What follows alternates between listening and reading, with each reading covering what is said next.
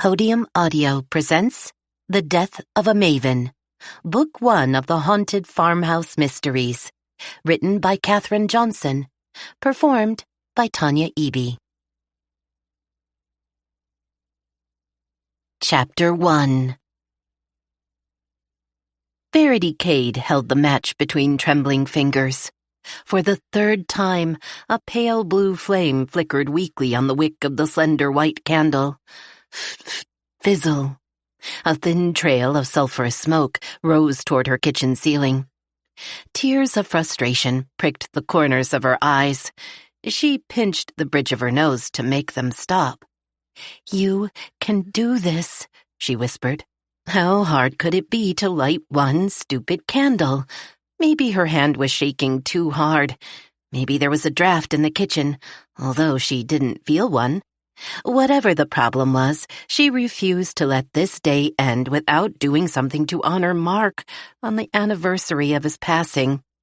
She ripped another cardboard stick from the souvenir matchbook. They had stumbled upon the bar, Hernando's hideaway, not much more than a dive, really, on their honeymoon in Bermuda 7 years earlier.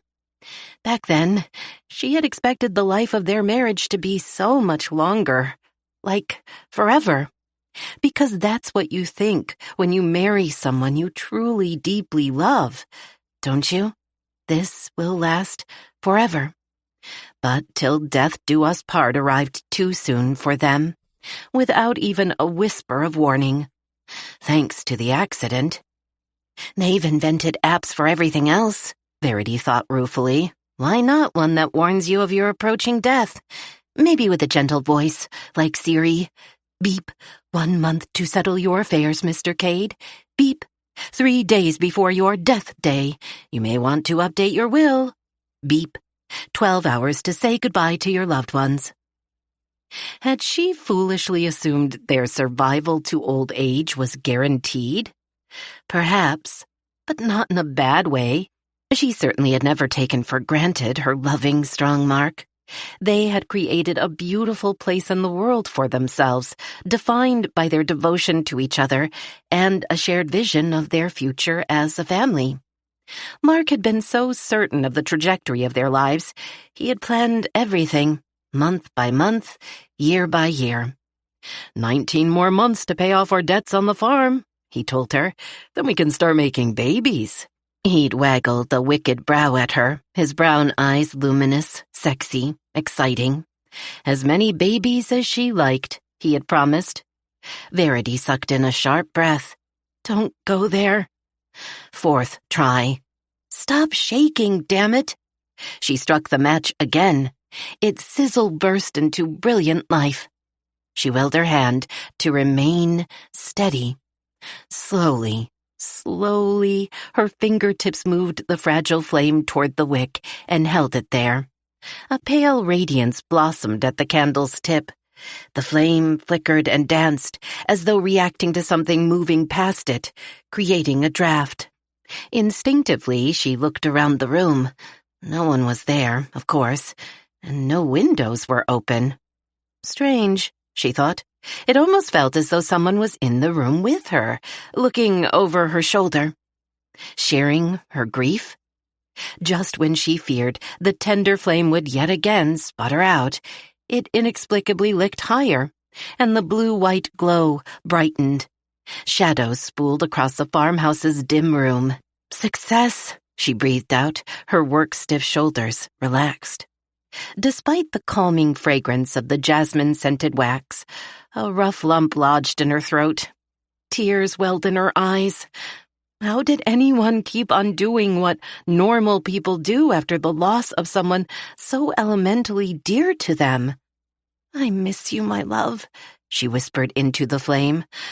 God, how I miss you. I hope you know that. A floorboard creaked somewhere above her. She tensed for just a moment. After all this time, she hardly noticed the groans, squeaks, and sighs of the 200-year-old Vermont farmhouse. A change in temperature or humidity caused beams, boards, and plumbing to complain. He used to tease her when she expressed concerns about the house's odd noises. The old gal must like you, Very. She's talking to you." Verity wasn't sure how long she sat there, transfixed by the candle's flame. Liquid wax pooled at the candle's tip, rivered down its sides. She ran her fingertips over the waves of warm wax. Exactly 1 year ago, Mark was 34 years old, the same age as she. Too young, she thought. You were far too young to A distant thump, thump, thump interrupted her dark thoughts. This was definitely not a sound made by aging wood or cantankerous pipes. She experienced a little jolt of relief on returning to the world of the living. Someone was knocking on her front door and being ridiculously insistent about getting her attention. Brushing away mental cobwebs, she swiped at her damp cheeks with a shirt sleeve. The knocking grew louder. What the hell? She scowled at her watch. 9:15. No one in a country village like Evansfield came calling at this hour. She considered ignoring them, whoever they were. They'd go away if she waited them out. Unless someone's car might have broken down and they needed to use her phone to call for a tow. But who went anywhere these days without their cell phone? Whatever their reason for attacking her door, it was just plain rude to bang loud enough to wake the dead. If only, she sighed. Verity pushed herself up and away from the long oak trestle table. She snapped on light switches as she dashed through the foyer. The tall antique coat rack and glass-fronted barrister's bookshelves to her right. Wood banister and staircase gracefully curving upward on her left. As she reached for the brass knob in the front door, her mother's familiar warning rang in her ears. Never, ever open your door to a stranger. Verity supposed she really should, at the very least, peek through the glass slide light to forego exposing herself to the lurking thieves, rapists, and drug-crazed addicts of her mother's worst scenarios. But Evansfield wasn't Baltimore, where there actually was crime. Besides, she just wanted to put an end to the awful clatter and go to bed. Mornings arrived early for a dairy farmer. She needed to be up before dawn. She flung open the door and gasped in disbelief. Chapter 2. 6 women observed her solemnly from within the amber circle of the farmhouse's porch light. "We had to come," Denise Delaney said, "even if we woke you." The tomboyish owner of Denise's chocolate designs wore vivid purple yoga gear in contrast to her spiky red hair. She stepped forward and thrust a gold foil box into Verity's hands. "Dark chocolate truffles?" Verity guessed. "Your favorite," Denise sang out. She hugged Verity, then darted into the house without waiting for an invitation. Willowy blonde Sunny Whitaker moved forward with a smile, her pretty blue eyes soft with sympathy. "You shouldn't be alone tonight, my dear." She held up a plump white paper sack from her Main Street restaurant, the Cat's Cradle Cafe. The bag exuded fragrances of butter and sugar and cinnamon. "I'll find a plate for these, shall I?" She quickly followed Denise inside. "We knew if we called ahead," Chandra Devi murmured close to her ear, "you'd tell us you were perfectly fine and not to come." Her gorgeous ebony skin glowed against a vintage red and yellow flowered sarong. The Ethiopian woman owned the Antiques Emporium, one of the most popular destinations in their postage-stamp town. "We voted. It was unanimous. Please don't be angry with us for dropping by unannounced. We need to be here for you, Verity." "She's absolutely right." Martha Humphrey nodded in firm agreement. The portly schoolteacher held up a clear plastic box. "My famous triple chocolate brownies." "Thanks. How thoughtful, Martha." A small part of Verity still wished to be alone with her grief, but here they all were, 6 of her best customers on her delivery route. They'd become dear friends, and it appeared nothing short of setting fire to her own house would drive them out. She sighed and managed a facsimile of a smile. "Come in, please." Waving Chandra and Martha inside, she turned to face her final 2 visitors. Elvira Evans, local real estate agent and wife to the town's only physician, was carrying on a rather unpleasant-sounding conversation with Mary Beth Loop, wife to Rupert Loop, the town's mayor. "Don't be daft, Mary Beth," Elvira whooped. "Of course it isn't true. You're so gullible. Do you believe everything you see on TV?" Mary Beth frowned in puzzlement. "No, not everything, but I'm sure they don't put people on television who intentionally lie."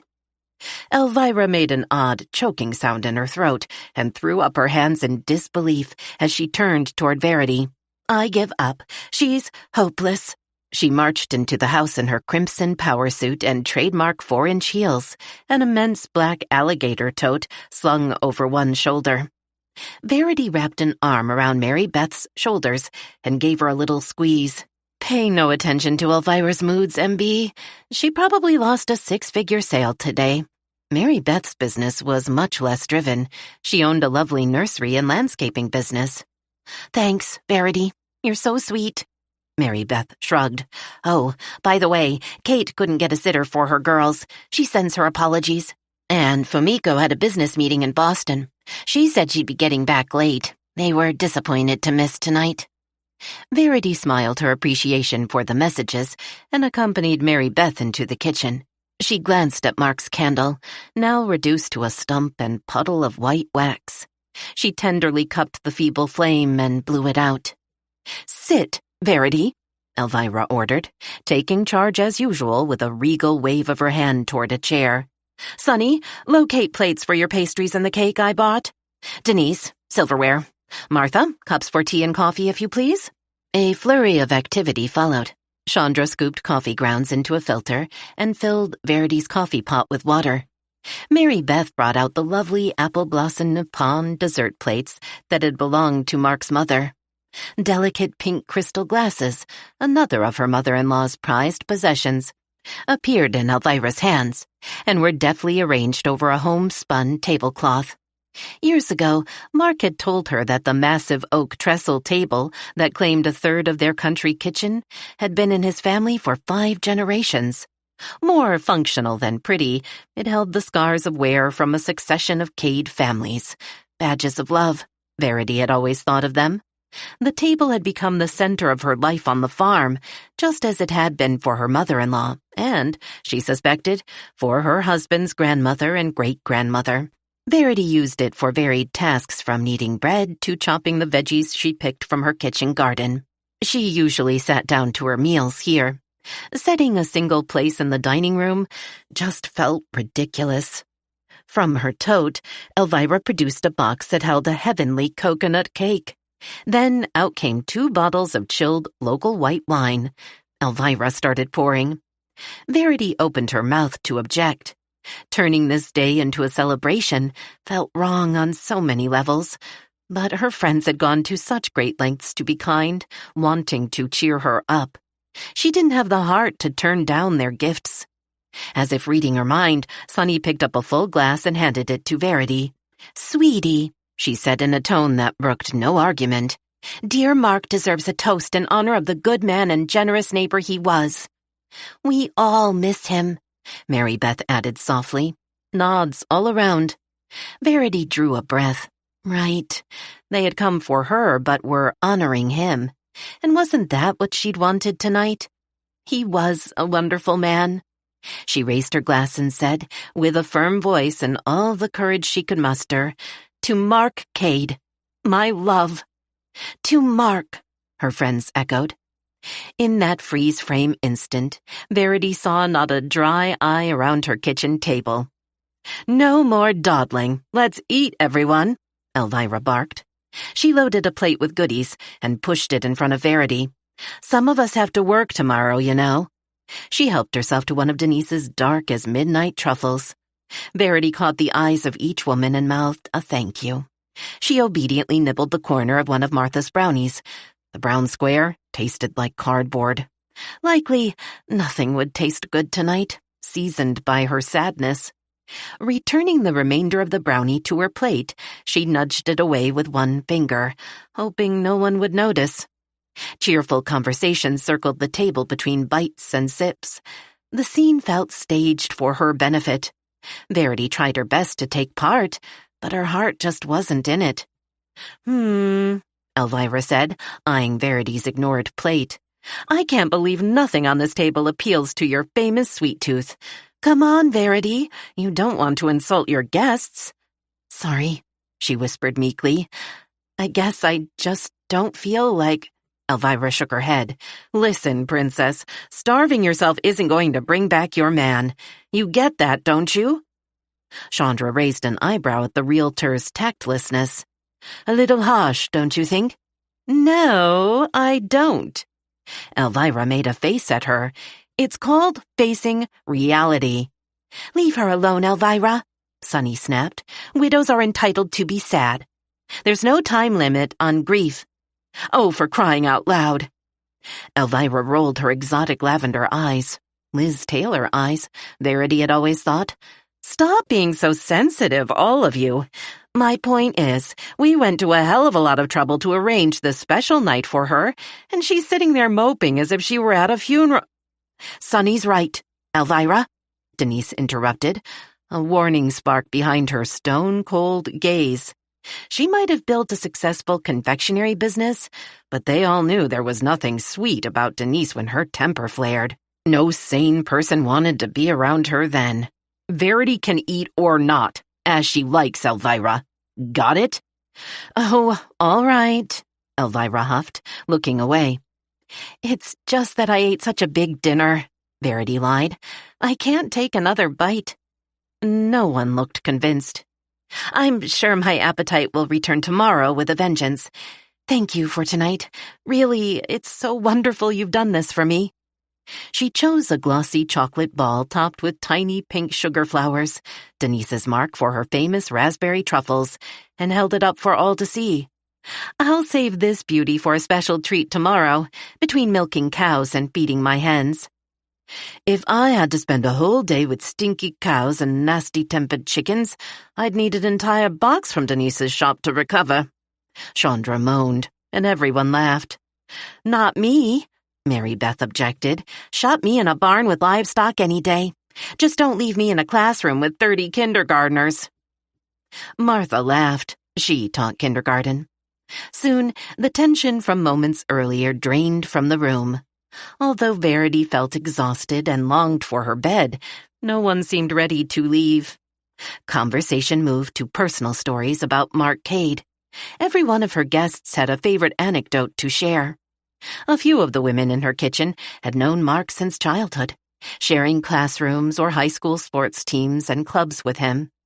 Verity found herself smiling, then laughing, as her guests described one hilarious incident after another, until she was holding her aching sides. Sunny gasped and fanned a hand in front of her flushed face. Oh my, what a hoot! Mary Beth fell off her chair in a fit of hysterics, and Denise had to help her get up off the floor. At last, Martha turned to Verity while everyone else fought to restore their composure. How did you first meet your darling, Mark? I don't think I've ever heard. Her eyes glistened with a romantic's anticipation of a good love story. Never married, and a few years older than most in the group, Martha often seemed the most serious among them. Verity had no idea why the teacher had remained single well into her 40s. She wasn't unattractive, but always seemed to wear clothing that made her appear older than she was. Verity couldn't remember Martha ever wearing jewelry. Perhaps her marital status had something to do with her profession. Martha had once mentioned that 90% of the elementary school staff was female. She supposed that made finding Mr. Right even more of a challenge. You really want to hear how we met? Verity looked around the room at her audience's hopeful faces. She bit her bottom lip, fearing she might burst into tears if she tried putting those halcyon days into words. To her relief, though, as soon as she began, she could feel the knotted muscles behind her shoulder blades and at the backs of her legs begin to relax. We were both enrolled at the University of Maryland, in College Park, she began. Mark was majoring in agricultural science, and I had a vague idea that I wanted to study French literature. Not the ideal match. They say that opposites attract, Chandra pointed out. Verity smiled. Well, we didn't. Not immediately. We met on a blind date. I was convinced it was a waste of time for both of us. There I was, a city girl, having grown up in Baltimore. He was a country hick. Elvira studied her polished nails. All innocence. Sonny shot the realtor a deadly look. Oh, no, Verity objected. Not even then would I have called him that. Mark was more sophisticated and mature than I was, or ever will be. He traveled a lot during semester breaks and spent summers as a volunteer, teaching agricultural techniques in Africa. So, what changed your mind about him? Sonny twinkled at her mischievously. His sexy farmer's bod? Verity felt heat flood her cheeks. Yes, well, there was that. She couldn't deny it had been a joy to share his bed. Just the thought of his hands on her. Wildflowers, she said quickly. Denise roared with laughter. Wild what? Mary Beth looked around, confused. I feel a punchline coming on, Sonny said. Verity grinned. I'm not joking. Mark started leaving bunches of wildflowers at the door of my dorm room. A different kind every day. Pristine white anemones, spiky blue asters, scarlet bergamots, purple thimbleberries, bluebells, and gorgeous blazing stars. He left a little card with each bunch, identifying the flower by both its popular and scientific name. Why would he do that? A still clueless Mary Beth asked. Verity had long ago decided confusion was MB's natural state. Because on our first date he mentioned that he was shocked at how many wildflowers he saw in Africa, and I admitted that, although I adored all kinds of flowers, I couldn't tell a rose from a Venus flytrap. She grinned. So that's how it began for us. I loved his wildflowers. Then I began to love him. Sonny reached across the table and squeezed her hand. Mary Beth, Denise, and Chandra chorused, "Aww." Martha blinked away tears. Elvira crowed, "Oh, God, gag me with a—" Denise shot out her elbow but missed Elvira's ribs. Verity laughed at them all, and with them. It was good to be among such wonderful friends, reliving happy times with Mark. A little of the weight she'd been carrying lifted. Oh, my goodness, look at the time. Chandra groaned. It's after 1 o'clock, and at 8 this morning I'm supposed to interview a new vendor who's applying for a booth at the Emporium. Mary Beth chuckled, her chins jiggling. I'm never out this late. The mayor is going to think I've left him for another man. I doubt that, Elvira muttered under her breath, but still much too loudly.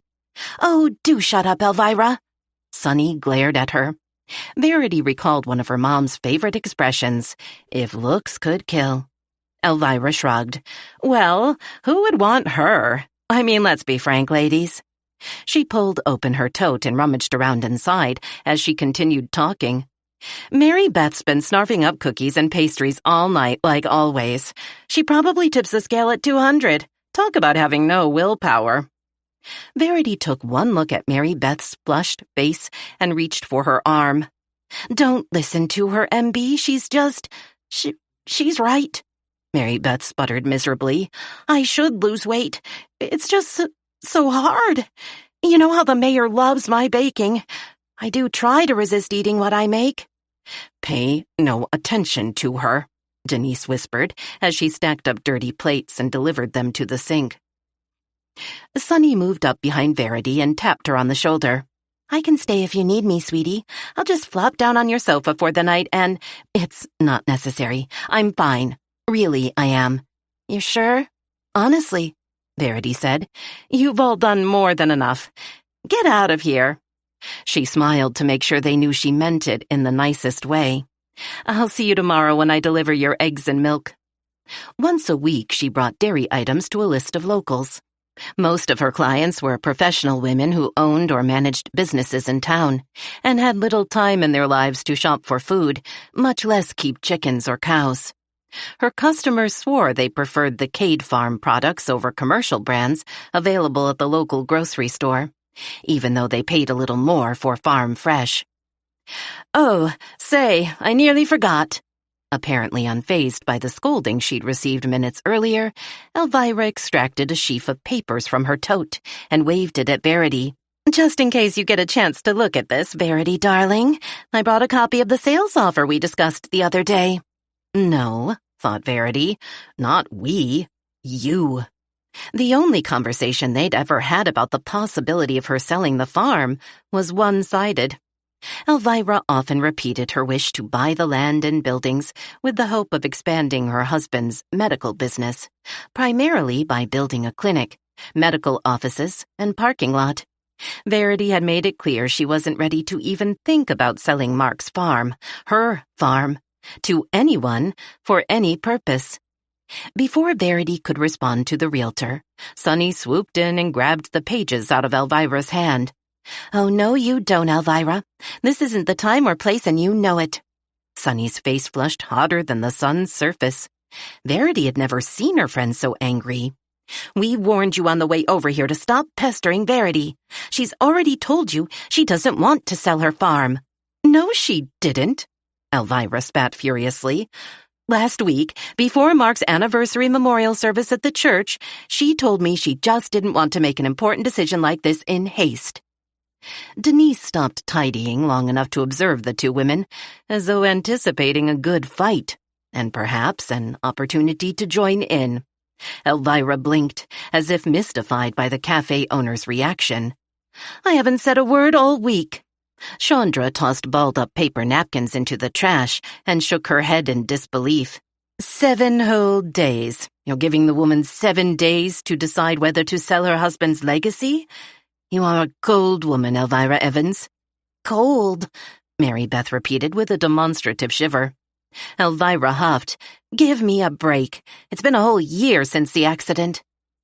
For a breathless moment, Verity feared Denise was going to punch her.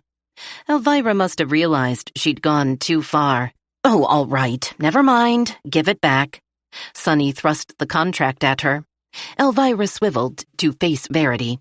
"Sonny's probably right. Bad timing." She shrugged. "I apologize, Verity. We'll talk another time. Sorry if I sometimes come across a little too strong. Honestly, I'm only thinking of what's best for you." "Not a problem," Verity said quickly. Everyone gathered their things and headed for the front door. But then Mary Beth had to return to the kitchen for her purse, and Elvira suddenly realized she'd forgotten her scarf and also slipped back inside. Verity sighed. Some of the warm glow of the evening had seeped away at Elvira's mention of buying the farm.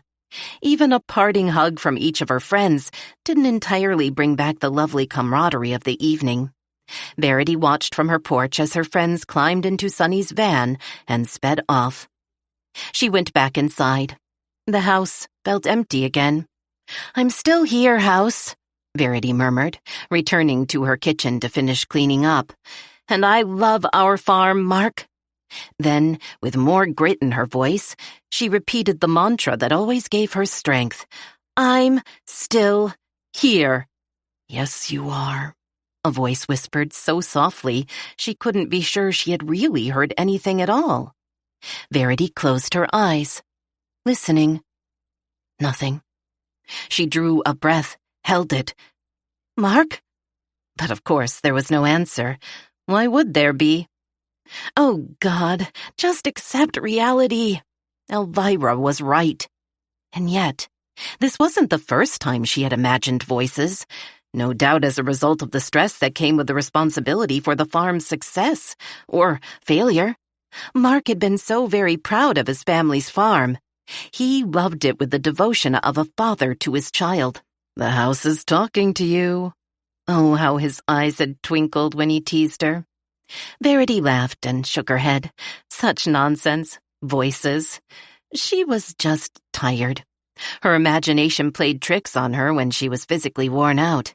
She hoped she would be able to fall asleep quickly.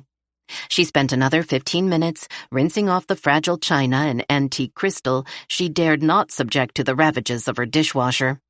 By the time she turned away from the sink, her eyes were burning like little furnaces. They focused on a flat, white rectangle on her kitchen table. At first, she didn't recognize it. Then, suddenly, she knew. Elvira. The bossy realtor had been the last to leave the kitchen, trailing after the rest of her guests with mumbled apologies for having forgotten her stupid scarf. She had contrived to leave her sales contract, despite her promises to stop bugging Verity. The woman was incorrigible. Verity briefly closed her eyes. Oh, Lord, maybe it would be for the best. No matter how much she loved this place, and despite her vow to keep Mark's farm going. Well, tomorrow she would look over Elvira's offer with a fresh eye. Verity dragged herself upstairs to the king-size bed Mark had insisted they buy when they married, even though it crowded the modest dimensions of their bedroom. He was a big guy, 6'4", and loved to sprawl lazily across it, arms and legs akimbo, eating up extra inches that should have been hers. She never minded. All it took was the lightest nudge and, whether awake or asleep, he withdrew to give her room, then pulled her body close to his. They often woke up in the morning entwined. Maybe it was the stories of Mark, shared with her friends, that made her feel less alone tonight in their bed. She had to admit her friend's raucous company had comforted her. She wedged off her Adidas, slipped out of her clothes. Faded jeans, flannel shirt, underclothes fell to the floor where she stood. Not an ounce of energy remained to pick them up. Barely conscious, she pulled on her nightshirt and collapsed on the bed. You are loved. The words seemed to come from a presence other than herself. Impossible, of course. Silly woman, she mused, imagining voices again. Fantasy though it must be, the voice was soothing. I am loved. Yes, I am, she thought. She had wonderful friends and lovely neighbors in this cozy New England town. She had her animals, clucking Rhode Island Reds, the best egg layers ever, and gentle doe-eyed Guernseys. She had named each cow, much to Mark's amusement. How very, very lucky she was to be loved by such a fine man. She pulled the crisp, line-dried sheet, smelling of fresh air and sunshine, up to her chin. A deep sense of contentment came over her, like being swathed in a warm, unthreatening hug. And she slept deeply. Chapter 3. Verity jammed fists on hips and surveyed her kitchen through narrowed eyes. Now, where did the dang thing go? Elvira's contract for the purchase of her farm wasn't on the table where she and her friends had gathered the previous night. Neither was it on the 2 feet of worn laminate countertop beside the original porcelain sink basin. She turned to the granite-topped island Mark had installed to give her additional workspace for sorting eggs and preparing her deliveries to folks in town. The cool stone slab released sticky bread dough more easily than any other surface in her kitchen. But again, no contract. Squatting in a baseball catcher's crouch, she peered beneath her kitchen table, then under the 3-tiered wire bin where she stored potatoes, onions, and winter squash from her garden. The blue and white floor tiles that always reminded her of photographs of the artist Monet's stunning country kitchen in Giverny also lay bare, except for a light population of dust bunnies. The envelope Elvira had sneaked back inside to leave for her, unobserved by their friends, had disappeared. And yet, Verity tapped the tip of her nose with one finger, thinking. She was absolutely sure she had left it on the table. Was it possible she inadvertently swept the pages into the trash can, along with paper napkins, cupcake, and truffle wrappers? As exhausted as she was last night, this was a definite possibility. She dug through the trash. Nothing. With an exasperated groan, Verity ran upstairs, thinking she might have taken the envelope with her when she staggered off to bed. But no, it wasn't there either. For a moment she thought she heard something. Laughter? Impossible. No one was in the house with her, and her neighbors' homes were too far away for their voices to carry this far. She shook her head, blaming the house as always. It can't have walked off by itself, she muttered. Another of her mom's admonitions. As a child, Verity had a habit of losing mittens and many other things. But now, she realized, Elvira's attempt to bully her into accepting an offer for her farm Must have upset her more than she realized. Obviously, her traumatized brain had erased any memory of what she'd done with the document. Although, why the real estate agent's behavior should shock her so, she had no idea. Elvira did and said whatever she wanted. The whole town knew that. But Elvira Evans also helped people. Her contributions to local charities were famously generous. It was just that, well, the woman was so maddeningly unpredictable. She seemed not to understand how hurtful her words could be. Poor Mary Beth, berating her about her weight in front of her friends. How cruel was that? "I give up," she groaned. Finding the contract had to wait. Chores called to her. Hours later, Verity felt her energy running low. She had eaten nothing all morning as she sorted eggs, portioned and wrapped slabs of butter she'd churned the previous day, bottled rich milk and cream. She plucked 2 of Sonny's chocolate chip oatmeal cookies and 1 chocolate raspberry bar from a plate of last night's leftovers. Not the healthiest of breakfasts, to be sure, but oatmeal was nourishing, right? And wasn't dark chocolate supposed to be good for you?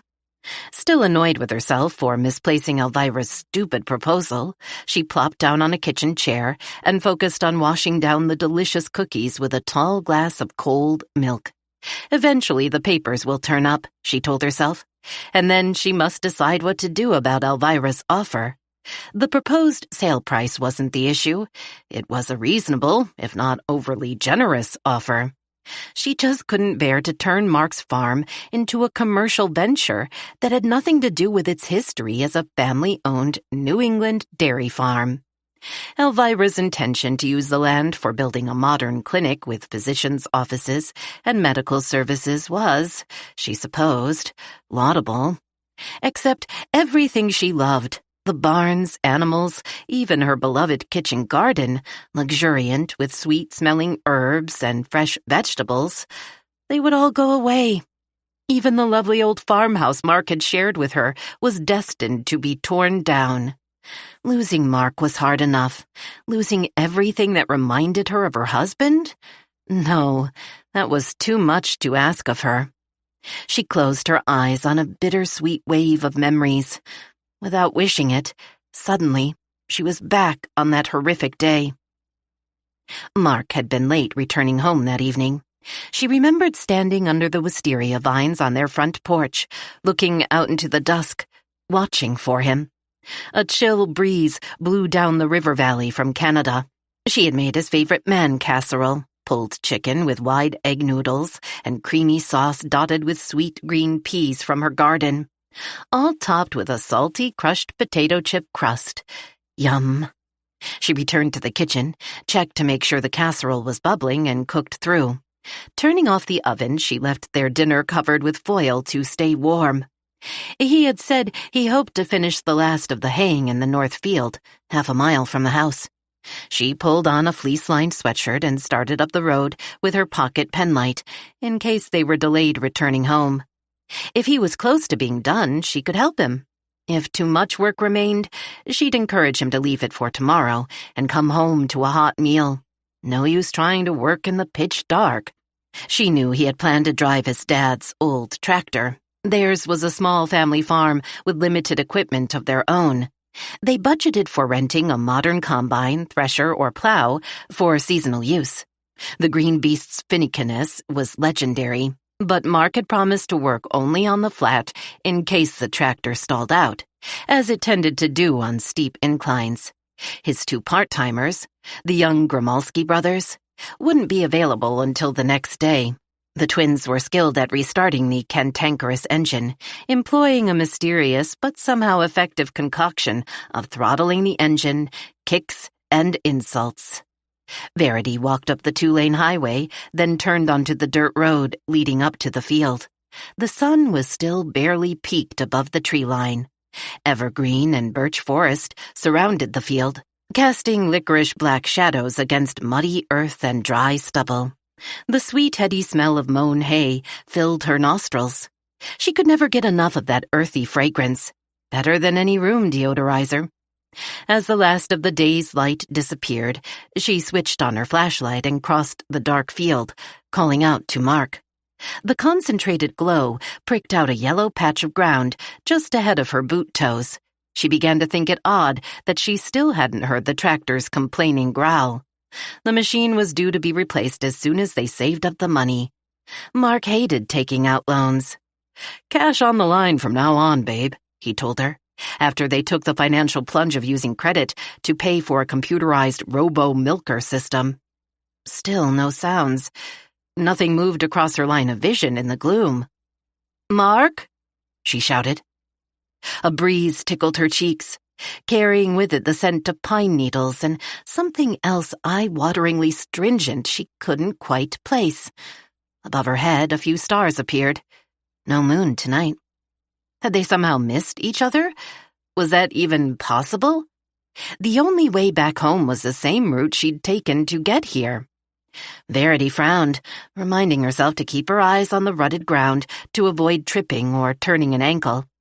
She mechanically plodded toward the center of the field. Maybe Mark had changed his mind about mowing that day and hadn't thought to tell her. She didn't notice whether his car was in the driveway or the tractor in the shed. Could he have driven to the bank or the ag store in Springfield? But neither made sense. He would have returned to the house hours ago, or called to say he'd been held up. Suddenly, an unfamiliar shape loomed above her. She startled before catching her breath. "Oh!" A warning tingle zigzagged down her spine. Her heart racing, she stopped abruptly. Her fingers went numb. They released the penlight before she could train its beam on the object and identify it. A little light disappeared between deep, muddy tire tracks. She dropped to her knees, fumbling around in the muck and sharp grass stubble while keeping her eyes focused on the mysterious shadow. Had Mark left a stack of hay bales in the middle of the field? No. Whatever this was, it felt like... What? The far too creative part of her brain imagined a dark monster clawing its way out of the earth. "Don't be childish," she scolded herself. "Mark?" she called again. Nothing. And she still hadn't found the penlight. The smell, the one she hadn't yet figured out, was stronger here. She gave up, uselessly thrusting her hands around in the grass. Standing up cautiously, she planted her feet, prepared to run if necessary. Slowly, her eyes adjusted to the darkness. She stared up at the strange thing that had frightened her. Metal. Rusty green metal. The tractor. Unrecognizable until now, because it lay on its side like a great wounded dinosaur. Its immense wheels thrust into the air in a pantomime of a dog playing dead. At last, she identified the awful stench. Fuel oil. The truth struck her like a baseball bat swung at her chest. Oh, God, no! Now, a year later, she still couldn't remember what she'd done next. The police told her she dialed 911. They said the operator had stayed on the line with her, asking for details, assuring her that help would arrive soon. What she did remember was the scream of an ambulance siren, then an emergency response team bearing halogen lights, earth movers, and an immense machine capable of cutting through steel. It seemed forever before they brought Mark's body out from beneath his tractor and into the glare of the blinding lights.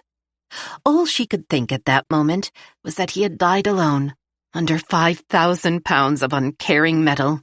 She hated that fact nearly as much as she hated his dying. Before the accident, people had told her that farming was a dangerous profession. They spoke in the same solemn common-sense tone that a parent warns a child to look both ways before crossing a street. She didn't really listen to them. Mark always assured her he was careful around machinery. Later, she learned that 40% of all serious agricultural accidents were due to machine rollovers. She told herself she should have paid attention. She should have made him replace the old tractor, even if it put them deeper in debt. She should have been there with him to call for help. She should... Oh, hell. Chapter 4. Verity drew a shaky breath and blinked to clear away her tears and the awful memory. The cookies lay heavily on her stomach. She felt a little sick. Life goes on, she told herself, and she was behind schedule. Her customers expected her to show up with their eggs and milk. Slowly, the sadness ebbed away like a departing tide, and she found the strength to stand up from her kitchen table. One of the things for which Verity felt proudest was the personal, old-fashioned service she provided her customers. They often told her how much they appreciated being included on her weekly egg route. Sunny claimed that the pastries she baked at the cafe tasted better than anything the big commercial bakery in Brattleboro could supply, thanks to the rich cream-topped whole milk she bought from Verity. Others said they just couldn't buy eggs from a store as fresh as those Verity delivered to their door. The extra cash she earned helped pay her household bills, although most of the farm's income came from the milk she sold to the dairy co-op. Verity pulled off her turquoise fleece hoodie and walked back out into the fresh morning. Earlier, the air had been so cool it had nipped at her face. It was nearly 20 degrees warmer now, and she was glad she'd peeled down to her t-shirt. For the second time that morning, she checked on her cows and the robo-milker's progress. Some larger farms using the automated milking systems kept their cows indoors, day and night, never to wander lazily across a field. But she and Mark had decided to free-range their Guernsey cows. After the initial 4 weeks needed to accustom the animals to the machines, her ladies had learned to walk through the open milking parlor and into one of the 3 laser-controlled pens for milking. Most of the herd volunteered twice a day, but some showed up more often, as if they preferred being relieved of the considerable weight in their udders. Only one cow in the entire herd of 60 refused the machines, her dear, sweet-natured, obstinate Molly. And so Verity milked her fussy girl by hand, talking to her as she drew warm milk from her velvety teats. Molly was an excellent listener. Verity loaded retro glass bottles of cream and milk into her little blue Honda Ridgeline truck. She carefully arranged biodegradable egg cartons in the truck bed to ensure not one egg would break during delivery. Her 2 farmhands, Jason and Jerry Grimalski, were late that day. Then she remembered the boys. Not boys anymore, she reminded herself, since they were 26 years old, had told her they needed to work at their dad's farm for a few hours that morning. They had promised to arrive in time to meet the co-op milk truck and sign the paperwork if she wasn't back from her deliveries. Verity took a deep breath of country air, redolent of fodder, animals, and the freesia, stock blossoms, and sweet alyssum growing in the beds alongside the farmhouse. She hauled herself up into the driver's seat of the truck and drove down the gravel driveway. The egg route had been her husband's suggestion, a way to meet and get to know some of the women in the community soon after she moved in with him. And it had worked. She was welcomed into her neighbors' homes, offered a cup of coffee or tea, supplemented with the latest gossip. It was lovely, absolutely lovely to be accepted into village life so effortlessly. She soon felt an indispensable part of this small enclave of busy, vibrant rural women. It had been those same women who, after Mark's accident, became her lifeline, an anchor to the living world. She'd never forget how they rallied around her with their loving support. True, she no longer had her Mark, but she had so much to be grateful for. She must never forget these blessings. The drive down Main Street and into the center of town took just minutes. She turned into the driveway beside the home of her first customer, Martha Humphrey. Martha's weekly order was small, just 1 dozen eggs, a pint of cream, quart of whole milk. During the school year, Verity left her order in an insulated box on the porch. But in the summer, Martha was usually at home on delivery days. She reached into the back of the truck for the tote holding Martha's order, the Cade Farm logo stenciled in vibrant green on beige canvas. When she turned, she saw the sturdy figure of the teacher step out through her front door and onto her porch. Waving, Verity walked toward the house. As she got closer, she could see that Martha wasn't smiling. Indeed, the woman's eyes were noticeably red-rimmed and weepy. The flesh of her face, mushroom puffy and pale.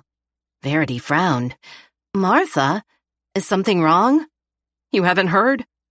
The woman sniffled and touched a wadded-up handkerchief to her lips. "You'd best come in, dear. It's terrible news. Just terrible." She waved Verity into her kitchen with 2 hands. Verity set her bag on the round table in the center of the little kitchen and waited to hear the news. Martha stood blinking at her, shifting her weight from foot to foot. She seemed too upset to immediately explain what the terrible news might be. Verity decided the teacher needed a moment to pull herself together. She started stowing her delivery into the avocado green refrigerator that matched the stove, and, unfortunately, even the yellowing wallpaper and ruffled Priscilla curtains. Why Martha had never renovated her kitchen, Verity had no idea. Was a public school teacher's salary so paltry she couldn't afford to upgrade her appliances? But now seemed not the time to discuss decor. Verity turned away from the fridge, folding the empty tote to take with her. "Martha," she reached out and gently grasped the woman's thick forearm to get her to focus. "Tell me what's going on." "Oh, dear. Maybe you should sit down, Verity. I'll make us some tea, shall I?" A shiver of foreboding crept up Verity's spine. "I'd rather you just tell me what's troubling you." "I suppose you'll hear soon enough. Better from me than a stranger."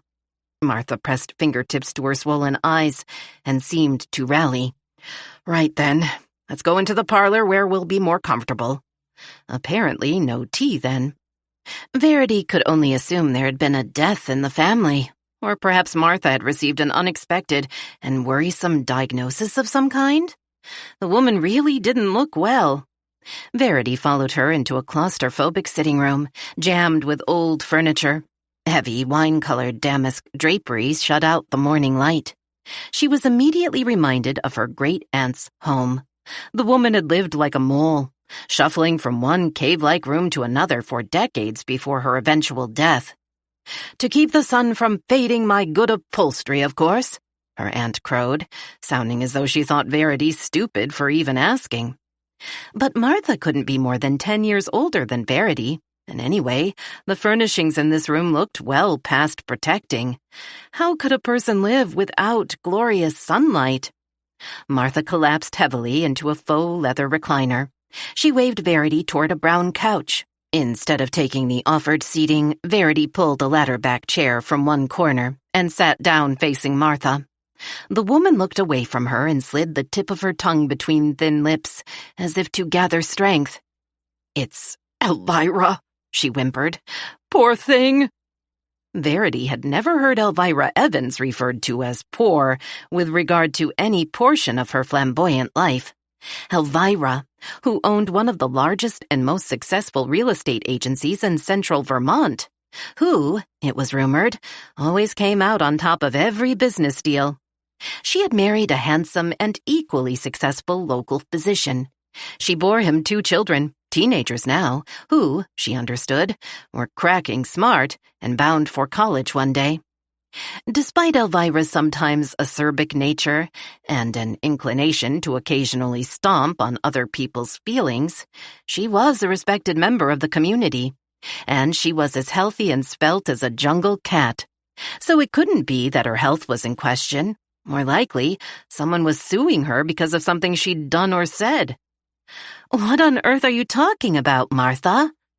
Verity didn't mean to sound annoyed, but she was. The woman was being such a drama queen and making no sense at all. "Just tell me, what has Elvira done?" The teacher's runny eyes widened in horror. She shook her head back and forth in a disturbing mechanical rhythm. "Oh no, you mustn't say that. I'm so sorry for not explaining this very well." She heaved a mournful sigh and blotted her eyes with the back of one wrist. "It's just that I can hardly believe it's true. You see, Elvira's dead." "Dead?"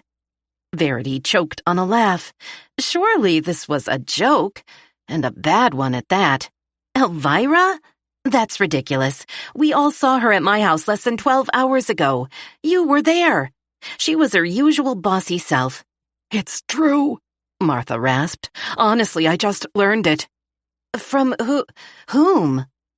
Martha wasn't above correcting her grammar, no matter how distressed she might be. Who told you this? If the usual Evansfield gossip was an earth tremor, this news would have registered at least a 7 on the Richter scale. They say she... Martha's voice dropped to a whisper. Verity leaned in. What did they say? Who is they? Verity seized the teacher's hands and squeezed, perhaps a little too hard. Martha winced and shook her off. She's killed herself, Verity. Oh, Lord, those poor children. And Dr. John, what will they ever do without her? Suicide? Elvira? Seriously? However, it was clear from Martha's level of hysteria that she believed whatever she'd heard. What else do you know, Martha? Concentrate. Do you have any details at all? Verity prodded. Martha sniffled and blinked at her, as if the question surprised her. Well, I don't know. I saw the sheriff's car race down Main Street earlier this morning, and then, well, you know how word gets around a small town like this. Indeed I do. Often entirely too fast. Exactly what have you been told? Verity asked again, holding Martha's tear-filled eyes with her own. They say her body was found at the bottom of the old granite quarry. Elvira jumped, Verity. Last night sometime. Oh, she moaned loudly. Isn't it just dreadful? Verity sat back in the hard wooden chair and thought for a moment. She felt the other woman's eyes bearing down on her, as if hoping she might somehow offer an explanation less horrifying for how Elvira came to be at the bottom of an abandoned quarry. Martha, Verity said, forcing calm into her voice, let's not jump to conclusions. This can't be right. It must be someone else, or nobody at all. Maybe this is someone's idea of a prank or a baseless rumor. I'll bet that's it. She patted Martha's hand. Listen, I have her order in my truck. I'll stop at her house right now and get to the bottom of this. I'll let you know what I find out. Martha's face brightened but didn't completely lose its fungy pallor. Thank you, Verity. That's so kind of you. I'm just... Well, you can imagine how upset I am. You may not know this, but I babysat for Peter and Laura and taught both of them in kindergarten. Of course, that was before you married your dear Mark and came to live here. I've just always been close to that family. Such a shock. You understand, don't you? Of course I do. Verity moved back into the kitchen, grabbed her tote from the tabletop, feeling nauseous. Suicide? Elvira's inflated ego would seem to eliminate self-destruction as a possibility for her demise, if it indeed had occurred.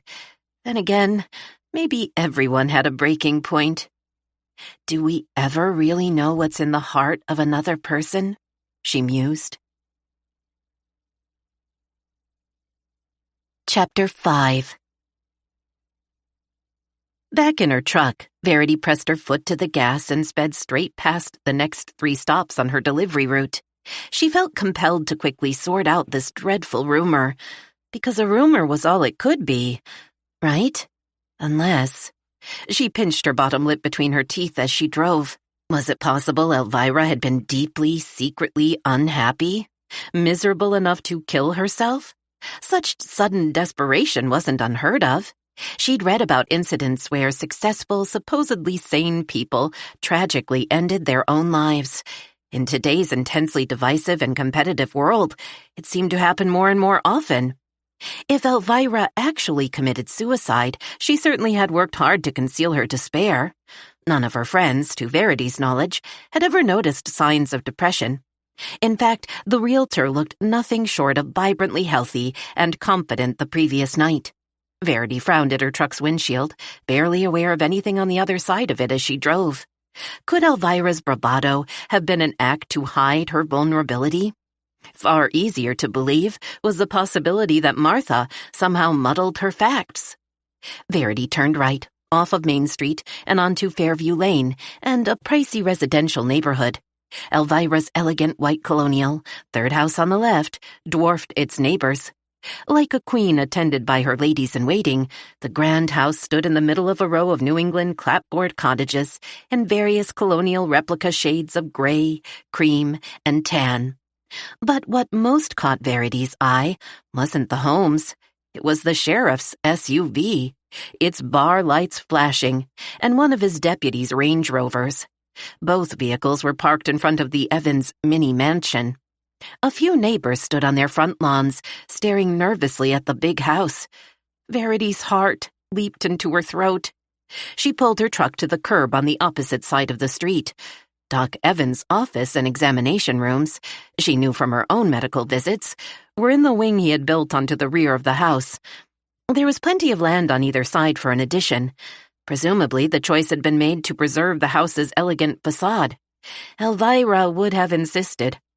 Verity sat for another 5 minutes, nipping at a hangnail on her thumb, trying to decide what to do. Was Martha right? If so, the family would be in crisis.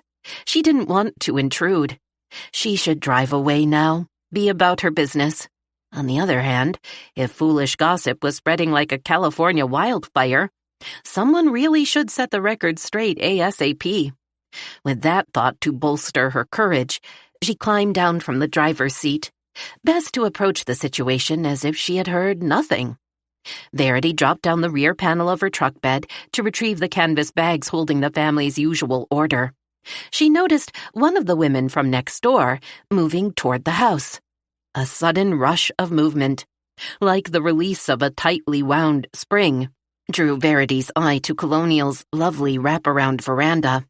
Her breath caught as Elvira's boy, Peter, trampled down the steps. He stationed himself at the bottom, long legs stiff, arms crossed defiantly over his chest. He glared a warning at the approaching woman. Verity observed the tense tableau from behind her truck. Peter's baby sister, Laura, lay on a green and white striped glider on the veranda, and she thought she heard a muffled sob from the girl's direction. Her heart ached for the two kids. Whether or not everything Martha claimed was true, it was obvious something was very wrong here. Verity hefted the two heavy totes, determined to find out what was going on. But she definitely wouldn't ask the two kids for fear of adding to their angst. She crossed the street, circled wide around the house. Meanwhile, the neighbor was still marching straight up to Peter. She didn't seem to have gotten the memo that he didn't want her anywhere near them. The woman waved her hand to signal she wanted to talk to him. Peter snarled at the woman. "Go away, you old vulture. We don't need your pity." Then, louder still for all the street to hear, "Fucking busybodies, all of you." The woman let out a shocked yip, then turned and fled. Verity kept her head down and continued along the flagstone path toward the medical office's door at the rear of the house. She hoped she'd go unnoticed. Just the harmless farmer lady delivering your milk and eggs, kids. People still needed to eat, she reasoned, even when facing tragedy. If indeed there was a tragedy. As she came around the corner, she saw one of the sheriff's young deputies standing guard at the rear door. "Hey, Henry," Verity called out. He looked up from running the tip of a penknife beneath his thumbnail. "Doc isn't seeing patients today, Mrs. Cade." She held up the lighter of the two bags to show the farm's logo. "Not here for physical, Henry. I need to leave these for the family, their order for the week.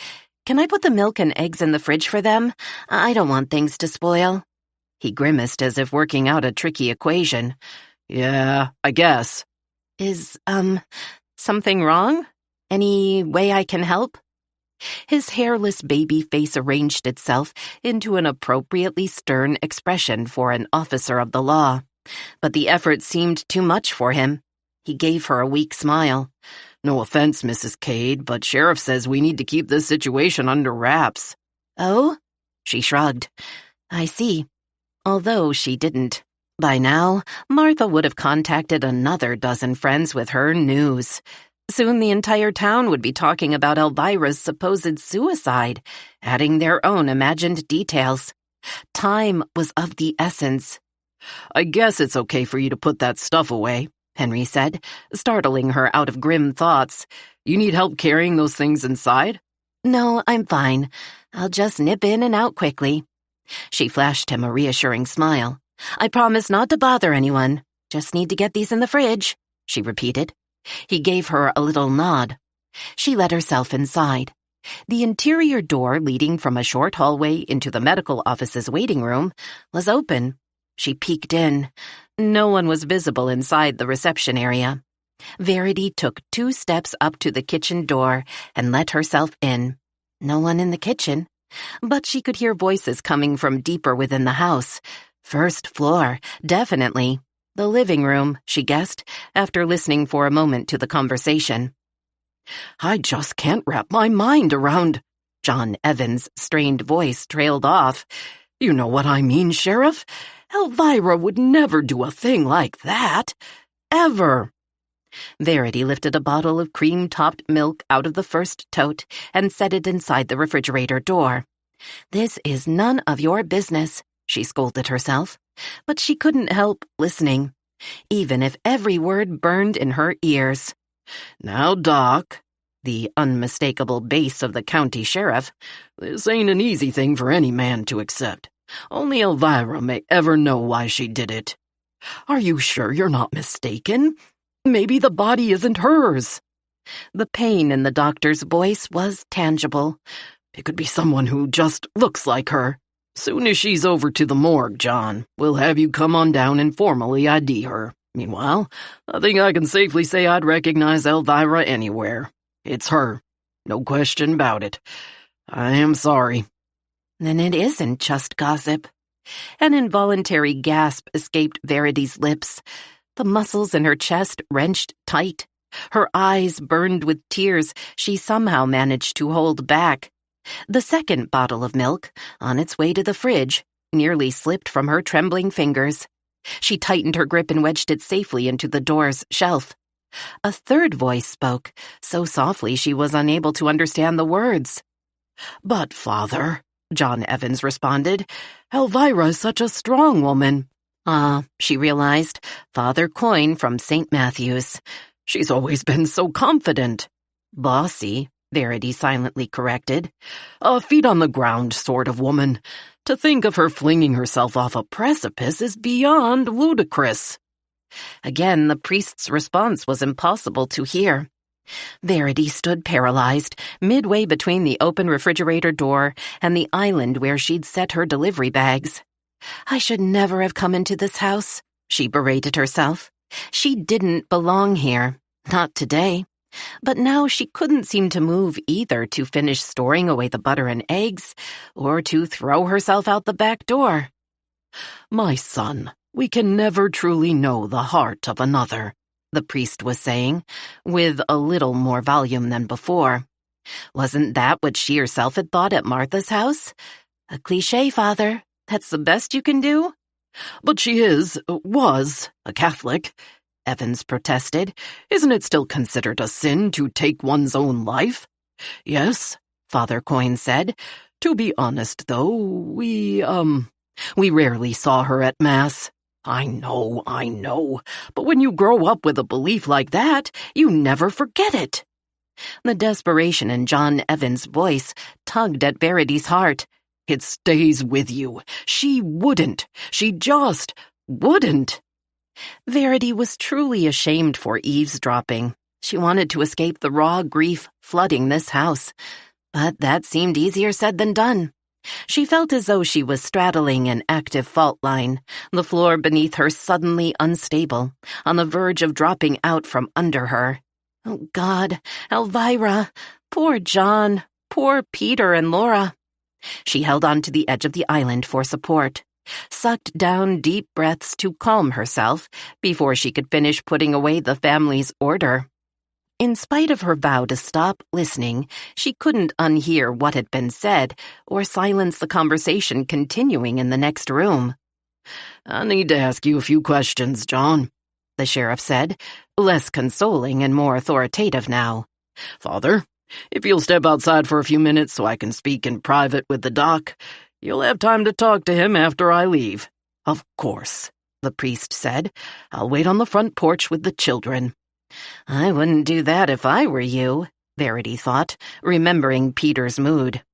"You said before," the sheriff began again at the sound of a door closing, "your wife came home late last night. Maybe as late as 2 a.m. From a party of some sort?" "I guess," John Evans responded vaguely. "She didn't tell me what the event was or where. At least I don't remember now. But you spoke to her when she returned from the event?" "Yes. No. I was only half awake at the time. I heard her footsteps down the hallway, past the bedroom. I expect she was checking on the children in their rooms. She passed by a second time, but seemed in a hurry. She may have been running." "And would she normally act like that, running through the house?" "Elvira? Run?" The doctor laughed. It was as close to a maniacal sound as Verity had ever heard. "I don't believe lighting a fire under my wife would cause her to rush around like that. She's always moved, well, at her own pace." Verity picked up 2 one-pound packets of butter and stashed them behind the flippy plastic door marked butter. She felt numb, moving in slow motion. "And then what happened? I heard her leave again. She let the front door slam on her way out. Not like her at all. And no, I didn't see her leave. But you get to know the sounds of your own house, don't you?" The doctor paused, groaned softly. "I thought about getting up to see if anything was wrong, but I didn't. I should have. I guess I assumed she'd be right back and we'd talk then. I must have fallen back asleep." "Slammed the door, you said, as if she was angry? Or upset?" "Yes, maybe both." "Did you and she have words, John? And then she left after the argument?" There was something wary, accusing in the sheriff's tone. "No, we didn't argue. I told you we didn't even speak." Irritation mixed with fatigue and confusion colored the doctor's words. "The last time I actually saw her was around 8 o'clock last night, after dinner. I went down to my office to work. She left sometime later for her party or whatever." Verity heard what she guessed was the front door of the house, opening. Miraculously, there seemed to have been no violent outbursts from the veranda, which made her wonder if Peter was still there. She used 2 hands to carefully lift a carton of eggs from her bag. She didn't entirely trust herself not to drop them. Her fingers felt like nervous birds, all aflutter. She went back for the other dozen and moved them to the second shelf of the fridge. Delivery successful. "Sheriff, is this necessary?" The priest interrupted the interview. "Can't you see this man is in shock and grief-stricken?" "All right," the sheriff muttered. "It can wait. You try to get some rest, Doc." Verity hastily shook out her 2 empty canvas bags and folded them haphazardly. Her head spun with everything she'd overheard. She suddenly felt less desperate to escape, curiosity having replaced a little of her panic. She wondered why the sheriff didn't ask more questions, different questions, like, was it possible the footsteps John Evans thought he heard were those of one of his teenage children, or of someone else entirely? An intruder seemed unlikely, and yet... Verity tucked her bags under one arm and turned toward the door through which she'd arrived. "Mrs. Cade?" Startled, she turned to see Dr. John Evans standing in the kitchen behind her. He stared at her with a puzzled expression that was slowly turning to disapproval. "Oh, sorry, I was just leaving," she mumbled, flustered. "The deputy." She motioned in the general direction of the backyard. "He told me I could leave the milk and eggs for you and the children." She fluttered her empty bags like a semaphore to establish her legitimacy, then felt silly for doing so. "Oh, yes, of course. Very kind of you." He blinked as if trying to reorient his brain to the mundane matters of life after having dragged himself up and out of the fires of hell. "I must owe you for the eggs?" "Please, no, I really don't." Verity was already backing through the kitchen door. "You don't owe me a thing." Down the steps to the rear door, she trundled. After wrestling briefly with the doorknob, she somehow managed to let herself out. She shook her head at Henry, who looked as though he might approach her for another chat. Around the back of the house and toward the street, she rushed. If she had stayed a moment longer, John Evans would have gone in search of her stupid egg money. How awful. By the time she arrived at the front of the house, she became aware of shouting voices. Peter again. She peeked over her shoulder, afraid he might be yelling at her. But no, he was cursing at a stranger wearing a jacket and tie. The teenager's face shone blood red with rage. The man's eyes were wide with shock. "How do you think I feel?" Peter screamed. "How would you feel if your mother had just offed herself, you moron?" "Son," the man stammered, "I'm from Channel 8 News. I only wanted to—" Oh no, she thought, a reporter. Just what this family needs now. Before the man could say another word, Peter lunged at him with outstretched hands. He hit the reporter hard in the chest with both palms. Staggering clumsily backward from the force of the assault, the man lost his balance. His feet and legs circled comically, Wile E. Coyote style, barely touching the ground in a futile attempt to regain his poise. To Verity's horror, he landed flat on his back in the grass, and Peter kept coming at him. "Get the hell out of here! Beat it!" the boy yelled. Peter scuffed at the grass with one foot, sending clods of dirt flying. For a moment, Verity feared the teenager was going to kick the man in the ribs. The journalist, if that was really what he was, scrabbled helplessly, trying to haul himself up off the ground and out of range. Where the hell is the sheriff? And the doctor, she wondered. Couldn't they hear what was going on? She took a step forward, ready to intervene if the teen took his belligerency any further. Obviously, the reporter had foolishly asked insensitive questions, but the violence of Peter Evans' reaction seemed out of all proportion to the man's request for information. Finally, the deputy came running around the side of the house. He gave Peter a warning glare. "That's enough, buddy. Go inside with your dad if you can't control yourself." He put out a hand to steady the journalist, who still seemed to be having trouble finding his equilibrium. Shaken by the scene, but even more shocked by what she'd learned while in Elvira's kitchen, Verity clambered into her truck and slapped her delivery bags down on the passenger seat. Dear God, it must be true. Elvira was dead. Chapter 6. Verity mopped away tears with the wrists of her hoodie, working up the energy to drive away from Elvira's house. She stared at the sheriff's SUV across the street from her. Red and blue lights, still flashing, moronically. Advertising tragedy to the world. Elvira would have hated that. Did the dead have opinions? Did Mark? What would he want her to do about the farm now that he wasn't here? Now that she was struggling to keep it? She wished she knew. And Elvira? Maybe the real estate maven had lost her right to have a say in anything. Didn't she choose to end her own life? Although, like John Evans, Verity found last night's events utterly confusing. Suicide? It seemed inconceivable that Elvira, queen of Vermont real estate, whose ego, not to mention bank account, knew no bounds, would throw herself into a granite pit. What did she have to be miserable about? At least, that was the way Verity had always thought of her. Elvira, the woman who had everything. Verity was quite sure everyone in town would agree with her. Why end your life at the very height of your career? Why, when you had a loving and brilliant husband and 2 beautiful kids who needed you? Verity shook her head and sighed in frustration. It just made no sense. Finish your delivery route, damn it. You can't sit here all day. Do something. She looked out from a tangle of disturbing thoughts to see that only 2 people still stood in front of a nearby house, talking and darting speculative looks at the Evans home.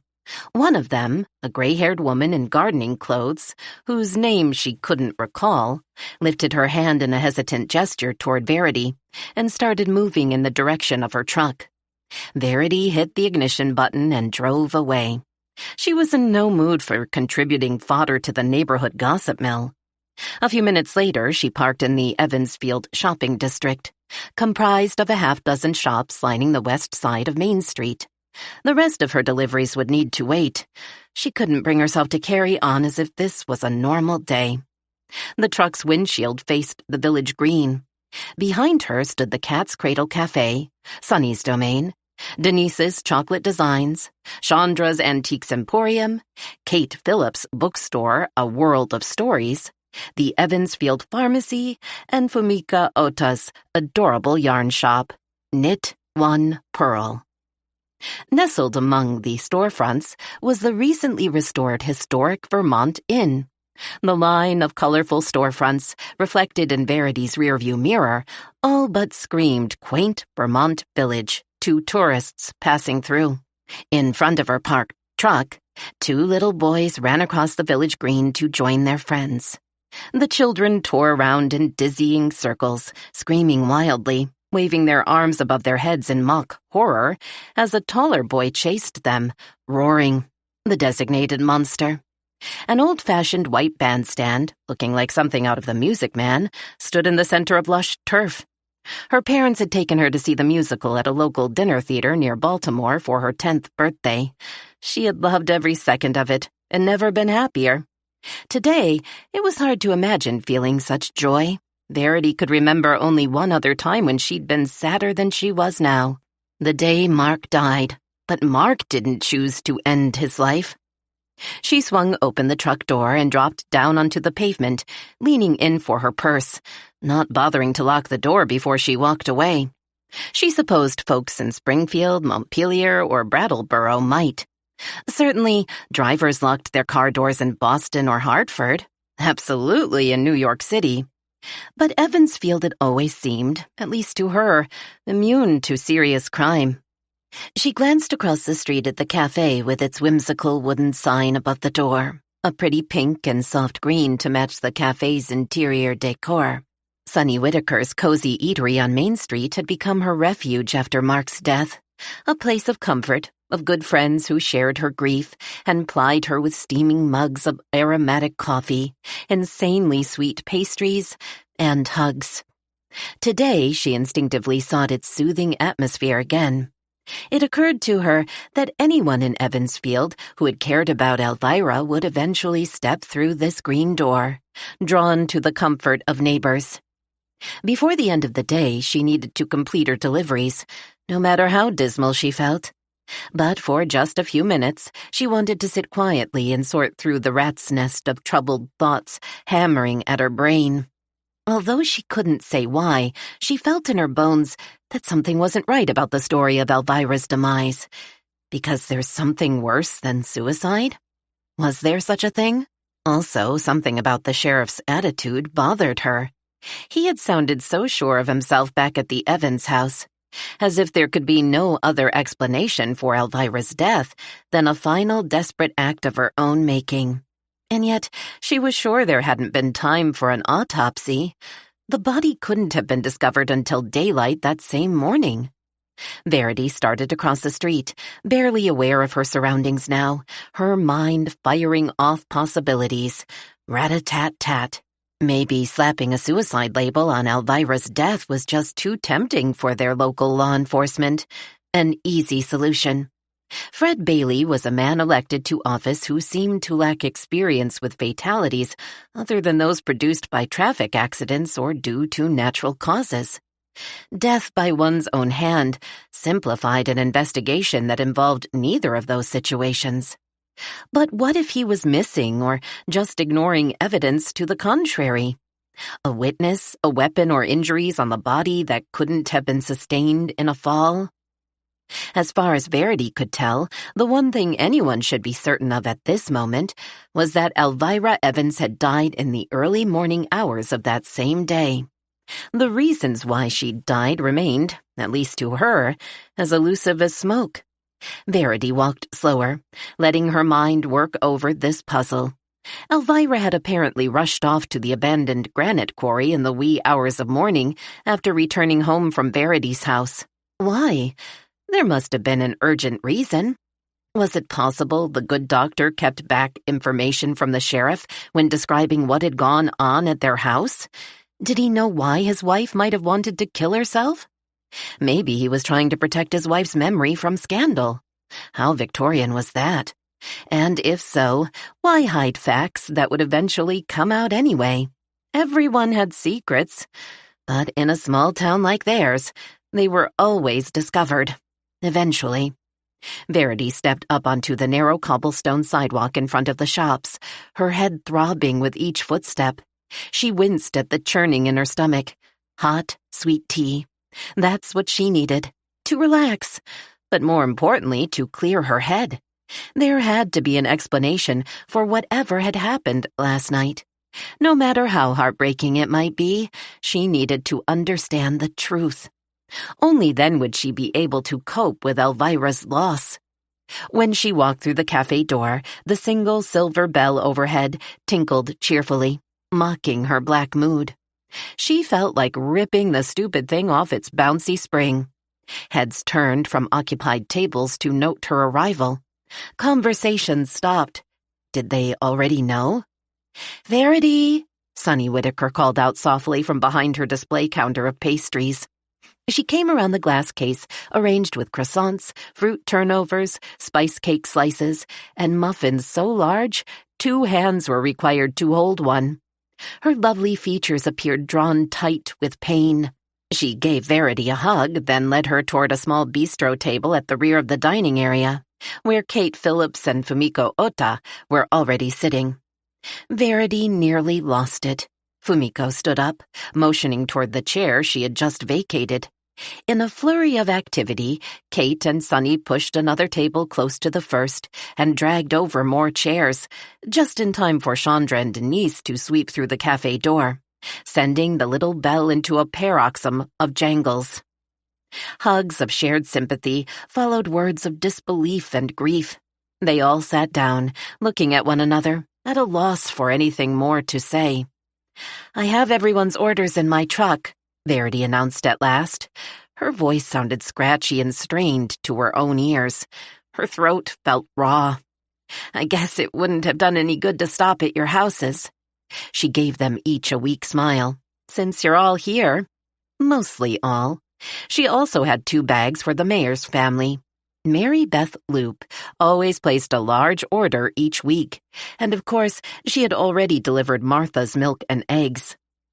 Sonny excused herself to wait on a customer, but quickly returned with a tray of scones, still warm from the oven.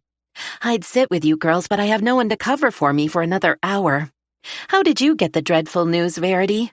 Soon as I heard, I phoned you and Denny, but you didn't answer." "Sorry."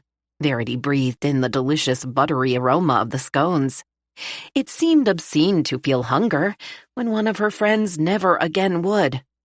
"I was ignoring the phone this morning, running late. Martha broke the news to me when I dropped off her order." "If anyone knows what's going on in town, it's Martha," Kate commented dryly. "I wonder who told her." "She said she saw emergency vehicles and knew something was up." Verity's stomach gave another warning burble, and she hoped she wasn't going to be sick.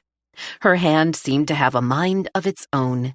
It reached for her favorite raspberry white chocolate scone, but then hesitated. The cranberry orange scone she'd tried last week was delicious, and the apricot cream or almond cherry were both, well, she stuck with her first choice. "I bet Mary Beth called Martha," Kate said. "The sheriff would have informed the mayor, and Rupert would tell MB. They compete over who's the first to hear local news." She giggled. "Mary Beth and Martha, that is." "Have you ever noticed," Denise mumbled around a mouthful of crumbs, "how gossip freaks seem to get a kick out of other people's misery?" Chandra sipped her coffee and squinted doubtfully at the confectioner. "That's a little unfair, Denise. We all hurt when we lose someone we care about, although I will admit that Martha rarely gets emotional over anything." Fumiko nodded her head thoughtfully, her black shoulder-length hair glistening as it moved. She brushed aside the smooth bangs to better look at them all. "I think she need be tough. Teaching those wild little ones? Oh, such patience she must have. Would drive me crazy." The pretty Japanese woman's English was a work in progress. Don't we all just carry on the best we can? Sunny slid a quick look at Verity. What else can one do in the face of such a tragedy? We mourn. Then we struggle onward and eventually we heal. But Martha has always been closer to Elvira's family than the rest of us, don't you think? Kate said. She taught both of the Evans children in kindergarten. Verity nodded in agreement, having heard the same thing earlier from Martha herself. Laura was especially fond of Martha when she was younger, Sunny added. Quite attached, I seem to remember. Oh, Sunny jumped up from her seat when a customer signaled her from a nearby table. The boy's 16 now, and a real handful, I understand. Chandra pinched off bits of her blueberry scone, nibbling daintily. I've had some trouble with him and his friends at the Emporium. Aren't all kids monsters at that age? Verity shook her head, remembering her own teenage years. Not that she had ever done anything illegal, but she definitely gave her parents a run for their money. Then she remembered the pure rage in Peter Evans' voice, the flash of anger in his eyes before he launched himself at the startled reporter. She had been sure he was going to physically attack the man. Well, he had done, actually. Didn't pushing someone hard enough to make them fall constitute assault? You okay, Verity? You look awfully pale all of a sudden, girl. Sunny had reappeared. She set down a tray of coffees along with cream, sugar, and sweeteners for Verity, Chandra, and Fumiko, and a carafe to top off the others' mugs. I'm fine, just thinking about... She didn't want to say anything that would get Peter into trouble. The kid had enough to deal with, having just lost his mother. About Elvira. Of all the people I know, I would never have predicted she might, well, you know, kill herself. Denise never minced words. Verity shrugged. Where's the logic in it? Elvira. Seriously? Sunny sat down with a weary sigh beside Verity and patted her hand. Just doesn't make sense, does it, sweetie? She gave the surrounding tables another quick look to make sure all her customers were satisfied. The words Verity had never meant to say out loud burst from her lips. I was at the house. Inside, in fact. Just now. They all stared at her. In fact, the entire cafe seemed to have gone quiet, as if the air had been sucked out of the pretty little room and no one could breathe, let alone talk. Kate finally whispered, The Evans house? You were there? Verity nodded and Kate continued. I drove past after I heard the rumors. It looked as though the sheriff and his deputies had the place barricaded. No one in, no one out. Just like on TV. I tried to stop by too, Chandra said. Before I could even get out of my car, a deputy rudely waved me off. How did you get through, Verity? She shrugged. I guess there's something about a delivery vehicle that looks official. I had the family's dairy order for the week. Young Henry let me in through the back door. Oh my. Kate put down her coffee mug with a loud clunk, as if it had suddenly become too heavy for her. Did you see John or the kids? Was it awful? Verity flushed with embarrassment. She absolutely had not intended to repeat any of what she'd heard at the house, but sharing a painful experience made even the worst of situation feel a bit more bearable, and today was pretty darn bad. It was so sad. I stood in Elvira's kitchen, putting away food she'll never eat, and overheard John and the sheriff talking with Father Coyne from St. Matthew's. And? Kate prompted, when Verity hesitated. Just then, the First Lady of Evansfield bustled through the cafe door. Mary Beth Loop was closely followed by Martha Humphrey. The two newcomers quickly spotted their friends, sized up the seating situation, and snagged two more of the white wire bistro chairs from an unoccupied table. Guess you've all heard, Mary Beth hooted far too loudly, plopping her generous bottom down in one of the chairs and wiggling to get comfortable. Denise hushed her and rolled her eyes. Mary Beth obliged by dropping her voice a couple 100 decibels. Rupert is being all hush-hush about the details. He says the sheriff told him a body was found in the quarry, and it's definitely Elvira. Anyone hear anything more? Not me. Martha squeezed her chair between Mary Beth's and Kate's, then busied herself selecting a scone. Verity was just about to tell us what she overheard at the doc's house, Denise reminded them. Everyone looked at Verity. This is going to sound like the beginning of a bad joke, she thought. A cop, a doctor, and a priest walk into a bar. Verity repeated with considerable reluctance what she recalled of the conversation between the three men and the events that followed thereafter. That's so strange, Chandra said when she'd finished. I can't imagine Elvira running out into the night like that, without a word to her family. And have you ever seen her rush anywhere that didn't involve at least a 6-figure real estate deal? No disrespect to the woman, but we all know how motivated she was by money. Kate finished Chandra's thought in a quiet voice. I don't think it's speaking ill of the dead if it's true. Anyway, Elvira made no secret of her competitiveness and love of expensive things. She once told me that money was sexy, Mary Beth said. Verity was still hung up on the strangeness of Elvira running. Come to think of it, she murmured, I've only ever seen her walk in a regal sort of amble. I always envied her poise. Fumiko gave a fierce shake of her head. If she run out of house, I bet it got to do with that boy of hers. Chandra right, he out of control. I see him with his older friends in their cars, crazy driving, up and down Main Street, up and down, like they NASCARs. Poor Doc Evans, Mary Beth sighed. He'll have his hands full without Elvira around to keep those kids in line. I'll give him a day or two to catch his breath and go have a talk with him. Martha dusted crumbs off her skirt. I'm sure Peter and Laura will benefit from spending some time with their Aunt Martha. You're related to them? Verity asked, looking around the circle and finding at least 2 other confused faces. No, of course not. Martha made the tittering noise with her tongue that Verity always found annoying. She imagined the teacher chiding her kindergarten students for classroom infractions. John has always said he appreciated my being at Evansfield Elementary to give his kids such a good start in school. She pinched her lips together and studied the diminishing supply of scones on the tray, then snatched up the last lemon blueberry. I just hope that reporter doesn't file a complaint against Peter, Sunny said, referring to Verity's replay of the drama at the house, or sue Peter's father if he got hurt when he fell. I didn't get the impression the man would be suing anyone, Verity said. He was out of line, and I expect he knew it, hounding those kids, trying to get them to talk about their mother just hours after her body was discovered. Shame on him, Fumiko snapped. If I'd been there, I'd have beat the shit out of the guy. Denise tended to prefer physical solutions to problems, and they sometimes needed to restrain her. They ignored her now, since the reporter wasn't in immediate danger. Did the sheriff question you? Martha asked Verity. No, Verity frowned. Why would he? Elvira was at your house last night, hours, maybe just minutes before she jumped.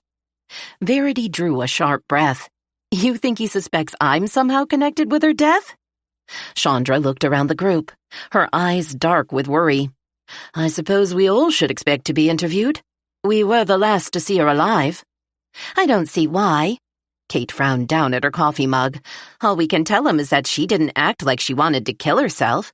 Everything seemed perfectly normal at Verity's house, right? We all left together. We dropped off Elvira at her place, and that was the last we saw. Oh, God! Kate's chin wobbled. Oh, honey, Sunny crooned. It's okay. We all feel the same. It's tough to think she's so suddenly gone. Fumiko was scowling at the two of them. Verity couldn't figure out if she looked confused or angry. I agree. Yes. The town's knitting expert brushed her shiny black hair away from her eyes. We all sad. Who cannot be when friend die? She wagged a finger at Kate and Sunny. But you forget, fight you tell me about. What fight? Kate squinted at her. Oh, you mean when Sunny and Denise jumped on Elvira for being mean to Mary Beth? It wasn't a fight, Fumiko, Verity said, although she supposed she was arguing a rather fine point here. True, no one had landed a physical blow, but harsh words were most definitely spoken. The tension in her kitchen had felt as thick as a New England sea fog. You know how Elvira was. She was picking on Mary Beth even before she stepped into my house. Someone needed to set her straight. Not sure it did much good, Chandra murmured between sips of her coffee. Anyway, Verity continued, the sheriff has already informed the family that Elvira took her own life. I suppose he must have enough evidence. Why was she defending him when minutes earlier she doubted that any such evidence existed? I expect he has to tick off all the usual boxes, Martha agreed. What boxes? American slang sometimes left Fumiko befuddled. Well, for instance, legally speaking, Mary Beth's voice took on an authoritative tone. Did anyone have a reason for wanting Elvira dead? Did she have enemies?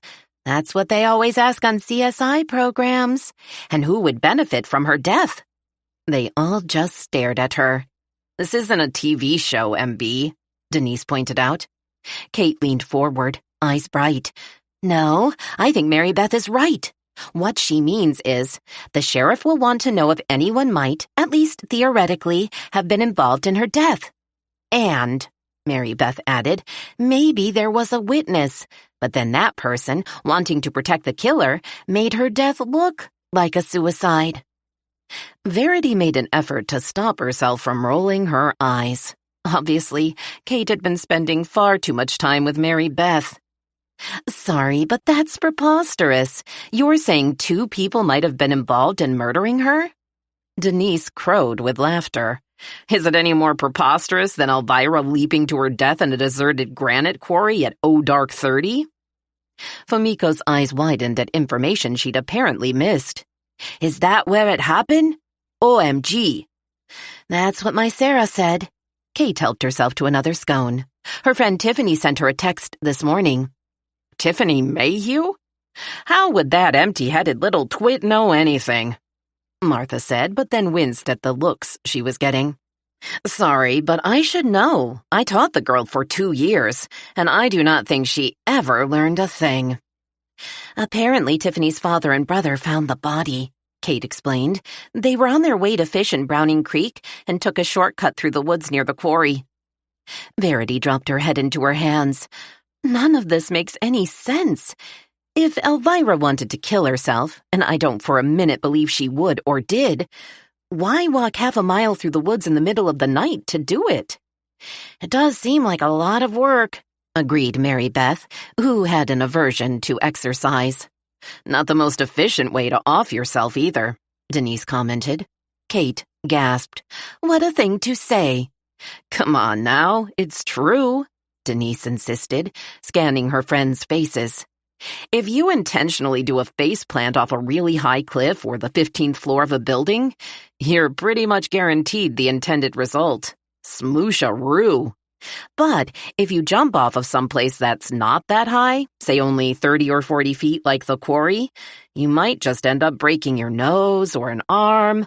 Oh, please, Martha groaned. Don't be gross. She's right, Sunny agreed with a sigh. Although, Denise, dear, you might have chosen more sensitive wording. Still, you have a point. Elvira was super efficient. Goodness sakes, the property didn't exist that she couldn't sell. If she intended to end her life, she'd do it in a way that wouldn't cause her a lot of pain and just end up with her in the hospital. Kate licked crumbs from her hand, one finger at a time. Anyway, jumping to her death seems way too messy, don't you think? She finished tidying herself up with a paper napkin. Think about it. Have you ever seen Elvira with a hair out of place or a broken fingernail? Verity observed her own ragged nails. She couldn't recall the last time she'd had a manicure. Such was a farmer's life. Denise gave an odd snort, as though muffling a laugh. What? Martha snapped at her. If something's so funny, share it with us. Verity winced. Had she actually been about to say with the class? I agree with Kate for once, Denise said, about jumping to her death being not her style.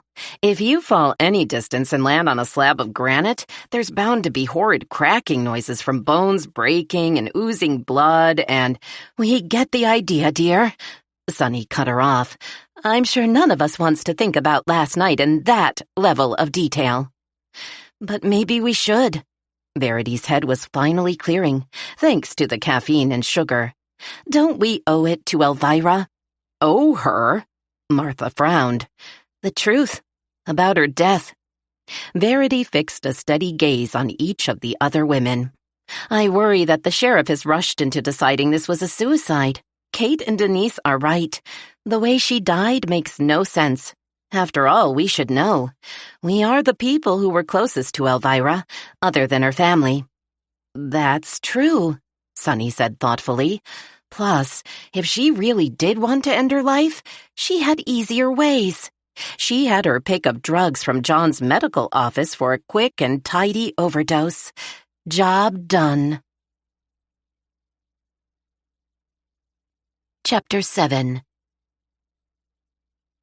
After another few minutes of discussion that took them no closer to understanding their friend's death, Verity remembered the milk and eggs still sitting in the back of her truck. She helped Kate transfer her order to the bookshop where she had a small refrigerator. The others took away their own bags. Only 2 more deliveries remained. Of course, on arriving at her customers' homes, she was asked if she'd heard the news about Elvira. Yes, she told them, she had heard. And yes, it was indeed a very sad day for Evansfield. She chose not to repeat the speculation they had shared at the cafe. Retelling such horrid details just didn't feel right. But she couldn't help continuing to brood over Elvira's demise. Was there something she'd missed? Vital clues of some sort? Had Elvira said or done anything last night at the farmhouse that might have warned her how fragile the woman was? Oh, God, it was just too awful. Back at the farm, thankfully, she had no time for flogging herself with might-have-beens. Chores needed doing. She raked out the chicken houses, spread fresh straw, filled water troughs and feed dispensers, all while her hens carried on in a raucous chorus around her. Checking on her cows felt less like work. The herd of gentle fawn and white Guernseys were just like those she remembered from childhood picture books. Most of her girls grazed calmly out in the pasture, having visited the robo-milkers earlier in the day. Mark had installed the 3 computerized machines, which the manufacturer had promised would be sufficient for their herd of 60 animals. She found Molly, her problem bovine, waiting for her in the lower barn, where the old milking parlor had been. "Sorry to be late, pretty girl. This has been one hell of a day." The cow observed her placidly through liquid brown eyes, as if accepting her apology. Molly never needed to be tied into a stall while being milked. She never kicked and always stood as still as a rock until Verity finished and patted her on the rump to signal their time together was done. The process of working the cow's udders had become, for Verity, a form of meditation. She talked to the animal in a calm tone, convinced that this relaxed the animal and encouraged her milk to flow. Verity's own joints and muscles immediately began to loosen. Her racing mind slowed, soothed by the cow's soft moos. These sweet creatures had been so very close to Mark's heart. His animals, this land, and his parents' house. All of this was his legacy. And now it was hers to care for. She loved every creature, every acre, and all that grew or grazed upon it. But maybe Elvira had been right about one thing. As an experienced realtor specializing in Vermont properties, she had warned Verity that managing a working farm on her own would become both a financial and emotional burden. And, ultimately, a hardship. "Just think about it, Verity," Elvira had said. "You'll be tied to the place forever. You can never take long, luxurious vacations like your friends." And she was right. Who would care for her animals, the fields, her beloved kitchen garden? Laying all that responsibility on her farm hands would be too much.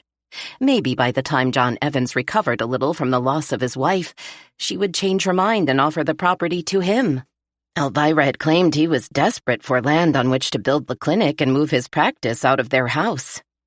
"If I sell the farm for the right price," Verity confided in Molly, "I could use the money to move back to Baltimore, start my own business, whatever that might be.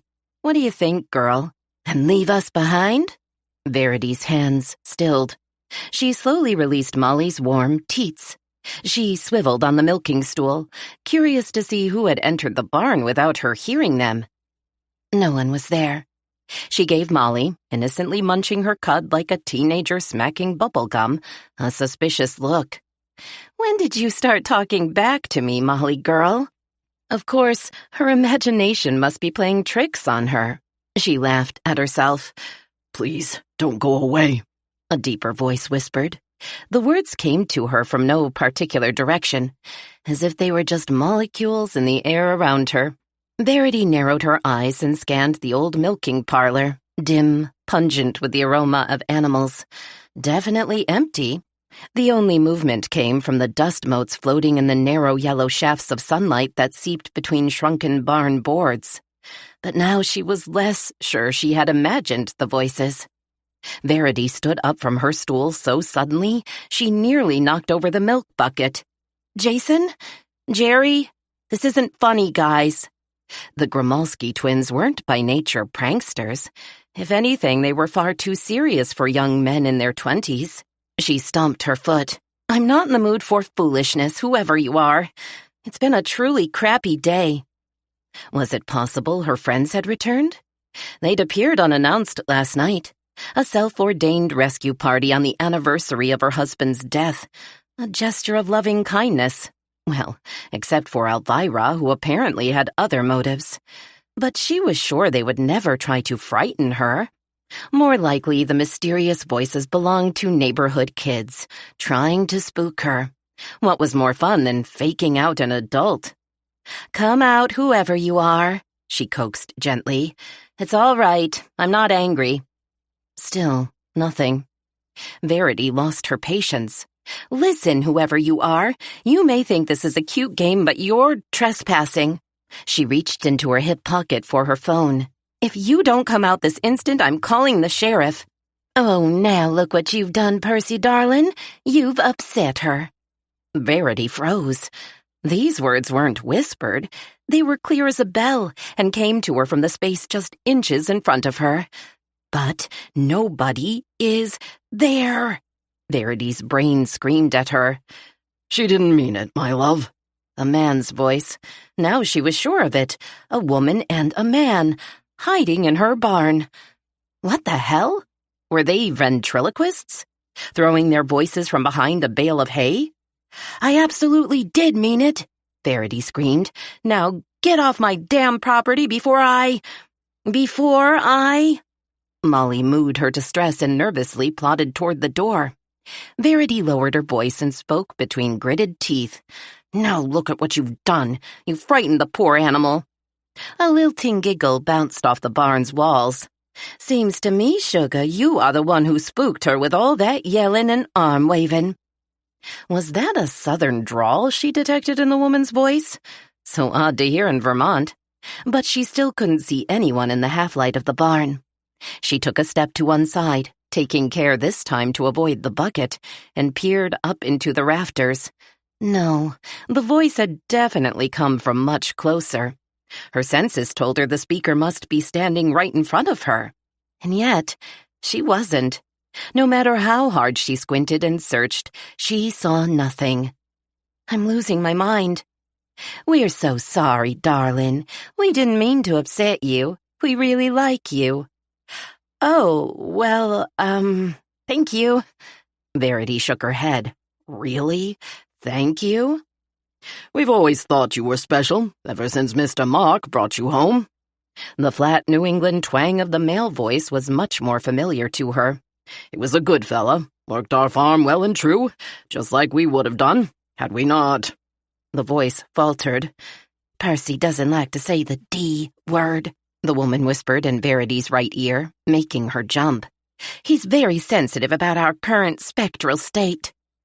From deep down in Verity's throat, a whimper of disbelief threatened to explode into a scream. Ghosts? Am I talking to ghosts? Her hands flew to her mouth and smothered a shriek. Clearly, a year's worth of grief, too little sleep, and constant worry about the farm had been too much for her. And now this new tragedy had driven her over the edge. Verity flung her arms out in a gesture of despair. "No," she shouted. "No, no, no! Just go away and leave me alone." "Oh, Lordy. She's gone hysterical, Percy. Help me set her down before she faints. Press her head between her knees. Thank goodness she's not wearing a corset. At least she can breathe." Verity felt hands clasp her shoulders and ease her down on a hay bale. Something pushed softly against the back of her head. She didn't struggle against the strangely comforting sensations. She obediently bent forward and squeezed her eyes shut. Chapter 8. Slowly, Verity's head began to clear. The world stopped spinning, and she was able to straighten up without feeling nauseous.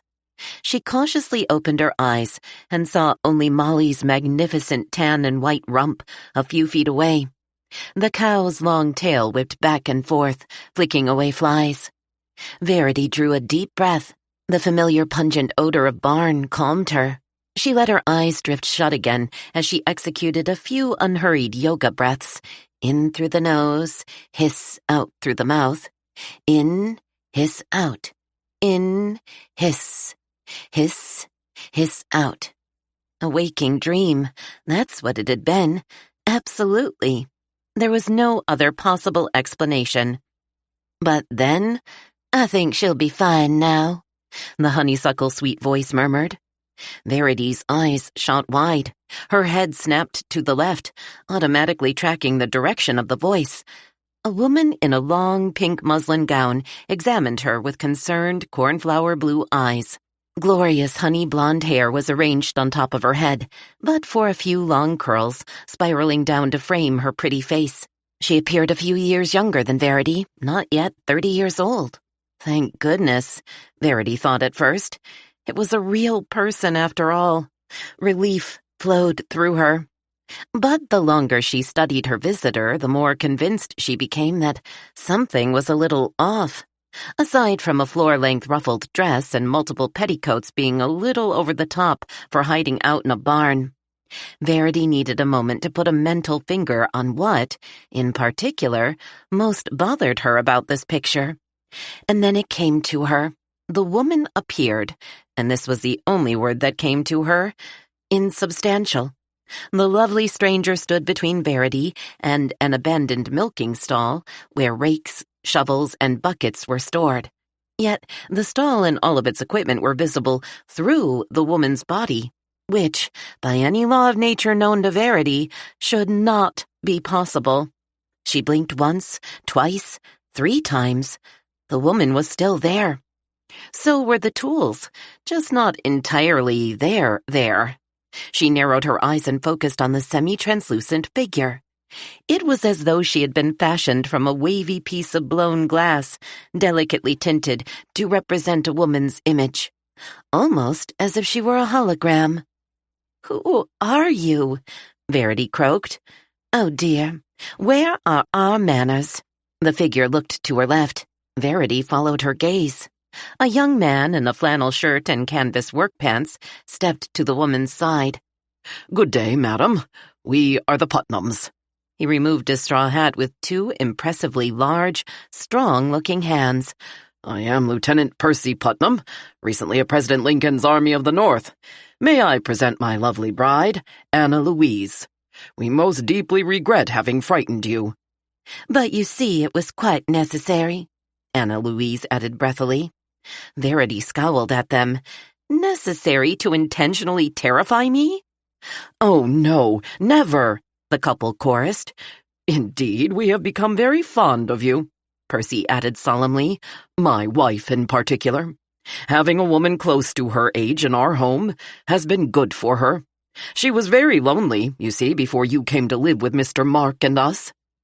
"Us?" Verity gulped. Anna Louise flashed a contrite smile. "As soon as we heard you say you might sell the farm, we had no choice but to beg you to stay.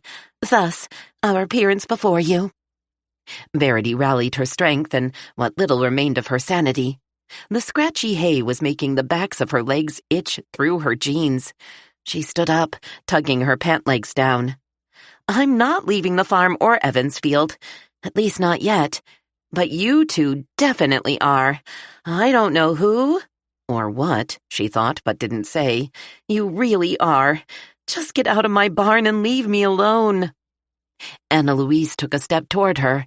But, sugar, you must never sell our farm to that doctor. We overheard his wife talking about pulling down all the barns, sheds, even our house, and selling the animal— Your house? Verity flashed a warning glare at them.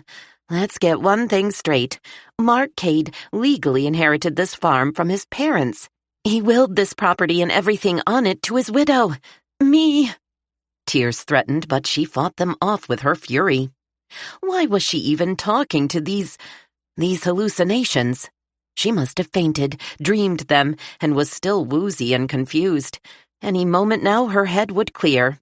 Then these irritating whatevers would disappear.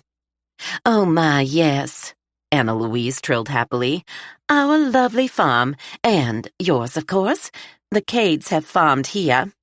She drew out the last word into 2 syllables, here, for generations. Your dear Mark's great-great-great-grandmother was a Putnam who married a Cade.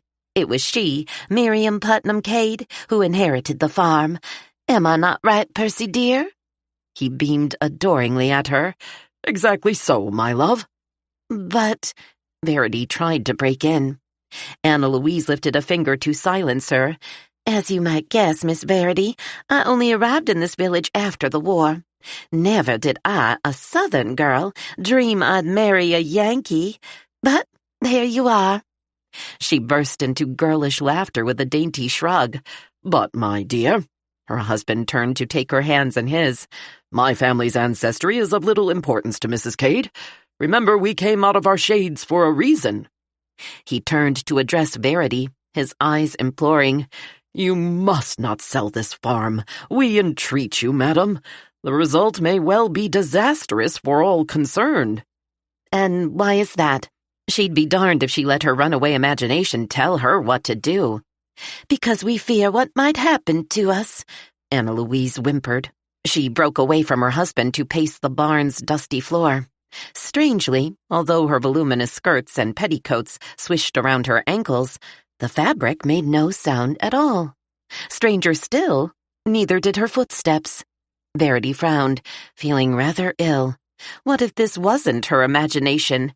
Were these really ghosts? But I don't believe in ghosts, she reminded herself. You see, Anna Louise continued, we seem trapped in your century, attached in a mysterious way to our dear farm. And if the farm were no more, Percy added, we don't know where that would leave us. Verity struggled with the logic of this. She understood that they were dressed in 19th century clothing. That would fit with the female apparition's remark about marrying a Yankee and the war. American Civil War. But hallucinations, if that's what these were, must have an explanation. She'd probably hit her head, or it was the stress. She sucked in a deep breath and stared skeptically at the 2 translucent shapes. Let me get this straight. You're telling me that you are ghosts. You're both dead. Anna Louise sighed, and her shoulders gave a delicate shiver. It does appear so. Thank goodness. Verity laughed, sounding a little unbalanced to her own ears. The former soldier and his wife looked at each other. Anna Louise pouted. You're glad we're dead? That's rather insensitive. Oh, great. Now she'd insulted 2 ghosts. Sorry. Of course I'm not glad you're dead. I'm just relieved to learn I'm still sane. Percy looked intrigued by her reaction. You aren't upset that you're seeing departed souls? Good point, Verity thought. Shouldn't she be? Actually, no. I guess I've always wanted to believe that people I cared for might be able to visit me after they passed. You know, to offer comfort or advice. Just the idea of Mark dropping by warmed her. We're not sure that's how it works, Percy said gently, as if he'd read her mind. What do you mean? The young farmer screwed up his face in concentration. We believe our still being here is a mistake, I think you 21st century folk might call it a glitch in the system. Anyway, we're not sure why or how it happened. It just did. We only know, Anna Louise said softly, that we're thankful we are together. If I had to leave Percy, I'd just die. You did. You are. Dead, that is, Verity pointed out, before she thought better of it. Sorry, I don't mean to offend. She plopped back down on the hay bale to better ponder the situation. Maybe the reason you're still together is because you died at the same time, like in a tragic accident or something. So you're bound together for eternity. It did sound rather romantic, except for the dead part. She expected that had its limitations. Did the dead eat, laugh, make love? That's just it. We don't know how we died or why we're still here on our farm. My farm, Verity corrected. What we're trying to explain to you, Percy said solemnly, his straw hat clutched in both hands, is that our fate may somehow be connected to this farm, and therefore to you as the current resident. Owner, Verity snapped. It's my farm because I own it, and I happen to still be alive. Mrs. Cade, we beg of you, please don't make us leave until we can be sure of our fate. Verity sighed, then tried blinking again. Very, very slowly, just to be sure. No, the two images were still there. And I am most definitely awake. Oh, bother. Chapter 9. After Verity assured her two ethereal house guests that the farm's sale wasn't imminent, they seemed reassured. She firmly explained that chores needed doing and she didn't have time to help them sort out their eternal lives. To her relief, they apologized for intruding and immediately winked out of sight. She frowned at the empty space where the two ghosts had stood. The ease with which they disappeared was rather unsettling in itself. It occurred to her that if they remained invisible and silent, she'd have no way of knowing if and when they were lurking about, spying on her. Ew. She imagined herself stripping down to take a shower. Well, it was a little late to worry about that. They'd evidently been haunting the farmhouse for decades. Ghosts were real. Who knew? She shooed Molly out of the old barn and watched her amble toward the meadow to join the herd. Verity strolled up the hill and into the modern milking parlor. Agatha, Jane, and Tess, Christy, Austin, and Garretson, of course, occupied the robo-milkers. She had named the girls after her favorite writers, to Mark's amusement. A half-dozen other cows lounged about, awaiting their turn to be milked. All seemed in order here. Stepping outside again and into the yard, she eyeballed the fence line leading away from the main barn. Good. It appeared no one had knocked down a post, thus enabling a risky escape onto the two-lane highway through town. The air had warmed considerably since early morning, when all had smelled fresh and new, washed in the morning dew. She threw herself into the most pressing of her chores. By 2 in the afternoon, she felt satisfied with her progress. The land, now thoroughly warmed by the sun, gave off a musky, baked grass sweetness. Everywhere she looked, her kitchen garden, the fenced field of chicken coops, the long stretch of meadow leading up to the pine woods behind her house, was lush with every shade of green and the abundance of nature. She swallowed deep, calming gulps of country air, surprised by how hungry she felt, and only then remembered she'd eaten just cookies for breakfast and nothing for lunch. Slices of Sonny's artisan multigrain bread with a thick wedge of sharp Vermont cheddar cheese sounded like the perfect solution. Portable and hearty. She needed a walk and some thinking time. She made herself a hearty sandwich and wrapped it in waxed paper to take with her. Her mouth watered in anticipation as she traded her work boots for sneakers. Before leaving, Verity fetched a biodegradable trash bag and pair of thin work gloves from beneath her kitchen sink and stuffed them into her jeans pockets. She set off down the road, away from town. A brisk walk was the only way she knew to clear her head. Ordinarily, her worries centered on the farm, Chores she lacked time or energy to do, equipment she couldn't afford, paying her farmhands what they were really worth. But today, she had two new and very serious concerns that couldn't be ignored. First, the mysterious death of a friend. Secondly, a pair of friendly but unnerving spirits who seemed unwilling or unable to leave the land of the living. She mulled over both problems as she chewed her sandwich. By the time she'd finished eating, she felt revived enough to do more than just walk. She pulled out her gloves and bag. Clearing trash from the side of the road made her feel she was serving her community. It also continued to help her focus on more complicated matters.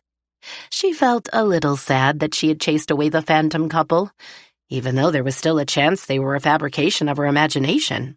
For a few minutes, she had actually felt a little less lonely. They claimed they hadn't meant to frighten her. She was half inclined to believe them. The pair certainly seemed harmless enough, and rather interesting. But now that they had delivered their message, please don't sell the farm, they probably wouldn't show themselves again. Why would they? While Mark had been alive, the Putnams had never once shimmered into their lives. Was that because they knew he would never sell his beloved farm? Oh, Mark. She pressed her hand to the middle of her chest. The pain was sudden, sharp, and intense, making her feel she needed to take shallow breaths. Not a heart attack. She knew that from experience. A form of panic attack, according to Dr. Evans, brought on by stress and grief. The last time she'd suffered the symptoms was nearly 6 months ago. She stood still at the road's edge and breathed. Her yoga breaths again. Slowly, the pain eased. Would she ever not feel his loss? Time heals, so they said. How much time? Another year? 5? 20? I so miss you, Mark, she whispered. Do you miss me? Of course, he didn't answer. He never did. Verity concentrated on the physical act of walking, watching the canvas toes of her red sneakers step, step, step, until she turned off the paved roadway and onto a dusty dirt track. Quarry Road, the locals called it, although she doubted it actually had a name. She resumed gathering trash while slowly looping through the woods surrounding the abandoned granite quarry. It was beautiful here, thick with maple trees, stark white birch, frothy green ferns, and velvety pockets of moss.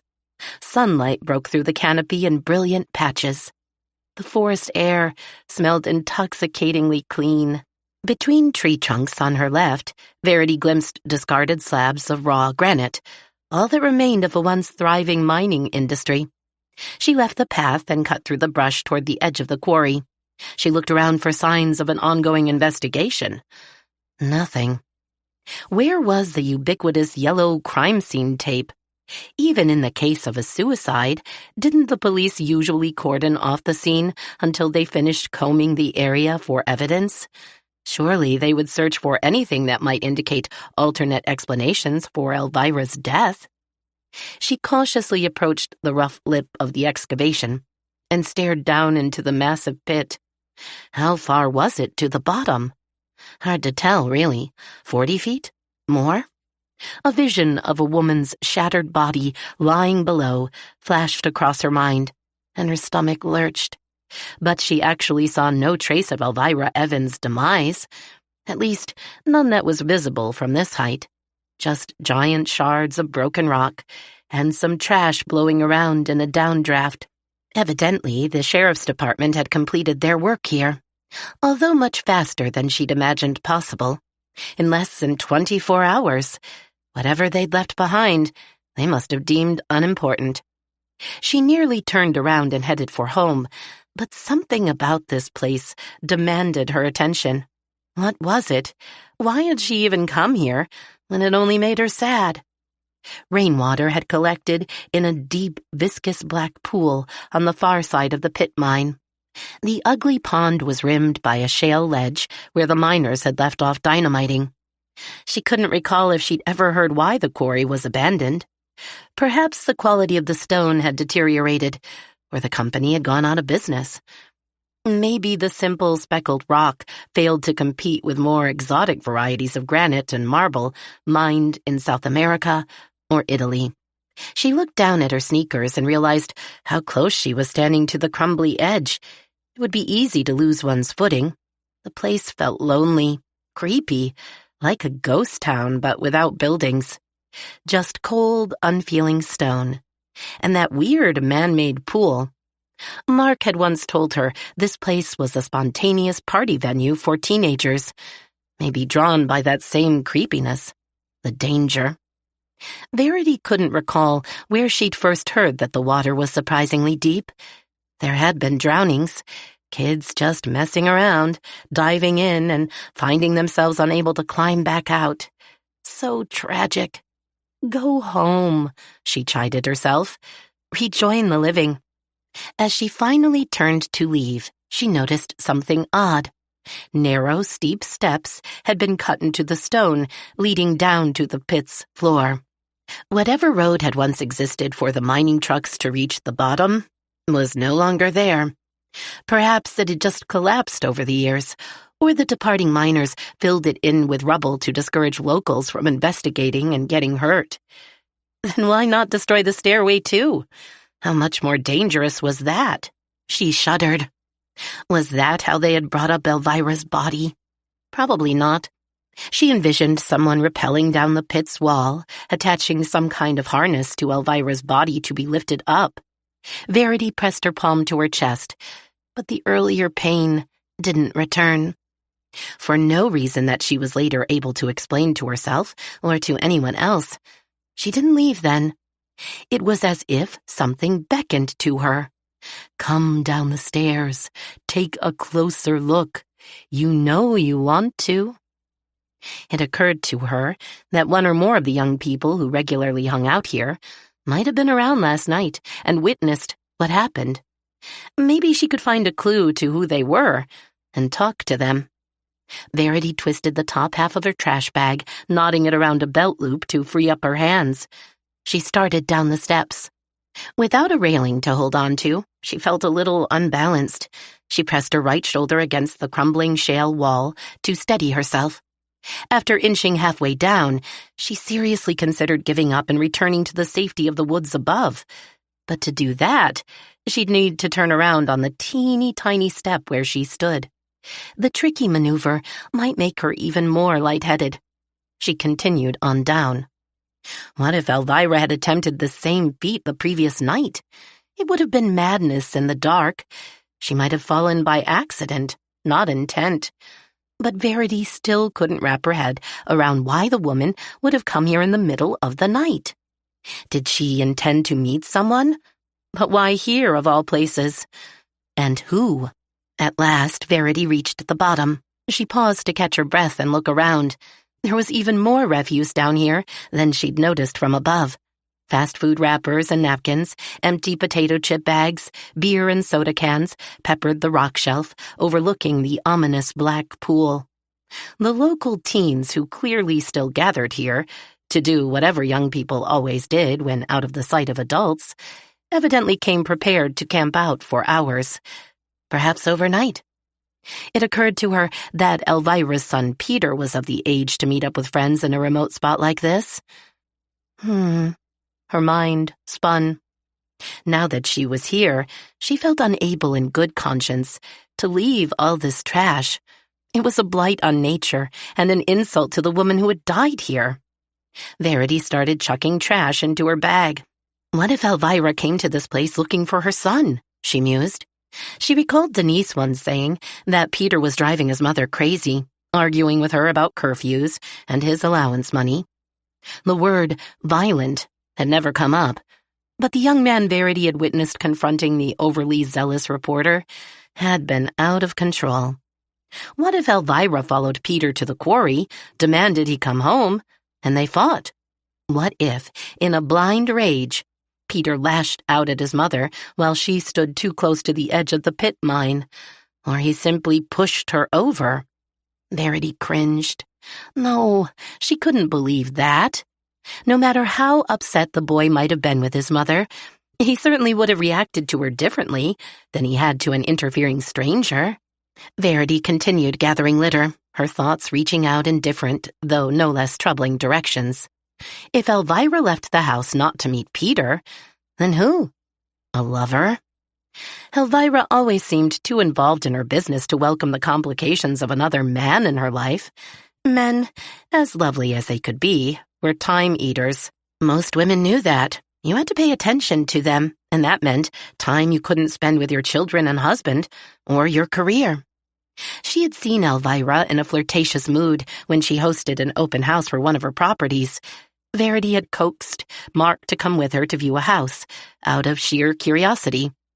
She loved picking up tips for decor they might someday use in the farmhouse. Elvira's dazzling smile and seductive lavender eyes targeted a prospective male buyer. But the realtor's behavior had appeared more a performance than an invitation. And although Elvira shamelessly bragged about her real estate victories, expensive shoes, and pet charities, she had never once hinted at having a boyfriend. Verity became aware of how heavy the trash had become. She should probably go home, but the theories rattling around in her brain were suggesting a nightmarish option to suicide, or even to an innocent accident. Murder. If Elvira hadn't died as a result of mishap or her own intent, someone had killed her. Someone who had been here in these woods last night. The question was, who?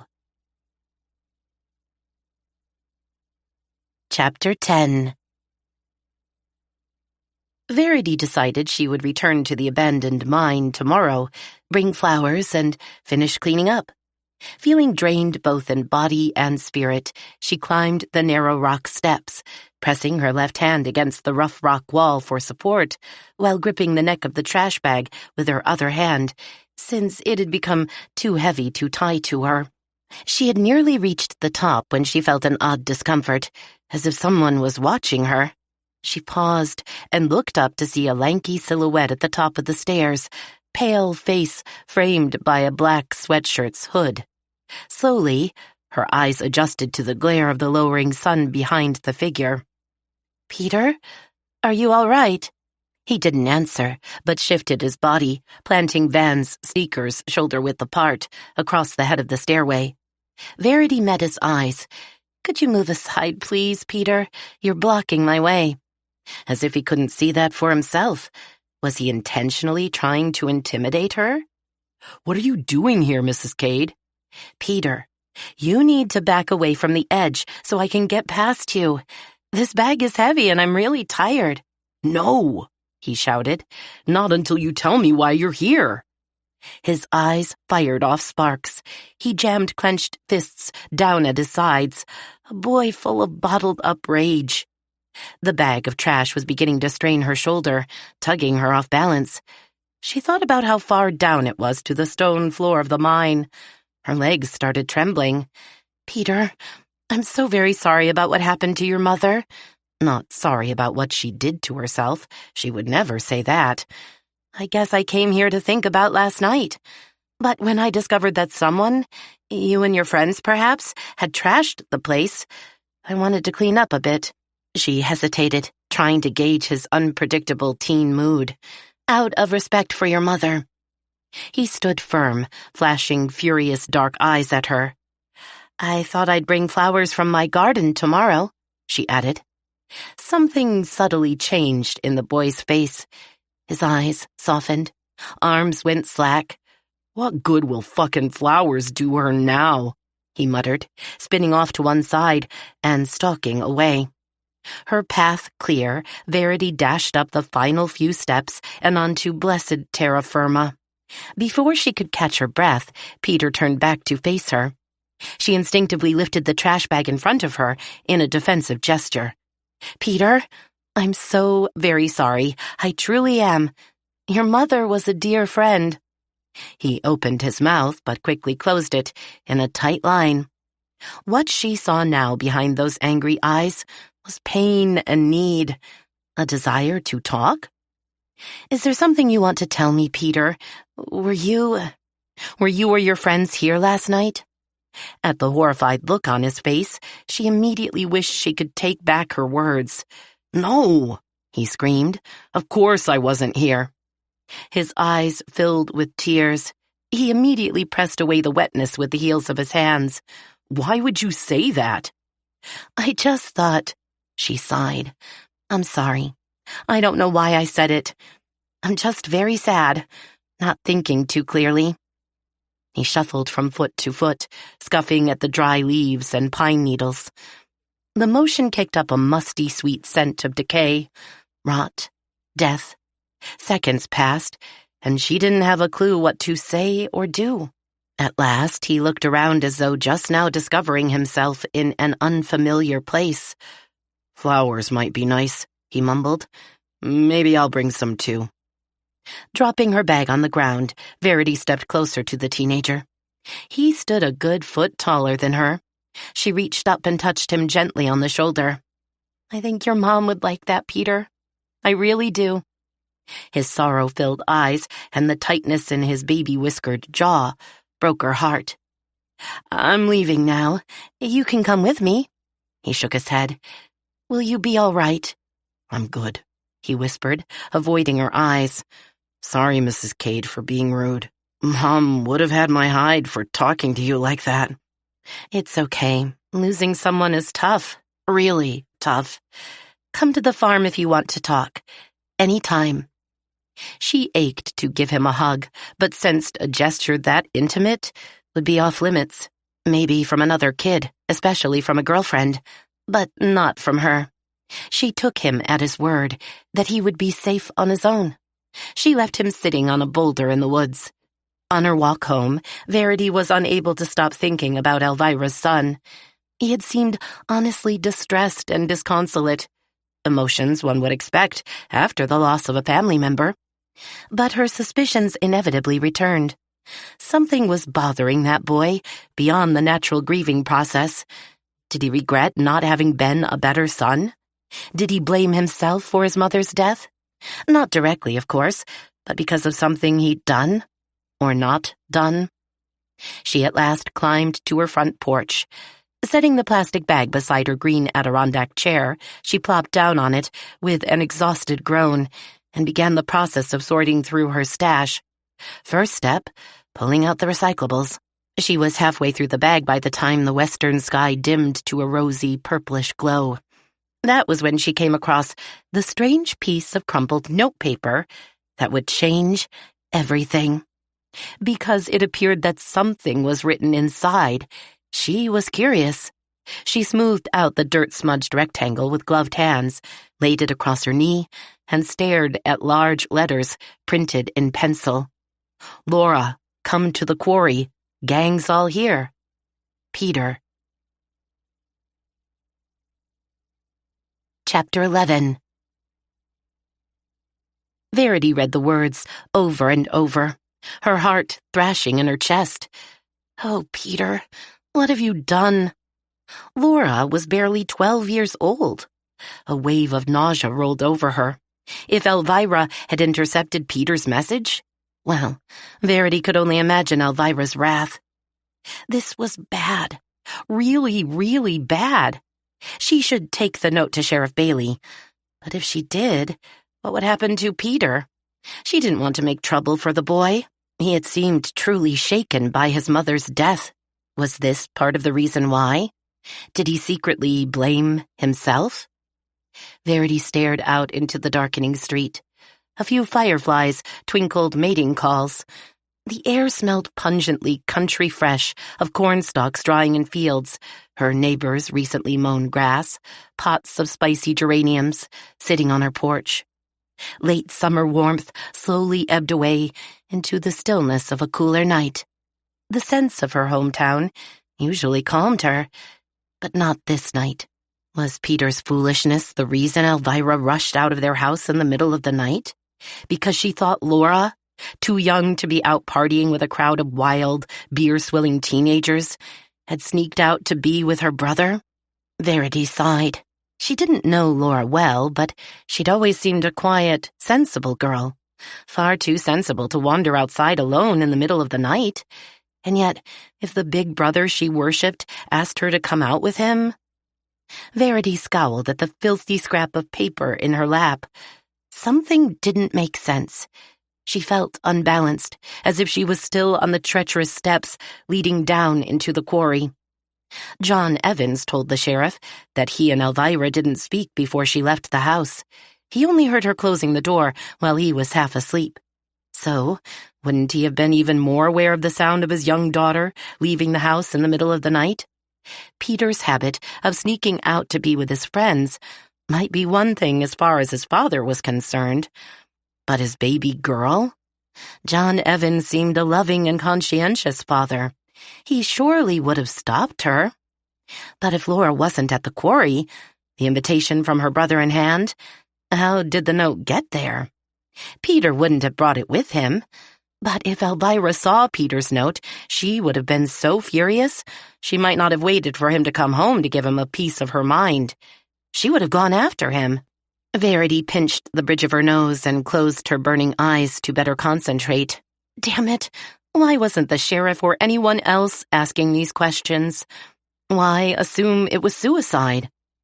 Other thoughts flew at her. Peter claimed that neither he nor his friends were at the old quarry the previous night. Verity wasn't sure she entirely believed him. Kids his age were often more loyal to their buddies than to the adults in their lives. They protected each other. When she had been Peter's age, covering up for her pals had been standard operating procedure. A part of her wished she had never seen Peter's note. Suddenly, she didn't want anyone else to see it. If she destroyed it now, she might spare the boy untold misery. No, she told herself firmly. This is evidence. If there was even the slightest chance that Elvira's death wasn't a suicide, she owed it to her friend to help reveal the truth. She had no choice but to take Peter's note to Sheriff Bailey. The consequences be damned. Chapter 12.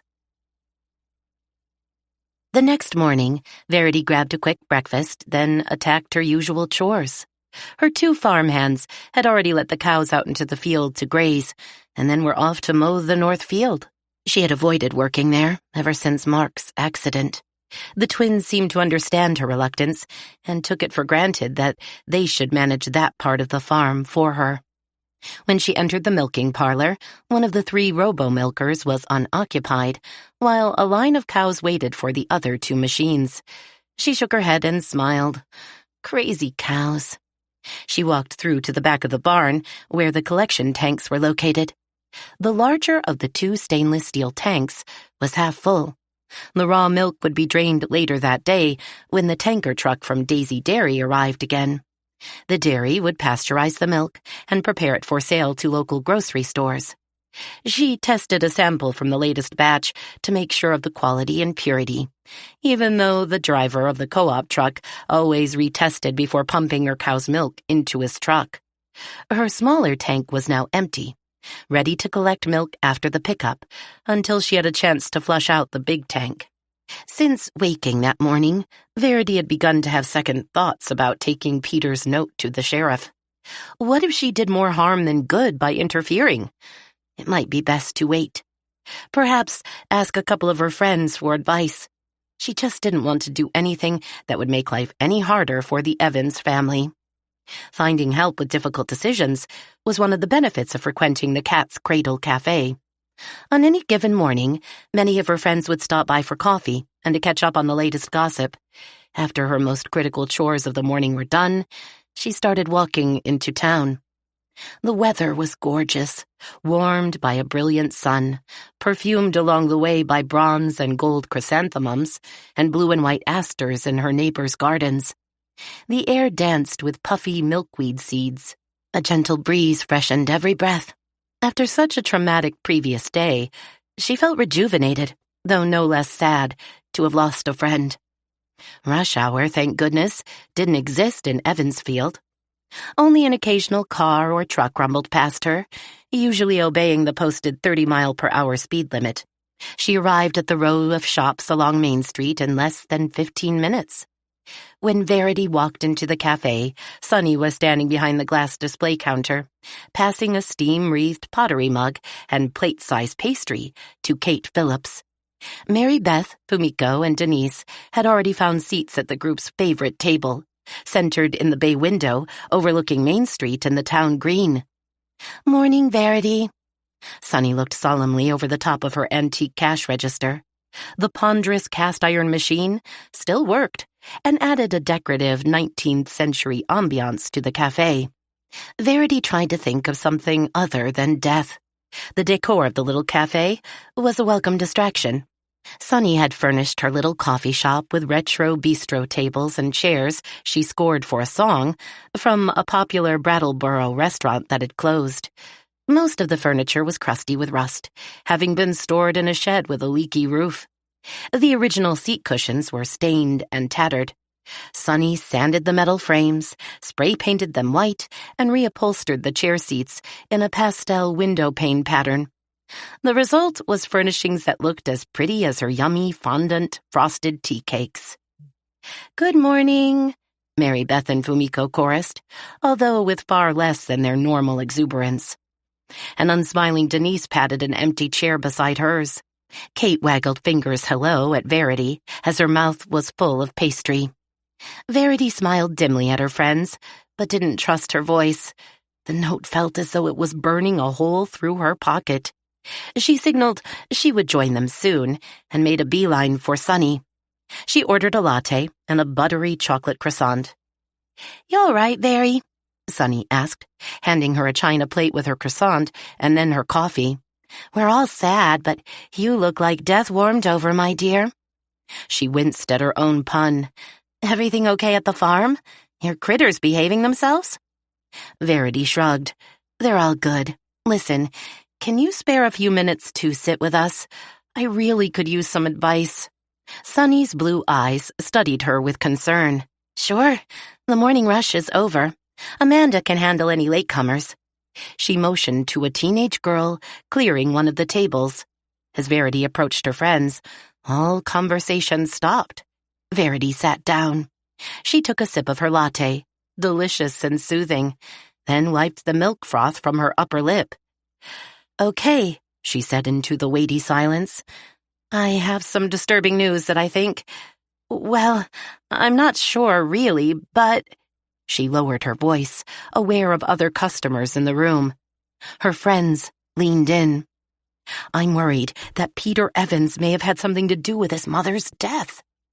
Mary Beth laid a plump, beringed hand over hers. "Oh, honey, why would you say such a thing?" "I know what she's trying to say," Kate said. "Anyone with kids understands the stress they can put on their parents." Kate had 2 young ones at home. Although both of her girls were well under 12 years of age, they regularly perpetrated dramas within the household, the details of which Kate often shared with the group. "Stress, yeah, but how is parenting relevant to suicide?" Denise lifted one eyebrow. "If you had kids, you'd know," Kate said. Denise huffed. "Give me a break." "Seriously," Kate insisted. Elvira might have been so upset by her son's shenanigans, she could no longer deal with them.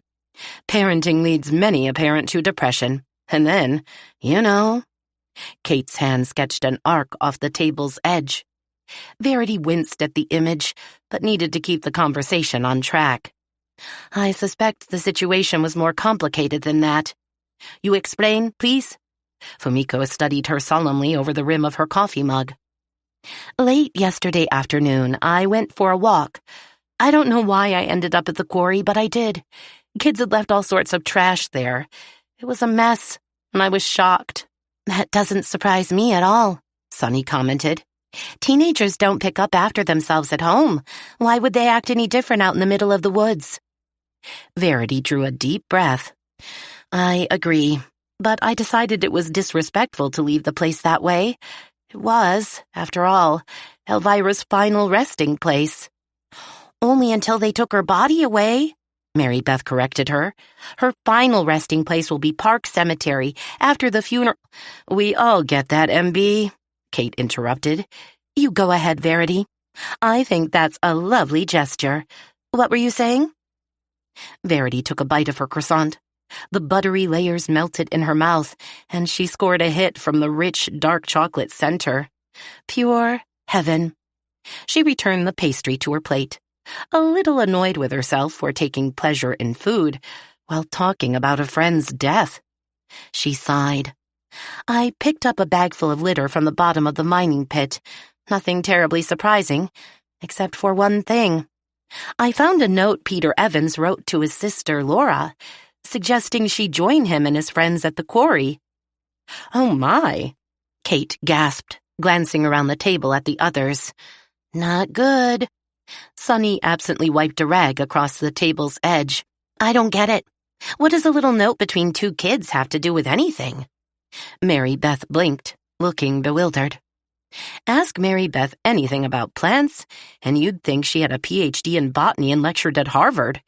But people and their relationships were often a mystery to her. "Think, MB," Sunny encouraged with a patient smile. "Verity is saying that Elvira might have seen the note the night she died." "And we all know how crazy that would make her, just knowing Peter pulled a stunt like that," Denise added. "But we don't know whether Laura ever read her brother's note," Verity pointed out. "I think it's very likely Laura never left the house. That just doesn't sound like her. And before I discovered the note, Peter claimed he didn't visit the quarry that night. So I'm wondering, how did this note get to quarry?" Fumiko finished for her, with a dramatic gesture of her hands. "Unless," Denise said, "Elvira had it with her when she went looking for Peter." "Exactly," Verity sighed. "Oh my." Mary Beth finally got it. The poor woman. She must have been so upset. Little Laura is far too innocent to be out drinking and doing Lord knows what with that rowdy bunch. She took a consoling bite of her blueberry muffin. "So," Fumiko said, "it possible our Elvira see son's note at house. She take with her to conflict him." "Confront him," Denise corrected. "Same thing," Fumiko objected. Denise rolled her eyes. "The point is," Verity continued, "someone dropped that note at the quarry. It doesn't make sense for Peter to have brought it with him. He must have given it to Laura or left it somewhere in the house where she'd find it." Kate's eyes were turning pink and watery. She stared dismally at her cherry pastry. Sunny looked at Verity. "I don't understand. Wouldn't the sheriff or his deputies have found this letter?" "Maybe not." Verity sipped her coffee, thinking. It was amazing how much clearer things became with the help of a little caffeine. Sheriff Bailey and his deputies seemed to be operating under the assumption there is only one explanation for Elvira's death. She committed suicide. From what I overheard him say to John at the house, his investigation is minimal. And there's something else. Verity hesitated, catching her lower lip between her teeth. "What?" Sunny nudged. Verity gazed sadly at the rest of her croissant. Chocolate, her favorite, but she'd lost her appetite. She swallowed and took a deep breath for courage. "Before I left the quarry, Peter showed up." "Oh, this just gets worse and worse," Mary Beth mumbled through a mouthful of crumbs, spraying them across the table. Denise made a face and thrust a napkin at MB before turning back to Verity. "Why would he go to the place his mother died? Do you think Peter went back there looking for the note? Like, to destroy evidence?" "I don't know," Verity whispered sadly. "He might have, I guess." Sunny reached across the table to tap a finger on the back of Verity's hand. "You need to take that note to the sheriff. Seriously."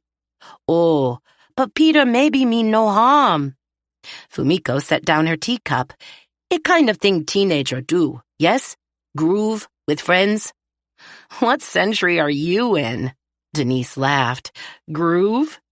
"It proper American slang," Fumiko objected, looking confused. "But his little sister," Kate whimpered, tears starting to spill from her pretty eyes. "She's not much older than my Sarah." Verity nodded her head, feeling worse than when she'd arrived at the cafe. "Exactly. I just don't know what I should do with this information. Peter may have had nothing to do with his mother's death. Not directly. Maybe she found his note and went out to find him, but they never met up. When Elvira reached the quarry, it would have been 2 or 3 o'clock in the morning. Without any lights in the middle of the woods, it would have been impossible to see much of anything.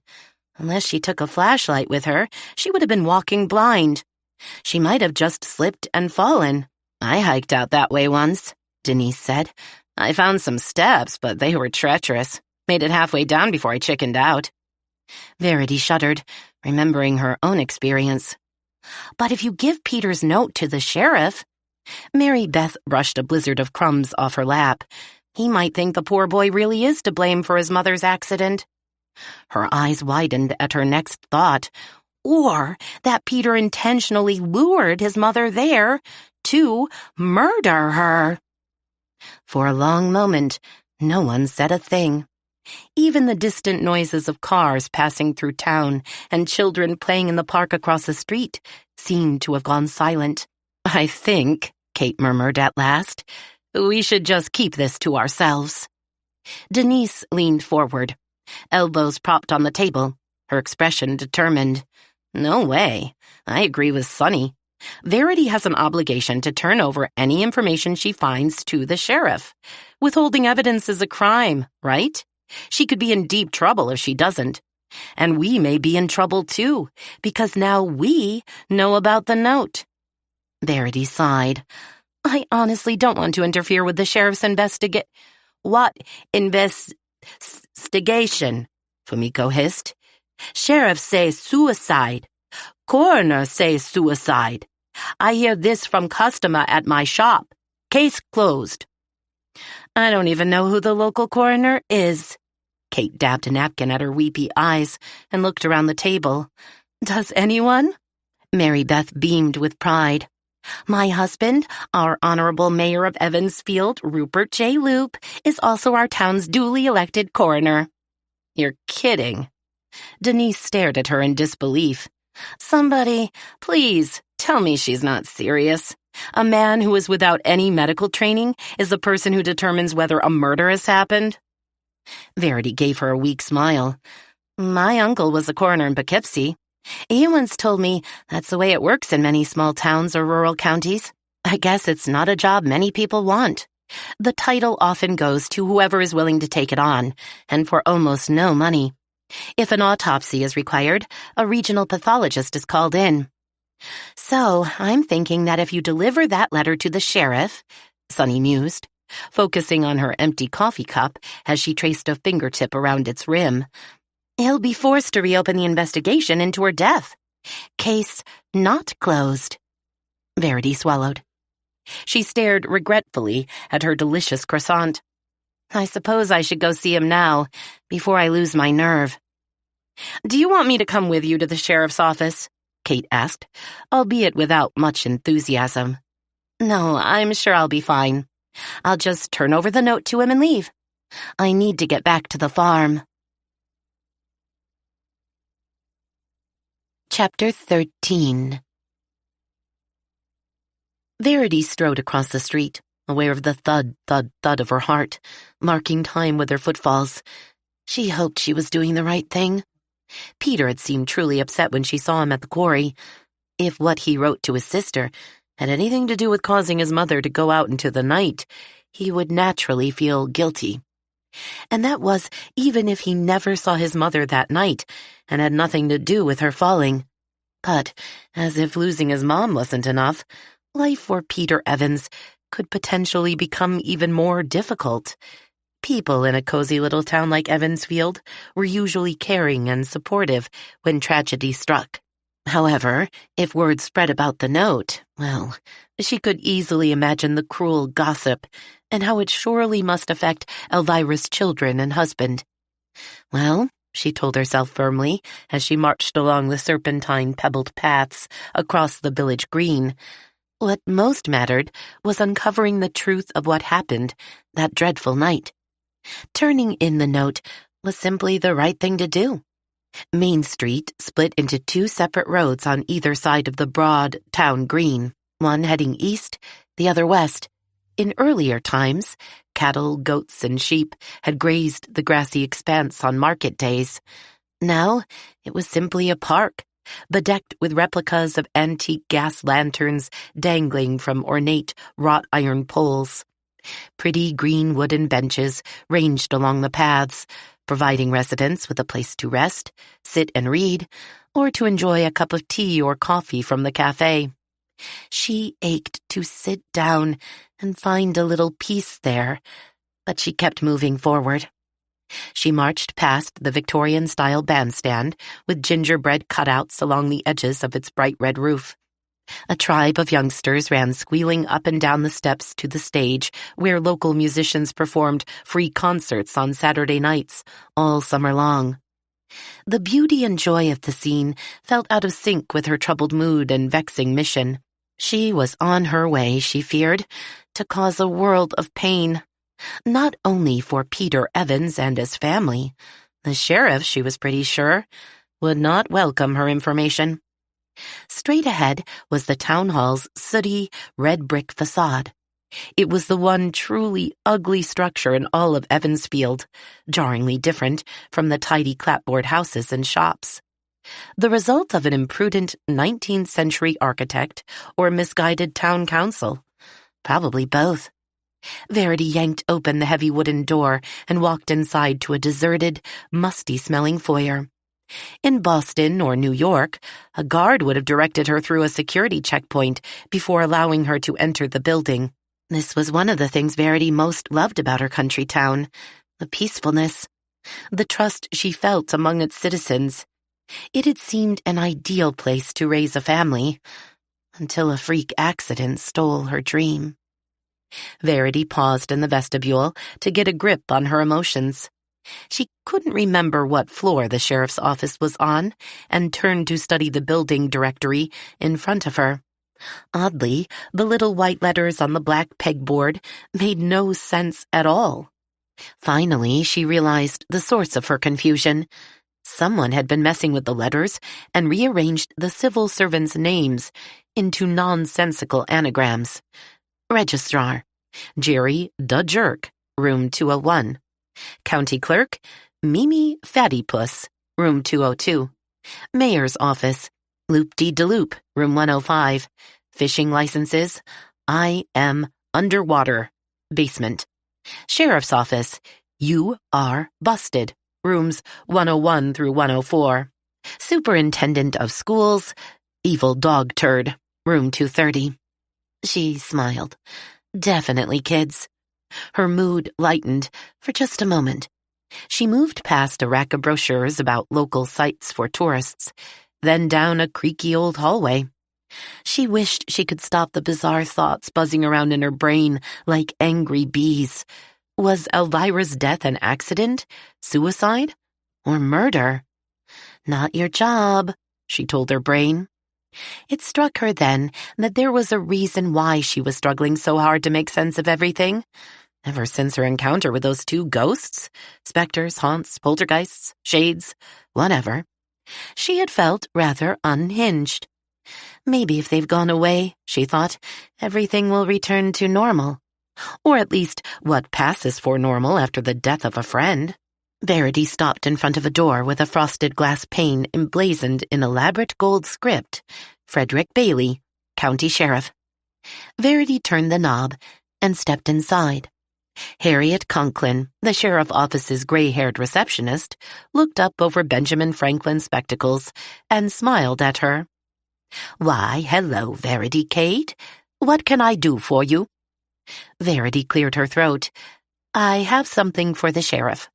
Possible evidence he'll need to help with the investigation into Elvira Evans' death." "Oh?" Harriet's brows notched up an inch. Before Verity could explain further, the door to the sheriff's inner office burst open, and the man himself rushed through it. "I'll be out at the Miller farm," he bellowed, struggling to get an arm into his jacket sleeve as he dove past his receptionist's desk. The flat of Harriet's hand shot out. "Stop right there, Sheriff. Mrs. Cade needs to see you first." Harriet was a big woman, and most of her bulk appeared to be muscle. Verity had always assumed she'd been in the military. The woman would have made a formidable drill sergeant. Bailey flashed an annoyed look in Verity's direction. Later, ma'am. No, Fred. Now. Harriet narrowed her eyes and braced her hands on her desktop as though she might at any moment vault over it and physically block his path to the doorway. You know that Bert's just lonely and wants company. She gave her boss a shrewd look. And the beer you'll be bringing for the two of you. The sheriff snorted. All right. Mrs. Cade, what is it? I think, Verity said, we should sit down in your office for this. I need to give you something that might change your assessment of Elvira's death. He sent her a doubtful look, but at another threatening scowl from Harriet, he muttered, Oh, hell. Come on in, then. Bailey held the door open for Verity, and then ambled behind his desk. He sat heavily, crossing arms over his chest, then kicked his boot heels up onto his desk and assumed a bored attitude. It was clear to Verity that he'd already dismissed both her and whatever she had come to say. With a sour taste in her mouth and a sense of futility, Verity nevertheless pulled the note from her pocket. I found this up at the quarry. She held it out. He didn't reach for it. She laid the piece of paper on his desk. Well, he said, go on. She explained her trip to the quarry and her attempt to remove as much trash from the pit floor as she could carry. She did not tell him she had seen Peter there. Why she left out that detail, she wasn't sure. Maybe because she feared distracting the already distracted man from the evidence on his desk. That note, she said, was among the rest of the trash. It's important. I thought you should see it. The sheriff puckered his lips, almost into a smile. Commendable, he stated. Good work, Mrs. Cade. Really? She felt a frisson of hope. Was he actually taking her seriously? Keeping our community clean. Picking up after those idiot kids. I wish Evansfield had more conscientious citizens like you. Verity rolled her eyes. You're missing the point, Sheriff. Read this. She tapped a finger on the slip of paper, then quickly withdrew it. Mary Beth would have reminded her, based on her favorite CSI shows, that she was smudging whatever fingerprints might remain. The sheriff stared at her, then, pointedly, at the door. When he realized she wasn't leaving, he dropped his boots to the floor with a jarring clunk, stood, and picked up the note. He focused on it with an expression of less than convincing concentration. I see. Interesting. So, what do you think this means, Mrs. Cade? I think, she began slowly, it's possible that Peter wrote that on the night his mother died. If Elvira saw it... But, he interrupted her, it was written to his sister, not to his mother. Are you saying the girl ratted to her mother? No, or... I don't know. Verity looked away, then tried to regain her focus. She had to make him see how important this was. Sheriff, we have no idea if Laura ever got the note, but if Elvira realized what her son was trying to do, she would have been frantic. Who is we, Mrs. Cade? You and your lady friends at the Cat's Cradle? He grinned. I saw you in the cafe when I passed by half an hour ago, heads together, gossiping. She stiffened. Not only didn't he believe the note was important, he was also turning this conversation into a chance to make fun of her and her friends. Sheriff, please think about this. If Elvira intercepted this note, she very well might have gone out in search of Peter at the quarry, not in an attempt to kill herself. She just wanted to have it out with the boy for trying to lure his little sister to a stupid party at the quarry. The sheriff was shaking his head, even before she finished her sentence. What? She said, suddenly irritated with his behavior. It makes sense, doesn't it? No, Mrs. Cade, he said with a Cheshire cat grin. And now she really, really wanted to slug him in the face. Your theory does not make sense, because there was no partying at the quarry on the night Elvira took her own life. Verity opened her mouth to speak, closed it again. She narrowed her eyes at him. What did the man know that she didn't? Moreover, what did he know that none of her friends knew? I don't understand, she said. Obviously, all the chip bags and beer cans I found when I picked up this note were left by someone. You must have seen the mess when you— Oh, God, she swallowed at the image. When you brought up Elvira's body. Course I did. Fact is, I've been sending my deputies up Quarry Road every few days to chase off trespassers before someone gets hurt. Some of our high school kids turned up on other nights, but not the night Elvira died. I can assure you, Mrs. Cade.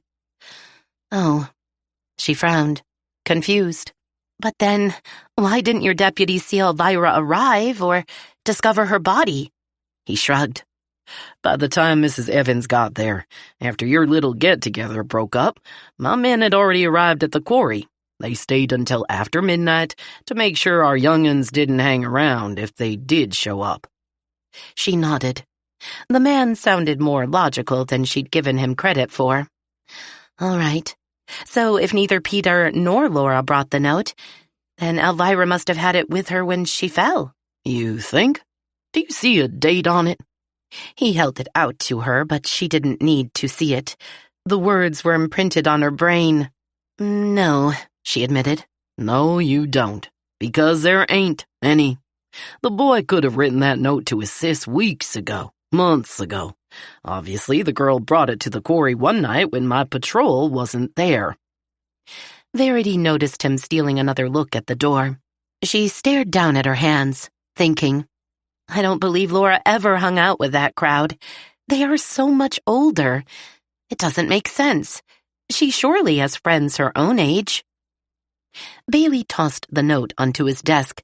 He stepped forward, hand raised, as if he meant to pat her on the shoulder, mollifying the temperamental child. Annoyed, she pulled away and stood up. Clearly, she was about to be booted out anyway. He sighed. Listen here, Mrs. Cade. I get that you don't want to think of your friend as doing herself in. It's a nasty image to hold in the mind. But those words on that paper prove nothing. But, Sheriff, you and your friends are just tossing around wild theories. No, ma'am. Not even theories. Fantasies. He walked around behind her and opened his office door. Thank you for stopping by, Mrs. Cade. I need to get on out to the Miller farm now. Duty calls. He stepped into the reception area, hat in hand, and waved at Harriet on his way past. Verity hesitated, then retrieved the note from his desk and tucked it into her jeans pocket. There was no point leaving it with him. He would just throw it away. You all right, Verity, dear? Harriet asked as Verity dragged herself disconsolately toward the hallway door. Yeah. To be honest, she felt a bit shell-shocked, disappointed that he hadn't thought the note important, but surprised that he had actually been doing something to protect the town's teenagers from themselves. Chapter 14. The Daisy Dairy tanker rattled up the farm's graveled driveway. She exchanged her sneakers for her favorite wellies and met the driver in the tank room behind the milking parlor. He was drawing a sample of the milk from the 1,500-gallon stainless steel collection tank. After tapping his readings into his iPad, he held it out for her to sign. Okay to email you the receipt as usual? He asked with a pleasant smile. Sure, Terry, Verity said. Do you have any more stops today? 3. The Waverly Farm, John Hansen's place, and Sweetwater Dairy, across the New Hampshire line. Busy day, she said, walking him back to his truck. Terry Lehane was a pleasant guy, married with 2 little kids, whose antics he often described with humor and pride. Her heart always warmed at his words. He clearly thought the world of his wife and little ones. How could she not be happy for him? And yet, his joy sometimes left a bittersweet aftertaste in her mouth. The warm family life he described was something she'd never know. He touched the bill of his green baseball cap with the Daisy Dairy logo and climbed up into the truck's cab. She started back toward the barn. Hey, Verity, he called after her. "Forgot to tell you, when I was in your tank room before you came out to the barn, I noticed a wad of papers stuffed down behind the cooling pipes." She turned back, puzzled. "Papers? That's odd." "Look like it might be something important. Legal documents, maybe? I pulled them out, left them on your work table." "Thanks, Terry." Verity pursed her lips in thought. What the devil? How had she not noticed them? She marched back into the barn with a new sense of urgency. The Grimalski brothers were far too conscientious to leave anything of theirs behind, and she'd have no reason to bring bills or mail with her to the barn. Maybe an old instruction manual for machinery? Or something Mark had mistakenly left behind that had never been missed? She crossed through the freestall area, smelling pungently of sweet hay and warm cow, the ancient wooden timbers arching above her. Brilliant splinters of sunlight shot between shrunken wallboards and across the barn's dim interior. Dust motes sparkled like glitter on a greeting card. She was reminded of the strange twinkly couple, Mark's ancestors. Thankfully, they had remained out of sight all day. Had they finally found a way to reach their final destination, wherever that might be? Maybe she'd never see them again. She wasn't sure how she felt about that. On the small, unpainted pine table near the collection tanks, she kept a work log and small card file with contact information for customers, farm suppliers, and repair specialists. Next to the little file box sat the bundle of stained, rumpled papers Terry had left for her. Stuffed behind refrigeration pipes? She frowned, still at a loss for what they could be. She'd take them back to the house after finishing her chores and try to figure out what they were. Verity flushed out and sterilized the now empty, larger stainless steel tank, then opened the spigot on the smaller auxiliary tank to transfer the milk collected since the dairy driver had arrived. She cleaned the small tank to prepare for the following day. Each of her cows averaged 8 gallons of milk a day, but her best milkers gave her as much as 10 gallons. Her lovely creatures were busy girls. The computerized robo-milkers located the animals' teats, sanitized them, attached the suckers, and siphoned off the milk, then washed the udder area before releasing the cow to wander the barn or return to the pasture. The procedure for each cow took less than 15 minutes. The cost of the high-tech machinery was the downside of the convenience to her. Mark had taken out a hefty loan to pay for it. The collateral was the farm. His death resulted in more than the pain of losing her lover, best friend, and beloved husband. The farm lost its main source of manpower. Before the accident, Jerry and Jason were just occasional workers. After Mark was gone, she took on as many of his jobs as she could, and the twins agreed to work 30 hours a week. Meeting their wages meant she had less money to pay off the loan and buy necessary supplies. Still pondering over more ways to cut corners, as she endlessly did, Verity nearly left the barn before remembering Terry's mysterious discovery. She returned across the weathered floorboards of the milk room and smoothed out the bunched-up pages on the small desk. Only then did she see the distinctive letterhead. Elvira Evans Realty, LLC. Serving savvy homeowners and buyers of Vermont prime real estate. "What are you doing out here?" she murmured, as if Elvira's contract had walked itself out of her house and into the barn. Somehow she must have brought the contract with her to the barn and completely forgot that she'd done it. Weird. She had meant to read Elvira's new offer the morning after she'd received it. She hadn't been able to find the thing anywhere in her house because, apparently, it had been out here all along. But this made no sense at all to her. Did she sleepwalk out to the dairy barn? And why jam it down behind refrigeration pipes? Was she sending herself a not-so-subtle message that she didn't want to deal with the decision of whether or not to sell the farm? Perhaps her subconscious refused to accept that she might have no choice. She rolled the papers into a tube and tapped it against her palm. Think, Verity. If she didn't hide the contract here, who did? Who had access to both her house and to the barn? Her farmhands, yes. But she trusted Jason and Jerry. She was sure they would never tamper with her personal documents or play childish games by hiding things from her. They took their work seriously. In fact, they had become almost too protective of her since Mark's death. She slapped her palm harder. Who? Verity narrowed her eyes in suspicion. There was someone who might want to sabotage the sale of her farm. Two someones, actually. Seeing red, Verity marched out of the barn, across the open yard, and toward the farmhouse.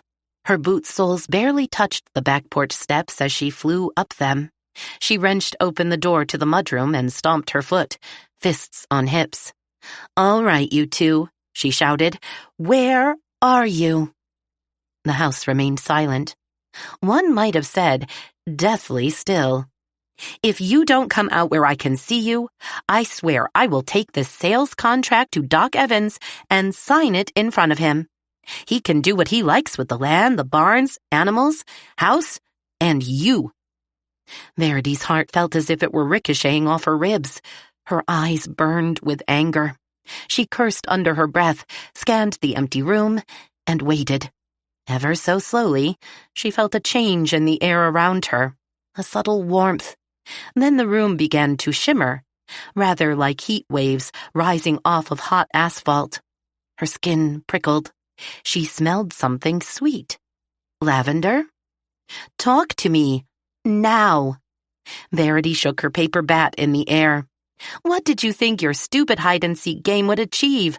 It's not as if contracts can't be duplicated." "I told you it wouldn't work," a deep voice said. "But, darling, we had to try." Definitely Anna Louise, although neither ghost was visible. "Lavender is so relaxing, don't you think, Miss Verity? Breathe deeply. Calm yourself. Hiding important things from me won't make a difference in my decision, and your spooky aromatherapy isn't going to help either." Although she had to admit the lavender really was quite soothing. The couple abruptly materialized 5 feet away in front of her. "We apologize." Percy bowed from his trim waist. He wore the dark blue uniform of the North, decorated with medals and appropriate insignias of his rank as an officer. "I accept full responsibility, madam." "Oh, no, you don't. It was my idea." Anna Louise smiled sweetly at him, looking pleased with herself in her pretty blue gingham gown. She turned to Verity. "I told my darling Percy to hide those papers somewhere good, but men never listen, do they?" "Sorry, my love." Percy stared disconsolately at his boots. "Where or how well you hid the contract is not the point," Verity fumed. "You can't go around stealing things." "Stealing? Oh, we'd never do that. Borrowed is perhaps a better word." Anna Louise fluttered her long eyelashes innocently. Verity wanted to wring her neck.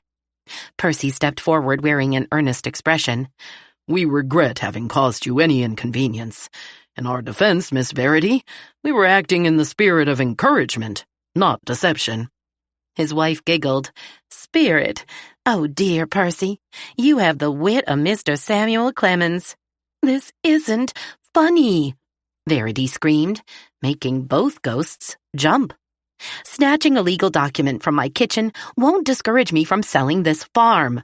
I need sensible advice and practical ways of paying off the equipment loan and feeding my animals." Percy stepped forward, arms spread in a gesture of sincerity. "I promise you, Miss Verity, I would offer you my considerable knowledge of farming and raising livestock, if it would help. But I look around our beloved farm." "My farm," Verity mouthed. "And so much has changed. My plow was pulled by a horse, while your dear Mark used an immense machine you call a tractor, as do you. My wife and I milked our cows one at a time, by hand, of course. With your new ways, you don't even need to be in the barn to have your cows milked. So much of this modern era is pure mystery to me." Verity shook her head miserably. If Mark had been plowing with a horse, he'd be alive today. No, my dear lady. If a horse falls on you, it can kill you as surely as one of your tractor things. Verity looked up at Percy. Really? Is that what happened to you?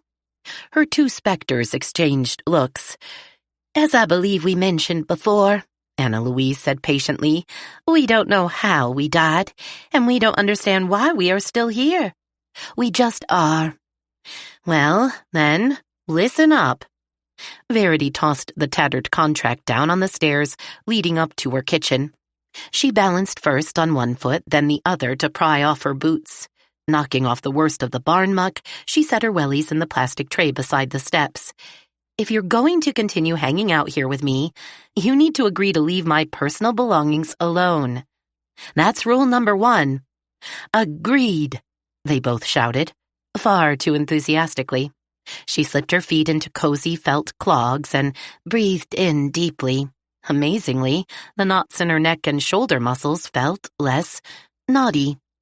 And, although I hate to admit it, I think your lavender trick is working.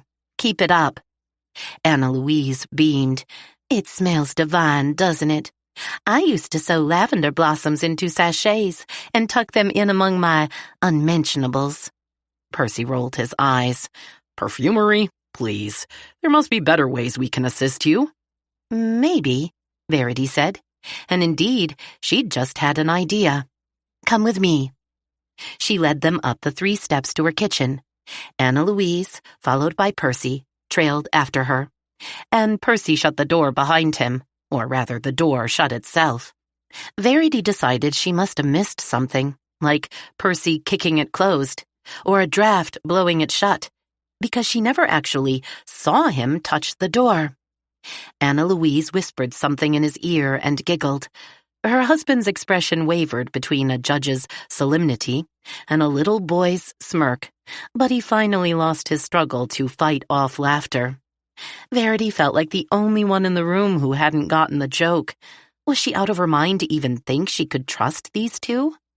She swung a hip up onto the tall wooden stool beside her kitchen island. If you're going to be any help to me, I first need to fill you in on recent events. She received a respectful nod from each ghost. Today, I visited the sheriff at his office. I assume you both know about the recent death of my friend, Elvira Evans. I found something that might relate to her death. Goodness me. Anna Louise pressed a hand to her throat. I feared you were going to say that you went to the sheriff to complain about us. Not this time. Verity narrowed her eyes at the pair. Anyway, I doubt he would believe me, and he was in such a rush to see Bert Miller, he nearly didn't let me explain why I'd come. Oh, pooh. He only goes out there to drink with his army pal and swap war stories. Anna Louise plucked a strand of straw from the lace trim on her dress sleeve. The sheriff knows if he, the sheriff that is, sets foot in a bar, friends of his wife will tattle on him. She isn't fond of his love of beer. I see, Verity scowled. And you know this how? We overhear things, Percy said tactfully, and I've seen him out at Miller's cabin. But you told me you can't leave the farm. No, dear, Anna Louise corrected her gently. We said we had no other place to go, no other home. She was investigating the basket of herbal teas on the windowsill. We've tested our geographic limits, you see. Percy spun a kitchen chair around and straddled the seat after rearranging the angle of his sword scabbard from his hip. We have discovered that we're able to move around Evansfield and a few other places, but only if we've already visited them in our natural lifetime. It appears we are unable to venture anywhere that's unfamiliar to us. Percy tried to take me home to Virginia for a little visit. Anna Louise sighed. Sadly, that trip was nothing short of disastrous. We were trapped for hours and hours in a most disgusting place, unable to get home again. I believe it was called a Greyhound bus terminal. You can't imagine the— Best left unsaid, my love, Percy interrupted. Oh my, yes. Sorry. She cast him an apologetic smile. Interesting, Verity murmured. So you have at least local mobility. She suddenly felt excited by new possibilities. You are familiar with the old quarry north of town? Of course. Anna Louise laughed, but back then, the quarry was still being worked. When Percy and I were newlyweds, it was our custom on Sundays to carry a picnic lunch to a little pond not far from there. I know the place, Buckley Pond. Mark and I loved it too. Happy memories. She needed to never forget that, although their time together seemed far too brief. They had shared so many beautiful moments together. Were you near the quarry the night Elvira— No, sweet thing. Anna Louise reached out to pat her hand. To Verity's surprise, she felt the touch as a warm pulse in the air above her skin. We stayed here to watch over you that night. You needed us. Verity looked away, struck by a wave of emotion. Anna Louise made it sound as though they really cared about her. She bit down on her bottom lip. Get a grip, Verity. They're just ghosts, no longer human. How or if they felt anything didn't matter. On the other hand, she didn't want to hurt their feelings. Thank you, both of you, Verity said, the words thick on her tongue. Percy cast her a benevolent smile. Anna Louise appeared illuminated in an angelic glow. Verity suddenly remembered that on the same night they'd been watching over her, they'd also stolen her sales contract. She rolled her eyes to the ceiling. Ghosts. You were saying there is a way we might help, Percy reminded her. Perhaps in return for continuing our residence on the farm? Maybe. If you can move around Evansfield and not be seen, you might be able to do a little sleuthing for me. Sleuthing? The two ghosts exchanged bewildered looks. Information gathering, Verity clarified. You see, I don't believe Elvira committed suicide, but others in town seem to think she did, including the mayor, who happens to also be the coroner. He and the sheriff have officially closed her case, but I found a note that, well, you'd better read it. She still had the scrap of paper in her pocket and now fished it out. Unsure whether their ethereal hands were capable of grasping it, she held it up for them to see. Anna Louise leaned forward, peering at the paper. Her eyes widened. Oh, that wicked boy, she gasped. Verity nodded. Peter may be a bad influence. His own mother complained of how difficult he'd become, but I just don't know. When I spoke with him recently, he seemed genuinely distressed by his mother's death. Now I'm beginning to wonder if he even wrote this note.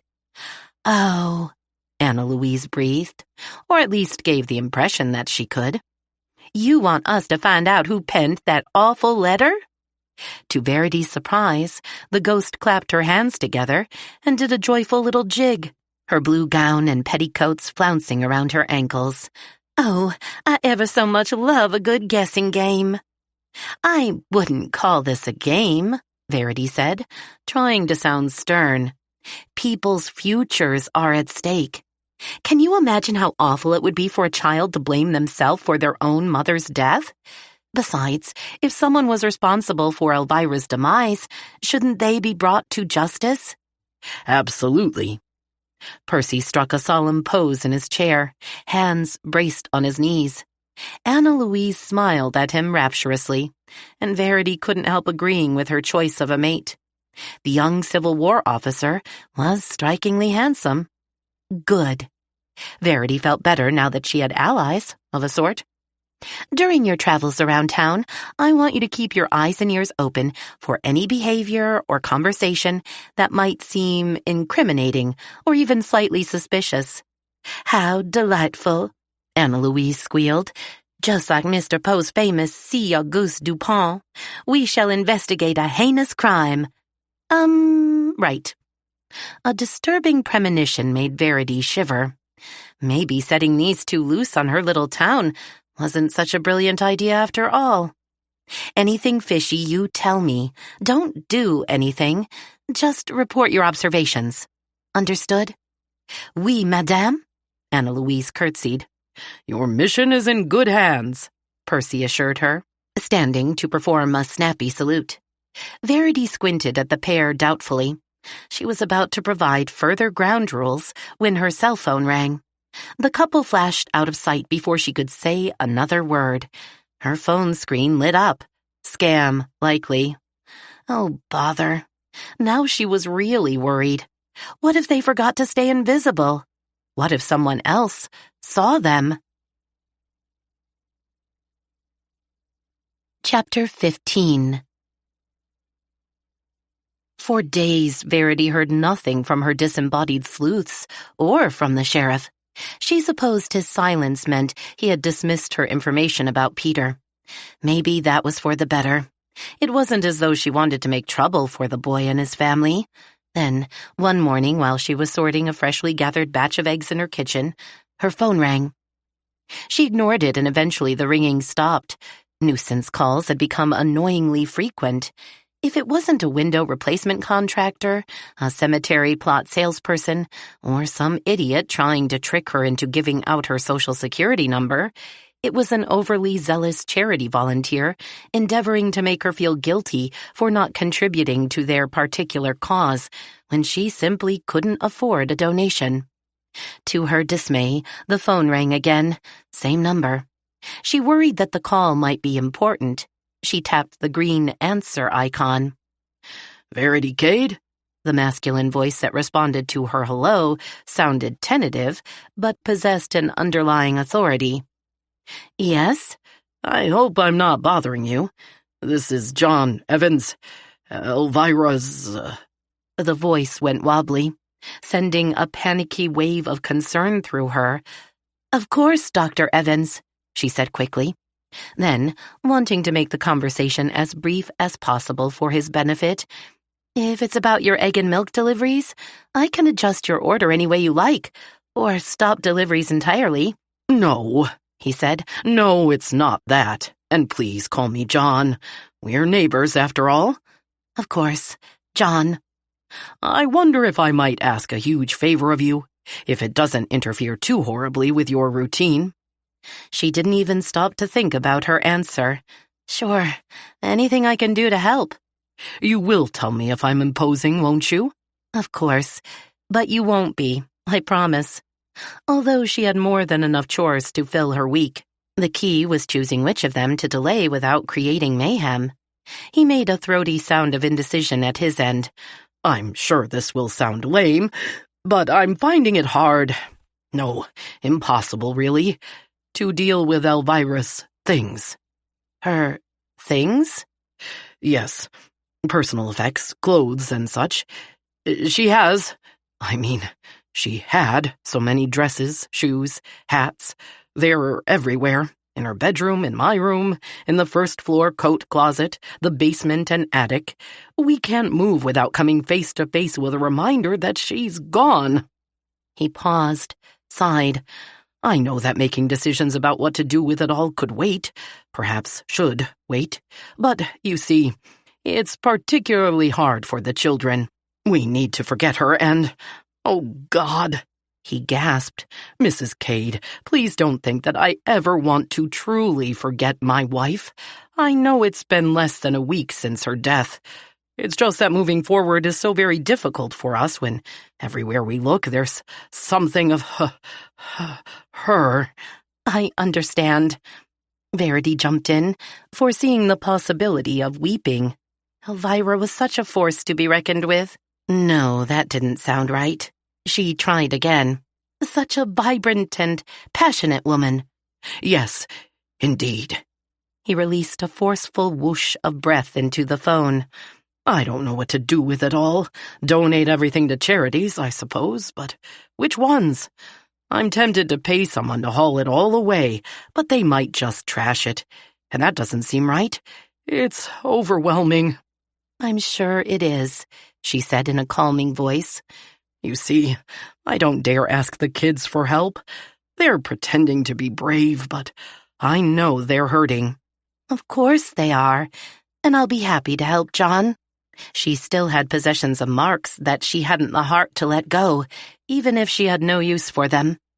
The boots he wore outside to the barn every day, the leather Stetson he had so loved and wore whenever they went out to eat or visited friends. She had teased him, saying he must have been a cowboy in another life.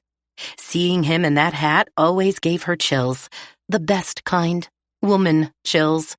God, how handsome he had looked with the brim pulled low over his unforgettable brown eyes. She tugged herself reluctantly out of that sweet memory. Would you like me to come over and sort through her things for you? I can arrange to donate them, so others will benefit from their use. Yes, please, if it's not too much to ask, he added quickly, the relief already coloring his voice. You could bring along 1 or 2 others from your group, if you need more hands for the job. I know all of you were very close to Elvira. He made her and her friends sound like members in a formal club. Your group. But she supposed, in a way, they were somewhat like a club. Her customers. They certainly had become true friends over the years. She just wasn't sure she agreed with him about how close any of them had been to Elvira. In fact, when she thought about it now, she realized how little she actually knew about Elvira's personal life. When would you like me to come? She asked him. Frankly, as soon as you're able. I know you have your farm and probably as much work as you can possibly handle there.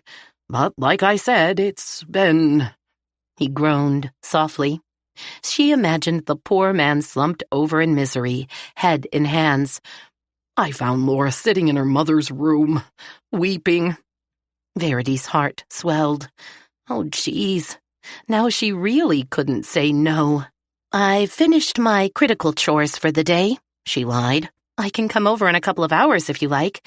That would give me most of the afternoon to do what I can. I'd be so grateful, he murmured. Truly grateful. A thought came to her. Before I get there, would you ask Laura and Peter to choose anything of their mothers they'd like to keep in memory of her?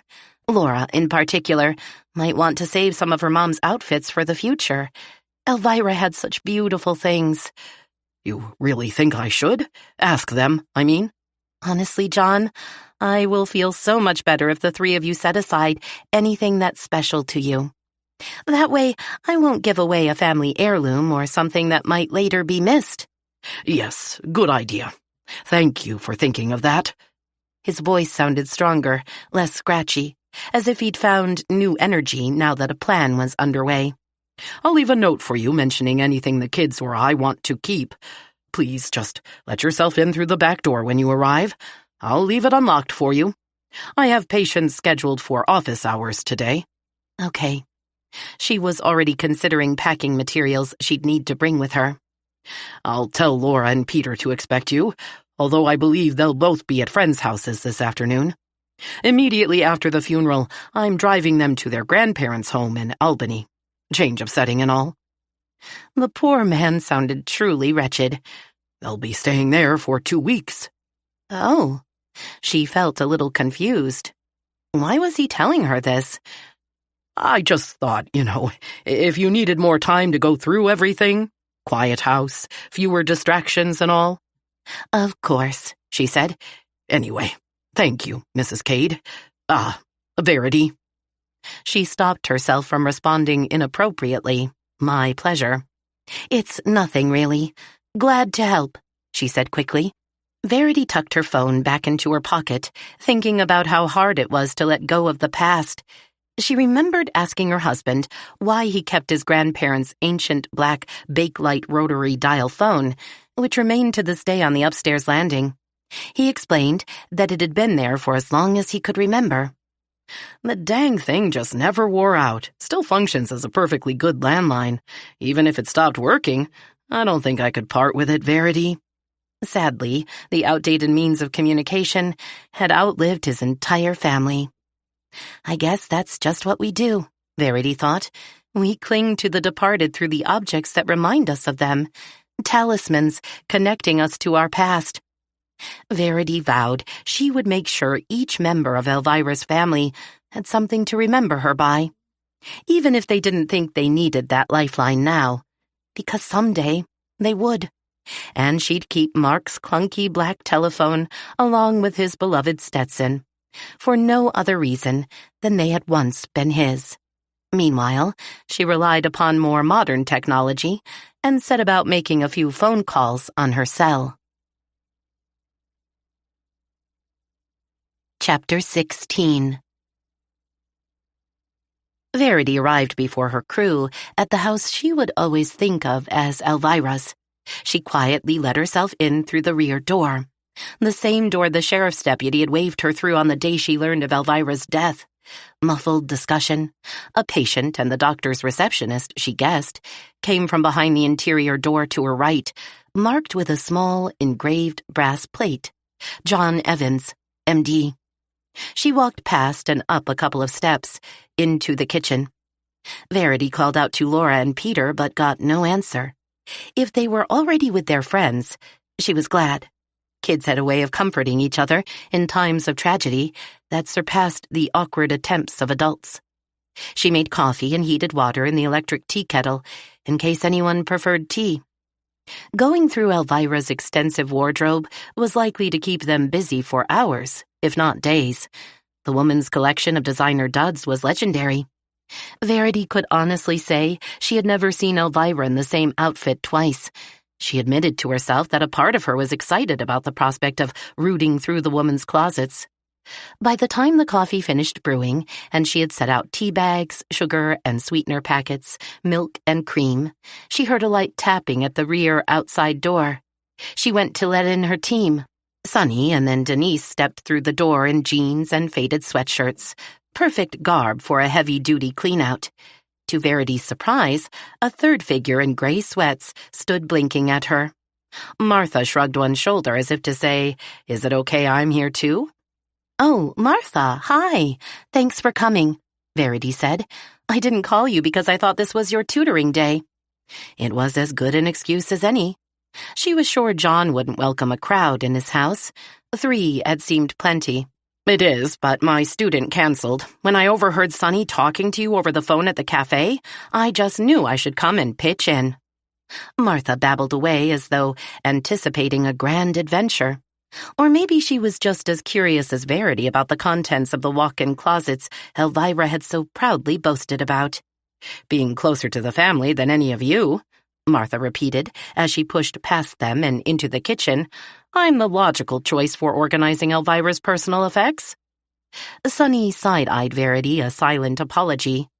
"I know you said we 3 were enough," she whispered, "but if it's all right with you and the doc—" "Of course," Verity said. "Many hands make light work, right?"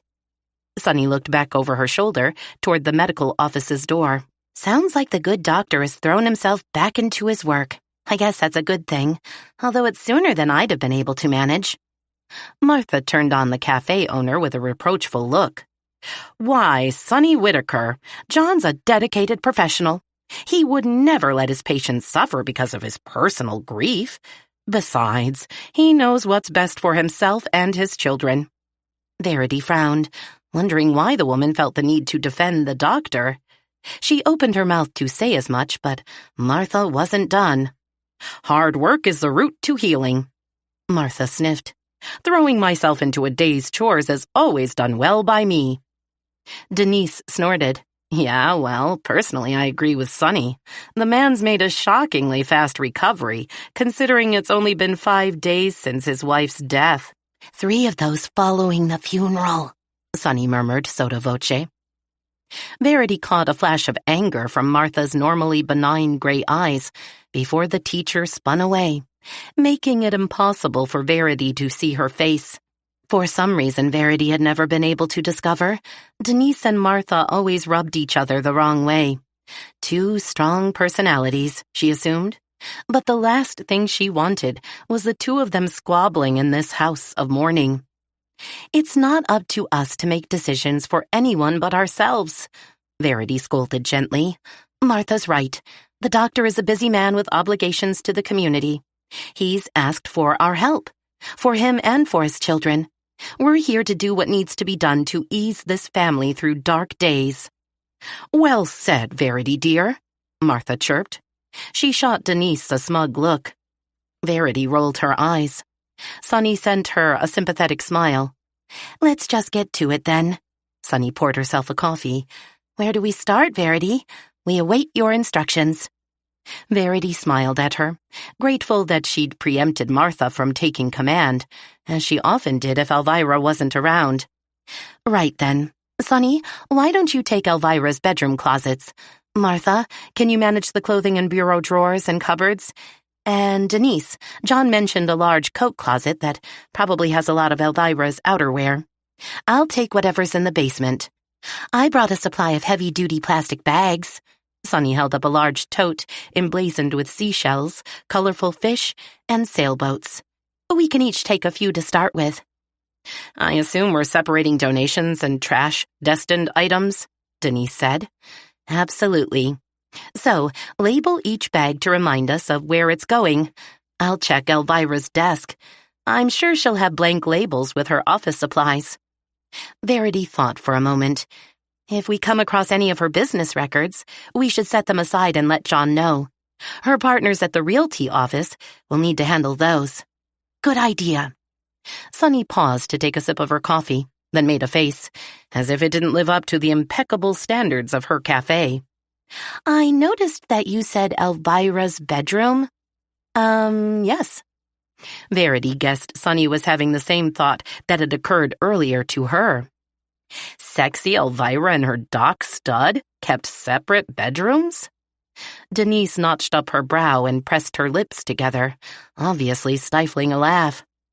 Not that it's any of our business, Verity said. She knew of other married couples who preferred the privacy of having a room of their own. Her parents, for one. It was her mother's deafening snoring that prompted her father, when all other remedies failed, to warily suggest he move into the spare bedroom. To everyone's surprise, Mom had cheerfully agreed. She immediately usurped his space in their formerly shared walk-in closet.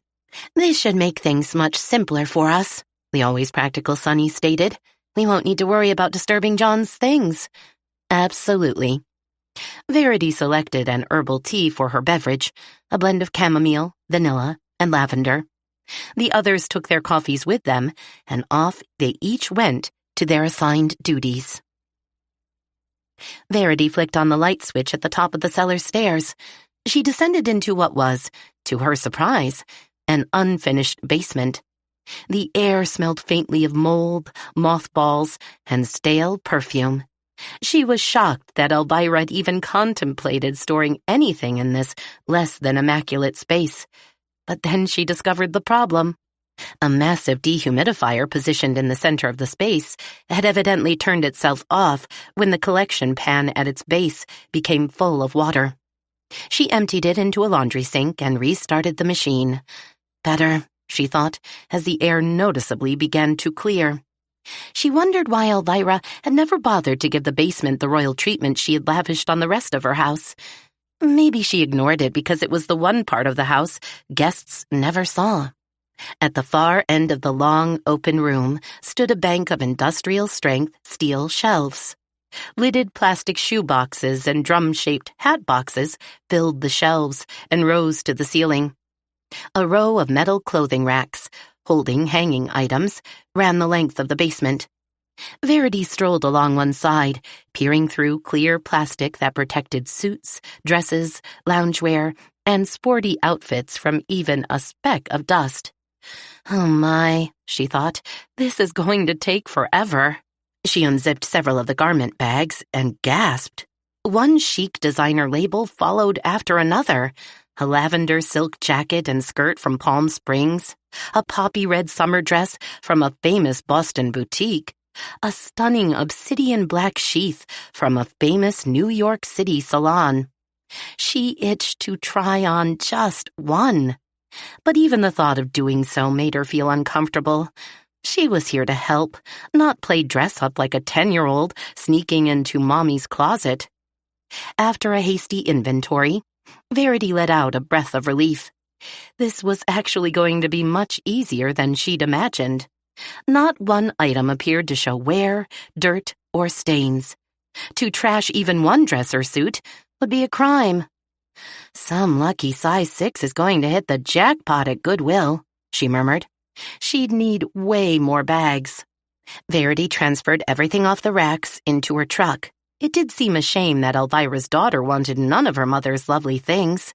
John had left Verity an IM, assuring her that Laura had turned up her nose at his suggestion that she keep any of her mother's clothing for herself. What did that say about the relationship between mother and daughter? Maybe nothing. With a sigh and a vow to stay focused on the task at hand, Verity next tackled the dreaded mountain of storage boxes on the steel shelves. The first 6 turned out to be household supplies, extra sets of glassware, crystal, seasonal tableware, and tablecloths. 2 others contained old medical textbooks, obviously belonging to the doctor. Another held baby toys and infant clothing, undoubtedly Peter's and Laura's. Verity left all of these things as she'd found them. Children never appreciated their own history while they were young, she thought. She certainly hadn't. But her mother had kept a few items from her earliest years, and Verity had come to treasure them. Then came the hats, boxes and boxes of them. Elaborate and trendy chapeaux, fedoras, bonnets, fascinators, boaters, bucket hats, turbans, straw skimmers, cloches, and elegant organza styles, beribboned and plumed, beaded or veiled, in every color of the rainbow. Each was lovingly wrapped in clean white tissue paper and nested lightly within its own storage box. Church hats, Verity thought of some of them, but many would have suited Eliza Doolittle in My Fair Lady for her day at the races. Stitched inside were many posh British hatmakers' labels. Very pricey, she assumed. Again, she felt a twinge of sadness that such beautiful things would never be worn by Laura. But the doctor had been adamant about clearing away everything of Elvira's. If that gave him and his children any degree of relief, then these hats, too, would grace charity shop displays and make some woman deliriously happy. She considered keeping just one outfit for herself, or maybe just a single hat or pair of gloves. They were heartbreakingly lovely, every one of them. But where would she ever wear anything so fancy? Her cows and chickens certainly wouldn't appreciate her fashionable new attire. Maybe Anna Louise would. She smiled at that thought. Verity made more trips up the cellar stairs and out through the kitchen door with stuffed full bags. She heaved them up and into the Ridgeline's bed. On her way back down to the cellar with a fresh supply of bags, she heard loud voices from the floor above. Pausing to listen, she was unable to make out the words. Another disagreement between Denise and Martha? But no, she could hear Denise rummaging through the first-floor coat closet. So it was Sonny and Martha arguing. Interesting. She considered rushing upstairs to restore order, but decided to let the 2 women work things out for themselves, as long as they weren't disturbing the doctor and his patients. The remainder of the boxes in the basement contained medical textbooks, obviously belonging to the doctor. She resealed all of these except for the last one, which included several thin, handwritten journals, each with a different colorful cover. Curious, she opened a blue leather volume to the first page. Elvira Gorman Evans. Even more curious, she read a little of the cursive script in black ink. Verity's heart clenched. Oh my!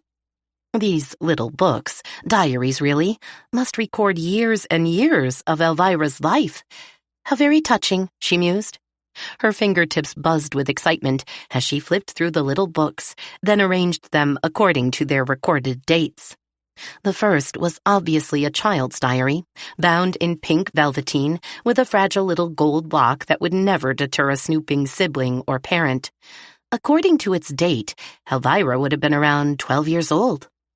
Subsequent volumes recorded incidents, thoughts, dreams, and reactions to life throughout her school years and into the first year of her marriage. 8 slim tomes, chock full of memories. Far too precious to chuck in the trash or simply give away. She should ask John Evans what he wanted her to do with them.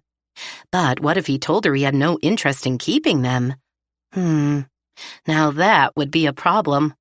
Destroying a lifetime of her friend's intimate memories? Well, she just couldn't do that.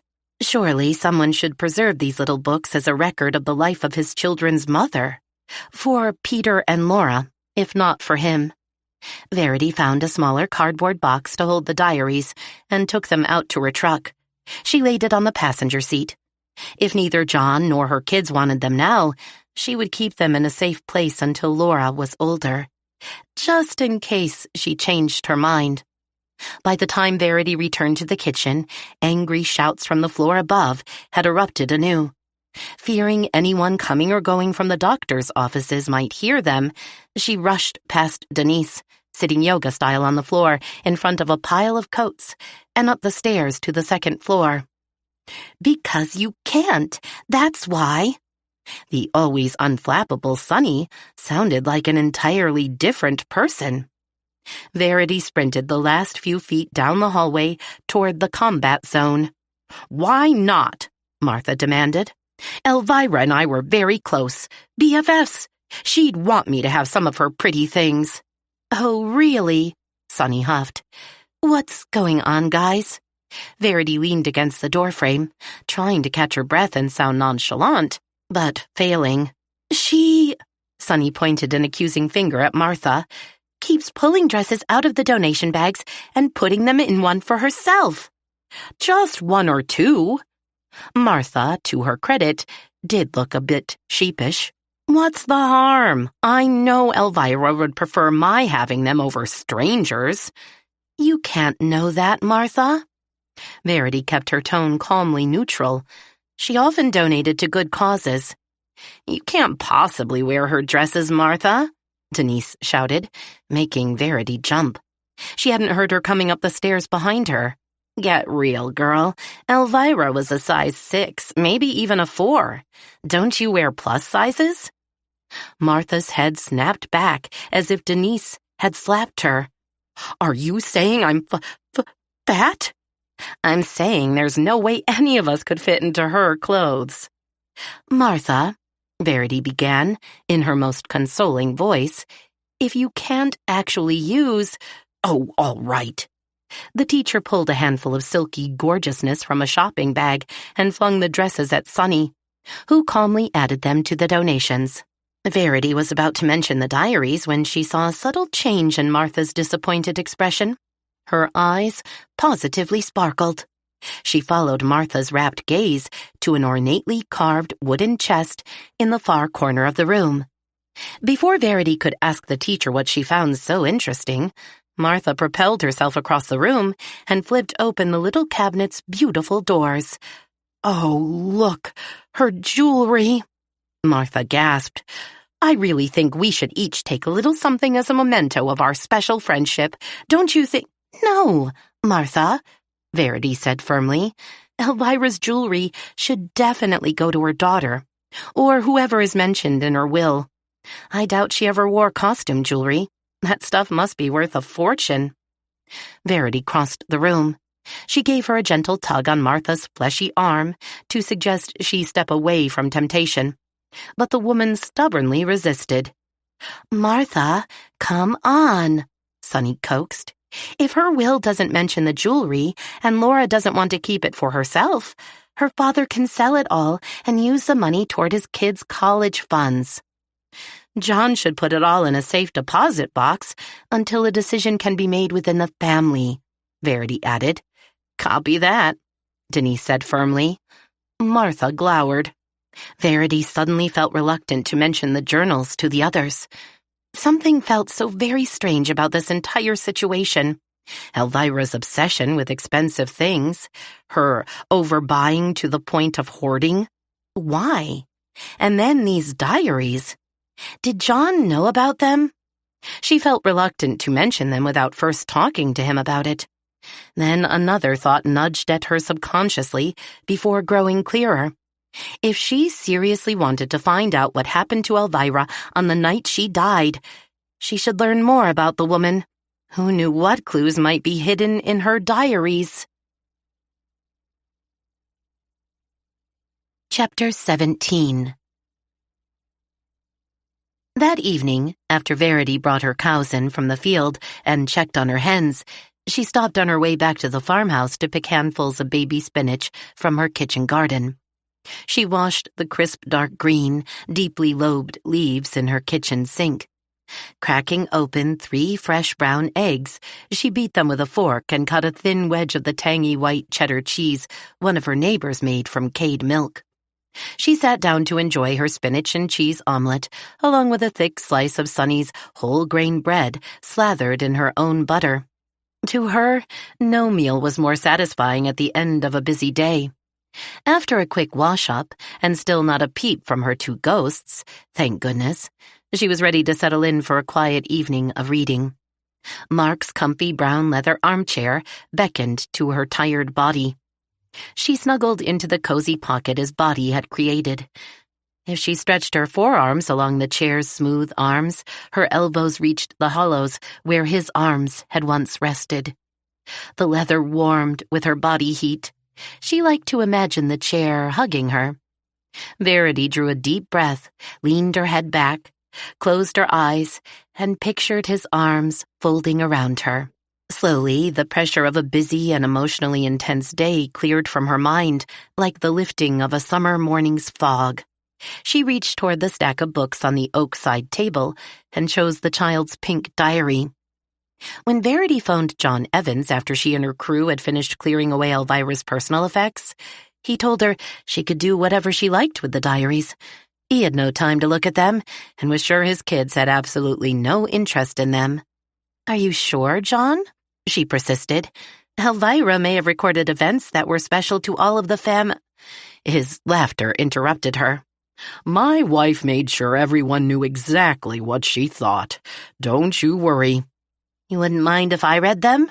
Oh, for goodness sakes, go ahead," he snapped impatiently. "Oh, okay," she said, taken aback by his sharp tone. His voice immediately softened. "I'm sorry. You didn't deserve that. You've done a tremendous service for me and the kids. Can't thank you enough." Now, sitting in her parlor, her fingertips smoothed across the fuzzy carnation pink cover. This was a young girl's cherished first diary.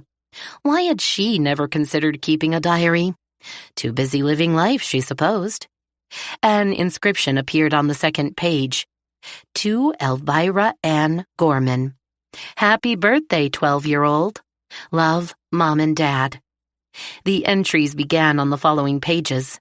The young Elvira had taken obvious care with her penmanship, forming precise letters in a loopy cursive, more legible than the writing of many adults, Verity knew. The language was predictable for a young girl, fanciful, full of dreams and high expectations for her future. A handsome, very cool boyfriend whom she would, of course, marry. Wealth, like only the best blingin' outfits ever. An enormous, beautiful home. Young Elvira used the word mansion twice.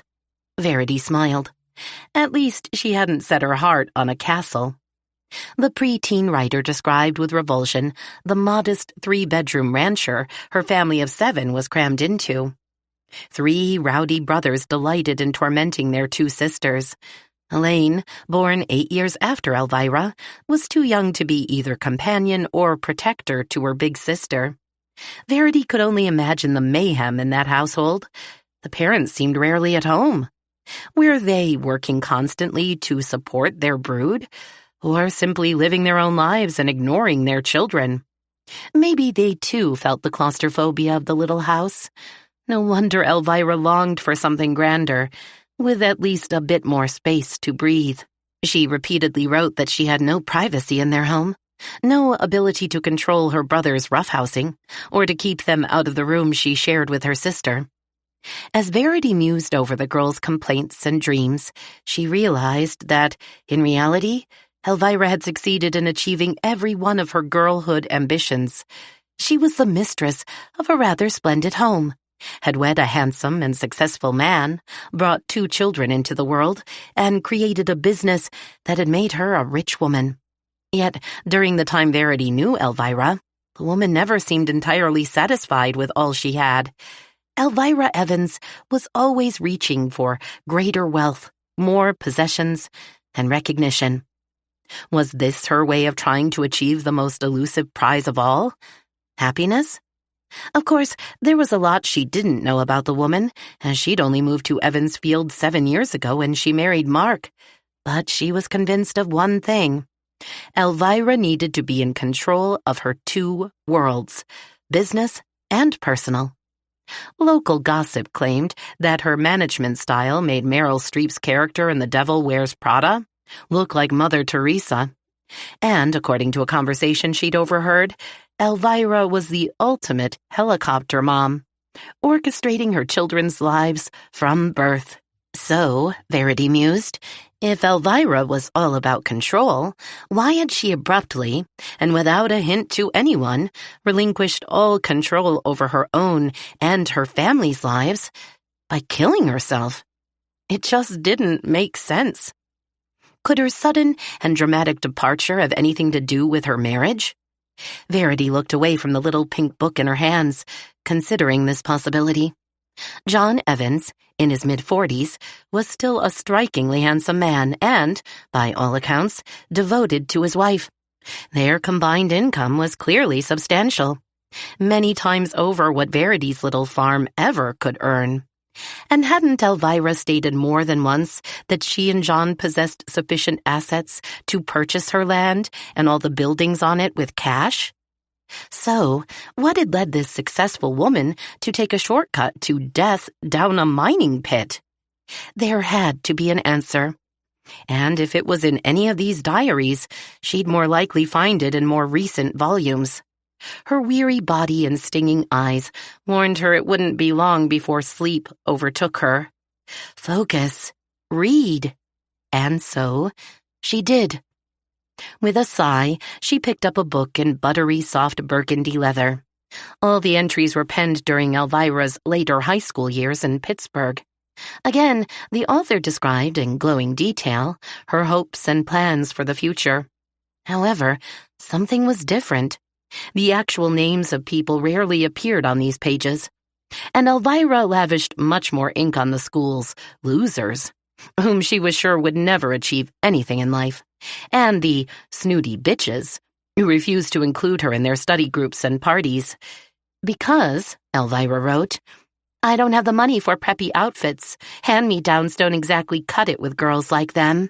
Verity's heart ached for her friend. Although she herself had been fortunate to have made good and true friends during her high school years, she knew other students who were virtually ostracized from the popular clubs and activities. Unfair, yes. Cruel? Sometimes. But it seemed a fact of human nature that having a social life was easier for some than for others. Just then, the little Ansonia clock sitting serenely on the fireplace mantel across the room bonged 10 o'clock. She blinked at it tiredly. Her eyelids felt as though they were lined with sandpaper. Her neck had cramped. But she longed to continue reading about the life of the murdered woman. She drew a sharp breath at that word. Murdered. When had she begun thinking of Elvira's death as more just a terrible accident or suicide? Murder. Is that what this really was? Verity searched through the box of diaries for one whose dates indicated Elvira's college years. She needed clues in the past to the woman's mindset closer to the time of her death. She hadn't been reading for long when she found the first lie. Elvira always boasted to her adult friends in Evansfield that she'd attended Connecticut College, a posh all-girls school in New London, Connecticut. My parents only wanted the very best for me. But now that Verity knew how money-strapped Elvira's blue-collar parents had been, she realized they could never have afforded the tuition. Hadn't she just read in Elvira's own words that she was embarrassed her father labored in a tool and die factory? And her mother took in laundry from the elite of Pittsburgh. After reading for another 20 minutes, she at last found her answer. Elvira had matriculated at Spiffy Conn College with a scholarship she'd won from her father's union, covering the cost of her tuition and books. Apparently, she was a good student. She earned her room and board by slaving away in the college cafeteria. Rich girls from pedigreed families, in Verity's experience, could be cruel to their poorer sisters. Was attending as a subsidized student a point of embarrassment or even shame for Elvira? She never mentioned her humble beginnings to her friends and neighbors in Evansfield. In fact, she reveled in her to-the-manor-born act. Maybe she'd modeled herself after her privileged classmates. Verity couldn't stop turning pages now. The diary read like an exciting novel. The gutsy heroine rises from rags to riches. Even better than a novel, really, because she had known the main character as a real person. Verity fought off sleep and read on through Elvira's second year at the college. Interestingly, the flavor of her writing changed. Her criticisms of students and professors became harsher, her tone sly and secretive. She sounded less like a dreamer and increasingly determined to get what she wanted, even if it meant destroying the hopes of others. This young woman was beginning to sound more like the obnoxious side of Elvira that Verity and her friends in Evansfield had tried to ignore. Now, the identities of people she dissed, and sometimes outright plotted against, became disguised in initials or code words. To shield the innocent? Or perhaps for her own protection, should anyone get hold of her diary. A lustful professor seduced her and took her virginity, evidently to Elvira's delight. She referred to him as Prof. Bushy Fro, sometimes shortened to PBF. His description implied he wore his hair in an afro. Did that necessarily mean he was a black man? Didn't white guys wear afros sometimes? She didn't know. During Elvira's junior year, she entertained a flurry of boyfriends, or at least sexual partners, and she seemed proud of her adventures. Verity found herself alternately blushing and laughing at Elvira's analysis of their personalities, physical descriptions, and the details of their copulation. And then, early in her senior year, she met a young medical student at a social sponsored by the college. She referred to him only as Slick. Suddenly, Elvira stopped bed-hopping. She was taking this new relationship seriously. "I have met the man I shall marry. He is perfect for me in every way. A gorgeous hunk whose papa is a famous Boston surgeon. He is an intern at a hospital in Hartford.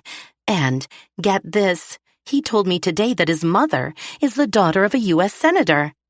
They are what's called blue bloods, tracing their lineage back to colonial America. My beloved's only fault is a decided lack of ambition. He sees himself as becoming a compassionate country doctor, shades of James Harriet, OMG, with people instead of animals for patients, of course.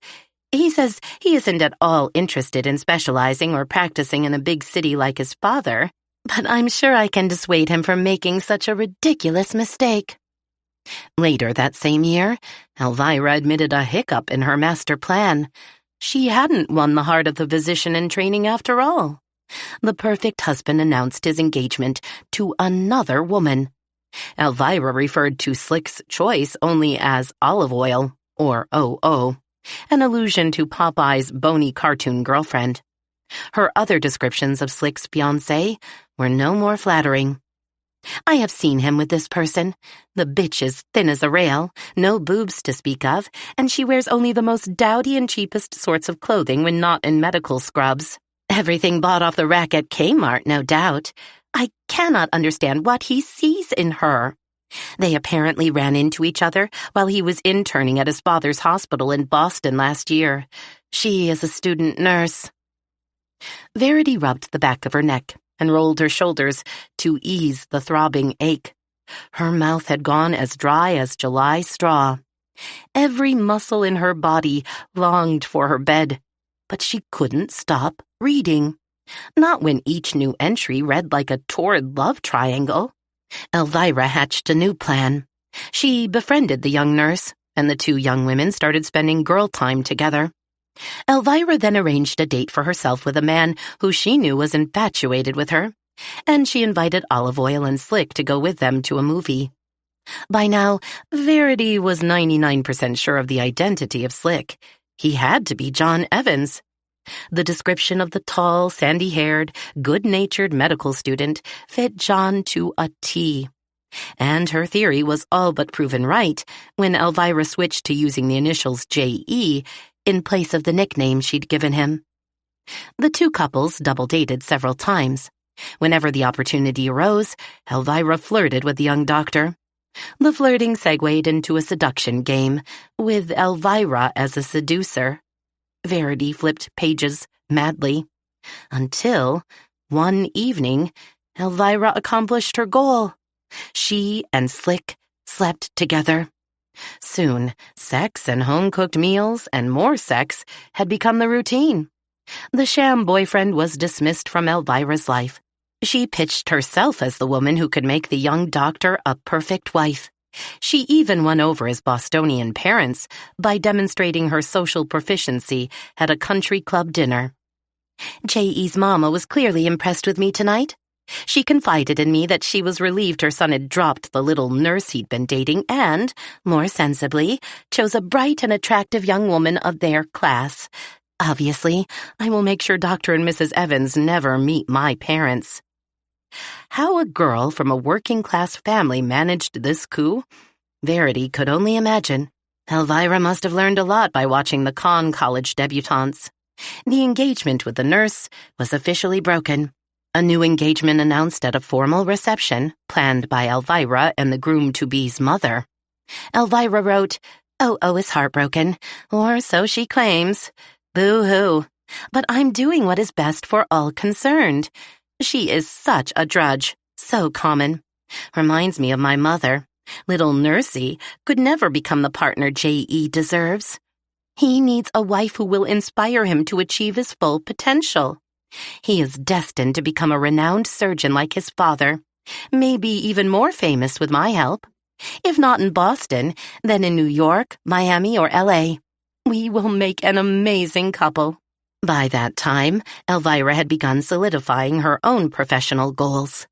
After attending free seminars given by a national real estate company meant to entice graduating seniors to join their firm, she wrote, "I've discovered the ideal moneymaker. Property. Buying it, then reselling it at a profit. The real estate market can only go up, up, and up. I will never be poor again. I swear to God." Verity closed the slim, leather-bound volume, letting it fall into her lap. She closed her eyes on an image of a ruthless Elvira, a woman who would stop at nothing to get what she wanted. That kind of person must have had enemies. Sinking into a sea of numbing fatigue, she lay back and drifted in a disturbing netherworld of deceit and dirty tricks. Chapter 18. How much time passed, Verity couldn't have said, but eventually she sensed someone in the room with her. Cracking open her eyes, she peered suspiciously around the room. Nothing. Or maybe not? "Have you two been reading over my shoulder? Don't you know that's rude?" A giggle came from close to her ear, followed by a deep voice in her other ear. "I told my darling wife you wouldn't approve, but she was curious to see what you were so interested in. It's quite impossible to dissuade her once she has her mind set on a thing." "No surprise there," Verity muttered thickly and yawned. The mantel clock started bonging. Midnight. She had to be awake and at work in 5 hours. She shoved herself up and out of the warm leather chair with a rueful groan. "Why are you reading about that awful woman?" the still invisible Anna Louise asked, her tone conveying disapproval. "Imagine stealing another woman's man like that." "Yes, well, Elvira's always been very determined. I guess you and she have that in common, Anna Louise." Percy grunted. "Shameful." "It wouldn't be the first time 2 women fought over a man." Verity sighed and laid aside the journal she'd been reading. "I'm for sleep. Off you go, you two." Verity made quick work of brushing her teeth and washing up. She quickly slipped into her nightgown. As she stretched out on the cool white sheets, every cell in her body settled wearily into the pillowy mattress and sweet-smelling, sun-dried sheets. Bliss. Annoyingly, her mind continued spinning. More people than she'd at first imagined bore Elvira a serious grudge. At the top of Verity's list were 2 of her victims, the token date Elvira had strung along to get close to J.E., and, of course, the student nurse Elvira befriended with the clear intent of snatching away her fiancé. But if what Elvira wrote in her diaries was true, she repeatedly seduced and dumped men on a whim. She also used women, although in a different way. The temporary friendships she cultivated in college enabled her to make advantageous social connections, join the right kinds of clubs, and gain status. But that had been many years ago. Surely anything that happened that long ago wouldn't come back to bite her now, would it? Verity decided she needed to talk to people who had known Elvira during more recent years, like her employees and colleagues in her business world. Did Elvira knowingly trample on some of these people to get ahead? Verity knew little about the real estate business, but she did understand it was a highly competitive business. A lot of money was at stake in the form of commissions on sales, but at least the individuals involved were adults who knew the game they all played. They weren't innocent, like poor Olive Oil. What Elvira did to that woman was unconscionable, truly shocking. She wondered if O.O. ever recovered from the loss of her fiancé.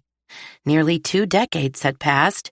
Surely the jilted young woman had moved on with her life, found a new love. And yet, Verity turned over restlessly in bed. She sensed unresolved longing and bitterness, and other emotions just as intense that she couldn't put a name to.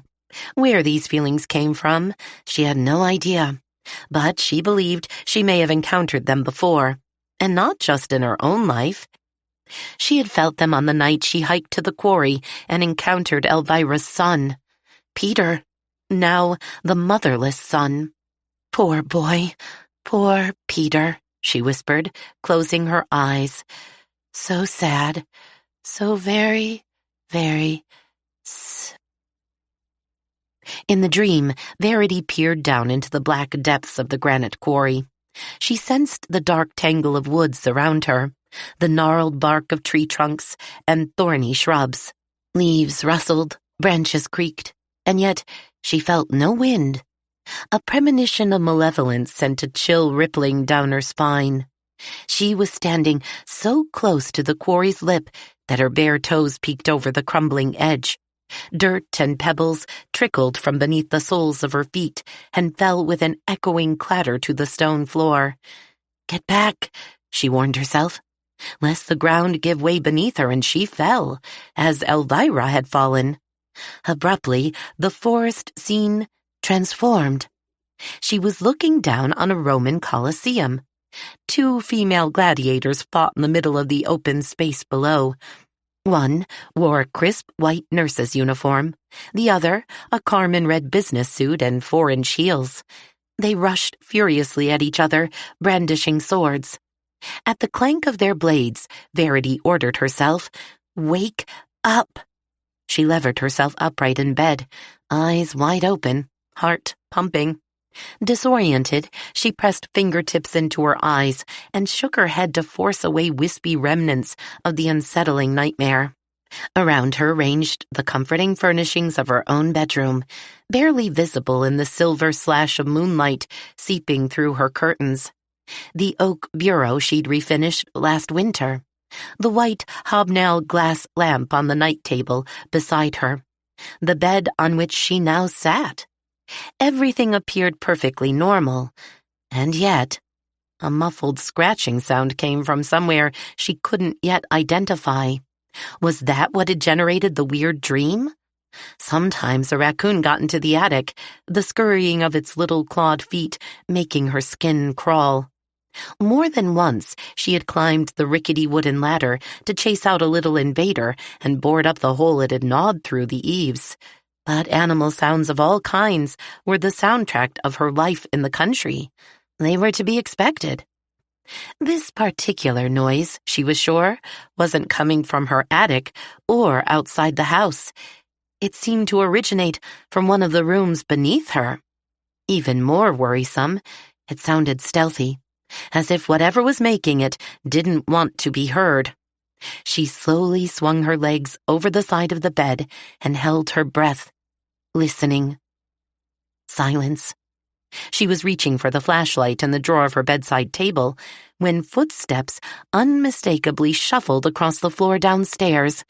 The explanation struck her, and she let out an annoyed breath. Damn those annoying ghosts. "Anna Louise? Percy?" she shouted. "What are you two doing down there?" No ghostly whispers proclaimed the pair's innocence. She sighed, deciding to just ignore their mischief and go back to bed. She desperately needed a few more hours' sleep before dawn and the start of her workday. The sound of breaking glass jolted her to her feet. "What the hell, you two?" Furious, Verity jammed cold feet into her slippers and raced out of the bedroom, down the stairs, to the pitch-black foyer. But what if it isn't them? The possibility came to her, although a bit too late. She hesitated at the foot of the stairs. Moving more cautiously now, she inched forward. Her flashlight's LED beam scanned ahead of her like the rotating beam of a lighthouse. She aimed its blue-white light through the parlor doorway to her left. Empty. She turned around to check the front door. It was properly closed and locked. Creeping silently toward her kitchen, she hesitated in the doorway, then stepped through. The flashlight beam flicked across a figure in motion. Not a ghost, for sure. She couldn't imagine either of the elegant Putnams in black sweats and a hoodie. Besides, the figure didn't twinkle, even a little. Verity sucked in a sharp breath and involuntarily flinched, fearing attack. But whoever it was didn't rush at her. Instead, the person lurched away and toward the mudroom door. Tucked under the intruder's arm was a box. Verity immediately thought of her mother-in-law's beloved crystal glassware and porcelain collectibles, the only objects of real value in the entire house. If she'd had time to think through her next move, she certainly would have followed Mark's advice. "Anyone ever breaks in here, Verity, you don't try to stop them. Let them take whatever they want. Your safety is more important." But she felt an irrational need to control the situation, to not be the victim. "Stop!" Verity threw herself after the retreating figure, the nightgown flying around her body like the robe of an avenging angel. "Stealing isn't nice," she shouted.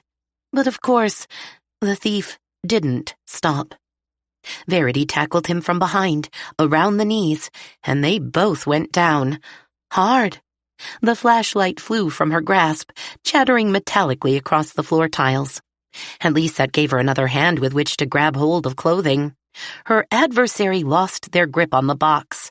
In the dark, Verity could just make it out, sliding across the floor tiles and under her kitchen table. What now? If she let go of the kicking legs and reached for her phone to call 911, the thief would get away. Then she remembered her phone was still upstairs. Stupid, stupid, stupid. What had she been thinking, leaving her only lifeline with law enforcement on the bedside table? While she tried to figure out Plan B, she held on tight to the squirming intruder and hoped all the thrashing around would exhaust him before it exhausted her. He kicked backward, digging the heel of an athletic shoe painfully into her stomach. When she curled up to protect herself, one of the captured legs escaped her grasp. Another fierce kick smacked her hard in the nose and chin.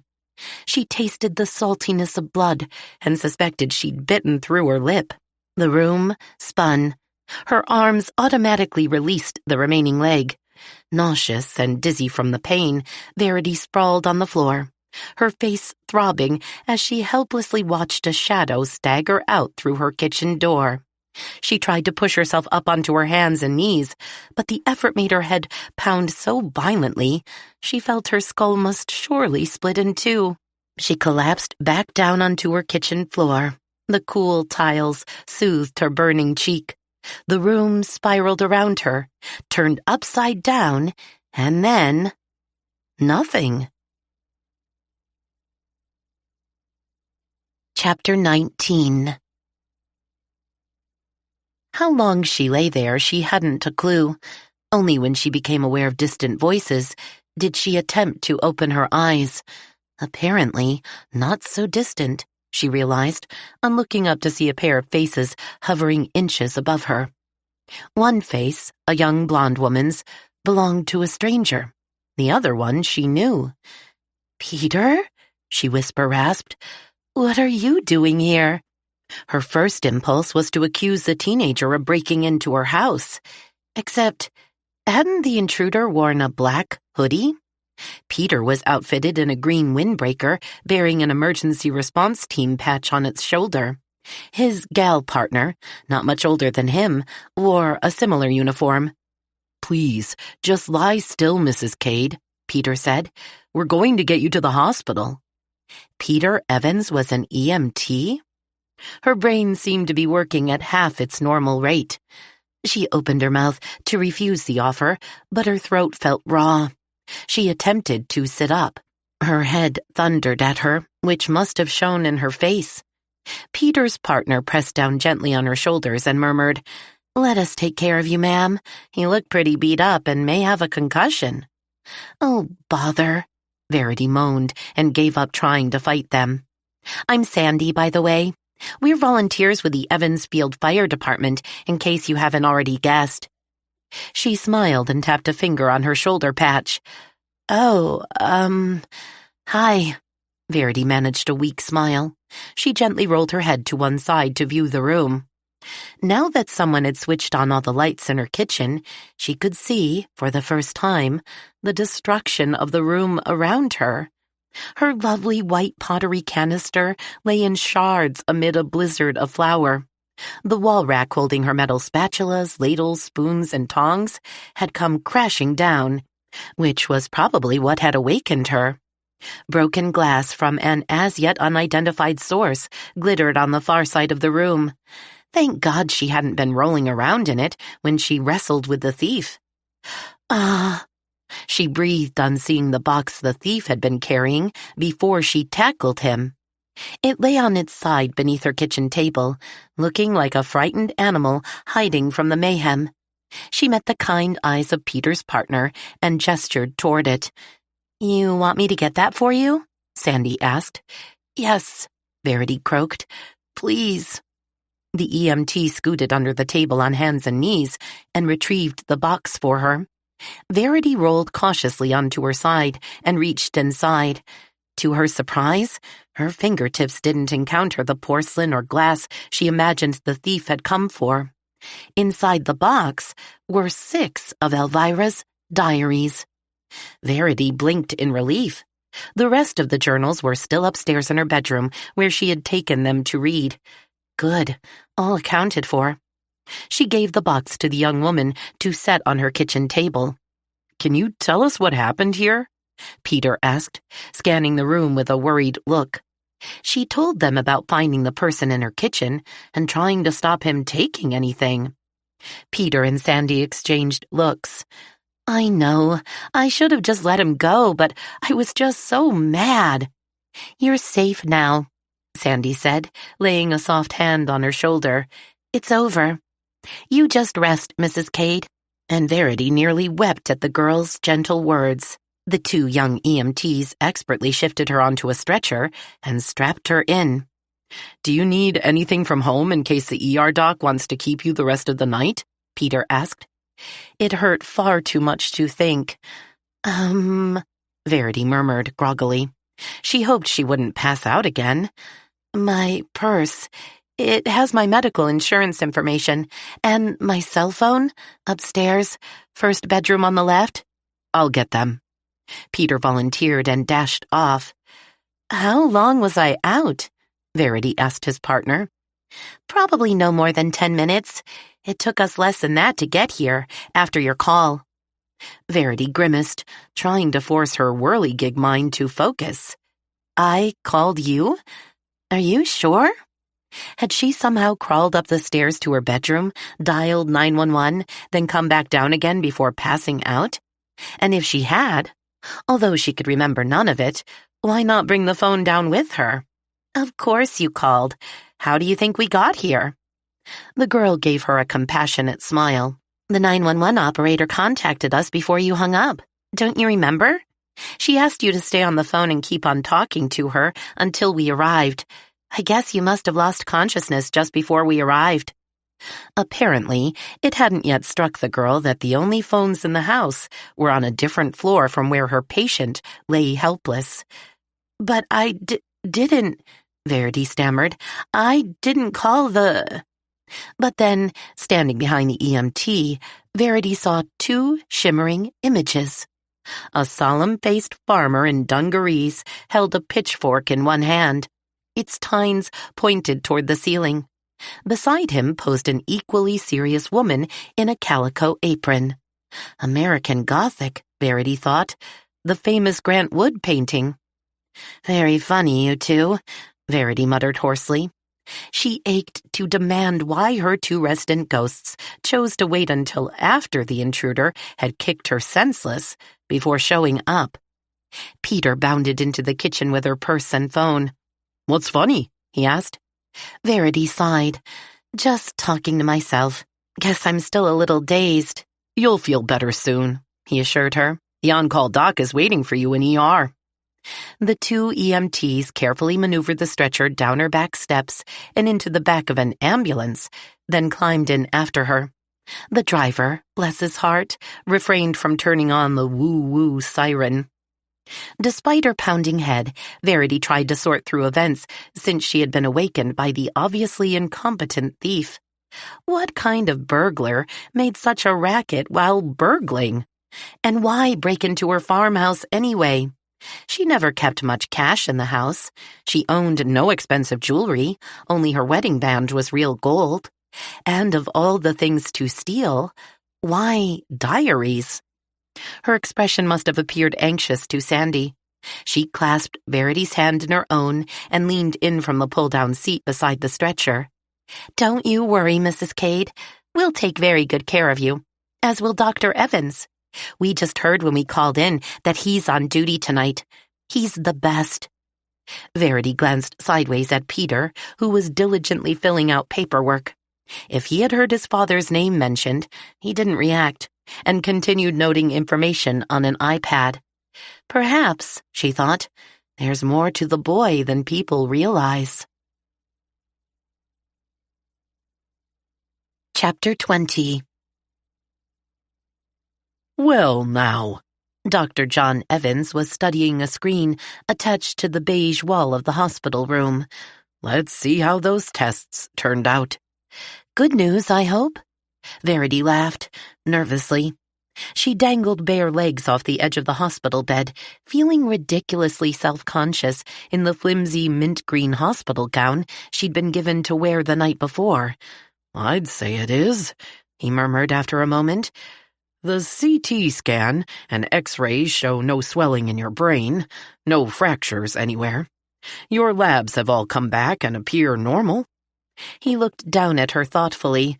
"Still, I think it was appropriate to keep you overnight. You can't be too careful with head traumas." "And this?" Verity reached up to touch the bulky bandage across the back of her head. Beneath layers of gauze were 13 stitches, required to close a wound she received during her scuffle with the thief.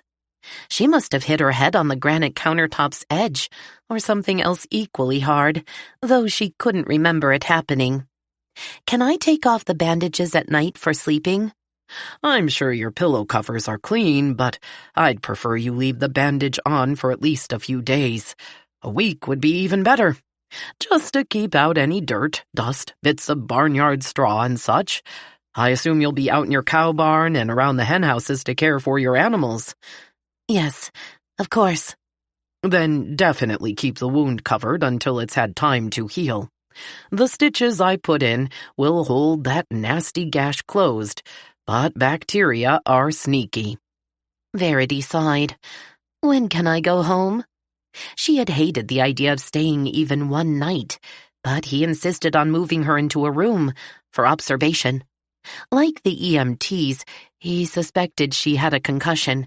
It was then that he'd given her the look, the one she hated and all but shouted, "I feel sorry for you because your husband died, and now all you have is a shitload of work and a farm that everyone knows will fail." Being pitied was the worst. Verity looked up out of her thoughts to find him still talking to her. "Sorry, doctor. What did you say?" He entered a few more notes into his tablet, then tapped off and looked up at her. "As soon as the nurse completes your paperwork, you can check out and go home." Promise me, though, you'll take it easy for a few days. Lots of rest, yes? Sure, she lied.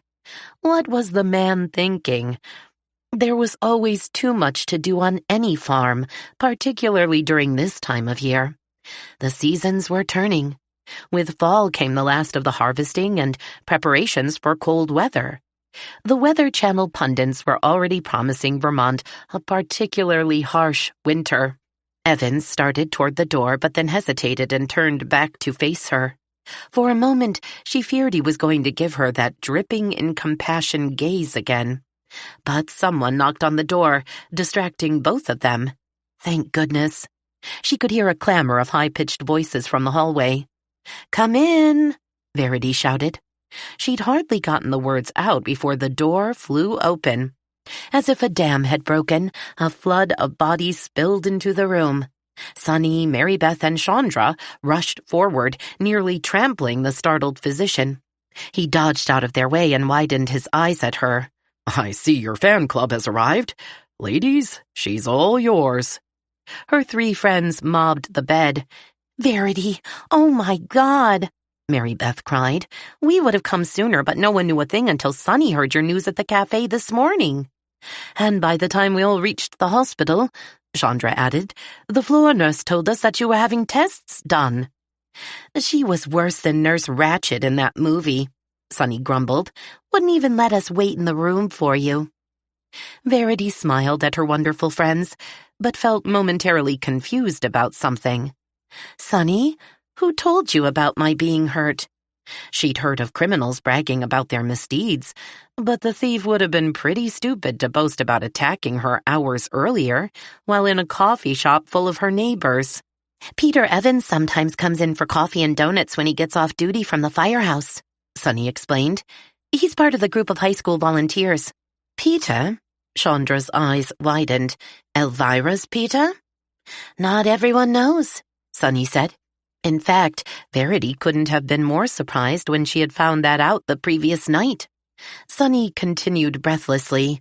"I overheard him talking to the Gifford girl who was with him, also an EMT, and he mentioned your name, Verity. Something about an attack, for gosh sake. He acted embarrassed when I tried to get him to tell me what happened. Patient privacy rules and such. He finally told me to call the hospital if I wanted information." "Attacked? Sunny, you didn't tell me that part." Mary Beth danced in place, eyes popping, her bountiful bosom heaving. Oh my, what happened, Verity?" "I'll tell you the whole story, I promise," Verity assured her friends. "But first, please help me find my things so I can get dressed and out of here. The nurse said everything I came in with is in that locker over there." She pointed and gave Sunny the pink bungee from around her wrist that held the key. Sunny retrieved the bag and dumped its contents on the bed. Purse, slippers, and a thin cotton nightdress speckled with dried blood. "Is that all?" She looked at Verity. "I totally forgot I was in bed when I heard the intruder." She stared in dismay at her pitiful belongings. "I can't walk out of here in a bloody nightgown and slippers." "No worries," Sunny said. "Chandra had the foresight to make us stop by your place before we came here.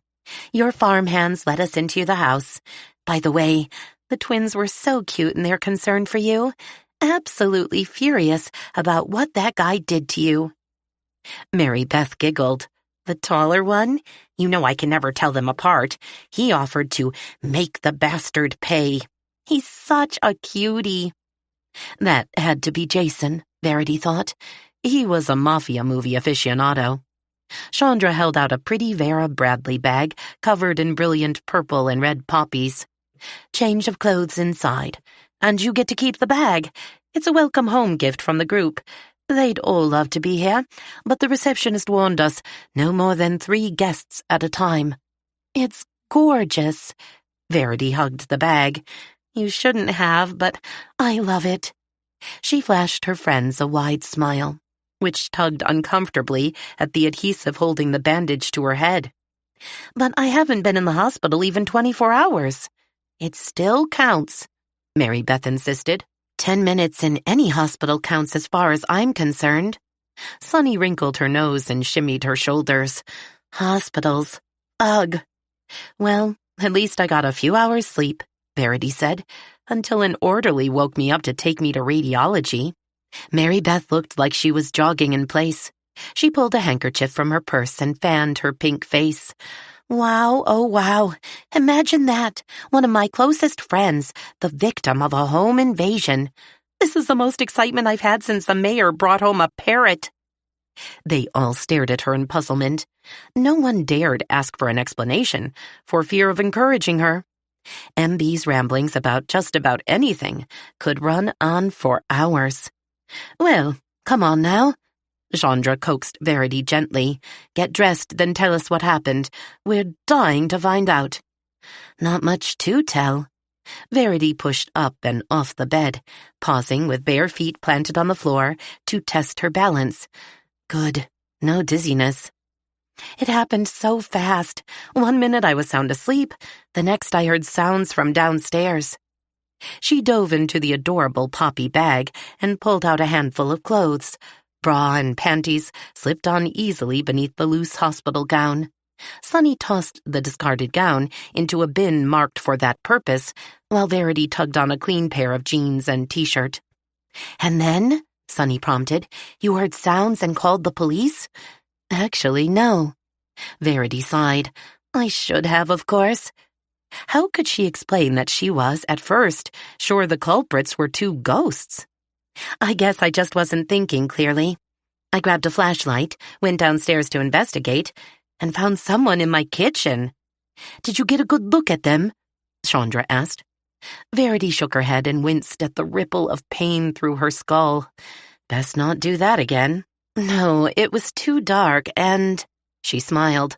Funny, I was thinking about just that while I was lying in the CT tunnel.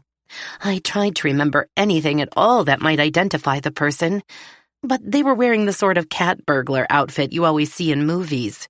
You know, black pants, hoodie, and gloves. And one of those balaclavas? Robbers always wear them, Mary Beth announced with authority. She shaped an opening between her hands and peered through at Verity. All you can see is their spooky, evil eyes. Stop it, Mary Beth, Sunny snapped. This isn't a game. Verity could have been killed. I don't think that was the person's intent, Verity admitted. They seemed to be looking for something. Like what? Chandra said.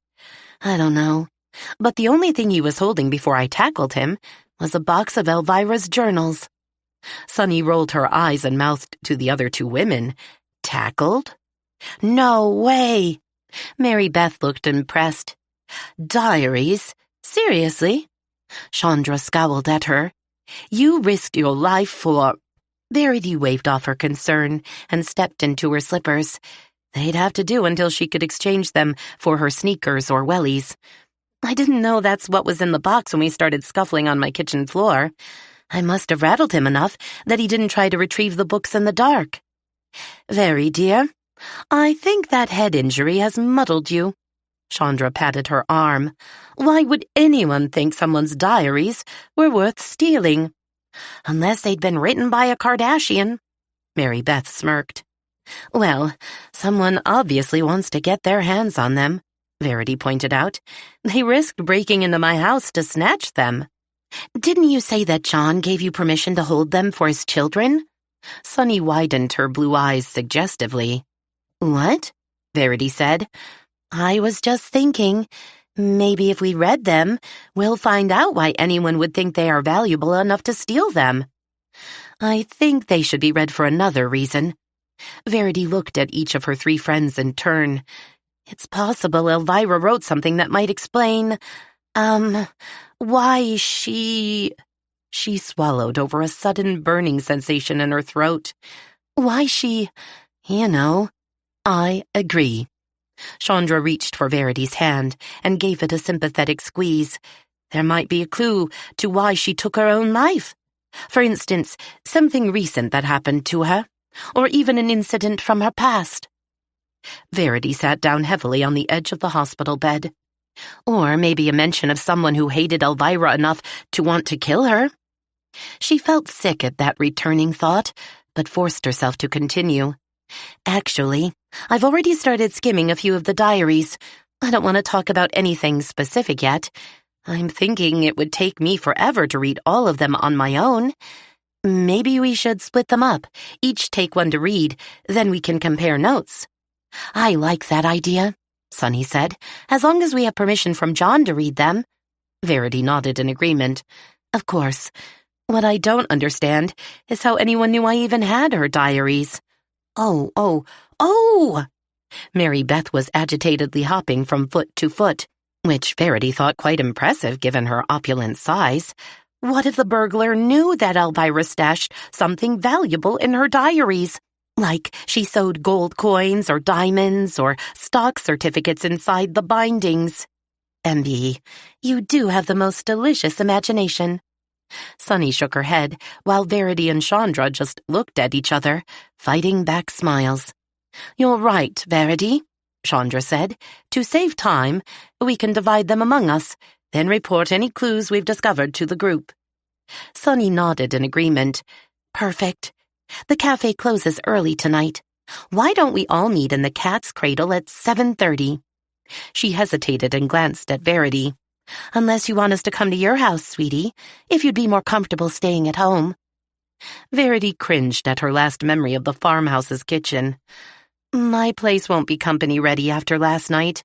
We'll meet at the cafe. I'll bring the diaries with me. Plans having been made, Sunny left the hospital to prepare for her cafe's dinner crowd. It was fried chicken night, Vermont style. Chicken fingers with maple chipotle dipping sauce. I need to go, too.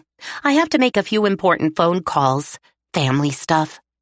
Mary Beth did a toodaloo two-finger wave as she whisked out the door in her neon-bright flowered caftan, which left Chandra the honor of driving Verity home. The antiques expert huffed. Family stuff, my Aunt Fanny. You and I both know. She can't wait to tell everyone in town about your intruder, and how bravely you fought him off. I wish she wouldn't, Verity admitted. I don't have time to answer questions from everyone in town. Besides, I'm not sure how brave it was. More like a lapse of common sense. Everyone means well. We all love you, Verity. Not the sheriff, I'm sure. No, not him. Chandra laughed. Before Sunny and Mary Beth left, Verity had filled in her friends about Bailey's reaction to Peter's note. Chandra waited with Verity until her paperwork arrived. They stopped at the hospital pharmacy to pick up a prescription for Tylenol, the high-test kind laced with codeine. Every muscle, ligament, and joint in her body felt stretched and strained. Her head was booming like a bass drum now that the painkillers Dr. Evans had prescribed during the night were wearing off. As soon as they reached Chandra's van, Verity popped a capsule in her mouth, swallowed it dry, then cautiously leaned back against the seat and closed her eyes while the drug did its thing.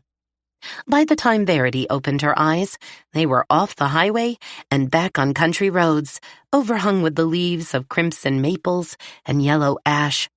Green vistas of the lush river valley peeked between swaying branches. As the pain lessened, Verity felt her body begin to relax, like a slowly loosening spring. You sure there's nothing you need help with? Chandra asked. I can make you a late lunch, feed the chickens, help tidy up your kitchen. Anything? No, I'm good. Really, just a little sore. The medicine helps. You have the emporium to manage. How many vendors do you have now? Over 20, and more artisans and artists apply every day. Chandra laughed, dark eyes shining. Her close-cropped curly-Q hair formed a neat black cap over her head. Verity wished she could wear her hair like that. It looked so stylish and cool. Perfect for summers. They're a talented crew, my vendors, but a challenge to keep up with. There's always something, items disappearing from displays, competition over store locations, petty vandalism. But everyone seems to be making money, which is why they like being under my roof. Their stall rentals are a fraction of the price for opening their own storefront. The van slowed to the 25-mile-an-hour limit through town. Village shops wheeled past. Your place is amazing, Verity smiled. Ever since Chandra came to the United States and Vermont, Verity had wanted to ask her about her birth country. But her friend always found a way to change the subject. Maybe this time would be different. Are there similar co-ops for crafters and artists in Ethiopia? It would be a very good idea if there were, especially for the women. Chandra sighed. There are many talented artisans in my country, but creating something like my emporium would be a full-time job. I have no desire to return to Ethiopia. The corners of Chandra's lips pinched downward, and she turned away to focus on the road. Maybe you could teach someone back in your country to use your model. Then you might only need to stay for a few weeks to help set up the business. Your protégé would take over and run it. No, Chandra said quickly. Impossible. She shook her head vehemently. Verity thought she glimpsed an expression of revulsion flash across the woman's lovely face. "Ah, look, the brothers Grimm are waiting to greet you." Indeed, Jason and Jerry Grimalski stood beside the farmhouse. The townsfolk had given them the nickname for their habitually serious demeanor, but their expressions at the moment were even more solemn. "Do you need help getting into the house?" Chandra sounded relieved for the distraction as she steered into the driveway. "No, seriously, I'm fine. Thanks for the lift. See you tonight?" "Of course. Get some rest. You've been through a lot." As the Emporium van drove away, Verity turned toward the farmhouse, but couldn't stop thinking about her friend's odd reaction to her suggestion. Chandra was such a generous and talented person. It seemed totally out of character for her to not even consider helping her sister Ethiopians. But perhaps she was more like Elvira than Verity had realized. A consummate businesswoman, focused solely on her own professional goals. She looked up from these thoughts to see Jason and Jerry Grimalski loping toward her. Without a word, Jason took the poppy bag from her. Jerry shyly offered his arm, as though he expected she'd need help walking. "Hey, I'm not an invalid, you guys." "But you are the talk of the town," Jerry said. "Such fame rates an escort." Verity groaned and humored him by looping her arm around his. "Talk of the town? Please, no." "You just missed the sheriff," Jason reported. "He came by to take your statement about the incident last night. I guess he tried to catch you at the hospital, but your medical team was keeping you too busy." "Are you all right?" Jerry asked, eyeing her up and down doubtfully. "I'm fine, honest." She knew her face was horribly bruised from the thief's kick. She was lucky her nose hadn't been broken. However, she limped a bit and felt as though she was moving a little slower than usual. "Has the milk truck been by yet? Did you feed the chickens and shift their coops like we discussed?" "We'll take care of the milk pickup and everything else for the rest of the day." Jason gave her a look, way too stern and mature for a Gen Zer. "You are going to rest. Doctor's orders." "How do you know what my doctor—" "Doc Evans' nurse called and gave us strict instructions for your care." "Did she now?" She allowed her two farmhands to guide her toward her house, then frowned. "Why are we heading for the front door?" Front doors, as everyone knew, were for guests. "The kitchen is out of bounds," Jerry explained. "Sheriff Bailey taped it off as a crime scene." Oh. Reminded of the invasion, she suddenly felt nauseous. She knew she wouldn't feel comfortable again in her home until she'd thoroughly cleaned her kitchen and put everything to rights. "We can help you with the cleanup, soon as he says they're done in there." Jerry moved up her front steps at grandmother speed, keeping a lock on her arm. She had to smile. Normally, the boys bounded up steps like gazelles. "Thank you. Some help with the cleanup would be much appreciated." "We've already scoped out the whole house," Jason informed her, opening the porch door for her. "Checked closets, under beds and stuff. You know, just to make sure the jerk didn't come back." She couldn't help smiling at their efforts on her behalf. Not for a minute did she believe the thief would return. Wouldn't it be foolish of him to target the same house twice? There were so many other homes with more expensive things to steal. Unless the diaries are really all he was after. But that made no sense. As soon as they stepped into her foyer, Verity turned to her farmhands. I'm fine, guys. Really, I am. But if you can cover my afternoon chores, that would be wonderful. No sweat, Jason said. Absolutely, his brother added. We're on it. You sure you're... It's just, you don't look all that great. I'm tired, that's all. Already took the pain medication the doctor prescribed. I'll climb into bed. Probably sleep straight through the rest of the day. She didn't mention going out later that evening. At their insistence, she promised to call if she needed them. Verity closed the front door after them, locked it, and immediately crossed the foyer to the kitchen doorway. Yellow plastic tape crisscrossed the opening. She peered between strips. In the light of day, the devastation looked even worse than what she'd been able to see from her position on the floor the night before. Tomorrow, she'd throw herself into the job of tidying up, so long as the sheriff gave his permission. She'd ask the twins to do any of the heavy work. By the time she reached her bedroom, she had already decided against trying to sleep. What she really wanted to do was dig deeper into Elvira's life before she met with her friends at the cafe. She reached for the 3 diaries on her bedside table, then stared in surprise at the small white paper bag. Written on its side in black marker were the words, "Eat me." She chuckled. Inside the bag was a sandwich, tuna salad on sourdough bread with lettuce and tomato, a bag of kettle chips, an apple, and a fudgy brownie the size of Rhode Island, all from the cafe. She grinned. There was also a bottle of water. Her boys had thought of everything. Bless their little hearts. But she didn't want to eat in bed, so she gathered up her food and reading material. Going down the stairs was worse than going up. Every muscle in her body tugged painfully with each step. Since the kitchen was currently a no-man's land, she cut through her parlor, which connected to the living room. She settled on the couch, stretching her legs up along the seat cushions, and unpacked her meal. There was more than enough food for both lunch and dinner. She ate half the sandwich and the apple, then returned the rest to the bag for later. Verity opened one of the journals. "Tell me your secrets, Elvira Evans," she whispered. Chapter 21. Verity blinked herself awake at the sound of a car grinding its way up her graveled driveway. An open diary lay in her lap. She must have fallen asleep on the couch while reading. Voices drifted in through the parlor window she'd opened to let in a breeze and cool the house down.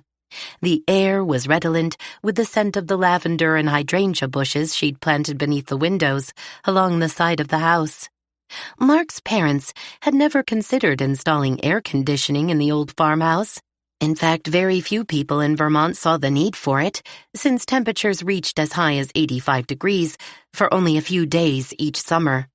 But Elvira had claimed, "You can't expect to get a decent price on a house these days if it doesn't have central air. Mark should have installed AC years ago." Verity didn't understand why the realtor cared, when she had already admitted she'd tear the house down to make way for John's clinic. If Verity sold the farm to her, which was no longer Elvira's concern, because she was dead, Verity thought morbidly. Anyway, if John Evans pursued the purchase, she would put off making a decision for a while. Between puzzling over Elvira's accident/suicide/murder, whatever, and the break-in last night, she didn't have a single brain cell left to think about anything else. Had crime finally come to peaceful little Evansfield? She sighed. Perhaps it was inevitable. Was there any place in today's world where violence didn't exist? She closed the journal at the sound of a slamming car door. The back door screeched open. Boots stomped across the floor planks in her mudroom, then grew louder as she crossed into her kitchen. So much for not contaminating physical evidence. Jerry poked his head into her living room. "You good to talk to the sheriff now?" "Good as any time," she said, unable to hide the reluctance in her voice. After her last conversation with the sheriff, she felt wary of his reaction to the break-in. Maybe he'd claim the intruder was a fabrication of her imagination, Or he'd suspect she was using the incident to make him change his mind about Elvira's cause of death. Although how she could have beat herself up seemed a stretch, even for a man as stubborn as Fred Bailey. Mrs. Cade. The sheriff stepped into her living room, hat pressed to the front of his chest with both hands, like a mourner at a funeral home. Perhaps the gesture of sympathy was an encouraging sign? Your boys tell me you're taking it easy, under physician's orders. I promise not to keep you long. Just need to ask you a few questions about what went on here last night. Of course, Sheriff. She folded her hands over the blue leather volume in her lap and waited for him to retrieve something to write on from a pocket. The light is better over near the window if you need. It all sticks right up here. He tapped his forehead in time to his words, then gave her a wink, as if, between the two of them, they were acknowledging his superior memory. Verity cleared her throat to camouflage her laugh. She recapped the night's drama, giving the same information she had shared with her friends at the hospital. She tried to leave nothing out from the moment she first heard suspicious noises to her scuffle with the intruder. Throughout her tale, the sheriff's ruddy face remained emotionless. "And your injuries?" he prompted. "I don't honestly remember if he bashed me over the head with something or just pushed me and I accidentally struck my head," she admitted. "All I know is I blacked out.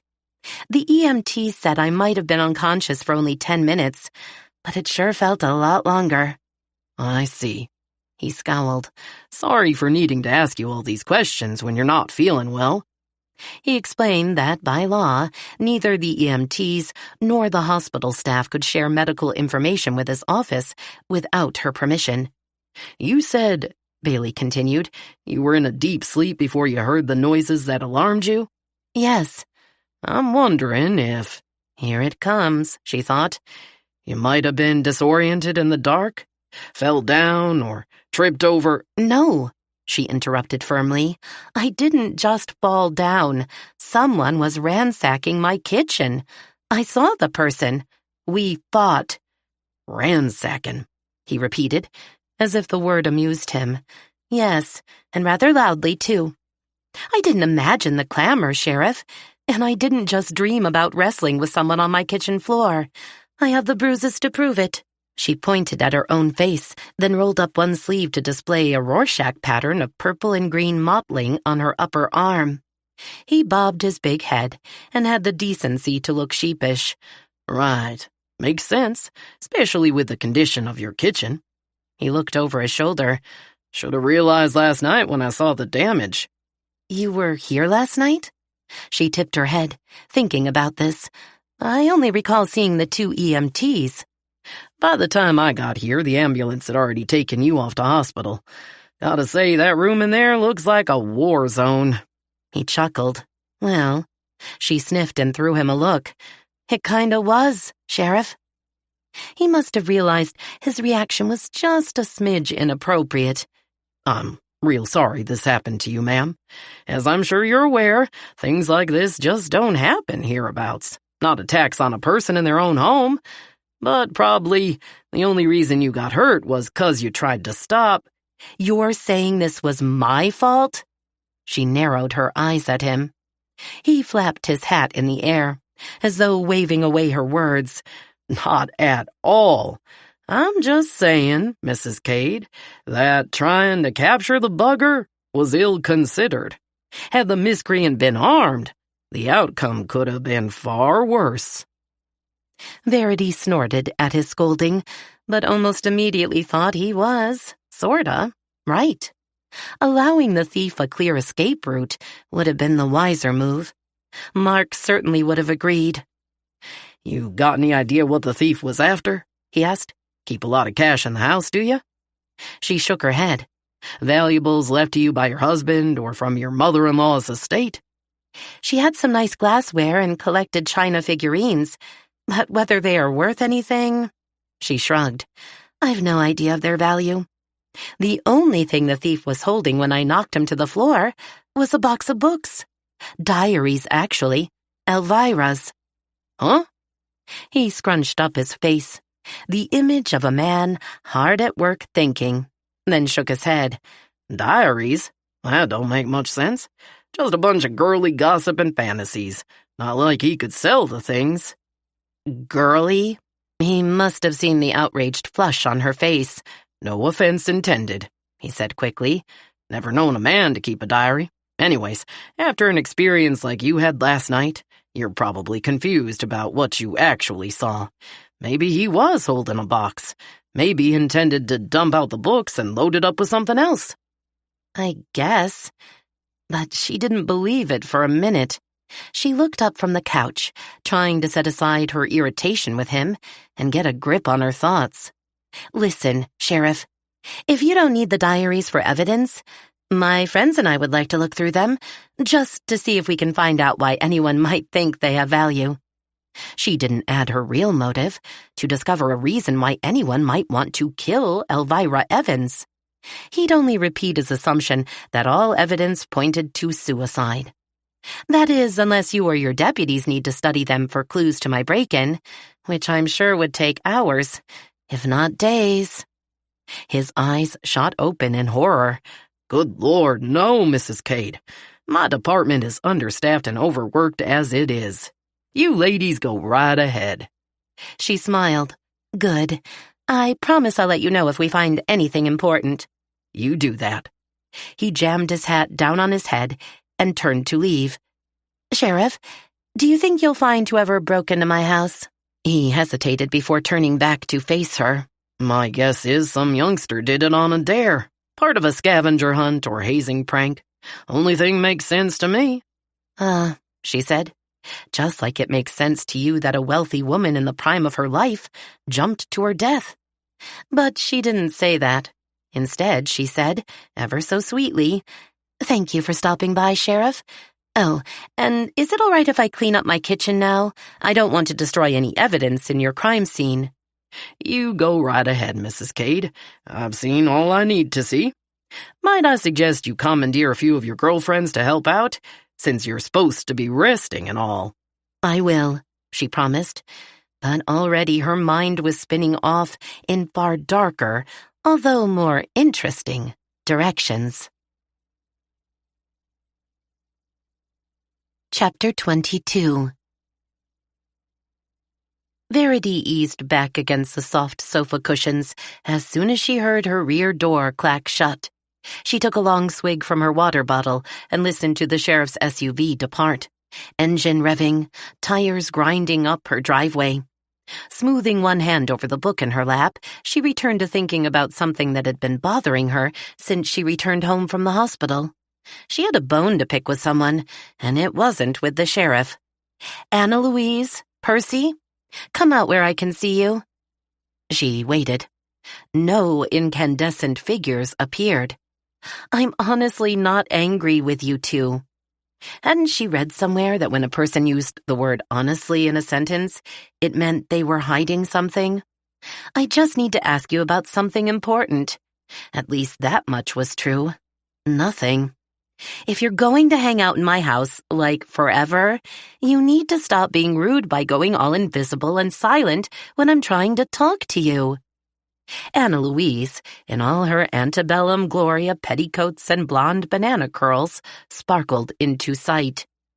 Never let it be said that a Southern lady lacks manners, she cooed. A second later, her husband appeared in full military uniform. Something in the way his gaze shifted back and forth between her and his wife made Verity wary. Where have you two been? Verity asked, trying to sound as casual as possible. Oh, here and there. Anna Louise gestured loftily with a white lace glove. Very busy, Percy responded, avoiding Verity's eyes. His wife nodded vigorously, sending her curls jiggling. Busy? Let me remind both of you, you are dead. What obligations could you possibly have? Anna Louise played with the ruffles down the front of her robin's egg blue gown. What my darling husband isn't explaining very well is, we felt rather guilty about not being here when you were so ruthlessly attacked. We decided it might be best if we made ourselves scarce, at least for a little while. Percy added, We'd like to help now, though, if we could. Cleaning up the mess in my kitchen would be a huge help. It was a long shot, but worth a try. So far, the pair had seemed pretty useless. Were they even capable of performing mortal chores? Oh, sweet girl, Anna Louise sighed. Housework is simply not my forte. That has always been, best left to someone else. I see. And who were those someone else's? Slaves? Verity didn't even try to keep the accusation out of her voice. Just reading about that cruel and sad part of American history always made her furious. To think that people believed you could own a person as if they were a piece of furniture. Oh, no, Anna Louise objected.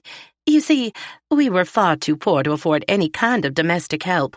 I just meant my sisters were better at cleaning and cooking and, well, just about anything. Mother always said I was hopeless, just a little daydreamer. Percy gazed fondly at his wife before turning to Verity. We're truly sorry we weren't here when you needed us last night. By the time we returned from our sleuthing, we found you lying on the floor. I was just beside myself with guilt, Anna Louise whimpered, tears suddenly springing to her pretty lavender eyes.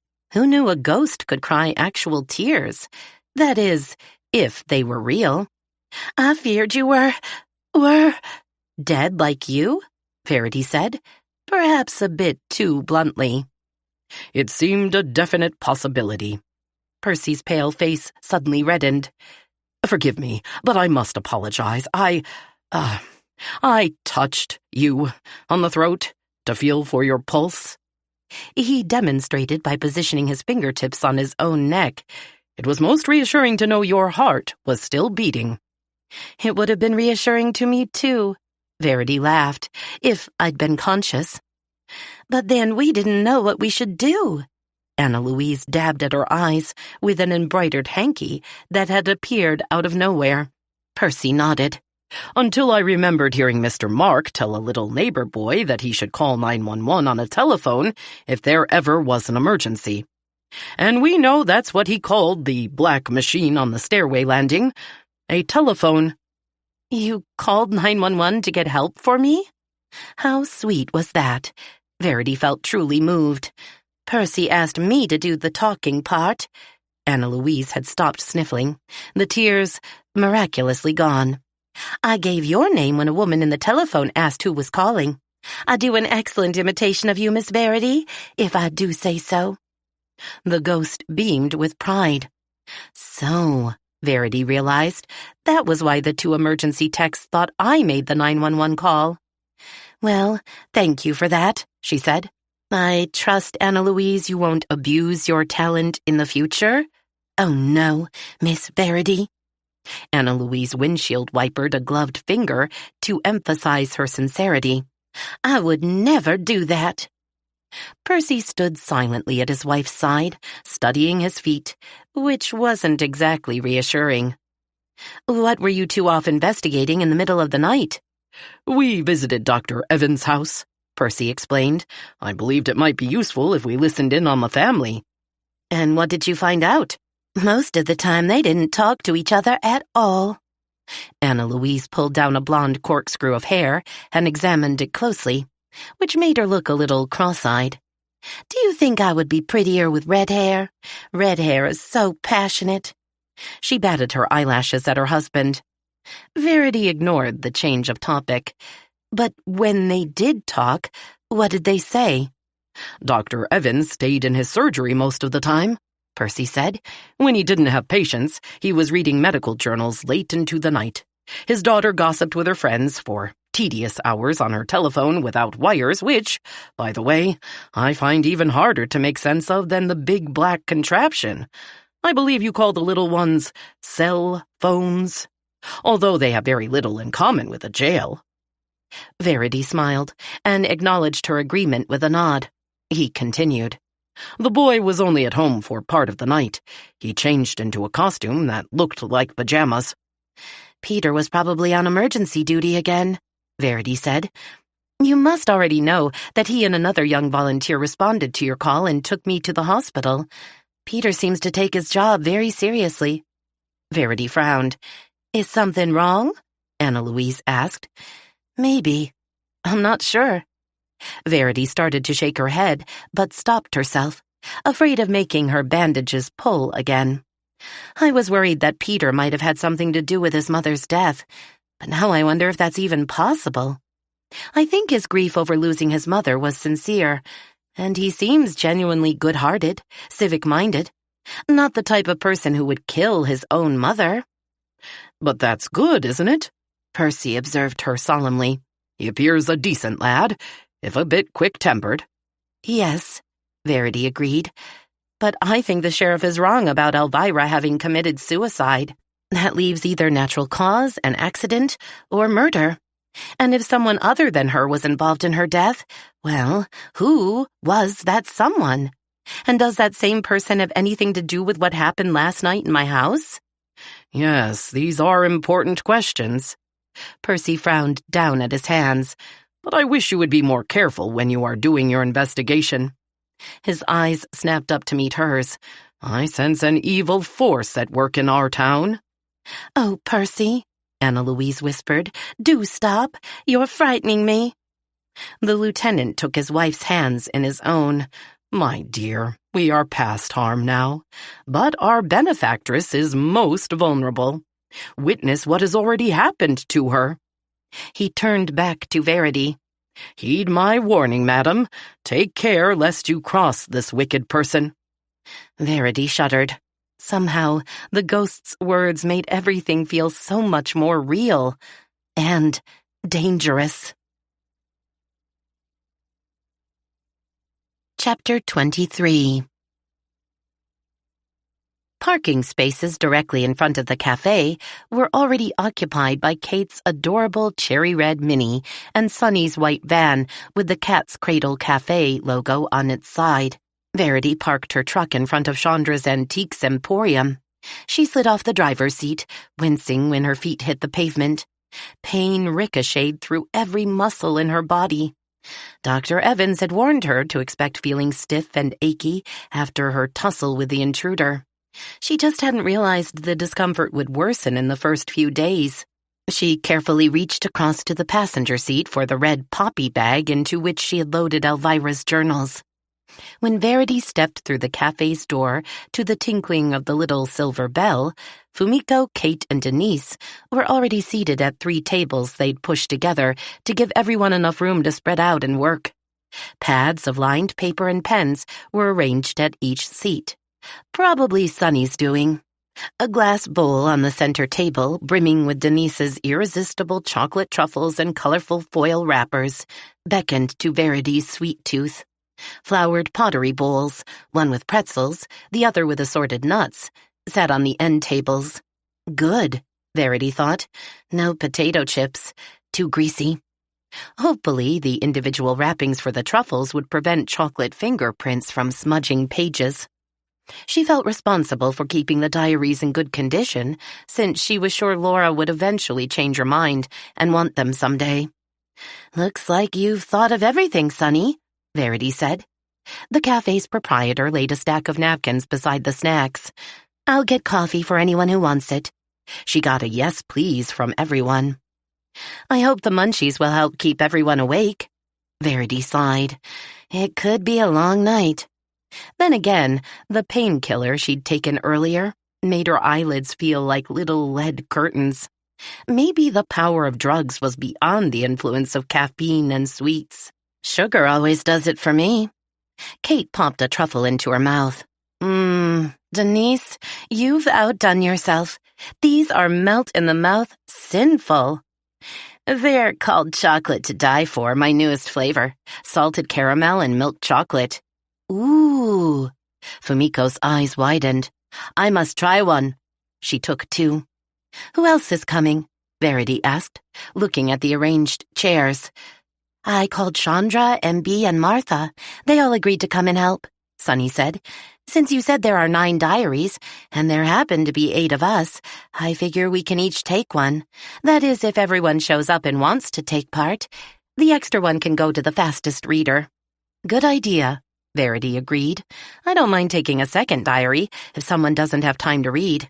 I need something to occupy my enforced rest time. She pulled the books out of her bag, each cover a different color and material, fabric, faux, or real leather. Their mismatched appearances had at first surprised her. She doubted Elvira ever set foot out of the house without coordinating her clothes, shoes, and purse. Verity fanned out the diaries on the center table. Oh, they look like a rainbow. Pretty. Kate giggled, then looked embarrassed. At least, that's what my girls would say. Verity settled into a seat, anxious to get started. The beginning and end dates of the entries are written inside each front cover. When Elvira filled up one book, she started a new one, even if it was in the middle of a year. Anyone see a favorite date they'd like to read? Sunny asked. Kate picked up the pink velveteen volume with the tiny lock that Verity had already perused. How sweet is this? It must be her very first diary, when she was, what did you say yesterday, Verity? 12 years old? Yep, you'll probably like it. I read a little last night. Before you were so rudely interrupted by some criminal breaking into your house. Sunny huffed in disgust. That'll mess with anyone's plans for the night. Denise threw back her head and laughed. Sorry, I know that's not at all funny. Must have been awful. Verity nodded.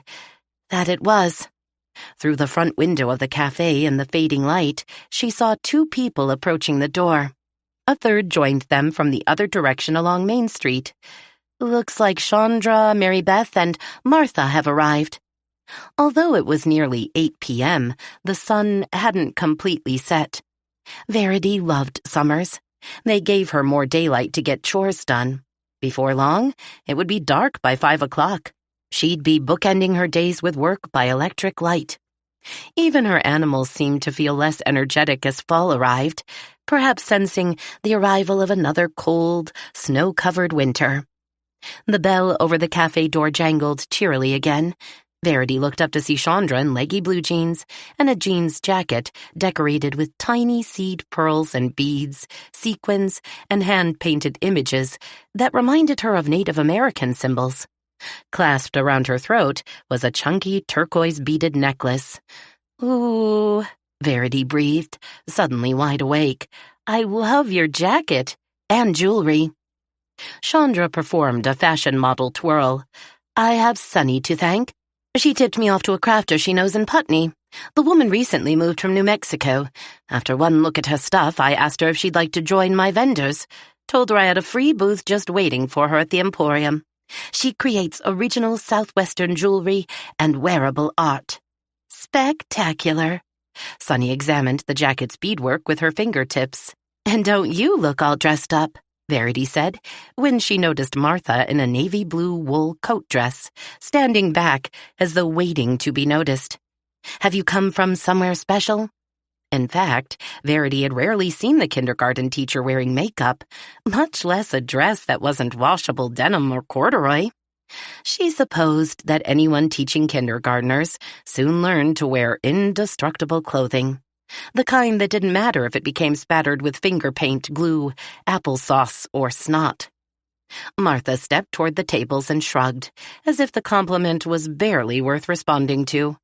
But the corners of her lips tugged ever so slightly upward into a suggestion of a smile.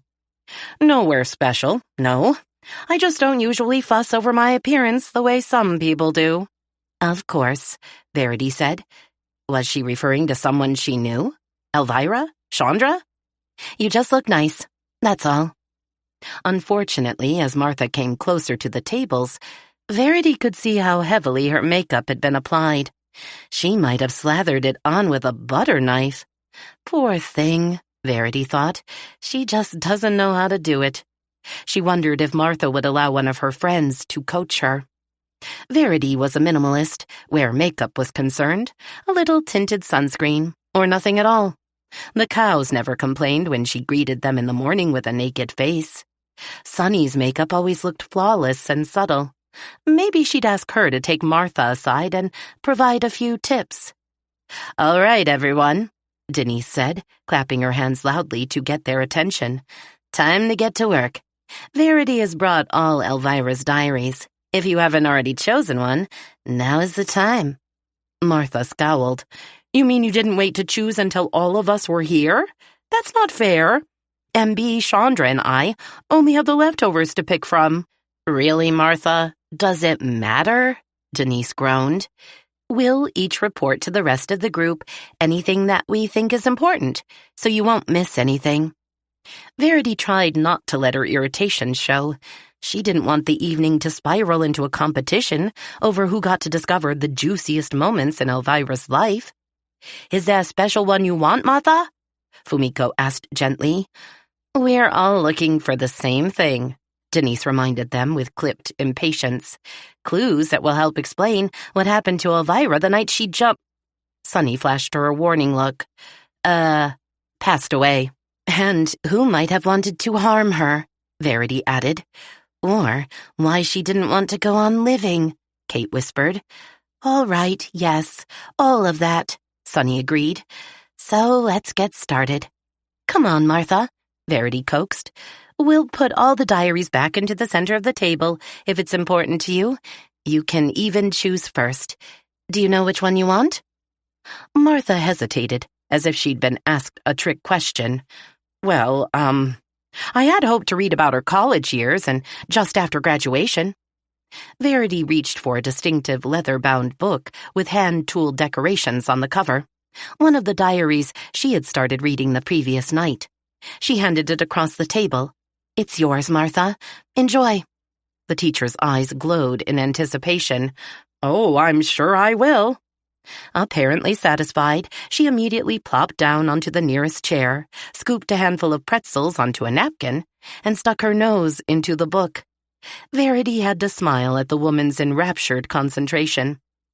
Choose your prize, everyone. Verity made a sweeping gesture toward the remaining journals, a la Vanna White. What exactly are we looking for?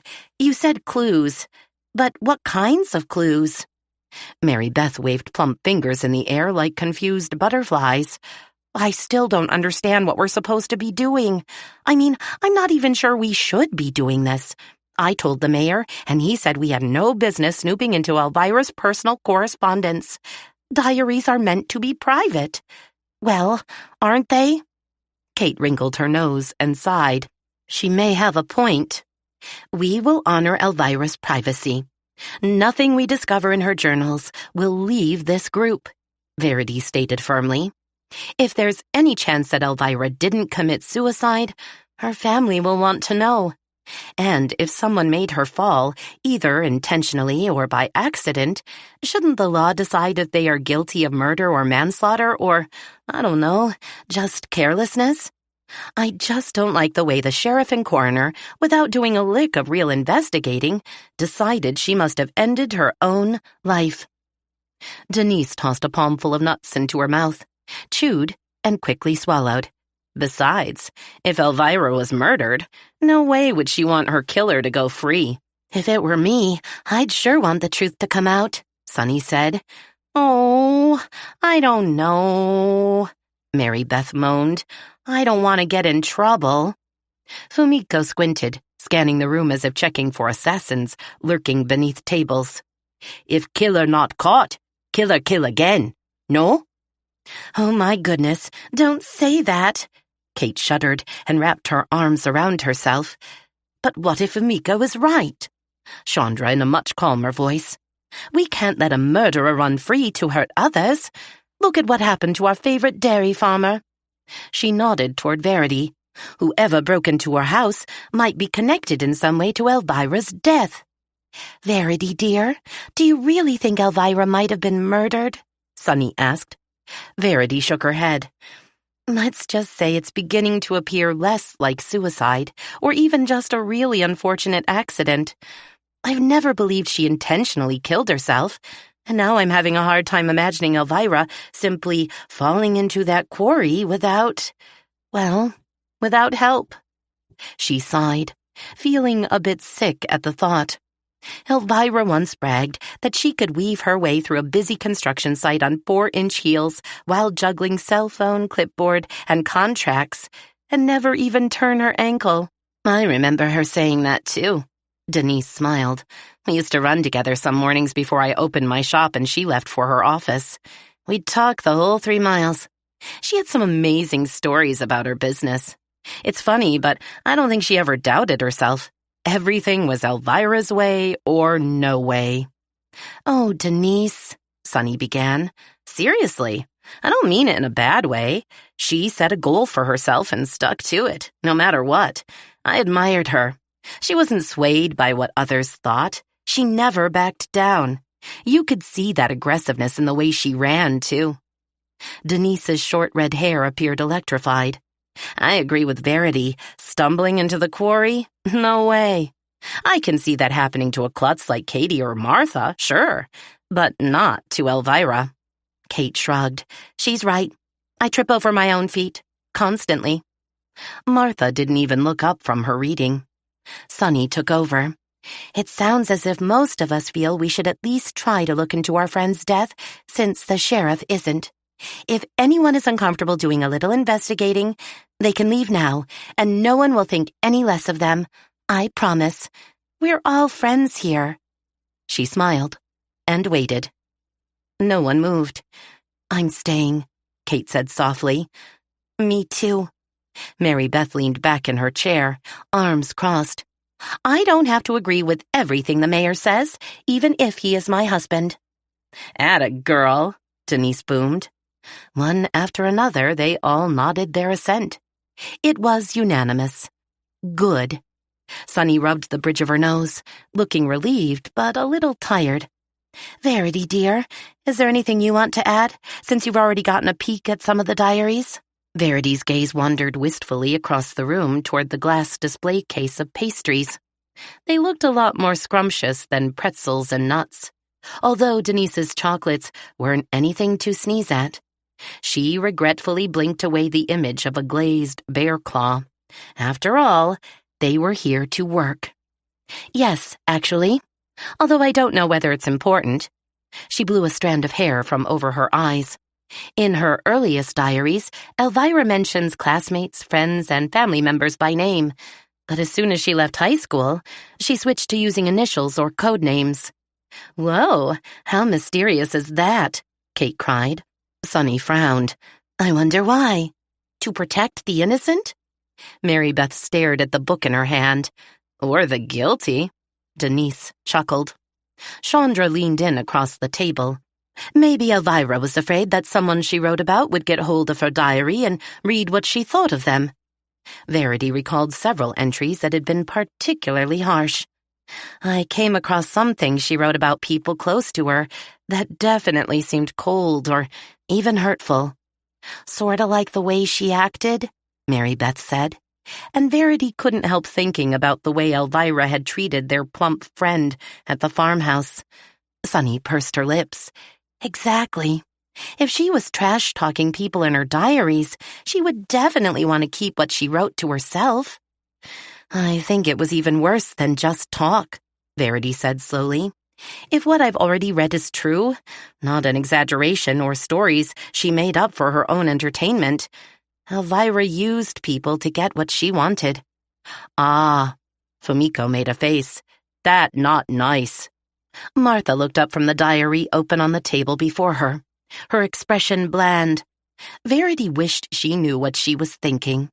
As close as Martha had been to Elvira's family, by her own admission, maybe she knew something the rest of them weren't aware of. Of course, others in the group had also known Elvira longer than Verity, the relative newcomer to Evansfield. So it made sense they might be aware of events or relationships she herself was unaware of. Was it possible her friends were holding back information from her? From each other? An itchy sensation, like spiders scampering into the short hairs at the back of her neck, made her shiver. Verity squeezed her eyes closed and tried to ignore the spiders, but the sensation didn't go away. It felt a lot like fear. Chapter 24. The supply of munchies dwindled over the next 2 hours as they read. Traffic noise from Main Street faded to an occasional soft rumble as a car or truck passed. The night beyond the cafe's windows felt like another world, invisible except for whatever lay within the circles of blue-white light beneath street lamps. Anything could be out there, Verity thought, or anyone. "Who's ready for more coffee?" Sunny chirped, returning to the tables with a steaming pot. "No amount of caffeine is going to keep this girl awake much longer." Chandra rubbed her eyes, then turned to study Verity's face. "Honey, you look close to falling off your chair. You've had a rough few days. Go home and get some sleep." Verity pulled herself up straighter in her chair, closed the journal she'd chosen, and yawned. "I think the meds Doc Evans gave me are fighting with the coffee," she laughed. "Maybe not a great idea to do codeine and caffeine at the same time. I'm going cross-eyed trying to read Elvira's handwriting when she was in 7th grade." Kate groaned. "It's beautiful penmanship, but the letters are so tiny. I don't see how anyone can write that small." Fumiko leaned across the table to peer at the open pages in front of Kate. "Ooh, so bad for eyes." "Anyway, I don't see what good this will do," Kate said, reading about what happened a decade or more ago. "How can it have anything to do with her death?" "I'm with Chandra," Martha said wearily. "I can't keep this up another minute." She slapped the diary she'd been reading shut, shoved it into her purse, and stood up. Fumiko and Kate also pushed away from the table, preparing to get to their feet. "But we haven't compared notes," Verity objected. "I'd love to call it a night, but don't you think we should share anything important while it's still fresh in our minds?" As an example, she told an abbreviated version of the olive oil story, and how Elvira had contrived to steal the young woman's fiancé. Before she had finished, they were all back in their chairs, eyes wide.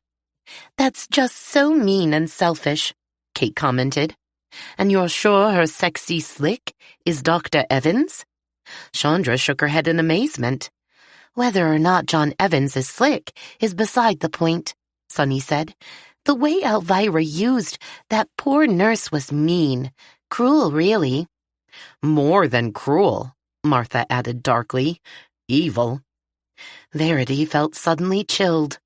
Evil was the word Percy had used. She looked around the nearly empty cafe to assure herself the two ghosts weren't hovering nearby. Then again, if they didn't want to be seen, they'd remain invisible. "Well," she said in summary, "that's the most important takeaway I've discovered while reading. That young nurse certainly had reason to hate Elvira, although whether she'd ever consider murdering her after all these years seems questionable. Has anyone else come across a possible suspect?" "I don't know if this is a suspect." Denise tapped her pen on the journal page in front of her. "But maybe, like they say on the news, a person of interest." Everyone looked at her. "Well?" Chandra made a rotating, "come on" gesture with one hand. "Let's have it." Denise took a deep breath. "So, I came across something about a girl in Elvira's high school who was badly bullied. Elvira wasn't the only one to pick on her, but our realtor-to-be certainly added to the kid's misery." "Do you have a name?" Sunny asked. "Elvira refers to her only as ND. Maybe Nancy something?" "Nancy Drew?" "I'm kidding. Sorry." Kate reddened. "Bullying can be so damaging, especially at a young age," Mary Beth stated solemnly. "It's like depriving a young tomato plant of light when it's just a seedling. It may never recover, leaving it forever stunted." Verity smiled. "An interesting comparison, MB." Leave it to the owner of a nursery to analyze human tribulations from the perspective of a plant. But does social shunning in high school necessarily create a killer decades later? "Who knows what turns a person into a murderer?" Sunny mused. "Is the desire to murder in the genes, or something a person learns? Nature or nurture?" "Now that's deep," Denise teased, digging an elbow into Sunny's ribs. "Anyone else find someone suspicious?" Chandra nodded slowly. "I have a journal that Elvira wrote during her early years in the real estate business. So far, I've come across 2 possible Elvira enemies. Verity recognized the volume as one she'd sampled the night of the break-in. She was pretty sure she knew what Chandra was about to say. Chandra continued, her voice strained. Before Elvira received her real estate license, she was working as a clerical assistant at a Boston realty firm. She sounds determined to move up in the office. When I read this part, it gave me a really creepy feeling. This is so suspenseful, Mary Beth giggled. Shut up, you silly woman, Martha snapped. This is serious. Sorry. Mary Beth stared down into her lap. Chandra cleared her throat. It seems an intern in the same office was soon to be licensed and, according to office gossip, he was a shoo-in for the only opening as a full-time agent. Chandra ran her finger down the page until she found what she was looking for. Elvira writes, I'm not about to sit on my hands while he takes the job that should be mine. I'm 10 times smarter than he is. Chandra quirked a meaningful brow. She goes on to admit that he'd been with the firm much longer than she had, and she still needed to finish her real estate courses before she could even apply for her own license. But by then, she feared the opening would be filled. Sunny passed the bowl of remaining truffles. Go on. Elvira started a rumor about the guy, hoping to kill his chances of getting the position. Chandra looked up from her notes, disapproval in her eyes. She knew the owner of the firm was biased against homosexuals. She outed the poor guy? Denise gasped. Oh, my God. Kate's eyes widened to doll-size frisbees. Fumiko just shook her head. She doesn't say here whether her co-worker actually was gay, Chandra pointed out. I don't think it mattered to her. It was just a way to get under their boss's prejudiced skin. So, did he lose his job because of her meddling? Martha said. According to Elvira, the next day the owner accused the guy of having unprofessional conversations in the presence of clients, whatever that means. His boss claimed the man was giving the agency a bad reputation. Said he had no choice but to let him go. 2 months later, Elvira received her license. She moved into the guy's desk and took over clients who would have been his. If I were him, I'd sure want to kill her, Denise snarled. But why wait all this time to get back at her? I know. It doesn't make sense, does it? Chandra flipped through her notes to another page she'd marked with an empty sugar packet. But there are other incidents. A receptionist left the office 6 months later. I think this time it was a case of pure jealousy on Elvira's part. The young woman had caught the eye of the agency's owner, and he frequently flirted with her. Elvira sounds here, she poked a finger at the journal page, as though she resents someone other than herself being considered the most attractive female in the office. She reacted by mentioning the flirtations to the woman's fiancé when he came to pick her up one day. The woman quit the next day. How petty is that? Wailed Martha. And what if the poor thing refused to leave the job she loved? What then? Her boyfriend might have dumped her. That's what. The schoolteacher suddenly seemed overwhelmed by emotion, her eyes brimming with tears as she dug frantically in her purse for a tissue. It's okay, Martha, Verity said gently. We all sympathize with these people. Sorry, everyone, Martha apologized, dabbing at her eyes with the tissue. I don't usually get so emotional over other people's lives. I guess I didn't know Elvira as well as I thought I did. How could she do such things?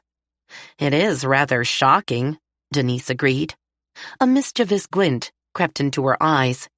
Can you imagine what she might have written about us if she'd continued keeping a diary? There was a long, weighty silence while that possibility sank in. What indeed? Verity mused. Do names ever come up for either of these people, Chandra, the intern and the receptionist? No, not even initials, just stupid nicknames she made up for them. Golden Boy for the intern, and Princess Leia for the receptionist. Chandra threw up her hands in a gesture of futility. This is a waste of time. How can we possibly track down these people without names? We'll worry about that later. Who's next? As challenging as putting faces to these stories was, something told Verity they needed to push on.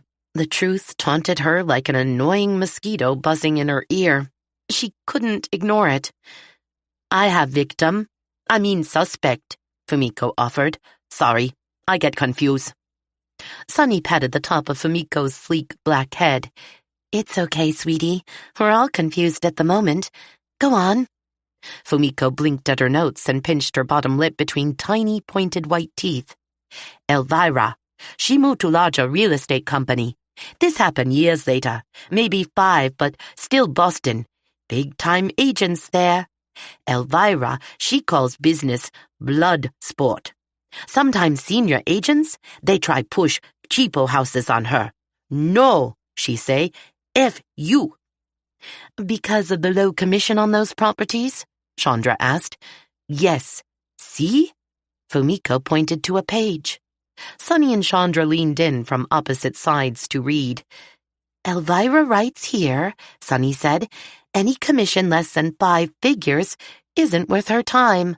That must have ruffled some feathers, Denise hooted, if a real estate agency is anything like a law office. My father wanted me to study law and join his firm. I used to hang out there on weekends, do some junk like filing. If a junior member of his firm refused the grunt work and took such a high line, they didn't last long. Well, I say good for Elvira, Mary Beth stated firmly. She was standing up for herself in a man's world. Which seemed, to Verity, a very strange remark coming from Mary Beth Loop, whose opinions rarely varied from those of her husband. Mayor Rupert Loop wasn't known as a supporter of women's rights. But it's how she protected herself. Don't you get it? Sunny said. She achieved her goals, but often at the expense of others. Like Verity said, she was using people. I know she was our friend, and no one's perfect. But this? She waved a hand over the journals scattered across the tabletops. This is very dark stuff. We can't let our loyalty to her stand in the way of uncovering the truth. She's right, Kate whispered shyly. Murmured agreement circled the table. I guess I'll go next, Verity said, then sensed Martha turn sharply to look at her. Unless you want to go first, Martha. The teacher shook her head and held up her notepad. I took plenty of notes, but couldn't find anything to report as suspicious. Guess I pulled the boring book. All right, then. Verity paused to gather her thoughts. Apparently, Elvira left off writing her journals 13 years ago. This is the last one. Unless we haven't found all of them, Sunny interjected. Well, yeah. Was it possible Elvira had continued writing to the very end of her life? But if so, where were the other diaries? But we went through tons of boxes at her house. These were all we found, and they were all in the same place. Makes sense for her to keep them together, Martha said. I would. It's getting late. Get on with it, Verity. Most of us have to be at work early, Sunny urged. Right. This journal covers the first few years Elvira lived in Evansfield, just after she married John. Verity sensed nervous movement in the room, but when she looked up, everyone seemed settled and focused on her. In this diary, there are lots of code words for people. No names or initials like before, just crazy nicknames. Sunny looked around the table. Some of us were already living here at that time. Maybe we are in there. Not Fumiko or Verity, Martha said. You and your dear Mark only married. Was it 7 years ago? She gave Verity a sympathetic smile. At the mention of Mark's name, Verity's throat turned raw and threatened to close. She blinked, ordering her tear ducts to shut down. Martha's plump hand curled softly over hers on the table. I wasn't here either, Chandra reminded everyone. I purchased the old fabric factory store 5 years ago. That's right, you did, sweetie, Sunny recalled. You gutted the interior to make room for your studios and sales booths. It just feels as though you've always been part of our community. We're so lucky to have you here. Chandra's dark cocoa complexion glowed with delight at the compliment. "As I was saying," Verity croaked, then cleared her throat, determined to speak even if she did sound like Kermit the Frog. Several entries referred to a child in her daughter Laura's nursery school class. The girl's mother threw a birthday party for her daughter. Most of the class was invited. She looked up from her notes to meet a circle of curious eyes, but not Laura. "Oh, the poor kid," Sunny groaned. She must have been so disappointed. Probably not as much as Elvira was. Little Laura wasn't much more than a toddler. Anyhow, Elvira's reaction was off the scale ballistic. She writes, "No daughter of mine will grow up a social outcast." "I never," breathed Mary Beth. "Oh my," whispered Kate. "What Elvira do?" Famiko asked anxiously. Verity laughed at the ridiculousness of the realtor's behavior. "She blackmailed the woman into inviting her daughter." "No!" a chorus erupted from the group. "Yes," Verity assured them. "She called the birthday girl's mother and told her that by not inviting the entire class, she was setting a bad example for the children by picking favorites.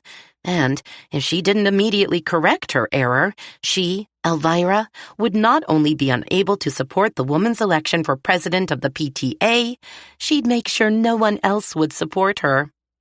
"Well, that gives a whole new meaning to dirty politics." Denise laughed. Verity did not laugh. She rubbed her stinging eyes. Every part of her begged for her bed. The last pain pill she'd taken had worn off hours ago. "We might have a better chance of finding out who that mother is, since the family is local. Anybody have an idea?" The only response was a lot of head shaking. Verity was sure everyone else was just as brain-dead as she was. Sunny suggested, "Let's call it a night. I think it's safe to say Elvira has engaged in business and personal relationships that have emotionally, or otherwise, hurt innocent people.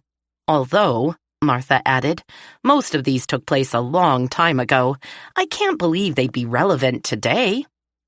Denise tossed her head in dismay. "I freaking can't believe I ran with the woman almost every day, and I never guessed she was this ruthless. I mean, sure, I knew she was a wheeler-dealer. She killed at sales and got the better of the good old boy types. Cool. But now, I just don't know. Life sounds like just a game to her." "It's after midnight," Sunny pointed out. "I say we take our notes and diaries and go home. Think about what we've found. Any one of these provocations might have resulted in long-term hard feelings." "But murder?" Martha blinked. "I still can't imagine it. If she didn't take her own life, I'm sure it must have been an accident." "If we can match these code names with real people," Chandra proposed, "we may be able to discover if any of these people have recently contacted Elvira, and then we could find out which of them, if any, were near Evansfield at the time of her death." Verity frowned down at the extensive notes she'd taken while reading and listening to the disclosures of others around the table. Her exhausted mind came up with only one coherent thought. This list of suspects is going to grow much, much longer. Because, it appeared, Elvira Evans was a nasty piece of work. Chapter 25. All the next day, Verity labored under a soul-crushing cloud. The routine activities of caring for her garden, home, and animals normally had a calming effect on her. But not today. She couldn't stop thinking about the troubling things she'd learned about the woman who had been one of her closest friends. It was all so disturbing. Evidently, Elvira Evans had spent much of her life scheming against people who, she believed, stood in the way of her happiness or financial success. This made Verity wonder about recent years. Just because Elvira stopped documenting her exploits, it didn't mean she'd had a change of heart. If a mysterious person had a hand in her death, wasn't it reasonable that this individual was one of the realtor's more recent victims? Even a sane person might act in the heat of the moment. Lash out at Elvira without intending to kill her? Who had Elvira recently crushed beneath her steel will and spike heels? If there was a murderer, it stood to reason this was the person they should be looking for. Unable to get all of this wickedness out of her mind, Verity still managed to push through the tasks of her day. She loaded sacks of feed onto the little bobcat tractor and hauled them out to her chicken runs. She filled the bins in each coop, then cast a handful of grain in a wide arc across the ground.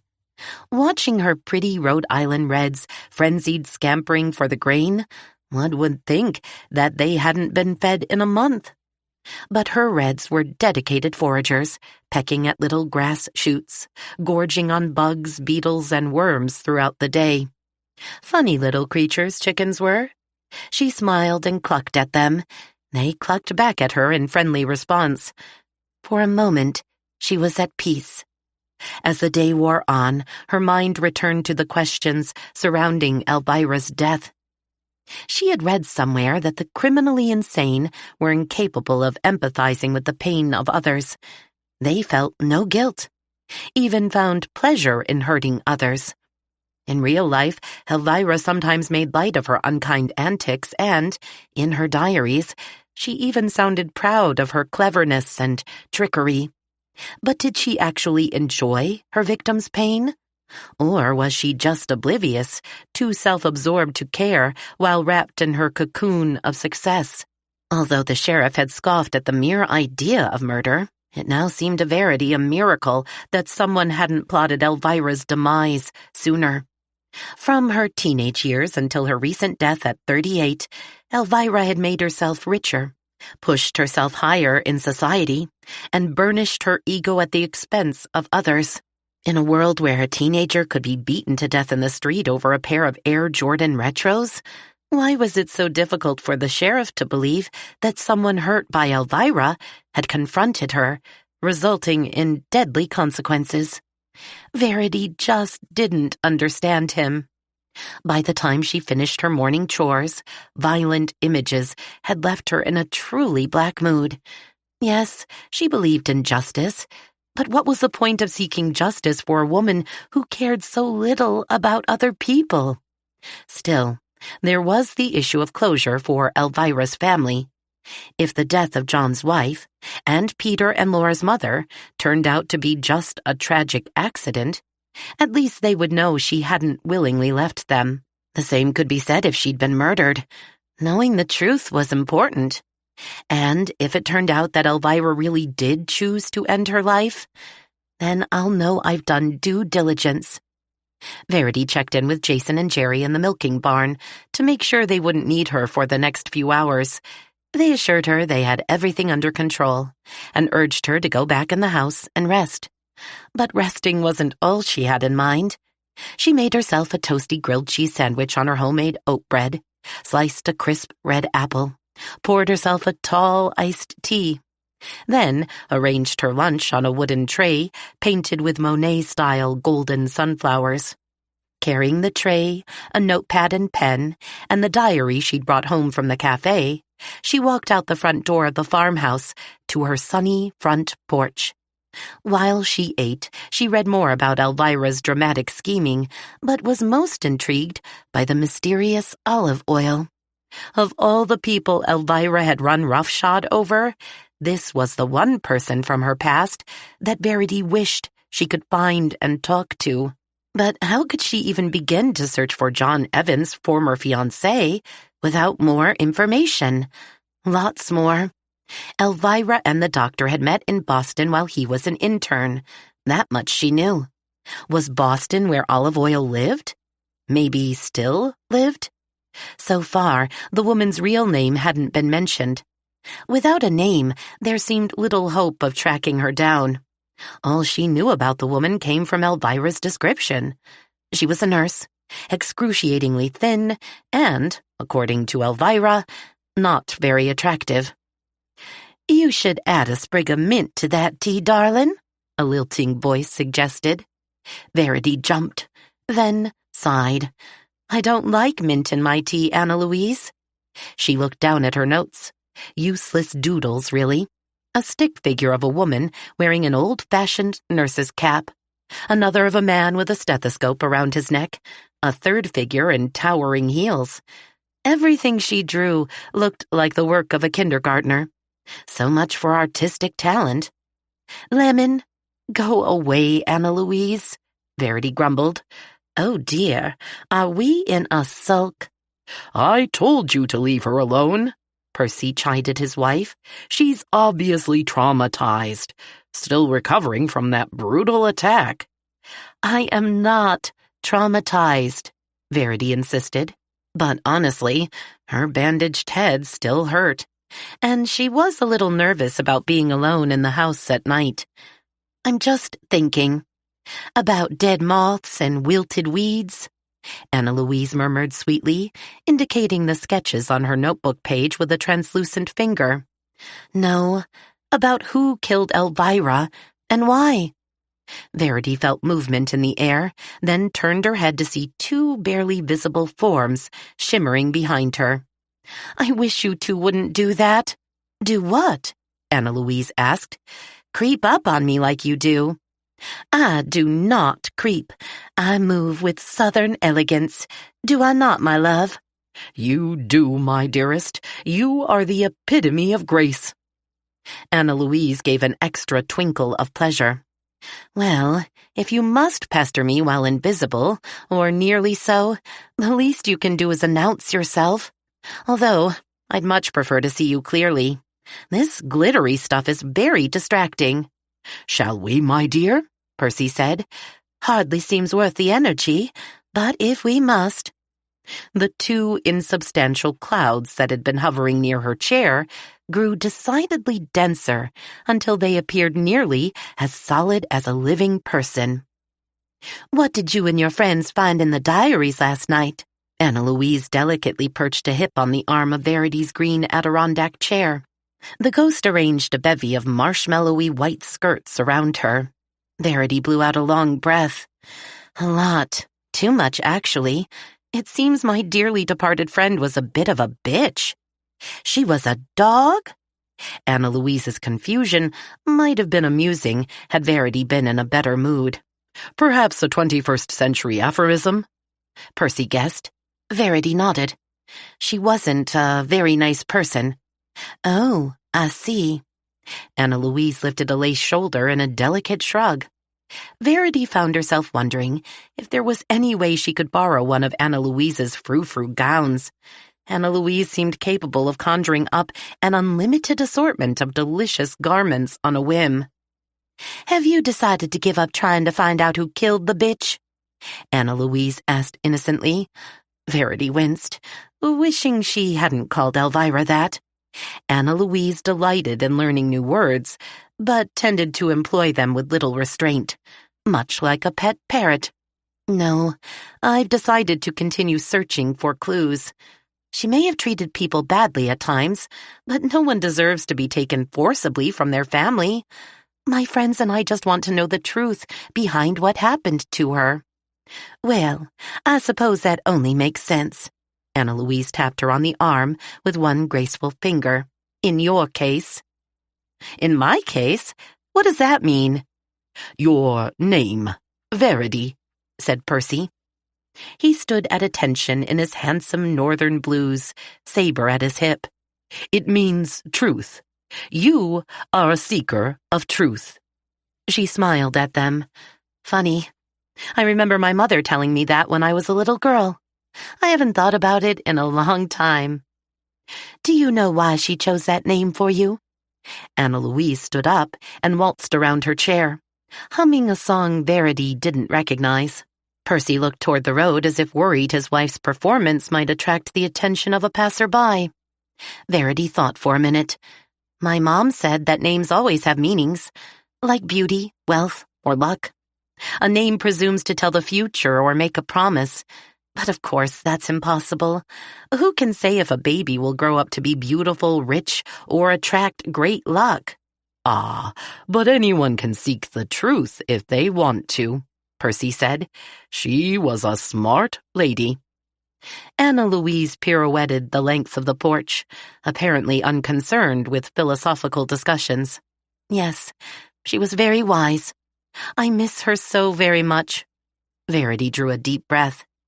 Enough of this. I need to concentrate. I'm beginning to think I'm just not clever enough to figure out this puzzle. I wish we were clever enough to understand why we are still here. Percy scowled as he leaned against the porch railing. Well, I can't help you with that. Sorry. But maybe you can assist me in finding out who this Olive Oil is. Olive Oil? A woman, spelled O-Y-L. I declare, such a strange name. Anna Louise flicked open a lace and ivory fan and twirled to a stop. I've never heard the likes. You wouldn't unless you saw old cartoons. She was Popeye's girlfriend. Was he an Evansfield farmer? Percy said. This was going to be a challenge. As far as Verity was aware, only political cartoons existed in the 19th century, and those appeared in newspapers and broadbills. TV and motion pictures certainly weren't around back then. No, she said. Popeye and Olive Oil were cartoon, story characters. Anna observed Verity with alarm over the curve of her fan. You think a story character murdered Elvira?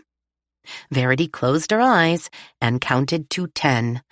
I can do this. When she opened her eyes, the two ghosts were still staring at her. In Elvira's diaries, she gave people funny names or used their initials to hide who she was writing about. She called one woman Olive Oil because she was very thin, like the story character. Oh, the ghosts smiled, but Verity still wasn't sure they understood. The woman was Dr. John Evans' fiancée before he met Elvira. Did either of you know his first fiancée?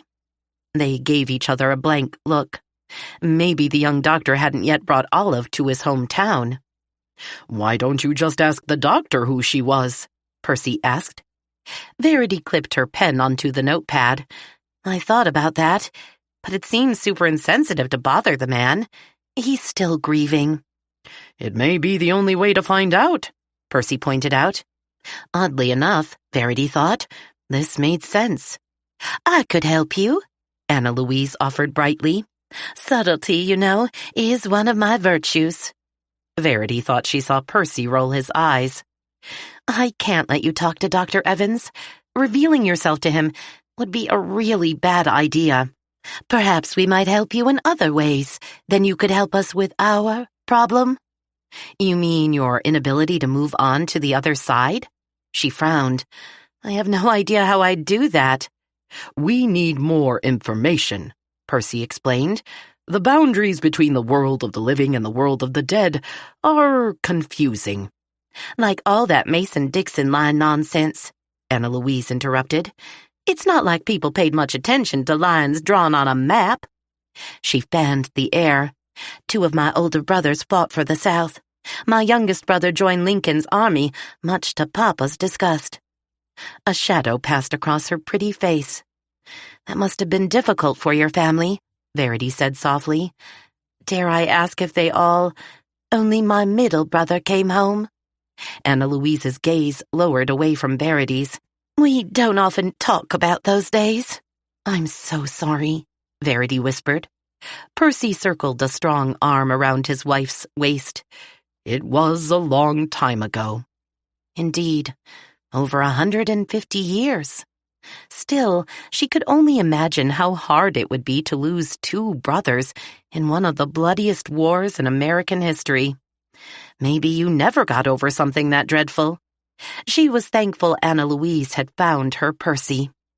Anna Louise touched her fingertips to the moist corners of her eyes. You're right. It would be unwise for me to try and talk to the doctor. But I can go with you and whisper in your ear if you're at a loss for words. He won't see or hear me, I promise. I'll just be there to make suggestions, if you need me. She flicked her fan closed and grinned. That's another of my gifts. I'm very good with words. Verity narrowed her eyes at Anna Louise skeptically. She wasn't at all sure this was a good idea. Chapter 26. Over the next few days, the farm kept Verity busy, but she kept thinking about the possibility of approaching John Evans and asking about his former fiancé. She also was itching to find out if her friends had any luck tracking down names for victims from Elvira's ignoble past. Was it fair to call them victims? True, Elvira hadn't actually murdered anyone, but she had left in her wake a trail of emotional and financial damage. The more Verity read and considered the calculated ways by which the woman had taken advantage of others, the angrier with herself she felt. To think she had known Elvira Evans since the day she moved to Evansfield with Mark, and she'd never grasped how truly appalling the woman was. Verity supposed she had simply modeled her own opinions after the reactions of her Evansfield neighbors.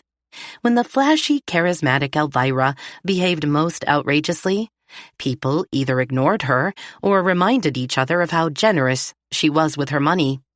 Donating a rumored $50,000 to the Catholic Church's Organ Restoration Fund, locating and paying for temporary housing for families whose homes were destroyed when Otter Creek overflowed its banks, creating an endowment for a new maternity wing at the Central Vermont Regional Hospital. All well and good, but didn't those donations come from dirty money? Ill-gotten gains from her lies, trickery, and backstabbing? Maybe her generosity was an attempt to assuage her guilt, if Elvira was even capable of feeling guilty. On her egg root day, Verity could hardly wait to start on her deliveries. The perfect opportunity, she thought, to find out if anyone had found a new lead, and a chance for a private talk with John Evans when she dropped off his family's milk and eggs. She had been practicing their imagined conversation. However, an unexpected scheduling conflict arose at the last moment. "This morning is simply impossible," Anna Louise told her. "I have a prior commitment." "You're dead," Verity huffed. "How can you have anything to do but haunt my farmhouse?" "Our farmhouse," the ghost corrected with a dismissive flick of her beribboned fan. "You need to visit him when I'm free. Asking a man about his love life requires a delicate touch, and you promised I could come to coach you." Verity dared not ask what this commitment might be. A fitting for a new ethereal gown? A job interview in heaven? Was she getting a mani-pedi? But she finally promised Anna Louise to make her stop at the doctor's home, the last on her route, so Anna Louise could go with her. After all, the Putnams had summoned help for her after the still unidentified thief knocked her senseless. She owed them. Anxious to be off on her route, Verity got busy packing orders into Cade Farm canvas bags. As often happened when late summer nudged into a Vermont fall, the temperature had dropped precipitously overnight. By mid-morning, the sun was making a valiant attempt to warm the air, but suddenly disappeared behind ominous ashen clouds. The temperature struggled to make it to 50 degrees, and a biting wind whipped down the river valley from Canada. When the rain started, just before Verity was ready to hit the road, it sliced sideways in icy needles, making an umbrella useless. Unfazed, Verity broke out storm gear from her sailing days. After living in Baltimore for years, her parents had moved to Annapolis, Maryland, and lived there until her mother passed away. Like many area families who could afford summer camp for their children, her parents registered her for sailing lessons. Verity learned to navigate a temperamental 14-foot laser on the Chesapeake Bay, on sunny days or in squalls. Later, in college, she sailed on a race team and loved every minute of it. Fortunately, her well-used Helly Hansen hooded jacket and pants still fit and would keep her dry no matter how vicious the weather. She checked in with her farmhands to make sure the brothers wouldn't need her for a few hours. Her problem girl, Molly, would have to be satisfied with one of the guys milking her, unless they were more successful at coaxing the obstinate cow into a robo-milker than she had been. She backed up her truck to the rear porch of the farmhouse and loaded the bags of eggs, rich cream-topped raw milk, and home-churned butter. Verity stopped first at Kate's house and let herself in through the rear door. After leaving her dripping outer garments on a hook, she heard Kate call out from the kitchen, "I hope you can stay for coffee and homemade blueberry muffins. Please don't tell me you've already eaten." "I haven't." Verity stepped through to the sunny yellow kitchen, took one look at Kate, and raised a brow at the petite brunette's expression. "Why do you look like the cat that swallowed a canary?" "Do I? Maybe I'm just glad for time to talk with a friend." Kate's eyes positively glowed. "Or maybe I have news for you."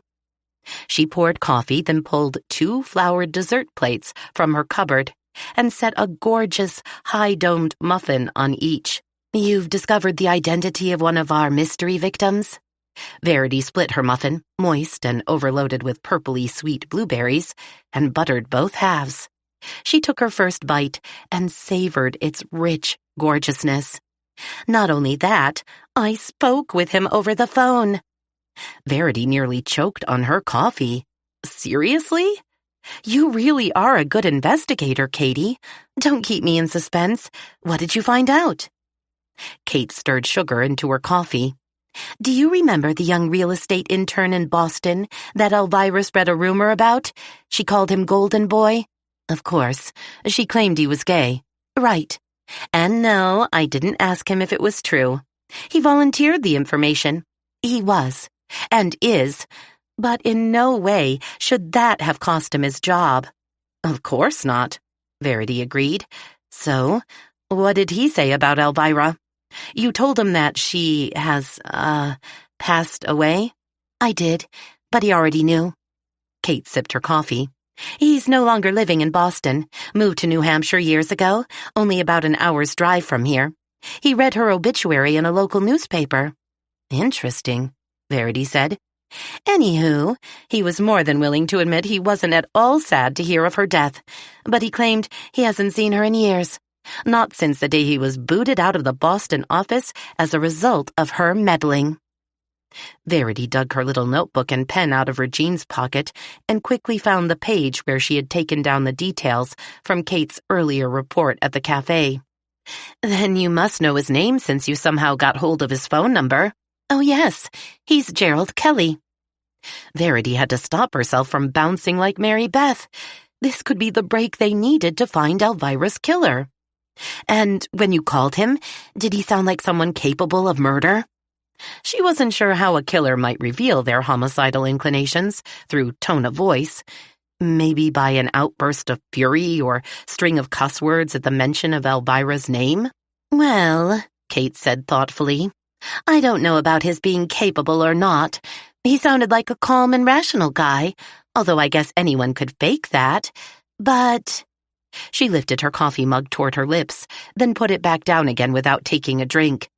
"Here's the thing. He's still in real estate." From somewhere in the house came an ear-splitting shriek, then squabbling voices. Kate cast a mother's alert gaze toward the kitchen ceiling, as though she could see through it to the floor above. After a moment of gauging the level of combat overhead, she seemed satisfied that no one was injured, and returned her attention to adult conversation. "As I was saying, still in real estate, but now he has his own office. And he sounds very pleased with how business is going." "So, you're thinking," Verity guessed, "why would Gerald Kelly wait until he becomes successful to kill his tormentor?" "Exactly. But there's more. He was on vacation in Hawaii with his partner on the day Elvira died.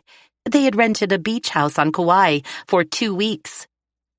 Visions of coconut palms, pristine white beaches, and piña coladas interrupted Verity's thoughts of murder. "Must be nice," she sighed, and gave herself a moment to enjoy an imaginary vacation before forcing herself back to reality. "Well, good work, Kate. At least we've eliminated one potential suspect." They chatted for a little longer while finishing their muffins. Then Kate's daughters called down to her, begging release from bedroom cleaning duties. I'd better get up there and check their work. Kate pushed away from the table. Last time they cleaned their room, I found dirty clothes kicked under the bunk bed and months-old Halloween candy buried in the toy box. I spent hours pulling sticky lollipops off stuffed animal fur. I need to go anyway. Verity licked the last delicious crumbs from her fingertips. Plenty more stops today. At Martha's house, Verity placed a dozen eggs and a quart of milk in the fridge, while the teacher went upstairs to fetch her notes. "I'm sure you'll want my report," she sang out, already halfway up the stairs. Verity wandered into the living room. When she'd visited before, she hadn't paid much attention to the decor because she'd learned then of Elvira's death. Now she looked around wondering how she hadn't noticed so many things here. Martha was in her late-ish 40s, about 10 years older than Elvira. Not a huge difference in their ages, less than a whole generation, but their homes couldn't have been more different. Elvira's taste in furnishings ran to expensive modern, sleek and minimalist, white and black with stainless steel and silver-toned accents. The kindergarten teacher's living room overflowed with a hodgepodge of what appeared to be a mishmash of family hand-me-downs and thrift store bargains. A threadbare Persian carpet in murky mauves and browns covered the entire floor. Macrame cords held back swaths of heavy burgundy drapery from the windows. The couch and upholstered chairs seemed far too big for the tiny room, as though they had been shifted from a much larger house and crammed in to fit. To Verity, the room felt claustrophobic. It reminded her of Great Aunt Lucy's dark old Baltimore townhouse. As a child, she had been convinced it was haunted. The irony wasn't lost on her that she now inhabited an actual haunted house. However, there wasn't a speck of dust anywhere in Martha's living room, and it smelled like a lemon grove. Martha obviously cherished and regularly polished each piece of furniture. Verity's mother had been a bit of a pack rat, too, so she understood the teacher's unwillingness to part with a single item, even if giving away a few things bought her a little more breathing space. Verity had a different attitude toward housekeeping duties. She gave away anything she wasn't actually using on a regular basis: clothing, kitchen or garden tools, furniture or bric-a-brac. She liked to think of dust bunnies as a decorative touch, her smudgy window panes as frosted glass. She did clean her house. Really, she did. But daily dusting, vacuuming, and the dreaded window cleaning took a distant place to ensuring the barns and chicken houses were clean and organized. Her animals depended upon her. Their health and welfare were her responsibility. And although she had the twins to help with chores and maintenance, everything ultimately came down to her. Martha finally returned, shuffling along in slippers like a much older woman, with her notepad and a leather-bound diary in hand. Although it was nearing noon, she still wore a fleecy house dress zipped up the front that looked more like a bathrobe than daytime clothes. Verity assumed the casual attire was Martha's norm while on summer vacation from school. After all, why not relax? Frankly, she envied her. Having no schedule, no commitments, seemed pure luxury. When was the last time she had stayed in her PJs all day? Martha's eyes widened at seeing Verity standing in her living room. "Don't you want to sit in the kitchen for coffee?" "I'd better pass. I've already had 2 cups." She noticed a framed photograph sitting beside a ring of keys and several pieces of mail on a small oak table. "Your parents?" she asked, pointing. "Yes." Martha smiled, for an instant looking years younger.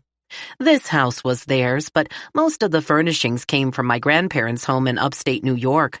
I grew up here, in Evansfield." "Oh," Verity said, wondering if Martha thought that living as an adult in her childhood home was a good or a bad thing. Some people treasure their past, others want nothing more than to escape from it. "I guess I should feel fortunate to have inherited this place. Not many single teachers these days can afford to purchase a house on their salary." "It's very, sweet," Verity said, while thinking depressing. So, tell me about your investigations. Oh, yes. Martha immediately brightened. This is so very thrilling. Come on back into the kitchen and sit with me. She seized Verity by the hand and dragged her into the kitchen. Sit, she ordered, sounding exactly like a kindergarten teacher addressing her class. Verity obediently sat. A thought nicked at her mind, but was immediately gone as soon as Martha spoke again. I think I may have a lead on a suspect. She moved a chair closer to Verity's and plopped down in it, bunching her fleece tent around her. Oh my, don't I just sound like one of those CSI actors on TV? She giggled, then looked stunned at the sound. Martha wasn't the giggling type. Go on, Verity prompted, grinning at the woman's inability to contain her enthusiasm. Well, all right. I have verified one fact you mentioned in the cafe the other night. Elvira had a string of lovers. Shameful, really. She made a tut-tut sound with her tongue. I found remarks about 2 of her romantic interests in the volume I'm reading. She was dating both men at the same time, and I don't think either gentleman knew about the other. Verity made a silent O with her lips. You think she was playing them off against each other? She asked. Martha nodded. Why? Martha threw up her hands as if to say, who knows? Her entries were vague, to be sure, but they implied rather strongly that she was seriously considering marrying whichever one of them proposed first, so long as he was able to provide her with a sufficiently elevated lifestyle. Martha cleared her throat, as though in preparation for a dramatic finale to her discovery. M.H., as she referred to him, was Melville Hunt, according to my research. He is the great-grandson of Henry Hunt, and heir to a canning industry business that's worth millions. Elvira must have drooled over the prospect of marrying into that family. Verity thought for a moment. Did he propose to her? He did, but she soon turned him down. Martha flipped through the diary, then slid her finger down the page until she reached the spot she was looking for. The only reason she gave was, and I quote, guess he wasn't as well endowed as he led me to believe. Verity giggled. So, either his inheritance turned out to be far less than she'd assumed, or once she saw him with his clothes off, she couldn't bear sleeping with him. She wiggled an eyebrow. Well endowed? Martha shot her a stern look. Verity, please. This isn't a joke. Sorry. So, why should we suspect Mr. Hunt of wanting to kill her? Isn't it obvious? She dumped the man, and he was quite upset. Martha shot her a don't-you-get-it glare. He cried, Verity. I'm not making this up. Elvira wrote that he telephoned her constantly, sobbing. In her words, the man wept like a little boy who doesn't get his way. Oh, dear. Verity leaned back and let this discovery sink in. The poor guy. But then it struck her. Why would a man with so much at stake, his reputation and at least a modest inheritance, risk going to jail to knock off an old flame years after they split? Oh, Martha looked deflated. I see what you mean. But he might have hired someone to do it. That still doesn't seem logical. Too much time has passed. Who else do you have? Martha blew out a long breath and searched her notes. There is this other fella, no initials this time. Elvira called him Mr. Whiskers. Oh, gosh. Verity couldn't stop a laugh from bubbling up. That sounds like something you'd name a cat. Martha shook her head solemnly. I think it was her way of poking fun at him. His real name was Anthony Savage, and he was a senior partner in the Boston law firm where she worked as an intern one summer. Close, Savage, and White. I looked them up and called. Sure enough, one of the law clerks who has been there a long time remembers Elvira. She also remembers that Mr. Savage and Elvira were very, very close. And I'll bet partners in law firms usually don't get chummy with their junior interns, unless... Precisely. Martha cut her off before she could add anything more descriptive about what an older man might want from a beautiful young woman.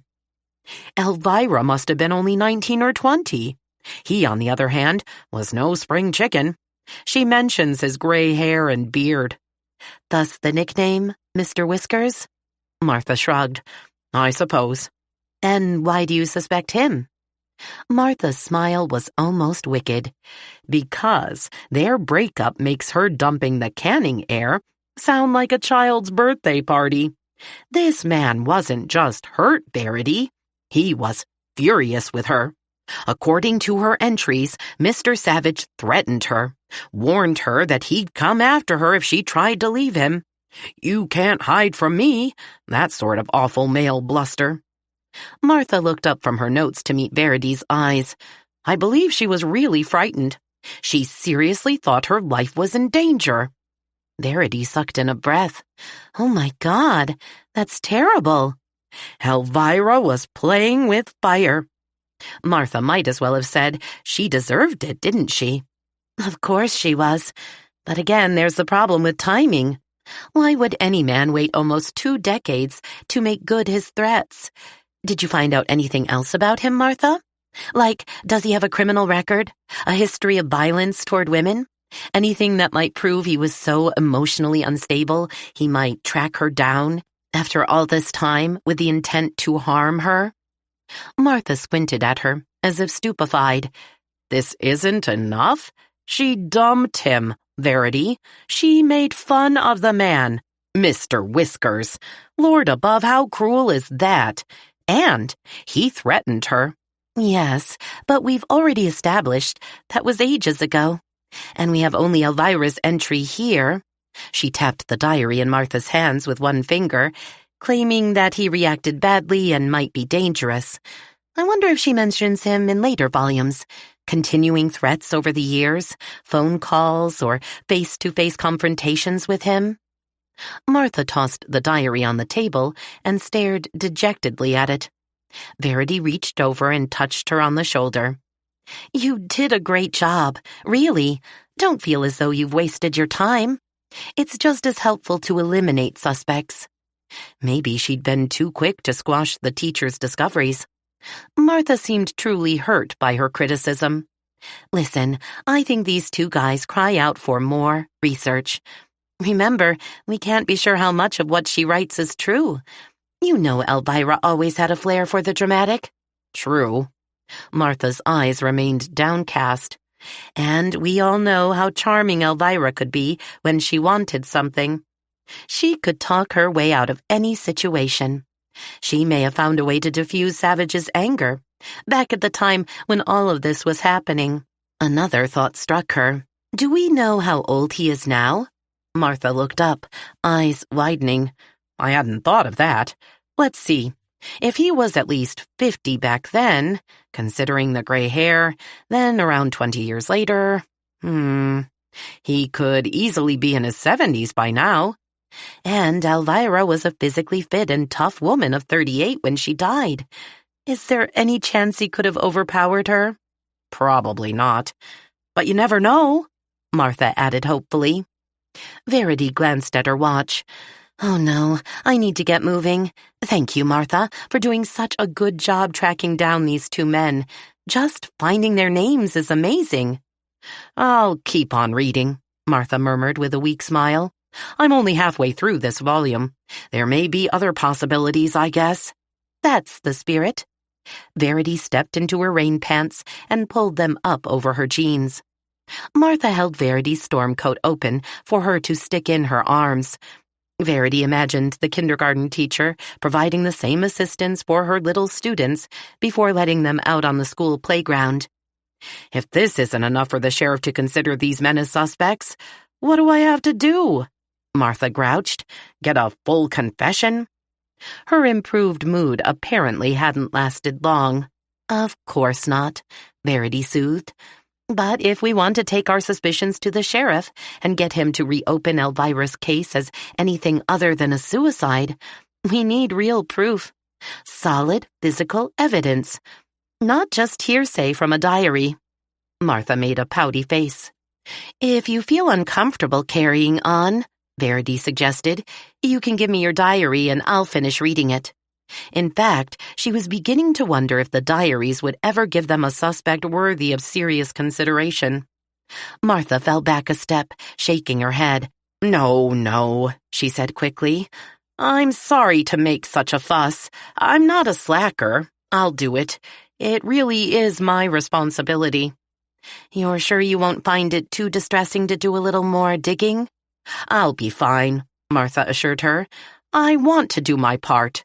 Really, I do. Chapter 27. Verity stopped next at Fumiko's yarn shop, knit one purl, then at Mary Beth's house. Unfortunately, neither of them had useful information to share. After completing her other deliveries, except for the Evans family's order, Verity stopped at the Cat's Cradle. She waited 5 minutes while Sunny finished boxing an order for a customer and instructed her assistant to take over while she took a break. Chandra came in and joined them at their usual table in the bay window's alcove. Verity shared Kate's and Martha's recent reports with them. Chandra listened intently and asked a few questions, but Sunny seemed distracted, her gaze constantly roaming the cafe, as if she had trouble focusing on what Verity was saying. Is something wrong? Verity asked. Maybe, Sunny made a face. Or not. It's just that, I don't know. I was getting kind of ugly vibes while we were reading last night. How so? Chandra asked. The dates of the journal that I'm reading were about 17 years ago. Most of Elvira's entries are about the doctor she referred to as either Slick or J.E. I think we pretty much agree that has to be John Evans, Chandra said. It's too much of a coincidence otherwise. Verity nodded in agreement. For Elvira to have become involved romantically with 2 doctors, both of whose initials are J.E., well, that's about as likely as my finding a pearl in one of my chicken's eggs. Right, Sunny laughed. But here's what's really strange. I've kept on reading, and something very different was happening in Elvira's life. She sounds terribly upset, heartbroken. Why? What happened? She doesn't say exactly. Sunny folded her hands on top of the table and frowned. She writes that she hasn't slept, isn't eating, cries herself to sleep every night. She complains that she is prettier, smarter, and a much better match for Slick than Olive Oil. And then she stops writing entirely. Whoa, that sounds like her plans for him fell through, Chandra said. Right, and here's what I think, Sunny continued. Although she never comes right out and says it, I suspect she gave her young doctor an ultimatum. Choose one of us, her or me. And he chose his fiancée? Verity studied the paper napkin she'd mindlessly folded into an origami bird. Or maybe it was a dog. She looked up at her 2 friends. That's why she must have been in such a state. She'd gambled and lost. It makes sense. Sunny watched as a young couple came through the cafe door and was greeted by her helper Amanda. But how can that be? Verity said. We know that Elvira and John married. If he chose the nurse, what happened to her?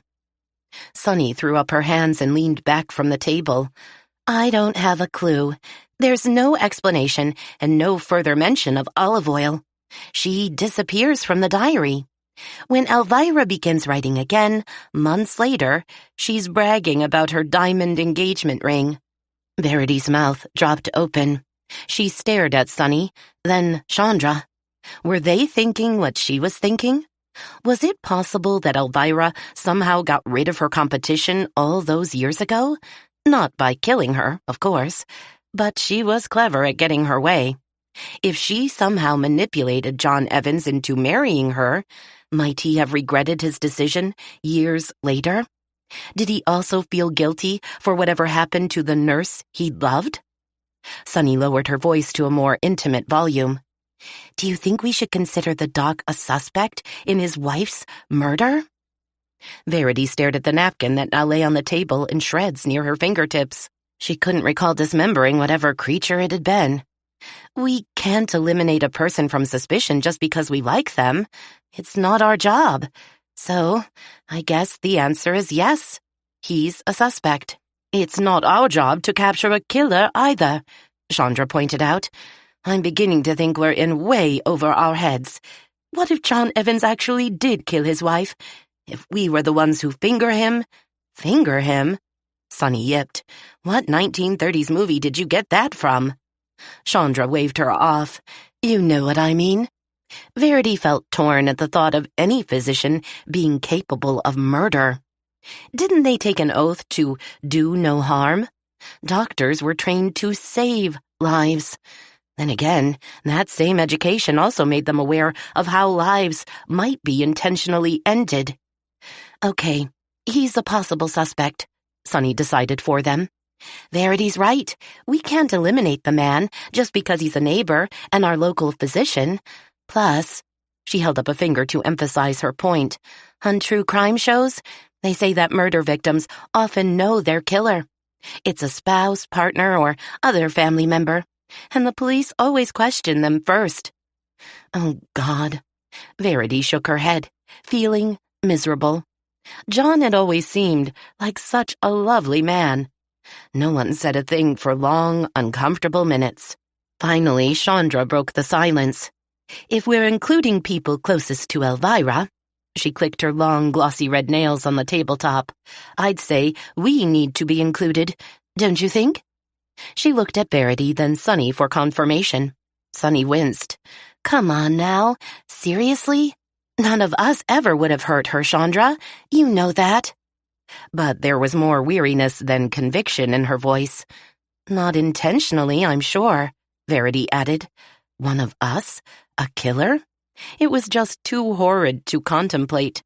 She wedged her hands under her denim-covered thighs to stop herself from further demolition of napkins. Okay, fine, Chandra allowed. A killer doesn't have to be one of us. I hope it isn't. But wouldn't it make more sense for someone in her recent life to react violently after being provoked by her? I hate to say it, but she's right, Verity whispered. She'd removed her bandages and been headache-free for days, but now her head was throbbing again. She leaned her elbows on the bistro table and massaged her temples. But then everyone in this town should be considered a suspect. I doubt anyone in Evansfield has escaped a lashing from Elvira's sharp tongue. And just like that, the cheery little cafe felt a lot less friendly. Or safe. Chapter 28. Verity sat in her truck, outside the home and medical office of Dr. John Evans. She did not get out. She was too busy arguing with herself. She felt as though she had become stuck in a revolving door. Round and round her thoughts went, going nowhere. Nothing made sense since the night Elvira died. She had promised Chandra, Sonny, and herself that she'd interview the Evans family, but asking the questions she needed to ask just felt wrong. She thumped the heels of her hands on the ridgeline steering wheel in frustration. I can't do this, she moaned. Unfortunately, learning what happened to the woman formerly known as Olive Oil seemed a critical key to understanding John and Elvira's past. Verity didn't really believe the doctor was capable of intentionally killing anyone, let alone his wife. Yet she understood how crazy Elvira could make a person. She couldn't imagine living with her. Just the idea spiked her blood pressure. She stared through the windshield at the steel-gray sky. Silver droplets raced in chilly rivulets down the glass. It had rained all day, showing no sign of stopping. The weather didn't do her mood any good. Verity slowly became aware of a presence hovering over the passenger seat next to her. She hadn't heard the door on that side of the truck open. Could ghosts really pass through solid steel? So good of you to finally join me, Verity muttered. Cleared your social calendar, did you? My, oh my, Miss Verity, you are in a tither. Anna Louise sighed. I take it you're not looking forward to our chat with the good doctor? Verity tried not to snarl. I am not. Even if this is the only way you'll find out who your Olive Oil is, the doctor's spurned fiancé surely must be a prime sus-person. A suspect, Verity corrected. She just wished she hadn't allowed Anna Louise to come along. although she had to admit she needed emotional support. But Sunny was short-handed at the cafe, so she wasn't available, and Chandra had to head back to the Emporium to relieve her assistant. "Now, darlin'," Anna Louise coaxed, "putting off a chore won't get it done." Verity sat glued to the driver's seat. Her finger itched to hit the ignition button. If she simply drove off, who would know? She could just say she'd talked to the doctor, but found out nothing new. She startled when the door beside her swung open, spilling a gust of cold mist onto her face. Something whacked her on the shoulder. Hard.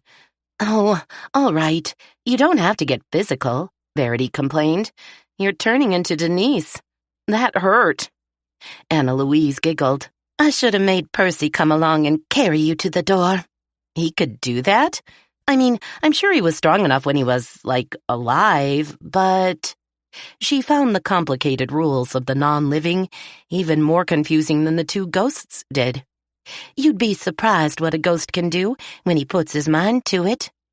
"I don't even want to think about it," she murmured. Verity dragged herself up the flagstone path toward the house in her dripping rain gear. The family's order of milk and eggs, secure in the canvas sacks, looped over her shoulders. She hated the very idea of asking personal questions of a man who was mourning the loss of his wife. It seemed beyond rude. Cruel, really. But real detectives and investigative journalists asked tough questions to get to the truth. And the truth was important to her. "Get a grip, Verity. You can do this." Resigned to her fate, Verity forced herself forward, back to rehearsing what she would say, step by soggy step. By the time she reached the rear door of the house, she felt only a little less wretched. At least she had what passed for a practiced speech, and she was expected. Verity had phoned Evan's house before leaving on her delivery rounds that day. Her hope had been that she could avoid having to face John by asking her questions over the phone, at a safe distance.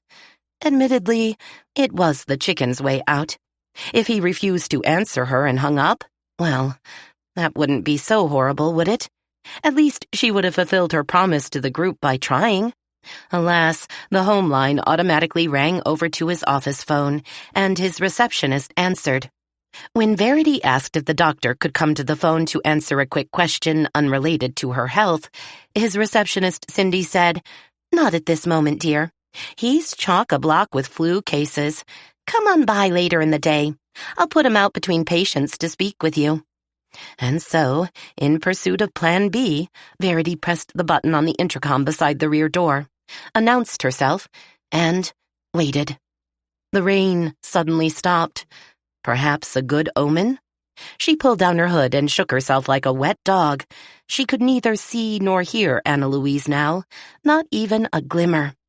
She wondered if the ghost had changed her mind about venturing inside. Good, she thought. She was beginning to feel more nervous with the ghost's so-called support than without it. Cindy's sing-song voice called out through the intercom, "Come straight through, Verity. Your timing's perfect. His next appointment is running late."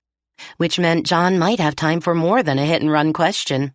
He might demand to know why she thought it was her business to poke her nose into his personal affairs. He might even complain to the sheriff about her questioning him. Oh, crap. "Relax, darling," Anna Louise whispered in her ear, making her jump. "Everything will be fine. You'll see." Like you would know. Verity glanced longingly back toward her truck. It wasn't too late to change her mind and make good her escape. Something whacked her between her shoulder blades. "Hey, what's that for?" "Stop stalling. Move." Who knew ghosts could be so bossy? Verity stepped in through the door and hung her wet jacket on a hook in the dim entryway. She set the canvas bag on the steps leading up to the kitchen, planning to put the family's order in the refrigerator on her way out. She opened the door into the reception area. Tidy and bright, it provided just enough space for Cindy's desk, 2 upholstered chairs for patients, presently unoccupied, and a narrow table wedged between the chairs, amply supplied with magazines. Verity nodded a greeting to Cindy, who was talking softly on the phone, and sat down to wait. 5 minutes later, Annabelle Guest breezed through the door, leading out from the examination rooms. "Morning, Verity. I hope you're not feeling poorly." "Oh, no, Mrs. Guest. Not at all. Just a routine visit," she improvised. "Oh, good. I expect I'll see you Sunday in church?" She patted her gray permed hair, as though already on her way into the service. "Absolutely," Verity assured her. John Evans stepped into the waiting room a moment later. He wore a blue button-down shirt, the collar casually open, and navy chinos. His easygoing attire made him seem less intimidating than if he'd opted for a traditional white lab coat. His smile was, as always, kind and reassuring. His recent bereavement showed mostly in his eyes, which seemed a bit sunken, the tiny red capillaries across the whites a little more obvious than she remembered from earlier times. Not a lot of improvement since Elvira's funeral. "Good morning, Mrs. Cade.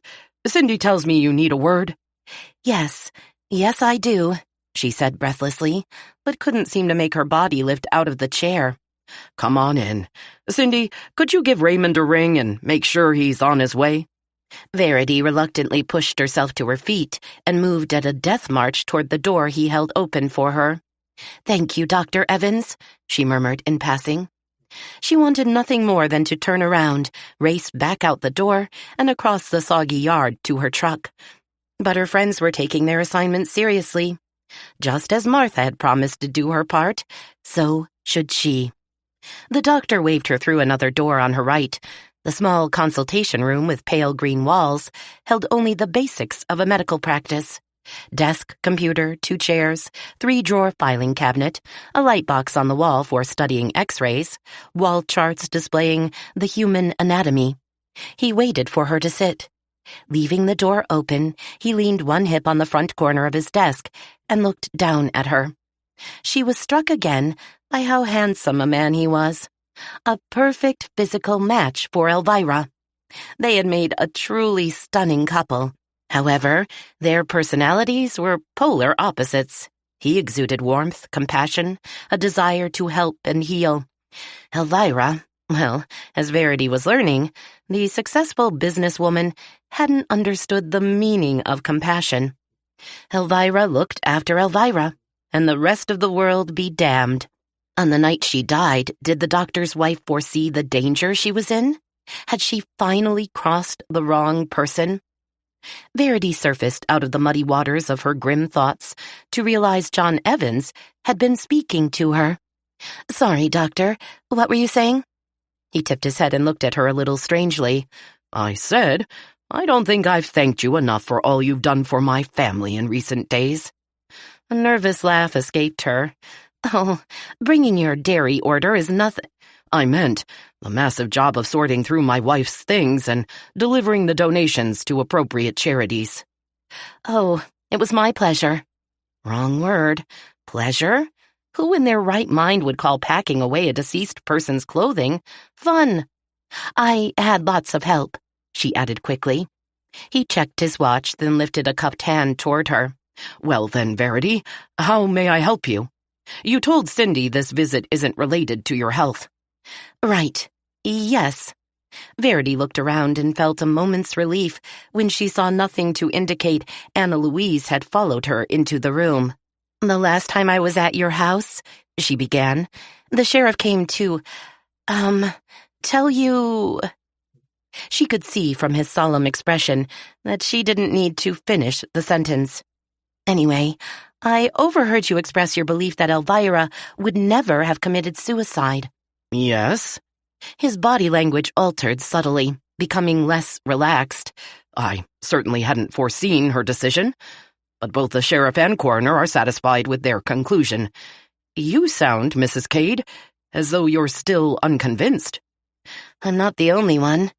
Others of Elvira's closest friends are having a very hard time accepting—" "It's always difficult to accept the death of someone dear to us," he interrupted gently. "We naturally want to deny the end of a life that was once so vibrant. We were all shocked by my wife's actions." Verity shook her head. "It's more than shock or denial," she said firmly. I have proof. Well, not actual proof yet, but suspicious information that— Mrs. Cade, that's enough. A flush crept across his face. You're looking for an explanation where none exists. Doctor, please. You knew Elvira better than anyone. She wasn't a woman to willingly choose death over the life she shared with her family and community. To think otherwise isn't logical. Something pinched her arm. His fiancée, Anna Louise hissed in her ear. Ask about his— Verity slapped her hand over her right ear. A sharp elbow jabbed her in the ribs. Verity bit her lip to stop herself from squeaking in protest. This wasn't coaching, it was abuse.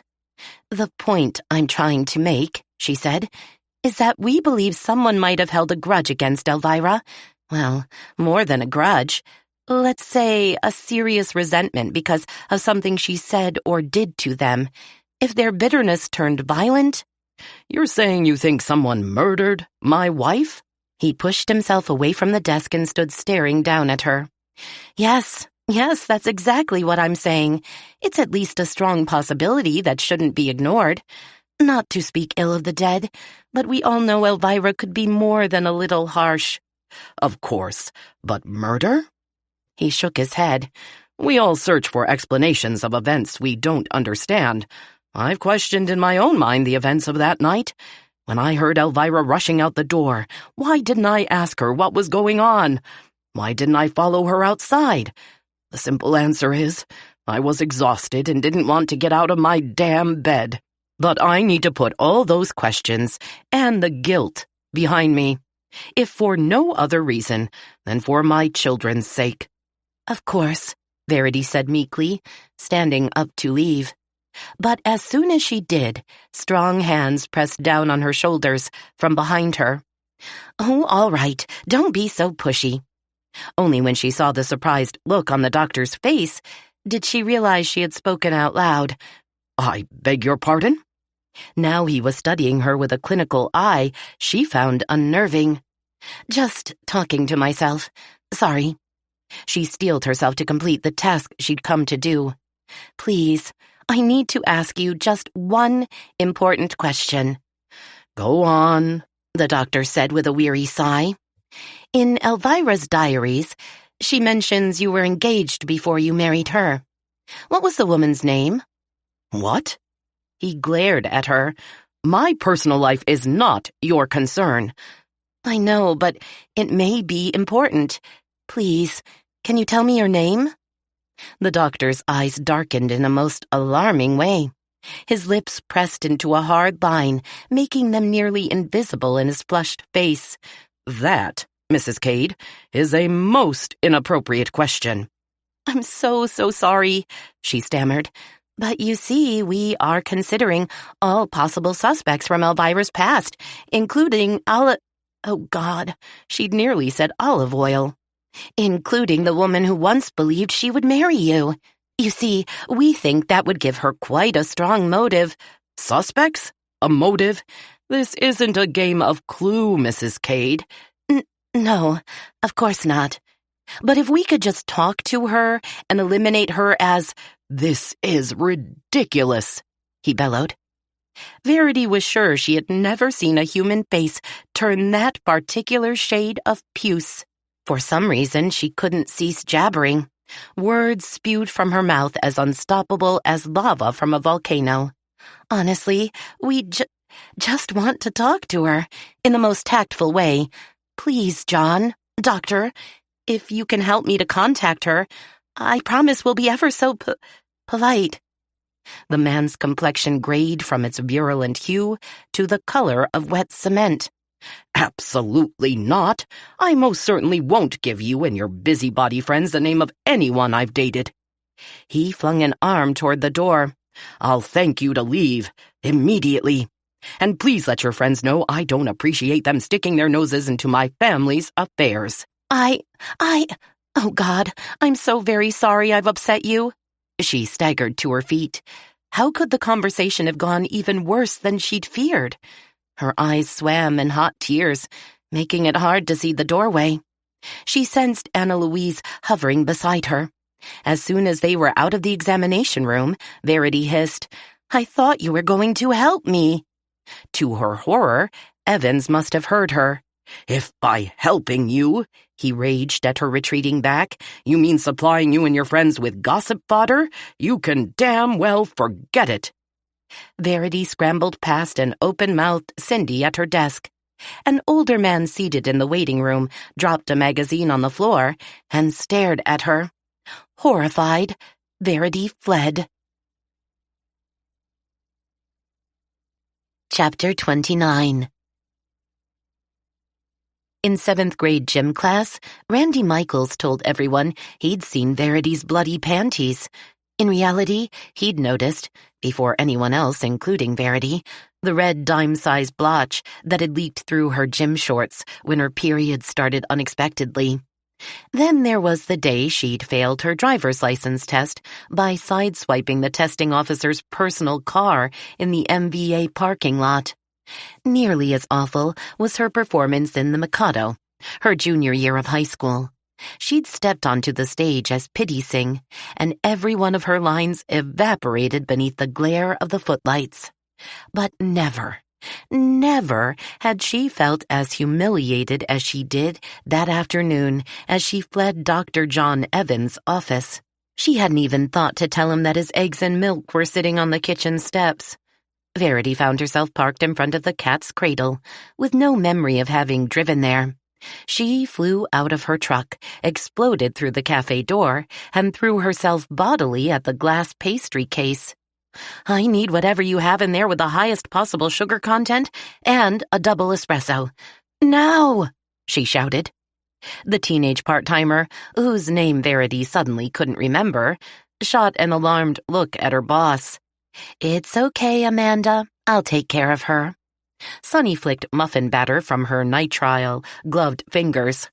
"She's not upset with you, dear, or dangerous. At least, I don't think so." She narrowed her eyes speculatively at Verity. "Why don't you finish getting the blueberry muffins into the oven?" Sunny removed her gloves and stood, hands on her hips, glaring at Verity. "Don't abuse my staff." She shook her head. "What's going on, sweetie?" Verity remembered visiting her grandparents in Los Angeles when a 5.0 Richter earthquake rattled the city. The tremors rose up through the sidewalk, the soles of her shoes, and all the way up her body, shaking her like a rag doll. That's how she felt now, trembling head to foot. "I'm serious," Verity groaned. "I need something strong. Oh, geez, why don't you have a liquor license?"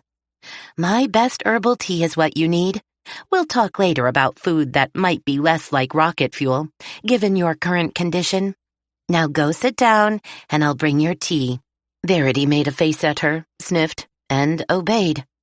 After she had been forced to take at least 3 long swallows, not sips, of the honey vanilla chamomile tea, Verity blotted her eyes with a napkin and managed to explain how her conversation with the doctor had imploded.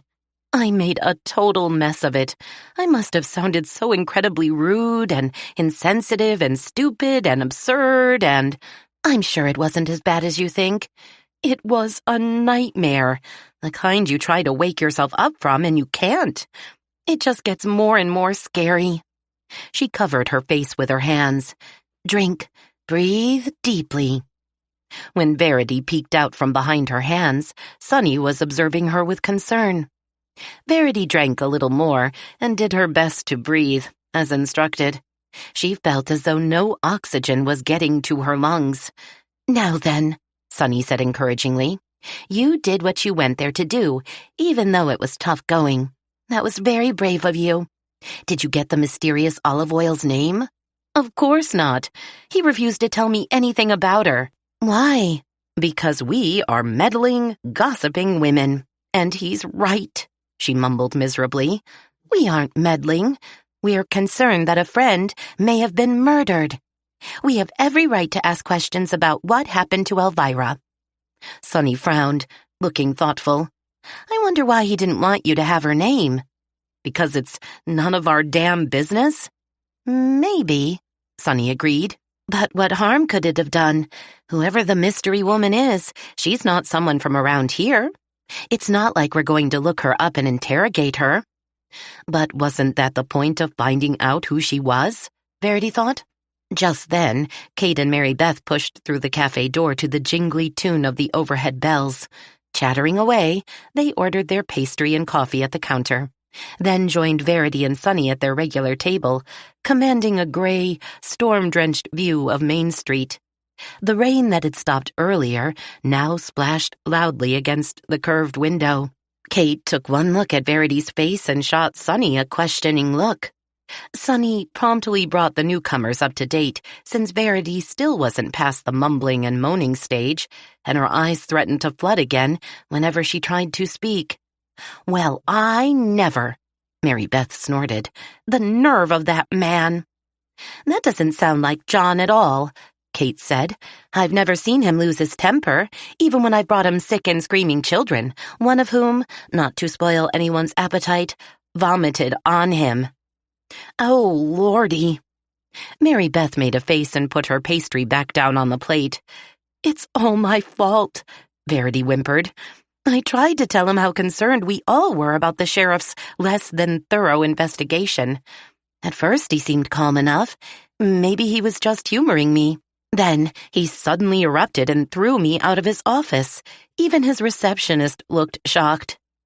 "Motives." Sunny pronounced the word with a raised finger, as though it conveyed everything that needed to be said. "Huh?" Verity wrinkled her nose. "Did we miss something?" Kate blinked, looking confused. Sunny nodded. "Before you and MB arrived, I was wondering why John would refuse to divulge his former fiancé's name." "Oh." Mary Beth returned her attention to her almond croissant. She took a big bite and closed her eyes in bliss, then licked sticky filling from her fingertips. "I know why. He probably doesn't remember her name and was too embarrassed to admit it." "Who doesn't remember the name of someone they were ready to marry?" Sunny shook her head. "Oh, right. Sorry." "Maybe he just sees no purpose in naming names," Kate suggested. "I can see why he'd be furious that we're snooping into his personal life." "We aren't snooping. We are investigating." Sunny solemnly observed them over the rim of her coffee mug. "There's a huge difference. Really, there is." Verity was no longer sure of that. Miserable, she dropped her face into her hands again and tried to ignore the sour feeling in her stomach. When she looked up minutes later, half of Kate's blackberry scone sat on a clean napkin in front of her. "Thanks, Katie," she murmured, and broke off a nibble. Delicious. At least her taste buds still functioned. She could almost feel the rich mixture of butter, sugar, and juicy dark berries doing their work, energizing her. See? She did need sugar. "Maybe his reaction isn't because he's offended by our looking into his private life," Sunny mused, a suspicious twinkle in her pretty eyes. "Okay, then what is it?" Verity said. "Guilt." Sunny set her coffee mug down with a clunk as emphatic as a judge's gavel. Verity looked across the table at Kate and Mary Beth, who appeared clueless. Doc Evans had mentioned feeling guilty for not going after Elvira that night, but that had nothing to do with his former love life. "I know why he feels guilty," Kate beamed at them. "Because he's rekindled his romance with his former love, and he doesn't want anyone to know since it's so soon after Elvira's death." Like less than 2 weeks, Verity thought. Talk about a brief interlude of mourning. But she couldn't believe the doctor would look up an old girlfriend so quickly, if at all. He just didn't seem the type. Did he? "Oh, I know." Mary Beth rolled forward in her chair and brushed croissant flakes off her lap. "He blames himself for an argument he had with Elvira the night she died, which made him so distraught she couldn't bear to go on living." "MB," Sunny said. "Good thinking, really, sweetie. But when has Elvira ever lost an argument? Or, for that matter, when has she let anything or anyone upset her perfectly organized world?" "Good point." Kate pushed her coffee mug aside to make more room for her elbows on the table. How about this? Let's say that Elvira showed John the note she found, the one Peter wrote to his sister, attempting to lure her out into the night. Maybe John blames himself for not stopping Elvira from rushing out of the house. He'd definitely feel guilty about that. Or maybe... Sunny lowered her voice to barely a whisper, as though whatever she planned to say next was just too terrible to announce out loud. He doesn't just feel guilty, he is guilty. She widened her eyes. Kate shook her head. Oh no, I don't think he... What if he didn't stay at home in bed like he claims? Sunny continued. What if he lied and he followed Elvira to the quarry? And that's where they argued until things spun out of control and he pushed her, Mary Beth yipped. Chapter 30. Verity's cell phone rang just as she was finishing work in the chicken coops. She pulled off her poop-caked gloves before plucking the phone from her pocket. Her poor Samsung had seen better days. Its screen got cracked months before when she dropped it in the milking parlor and one of the cows, Emily, she seemed to remember, stepped on it. Remarkably, the instrument still worked, although the screen was spiderwebbed and plastered with a permanent layer of fine, sticky dust. Chandra Adebe's name came up on her caller ID. Just thinking about the Ethiopian antique dealer made Verity smile. Hey, lady, what's up? She tried to sound cheerful, although she hadn't stopped thinking about the possibility that their town's physician might just be a murderer. We need to call an emergency meeting right now. Chandra's normally clear voice sounded like she was talking through the wrong end of a megaphone. Verity's stomach flip-flopped. Can we have it at your house tonight, Verity? I don't want to impose on Sunny and ask her to host us again at the cafe. I think it means extra work for her. And it doesn't mean more work for me? Sure, Verity said, rubbing the aching small of her back. What's going on? There's talk around town. People are saying Dr. Evans murdered his wife. Oh, Lord, Verity muttered. Someone must have overheard their conversation at the cafe. Or maybe it was just the usual vicious rumor mill at work. Either way, this was bad. Verity changed phone hands and tugged at the coop's fencing to make sure it was secure. Last week, in the middle of the night, a fox dug under the edge of one of the wire enclosures. Thankfully, she'd heard her hen's frantic squawking and raced outside. As quickly as she acted, she still lost 2 of her hens. One carried off to be dinner, a second bloodied and dead in the straw. The survivors of her poor flock were a hysterical mess. Chandra was still speaking excitedly. I overheard 2 tourists talking as they browsed my stalls. What an idyllic New England town this is, one woman said. You wouldn't say that, responded her friend, if you knew about the local doctor who brutally murdered his wife just days ago. No, Verity groaned. Yes. We need to stop this kind of talk before someone gets hurt. I'm sure John can weather the storm, but think about his kids. And not to sound selfish, but this can't be good for the town's business. You're right. Verity rubbed a spot on her forehead that had started to ping painfully. We should meet, all of us. I'm afraid this may be partly my fault. She explained her impromptu meeting with their friends at the cafe. I see, Chandra said grimly. Personally, I think it would be totally out of character for John Evans to lash out violently at anyone. Although Verity couldn't help thinking he sure sounded violent when he was throwing her out of his office. Fumiko and Mary Beth were the first to arrive. I'm so sorry. Fumiko dipped her head, her black eyes apologetic. It had been decided they should make the meeting a potluck since some in the group might not otherwise have time to eat. Fumiko was wearing one of her hand-knit sweaters. Verity was instantly envious of the summery shades of the yarn, raspberry, orange, and lemon, like scoops of icy pastel sherbet. Have no time make food, the Japanese woman muttered. I pick up pastries at cafe.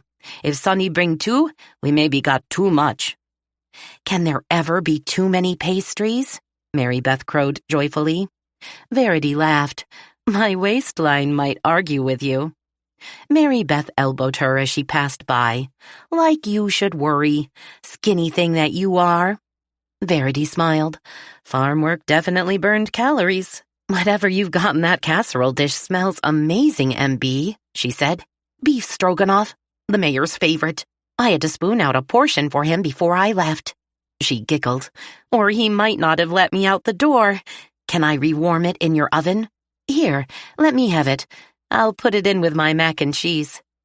Verity peeked under the foil of Mary Beth's dish. Beef chunks, vegetables, and thick egg noodles swam in luscious, dark brown sauce. How did you find time to make this gorgeous thing? I thought this afternoon was your choir practice." Mary Beth plopped down on a kitchen chair and eyed the taped-shut box of pastries Fumiko had brought. "I always make 2 or 3 of anything. We eat one, freeze the others for emergencies, or days when I need to stay late at the nursery."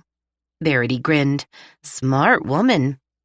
Everyone else, except Martha Humphrey, arrived soon after. To Verity's relief, Denise brought paper plates and cups. At least there wouldn't be a sink full of dishes to wash at the end of the night. They found seats around the table and dug into the hot dishes and cold salads. "Martha said she'd be late," Chandra commented between bites. "She's tutoring this summer. Her last student for the day won't finish until 6 o'clock, and she has to drive back from Springfield." "Unfortunately, I think we need to start without her," Verity said. "I hope she'll understand. We can fill her in when she gets here." "I'll begin since I called for this meeting," Chandra went on to explain. "We must either be much more careful about how we discuss Elvira's death and our theories," she sighed, "or we need to stop investigating. The latter might be best. Playing detective has been fun, but we've found no real proof that anyone was actually with Elvira the night she died." "I agree," Denise said. "We need to find more than a note in Elvira's cryptic diaries to convince the sheriff she was murdered." "But I don't want to stop trying." "I think we should just stop," Kate said sadly. "We're getting nowhere. There may be nothing more to discover." "We can't quit," Denise argued. "Elvira wasn't perfect, but she was our friend. We just need to get serious about this investigation. Stop treating it like a hobby. We have to find better ways to get solid evidence and learn the truth." "If we not find evidence, then what?" Fumiko looked around Verity's kitchen table at the others. "Then we stop this nonsense," Chandra stated firmly. "End of story. Case closed." Fumiko nodded her head slowly. "I take so many notes in diary. To be honest, they not bowl me off." "Bowl you over," Verity gently corrected her. "Fumiko is right. Although there are plenty of suspicious-sounding incidents, nothing cries out murderer. We do know, however, that some of her dirty tricks caused serious consequences. I think we should focus on those and dig a little deeper." "Like that realtor guy she screwed out of a job." Denise scowled. "That's not something I'd ever forget." "But he had an alibi," MB reminded her. "He was on a trip to Hawaii. Remember? He owns his own real estate firm now. He could have paid someone," Denise insisted. "Don't forget the woman who left her job to save her marriage," said Mary Beth. "I wonder if Doc Evans even liked her," Kate added timidly. "Elvira? I mean, why would he? She tricked him out of marrying the woman he loved, and we've all heard her bullying him in little ways, like she did, to everyone.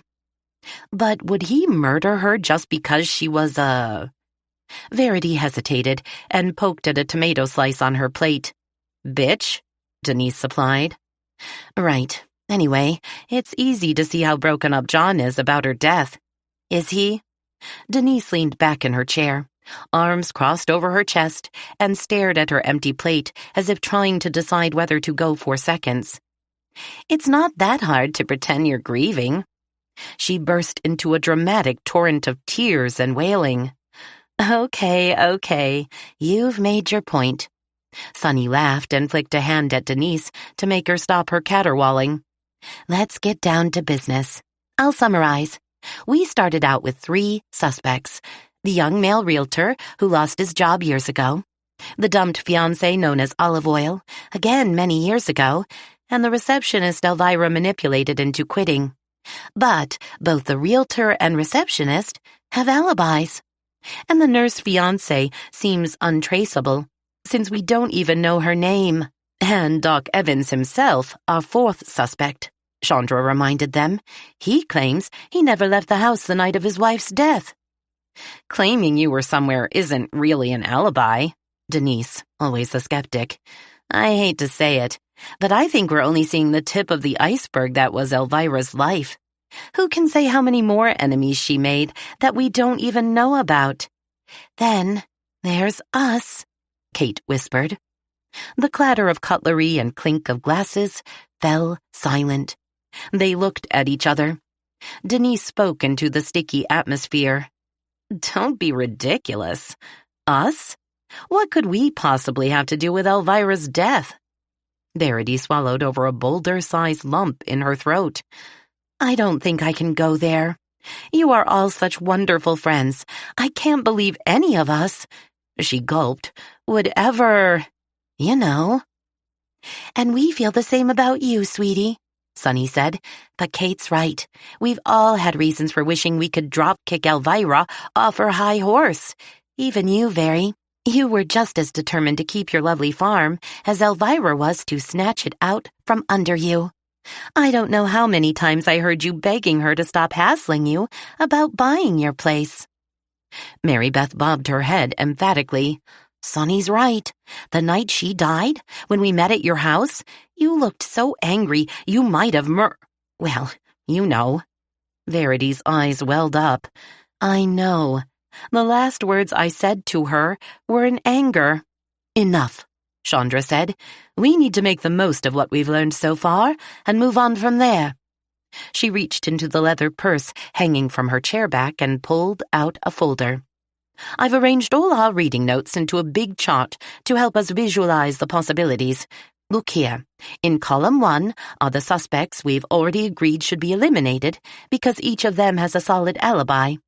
And in column 2 are names of people who are still viable suspects. They all leaned over the food-cluttered table to study Chandra's colorful chart. Impressive, Verity thought. What's this sidebar in red writing mean? Chandra pursed her lips.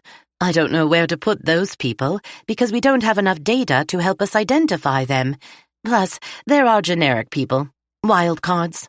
She pointed. Oh, I see, Kate said. Tourist, stranger passing through, escaped convict, druggie. Chandra shrugged. I was just brainstorming. It's possible that someone Elvira didn't even know came across her at the quarry by chance, making it a random killing. You are so well organized, Mary Beth said admiringly. Just like the CSI guys on TV. Verity rolled her eyes. Except this is real life. If we accuse the wrong person, it could be a disaster, for them and for us. Are you going to add us to your chart? Kate asked with a little wobble in her voice. Chandra shook her head. No, dear. I agree with Verity. I can't believe any of us would do anything so awful. Good, Kate murmured, staring down at her hands. Verity thought she looked relieved. Why is that? But the idea was a fleeting one, and gone in the next second. They all settled back into their seats. Food remained on plates, but everyone's appetite seemed to have disappeared. Right, Sunny said at last. So, we agree that we'll move forward carefully. Exactly where was everyone on the night Elvira died? Are there witnesses to people's alibis? Oh! Mary Beth popped up and down on her chair seat like a berserk jack-in-the-box. We should definitely follow our main suspects. I want to go on a stakeout. Oh, please, Denise groaned. Verity held up a hand. Wait, MB may be right. Except for the doc, these people don't know what any of us look like. While we're watching them, we might see or hear something incriminating. Denise laughed and slapped the table, like a killer is going to say, "Boy, did I ever enjoy seeing her bounce off that quarry floor." Denise! Kate cast a horrified look at the candy maker. "Sorry," Denise mumbled, "but let's be honest here. We're not professional investigators. I fail to see how we can do actual surveillance on a possible cold-blooded killer." "We can't just forget about something as terrible as this," Verity insisted. "What if this person kills again? We must do everything we can to make sure that doesn't happen." "I agree," Sunny said. "It's our civic duty." "Count me in," Mary Beth, of course. "Me too," Chandra added solemnly. "And me, I guess," although Kate sounded less sure of herself. "All for one and one for all," cried Denise, who didn't have a musketeer's sword, but held up a palm for a gang high five. "What's all the noise about?" The voice had come from the kitchen doorway. They all turned to see Martha smiling expectantly at them. "Martha, come sit down," Verity said. "You must be exhausted and famished. Let me get you a plate. Chandra will explain everything." "So, has everyone already drawn straws, or whatever we do to decide who follows who?" Martha asked after Chandra briefed her. "No, you're just in time," Kate assured her. Martha dug into her food with gusto. "Oh my, this mac and cheese is amazing." Verity smiled. It had been one of Mark's favorites. She still couldn't make it without remembering the expression of pure male pleasure on his face as he took his first mouthful. "I'll write out slips of paper with our suspects' names on them," Sunny said. "2 slips for each suspect. That way, each of us will have a partner for safety's sake and to corroborate evidence. So it won't be just one person's word for what a suspect says." "Oh, this is absolutely thrilling," Mary Beth squealed. "Knock it off, MB. Don't you get it?" Denise scolded her. "This is serious." The joy in Mary Beth's eyes died. Her face turned as solemn as a nun's prayer. Whose mood changes that fast? Verity couldn't help thinking. Criticism normally had little effect on the forever cheerful Mary Beth. Verity exchanged a puzzled look with Sunny, who shrugged. Admittedly, Denise had been unusually harsh. They took turns drawing slips and comparing assignments. "Oh, good. Kate and I get the realtor guy," Denise said. "He's in New Hampshire, so a little drive. But hey, maybe he'll be a hunk. I haven't had a date in Lord knows how long." "Isn't he gay? And anyway, I'm not sure I'd want to date a possible murderer," Verity commented dryly. Kate patted Denise's arm. "Sorry." Verity plucked a strip from the vase and stared glumly at it. "Who else has Dr. Evans?" "I do." Sunny waved her slip of paper in the air. "I need to trade with someone," Verity said. "I can't face that man again." Sunny made an offended face at her. "You don't want to be my sidekick on a stakeout?" "It's not that. I just don't want to give him a reason to go off on me like he did the other day." Sunny put an arm around her shoulders. "I'll run interference, throw my body between the two of you if necessary. If we are sneaky enough, he'll never see us. Anyway, he likes my almond Danish way too much to yell at me. I might ban him from the cafe." "You can do that?" Mary Beth looked alarmed. Sunny laughed. "You have nothing to worry about, sweetie." Denise leaned over to whisper in Verity's ear. MB's pastry purchases alone have financed the cafe's new van. Verity stifled a giggle. Mary Beth and Martha drew the receptionist. Chandra and Fumiko got the dumped fiancé. "Not fair," Chandra protested. "She's the hottest one of all. We don't even know who she is." "I guess you need to start by doing a little more research," Verity said. "Sorry." "If you can locate your subject, try to watch them without being noticed," Sunny advised everyone. "It's been less than 2 weeks since Elvira died. If any one of our suspects actually is responsible, they'll probably still be extra vigilant." "Criminals always make a mistake that gets them caught," Mary Beth announced authoritatively. "Or they do something stupid, like bragging about what they did. Denise laughed.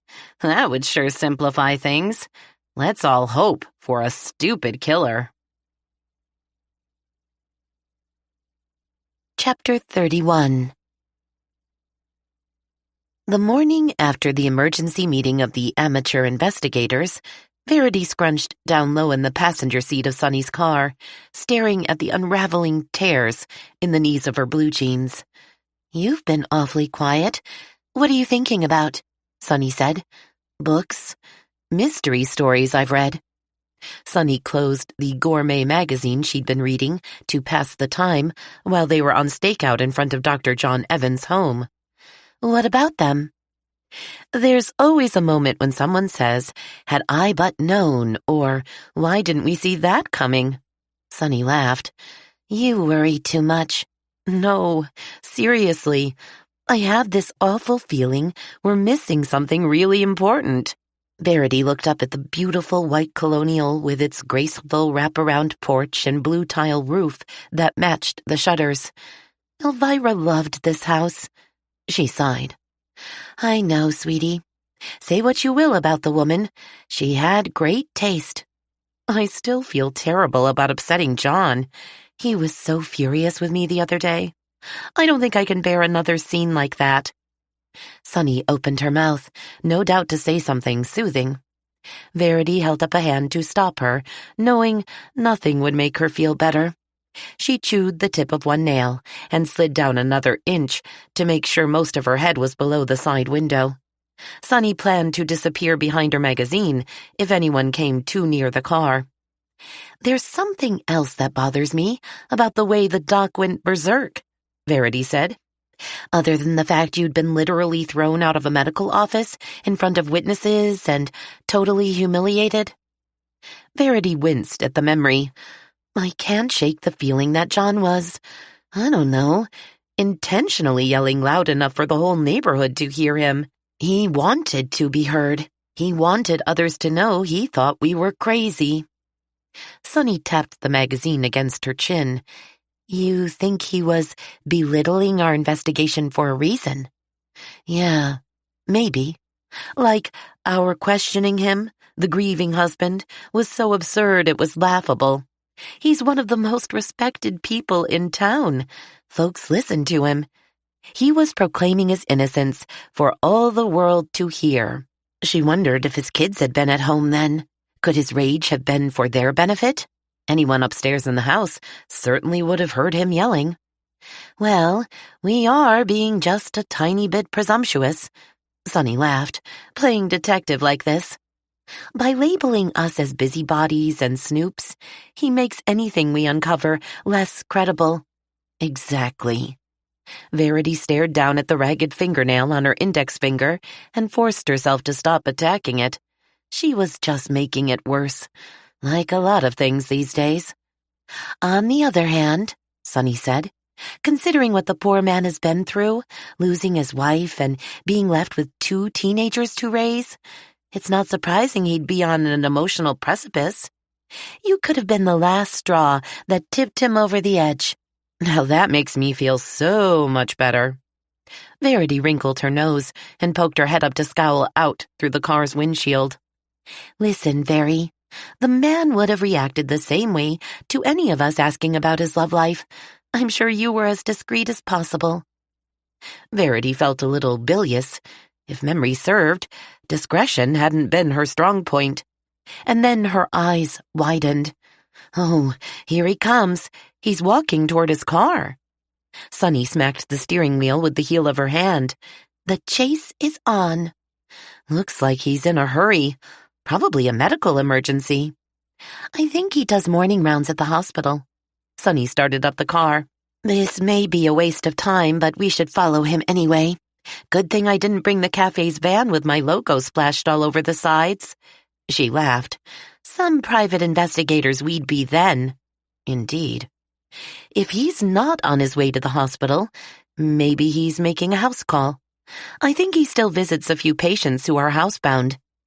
Sunny's blue eyes lit up. "Hey, I have an idea. We could casually bump into him. You apologize about the incident at his office, and I'll smooth everything over while sneakily fishing for information." "Okay," Verity said, although simply following at a distance and remaining incognito was much her preference. They soon passed beyond the Evansfield town limits. The doctor's dark blue Mercedes turned toward the highway on-ramp. "I didn't know he had patients outside of town," Verity said. Sunny flicked on her turn signal and followed the sedan onto I-91. "I think he still stops in to check on Alma Smith." "Who's that?" Verity asked. "You probably wouldn't know her, a Vermont old-timer. She must be in her 90s at least. Never leaves her house. It's probably hard for her to find a driver to bring her to medical appointments." Not what one might expect of a typical killer. Sunny slid her a look as if she'd read her mind. "You're right. He is a nice guy. Unfortunately, you experienced the 1% of the man that wasn't so nice. We all have a breaking point." "Of course," she admitted, "but most of us have the common sense to take a step back and cool down. He went ballistic." She shivered, remembering the rage she'd seen in John Evans' eyes. So much like his son's rage with the reporter.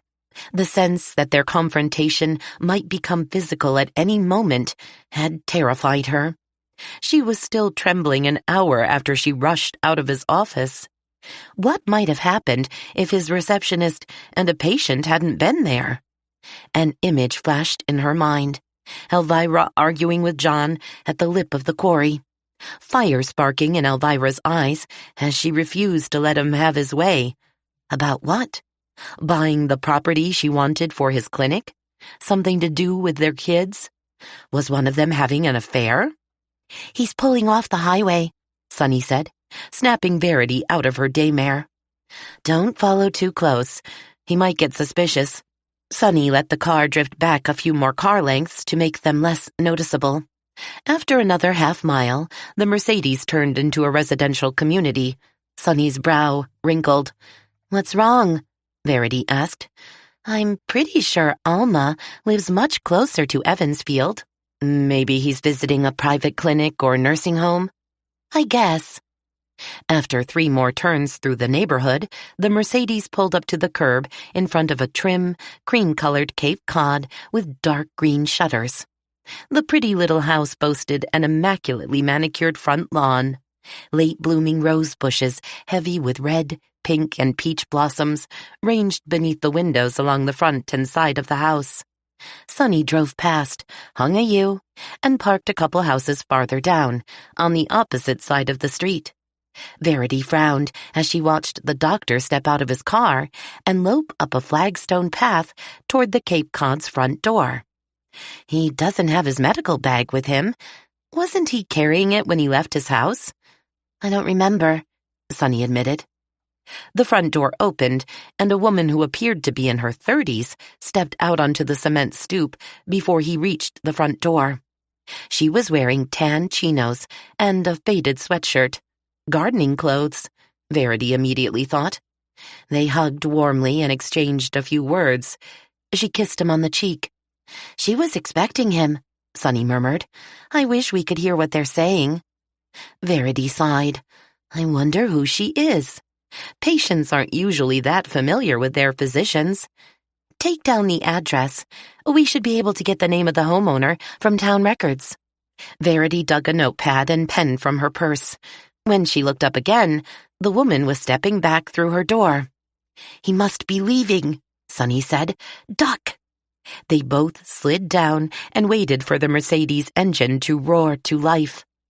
After a few minutes of silence, Verity said, "One of us needs to risk looking." Sunny rose up an inch to peek through the windshield. "His car's still there, and he's not in it. He must have followed her inside." "Oh, wow," Verity breathed. After sitting outside the little house for nearly an hour, Verity had contemplated every scenario she could think of that might bring John Evans to this attractive woman's home. She looked at Sunny, who had found 3 new recipes in the magazine to try at the cafe, and was now playing video games on her phone. How long should we wait? She said. I don't know. Sunny gave her phone a frustrated look and clicked out of her solitaire game. In stakeouts on TV, police officers watch a perp for hours, sometimes days. Perp? Verity rolled her eyes. You're beginning to sound like MB with her CSI jargon. Sunny sighed. That can't be good. Anyway, I should get back to the cafe before the lunch rush starts. Verity wiggled to get more comfortable in the worn vinyl seat and caught herself biting her nails again. She dropped her hand into her lap and remembered the woman they'd seen smiling and standing so close to John Evans. She had kissed him, albeit on the cheek, and he had reacted as if this was not unexpected. You know what I said before about us having missed something? Verity said. Yeah? Well, I have the strangest feeling I know that woman from somewhere. Sunny frowned. I'm sure I've never seen her. Could you have noticed her at the funeral? I don't think so. You were there too. One of us would remember her. Does John have a sister? No. He told me years ago that he was an only child. There's just something awfully familiar about her. Verity narrowed her eyes. She looked really slim, didn't she? One might say skinny. Sunny chewed her bottom lip in thought. She blinked, as if struck by a new thought. You think it might be her? I do. Verity grinned, suddenly excited. Hello, Miss Olive Oil. Chapter 32. Not 10 minutes later, Verity saw the front door of the little house open. She straightened in her seat, alert. No, scooch down. Sunny crab-clawed the back of her shirt and shoved her into a crouch on the car's floor. How can I see anything if I stay down here? Just try not to be so obvious. Sunny peered out from behind her Fabulous Food magazine. Verity winched up a little and stared across the street at John Evans and the mystery woman. I think he's leaving. She's saying goodbye. Oh, bother, Sunny said. What? We should be taking photos. My phone's got a lousy camera, like 200 pitiful pixels. Verity fished her sad little cracked screen phone from her purse. Fortunately, the camera was a decent one, and its little lens had somehow survived bovine destruction. She held it discreetly just above the dashboard. He's standing in the way. All I can see is his back. I can't get her at all. Bummer. We really need a picture. MB or one of the others might recognize her. Yes, Verity hissed. He's moving. She clicked a shot. Then another, just as the doctor started to turn away from the pretty blonde. And one more as he stepped off her stoop, turning back to face her. The woman said something that made him smile. Oh, this is frustrating. I wish we could hear what they're saying. If we were any closer, they'd notice us for sure. Did you get a good shot of her? Yup. Verity dropped back down to flip through the photos. One is from far enough away to show both of them. The other two are close-ups of her face. Perfect. Sunny cautiously peeked out. And just in time. I think she's going back inside. Not until the doctor turned his car around and drove off the way he'd come did Sunny begin to follow him from a distance. Verity snapped on her seatbelt, so excited she could hardly breathe.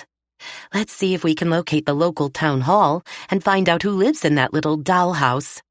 Wish we could, Sunny said, but I really need to get back to the cafe. Shirley is my helper today. She's sweet and tries hard, but she's not up to handling a crowd on her own. It's always a hot mess on Saturdays. Sorry. Oh well. I have a lot to do too. Another day. But Verity couldn't hide her disappointment. Hey, we accomplished a lot. The best part is, I think we're getting close to catching Elvira's killer. Really? Sure, they now had a promising lead, but Verity wasn't as confident. Absolutely. You said it yourself. Sunny hummed a happy little tune as she drove. That skinny gal must be Olive Oil. She and the doc have linked up again. Do you think they could be in it together? In what? The plot to murder Elvira, of course. Sunny waggled an eyebrow at her. It's just like MB said. They've slipped up, made a mistake by being seen together so soon after the murder. Verity considered this. I don't know. Sunny squinted at the street sign when they came to a corner. I think we took a right turn when we came, so returning we must turn left here. Anyway, they've obviously reignited their passionate relationship. But before they could be together, they needed to get Elvira out of the way. Verity squinted out through the side window, doubtfully. And how does the note Elvira found, signed by her son, fit into their scheme? I can't believe Peter would conspire with his dad to kill his mother. So maybe Peter didn't send it. The Doc in Olive Oil could have written it, hoping to lure Elvira to the quarry. Sunny tapped her carnation-pink fingernails on the steering wheel, looking pleased with herself. Then one of them was waiting for Elvira and pushed her over. Lordy, just saying those words gives me chills. How cold-hearted is that? Ruthless, Verity agreed, if Sunny was right. Verity returned her phone to her purse as they drove onto the highway, no longer following the Mercedes. A niggling uneasiness teased her stomach. I don't know, Verity murmured softly, more to herself than to her partner. Something about your conspiracy theory doesn't feel right. Why not? Sunny sounded as if she was sulking. It would explain everything. Name one reason, other than John Evans' reputation as a respected physician, why he couldn't have been involved in his wife's death. Okay, there was the kiss. What about it? Sunny shrugged. You admitted it was weird, not to mention inappropriate for a patient to greet her doctor with a hug and kiss. And if she's not a patient, why did he come all this way to see her? Didn't that little show of affection seem a bit chaste for two lovers? Oh my God, Verity. Of course they'd tone it down. They were standing outside, where any of her neighbors might see them. We have no way of knowing what level of passion erupted as soon as they were snuggled up behind closed doors. Verity tipped her head side to side, weighing alternatives. Maybe you're right, and I'm just trying to make excuses for John. I hated the scene he made in his office, but I really don't want him to be a murderer. They were in that house alone, Sunny sang out, for a long, long time. Too long for a doctor on a house call, Verity agreed. So, if they weren't making love, what were they doing in there? Before she could come up with a reasonable explanation, the off-ramp from the interstate appeared. Why do return trips always seem to take less time? Sunny winked at her. Anticipation of the unknown adds minutes to any journey. Didn't Einstein have a theory about that? I doubt it. Anyway, I'm glad I'll get back before milking time. Aren't your robo-milkers working? For everyone except Molly. She lifted her hands in a what-can-I-do gesture. She still refuses the intimate touch of stainless steel. Verity laughed. Wouldn't you prefer warm hands on your teats? I'd like warm hands anywhere at all on me. They looked at each other and broke into hysterical laughter, unable to stop until, gasping and wiping tears from their eyes, the car rolled to a stop in Verity's driveway. That night, Verity transferred the 3 photos she'd snapped to her PC. She printed 8x10 blow-ups in the hope they would jolt her memory. She still believed she had seen the pretty blonde woman somewhere before, but where and when? If it had been at the funeral, Sunny surely would have remembered. Sunny had a gift for names and faces. How often had she watched the cafe owner recall a customer's name, even if they'd only visited the cafe once before? And although virtually everyone in Evansfield had attended the funeral, they all knew each other. A stranger would have stood out. Then again, if you murdered someone, why would you show up among the mourners at your victim's funeral? She shut down her computer and ambled into her living room with the printed photos, still thinking. She'd need more information about the woman and Dr. Evans before she and Sunny showed the photographs to the sheriff. Without supporting facts, he'd laugh them off and claim, Again, they were sticking their noses where they didn't belong. Verity plopped down into Mark's leather chair and stared at first one, then another of the pictures she'd taken earlier that day. They blurred together before her tired eyes. Slowly, she became aware of a subtle breeze drifting across her face. She turned toward the living room window, but the curtains weren't fluttering, even a little. It occurred to her she hadn't seen her two ethereal housemates recently. Oddly, the thought brought her no joy. "Hey, Mr. and Mrs. P. Are you there?" she called out. For a long moment, she felt only the heavy silence of an old house around her, and her own breathing. Outside, she heard the scurrying of a squirrel attacking the bird feeder suction-cupped to her window, a tractor grumbling as it rolled past her house, the chirps of house wrens from their nest in her eaves, and then the soft rustle of taffeta and clump of boots. She blinked at an empty space in the middle of the room. Two figures dimly materialized. Verity's eyes flew wide. "Oh my, look at you two." Anna Louise wore a stunning midnight blue velvet gown, a choker of sparkling sapphires around her throat. Percy sported a Civil War officer's dress uniform, a thin red stripe down the outside of each dark blue pant leg. The heel of his hand rested at his left hip on the hilt of a long sword in an ornate scabbard. "Are we going somewhere special tonight?" Verity said. Anna Louise wrinkled her nose prettily. "I do so wish we were, Miss Verity. Sadly, our social engagements of late have been extremely limited. No one in the entire county is hosting a ball, or even an intimate soiree, potluck supper, or barn raising. Darling Percy and I are bored to tears. We just felt like dressing for dinner." "Even though you don't eat?" Verity asked, trying not to chuckle. "Just to lighten our spirits." One corner of Anna Louise's pretty lips lifted in a playful smile. "Spirits? Very funny," Verity agreed. "Well, you could always dress up for church tomorrow. Coffee and donuts after the service in the church hall. It's as close to a soiree as we have around here." She wasn't even sure she knew what a soiree was. Anna Louise gazed down at her voluminous skirt and swept it side to side along the carpeting. "I fear I might be overdressed." Percy made a sympathetic sound in his throat.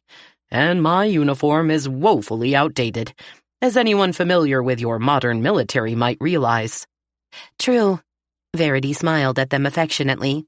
Her ghosts, although frequently annoying, could be so cute.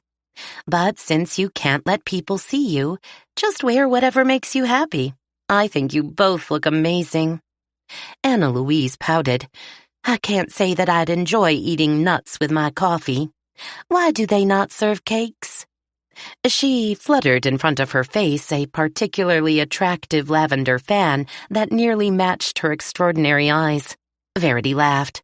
"Not nuts, donuts. You've never had a donut before?" She tried to remember when one of her favorite guilty pleasures was invented. Perhaps in the South they had other names for fried dough. "You haven't lived until you've eaten a Krispy Kreme." Mark had argued that the golden sugar-glazed gems she so adored weren't real donuts. He insisted she taste Vermont cake donuts spiced with just a touch of nutmeg and rolled in cinnamon sugar. She had to admit they were delicious, but they failed to satisfy her childhood memories of KKs. "Verity," Percy said, interrupting her sweet fantasy, "we have something for you." She forced herself to refocus. "Yes?" "Some evidence, a clue, as you say, possibly related to your investigation." He pursed his lips, looking a tad smug. Anna Louise stepped closer to her husband and took his arm. "Stop stalling, Percy. This is serious." She turned to look at Verity, her lavender eyes luminescent. "Someone stuck a letter under your back door." She held out what looked like a sheet of white printer paper, folded in quarters. "Did you see who left it?" "No, we were too busy getting all fancied up for you," Anna Louise said. "We thought you might be amused. You seem in need of cheering up lately." "Well, thank you for the effort." Verity smiled at them and accepted the letter that floated in her direction at the tips of Anna Louise's slightly translucent fingertips. Verity tucked the paper into her pocket. "Aren't you going to read it for us, so we'll know what it says?" Percy asked. You mean you haven't already read it? Perhaps it was a bit mean to test them. Oh, heaven forbid! Anna Louise objected with an agitated quivering of her fan. We would never interfere with your private correspondence. Of course you wouldn't. Verity squinted dubiously at one ghost, then the other. Percy had the decency to blush. Anna Louise just hid behind her fan. Her customers sometimes left a voicemail or emailed her a change in their weekly order, but it seemed a lot of trouble to hand-deliver a request. She unfolded the paper. There were 3 lines of handwritten printing, barely a dozen words, but they came down on her with the weight of a grand piano. Verity let out a gasp and jumped from the leather chair to her feet. Percy looked confused. "We thought it no more than a foolish joke." Aha! She shook the note at him. I knew you'd read it. Mercy me, Anna Louise whispered, looking ready to disappear at any moment. "We apologize," Percy said, then quickly, "You believe it's a serious threat?" I do, she said. "Well then, perhaps it can be useful. I understand that today much importance is ascribed to the marks from fingertips in crime-solving." Verity indulged herself in a full minute of hyperventilation as the words on the paper ricocheted through her head. She waited for her pulse to return to normal. No, I don't think it's a joke at all. She paced the room as she read aloud the words. What are you, stupid? Can't you take a hint? Stop messing about or die. I told you it was terribly rude, Percy. Anna Louise sighed. "If this isn't someone's idea of buffoonery, it is more than rude," Percy stated firmly. "Miss Verity, you must be careful. You should take that message directly to your sheriff." Verity shook her head. He hasn't believed a thing I've said before. I'm sure he'll just tell me this has nothing to do with Elvira's death or our investigations. "But if the same person who wrote this is the person who killed your—" I know, Percy, Verity said. Whoever they are, they've already proven themselves capable of murder. They may do it again, if only to protect themselves. She rubbed her forehead with one hand, still holding the awful note in her other. Elvira was my friend. Not always a good friend, but she had her moments. At the very least, she deserves justice. Anna Louise drifted closer in her floaty sort of way and tucked an arm around Verity's shoulders. Then you must show your friends that disgusting letter. They should be forewarned, too. "At least make a copy of it and leave it with the sheriff," Percy insisted. "The worst he can do is ignore it. But if something later happens to you or one of your friends, he will then realize he should have taken the threat seriously." Would it take another violent break-in, more threats, or another death to make Fred Bailey do his job properly? She picked up the 3 photographs that had fallen from her lap when she stood up so suddenly. All right. I promise I'll do at least that much. Tomorrow. Meanwhile, I'm exhausted. I'm going to bed. She turned back to face the pair. Maybe you two should hold your own ball, right here in the living room. You're certainly dressed for it. She smiled. Perhaps she was beginning to get used to them. A little. That night, Verity dreamt that the person who broke into her house returned. The faceless figure in black sweats confronted her and demanded to know why she hadn't stopped interfering with his plans. What plans? She thought murkily. Elvira is already dead. In the nightmare, they struggled again, toppling to the floor and thrashing about. Strangely, Verity was more interested in identifying her attacker than escaping from him. With a boldness that surprised her, she reached up and tugged the hood off his head. To her shock, the face revealed was a woman's, and not just any woman. It was the pretty blonde who had stood in front of the sweet little Cape Cod house and kissed Dr. John Evans on the cheek. Chapter 33. Verity groaned and cracked open her burning eyes. She stretched in bed. Her neck felt stiff. Her back ached. Crouching for hours inside Sonny's car the day before had added to the lingering painful after-effects of a real wrestling match with the thief. The nightmare of a rematch had left her unable to relax and get back to sleep. She tossed off the sheet and comforter, sat up in bed, and waited for her head to clear. But the memory of the disturbing dream cast a grim fog over her day. John Evans and Olive Oil, or whatever the woman's real name was. Partners in crime? Really? She honestly couldn't believe that. And yet, even if the couple was innocent of conspiring to murder Elvira, their being together so soon after Elvira's violent death seemed foolish on their part. An invitation to speculation and gossip by anyone who knew the doctor. Did John Evans' indiscreet hooking up with his old love mean he'd done away with his wife? Or were the two events totally unconnected? Just thinking about these new developments made her head spin. How did private detectives get to the truth when investigating a suspicious death? Mary Beth often cited examples from her favorite TV shows. But Verity wasn't sure how accurate that information was, seeing that CSI plots were conceived by the show's writers. She had tried asking the doctor about his past, and that had gotten her nowhere. Worse than nowhere. Good grief. Now she needed to find herself a new physician. Returning to him as a patient would be way too embarrassing. Unable to make any sense of things, she decided she had no choice but to get on with her day. It was Sunday, the one day in the week that called for a change in her usual routine. She looked forward to attending Sunday service at the Congregationalist Church in Evansfield. She had met so many kind and generous people there, and not all of them lived in their little village. Throughout the year, families often came from surrounding cities and towns to participate in the service at the historic church. During the early fall, when a panoply of vibrant red, gold, and orange leaves painted Vermont hillsides and country lanes in gasp-worthy tapestries, the church literally overflowed with visitors. Leaf peepers were good for everyone's business. They sipped samples of apple cider from Murphy's cider mill and purchased gallon jugs of sweet or hard versions of cider. They nibbled tangy Vermont cheddar at Homer Peterson's roadside stand and then bought wedges cut from huge wheels of aged cheese to take home with them. Tourists and locals alike snatched up brown paper sacks of old-fashioned cinnamon and sugar-coated donuts, still warm from the fryer at the Cat's Cradle.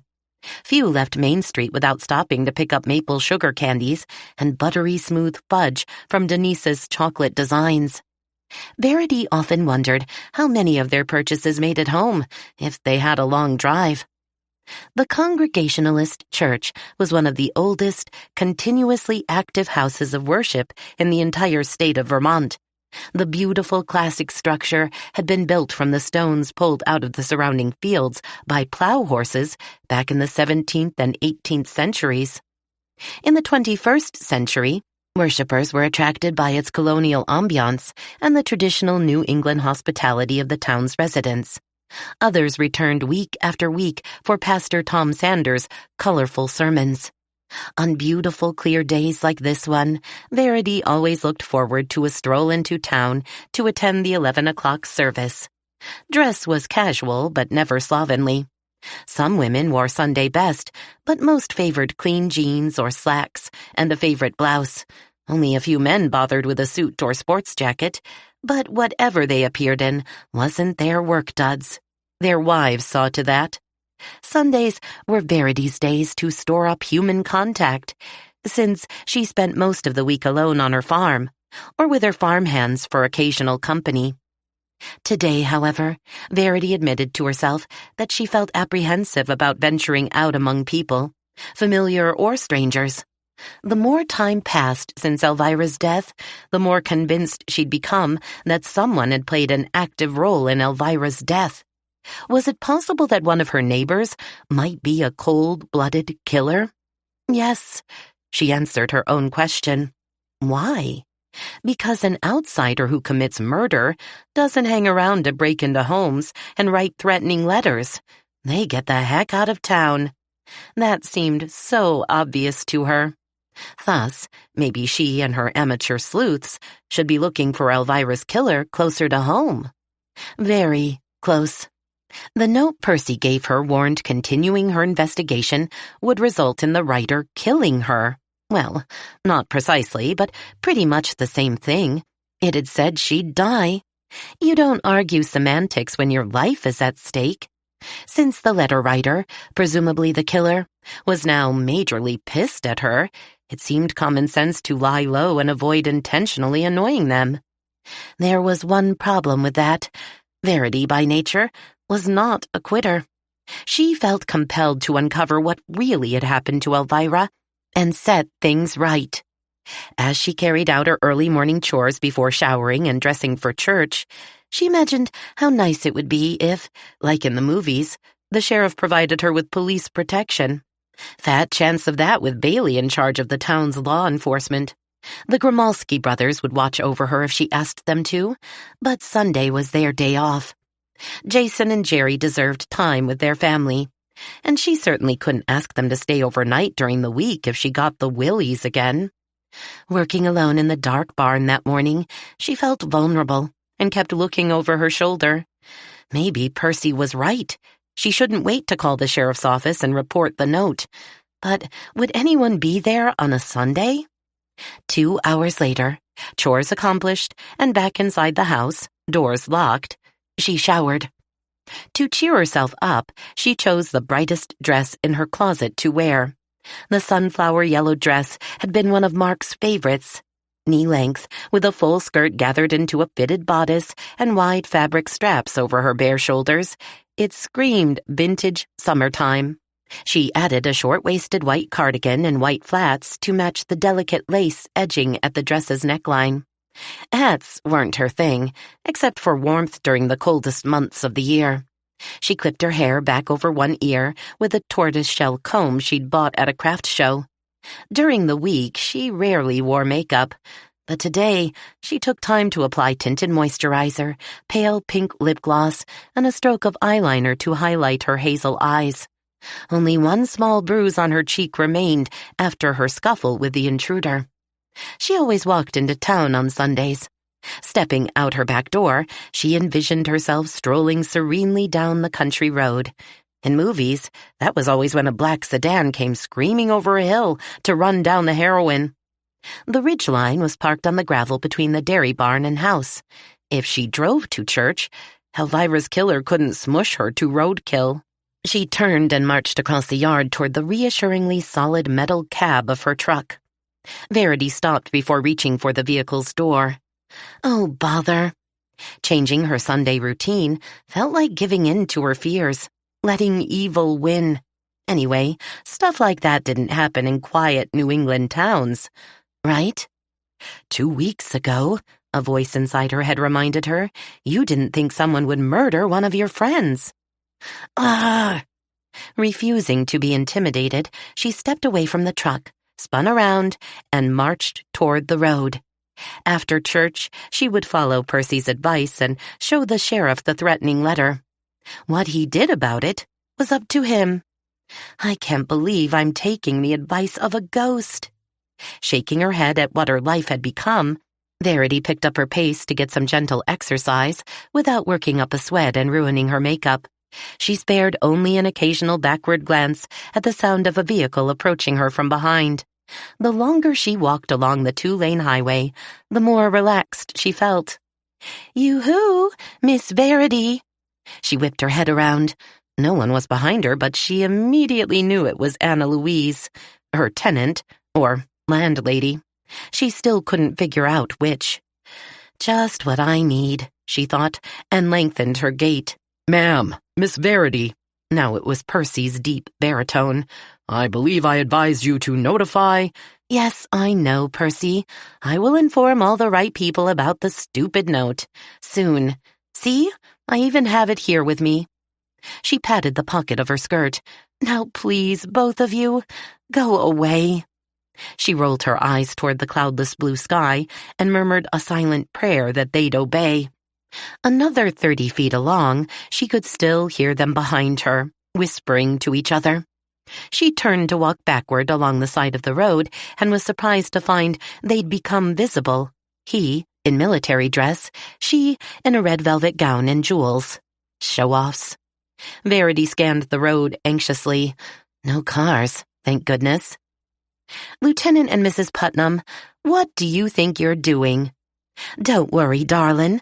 Only you can see us, Anna Louise assured her. You said we could go to church with you. Verity did remember saying something of the sort, probably in a weak moment of sympathy for the pair. You'd better sit near the back of the church. The last 2 or 3 rows of pews usually remain empty. We don't want people plopping down into your laps. No, indeed, Anna Louise giggled. A red sports car zipped past, heading north. The driver shot Verity a puzzled look. She didn't blame him.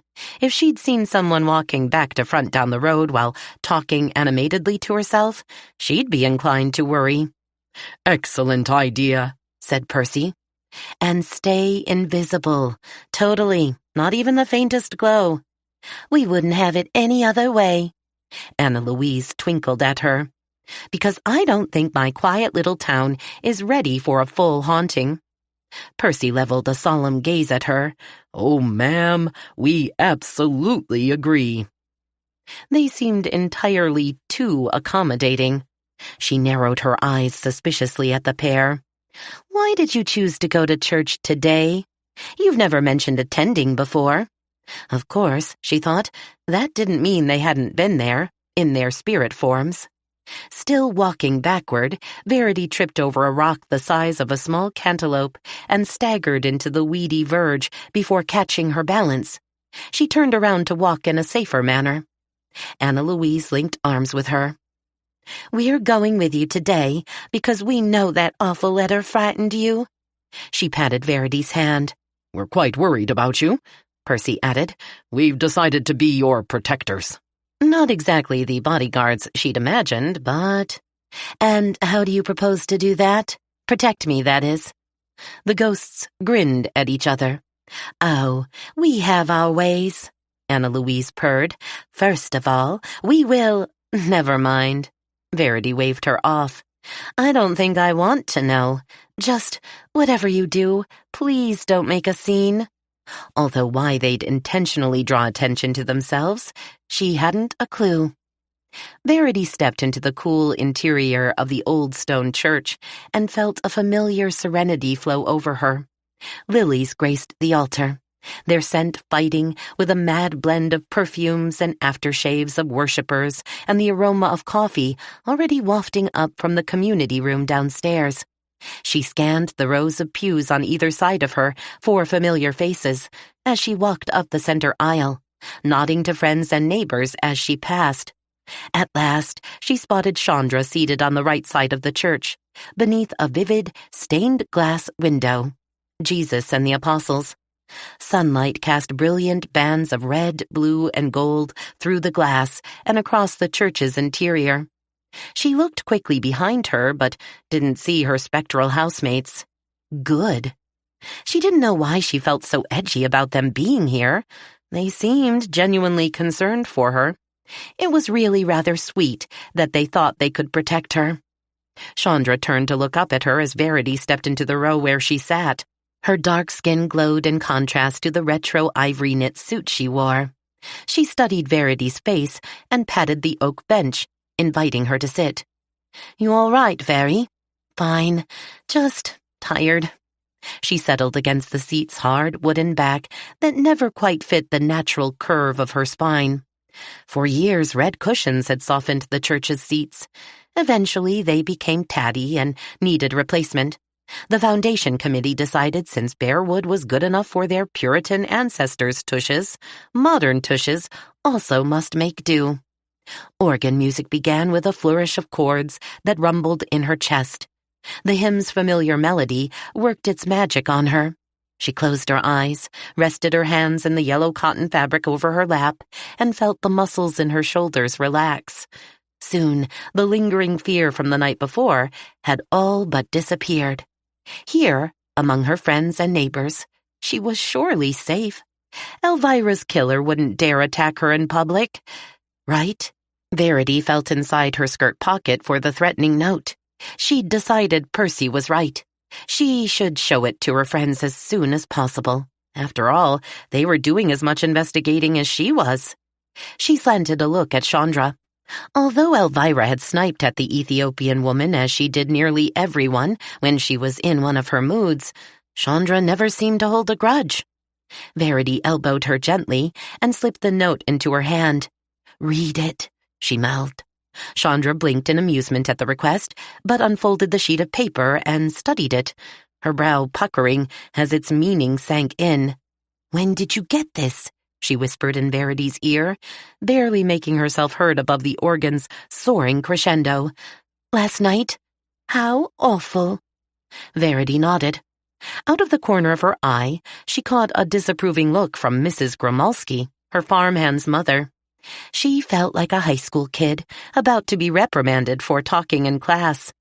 Pastor Sanders opened the service with his usual warm greeting to the congregation. Verity faced forward and tried to look suitably attentive.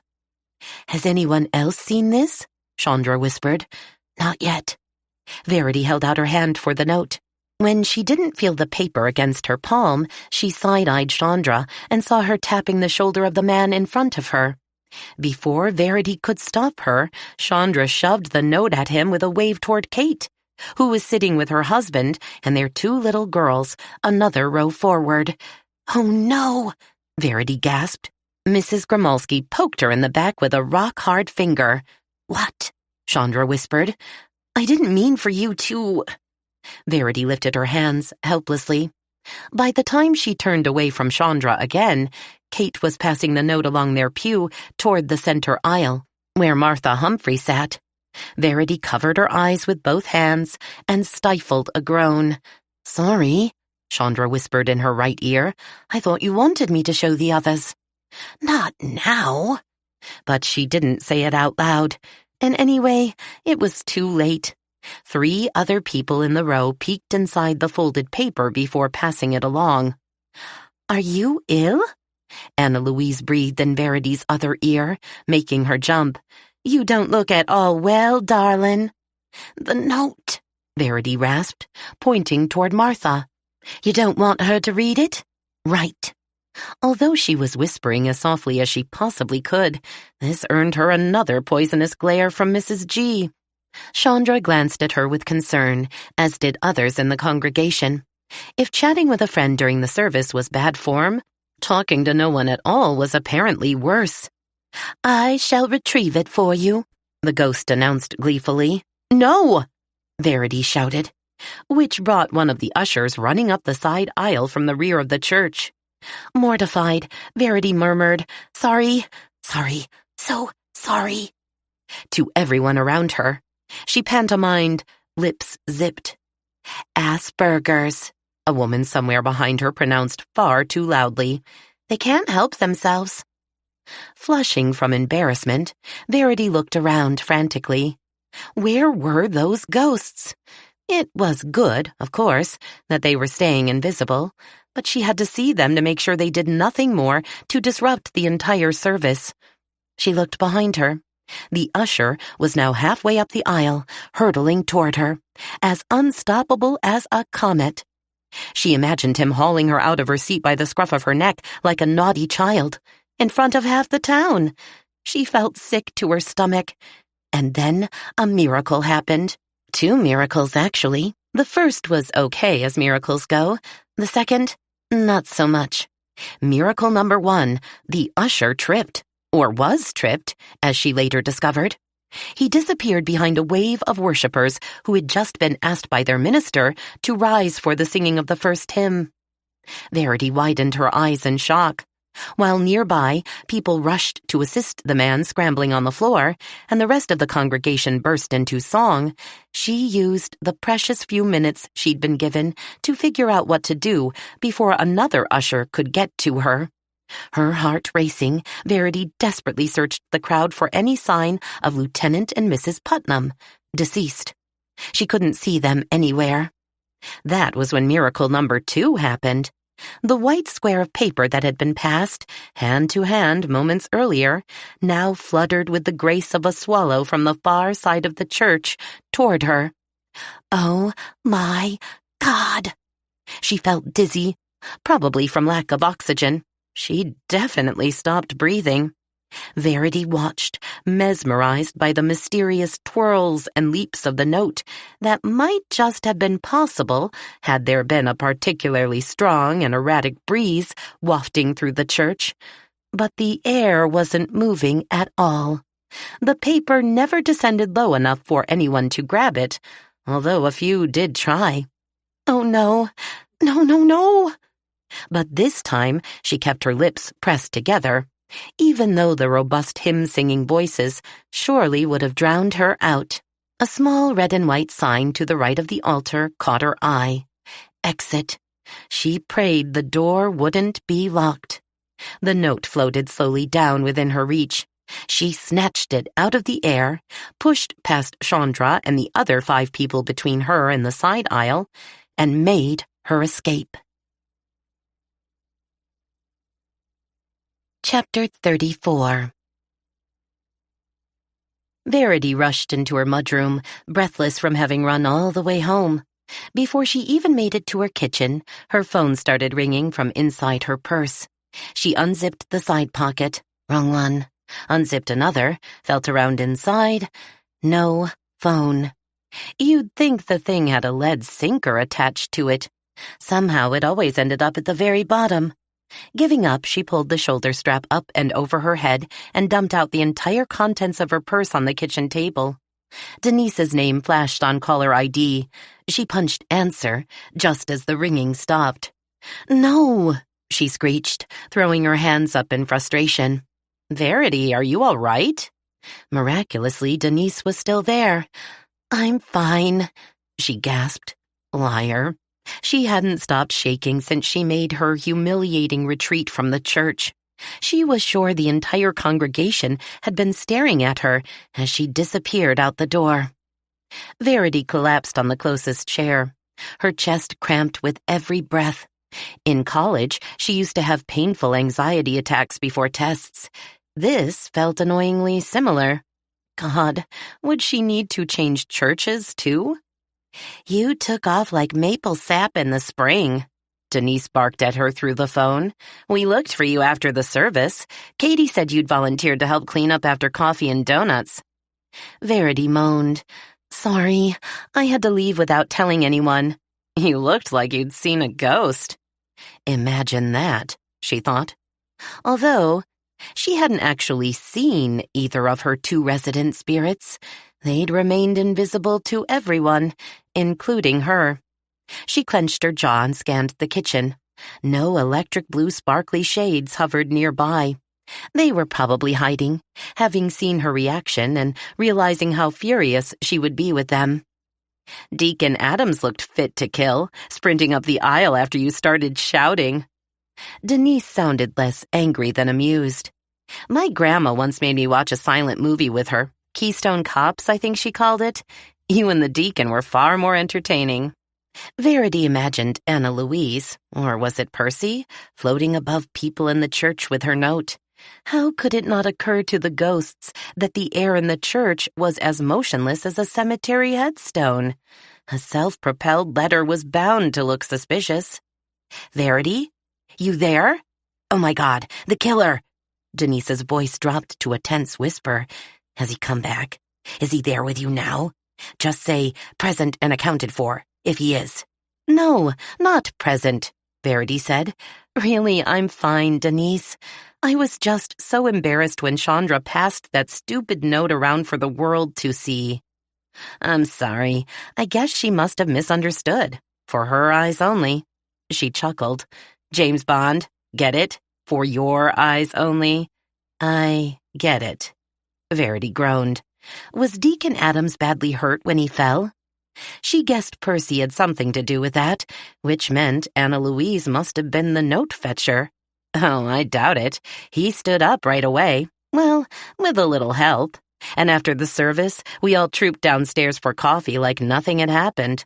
I saw him helping himself to a whole plate full of donuts.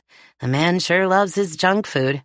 Although I shouldn't complain. He's one of my best customers at the chocolate shop.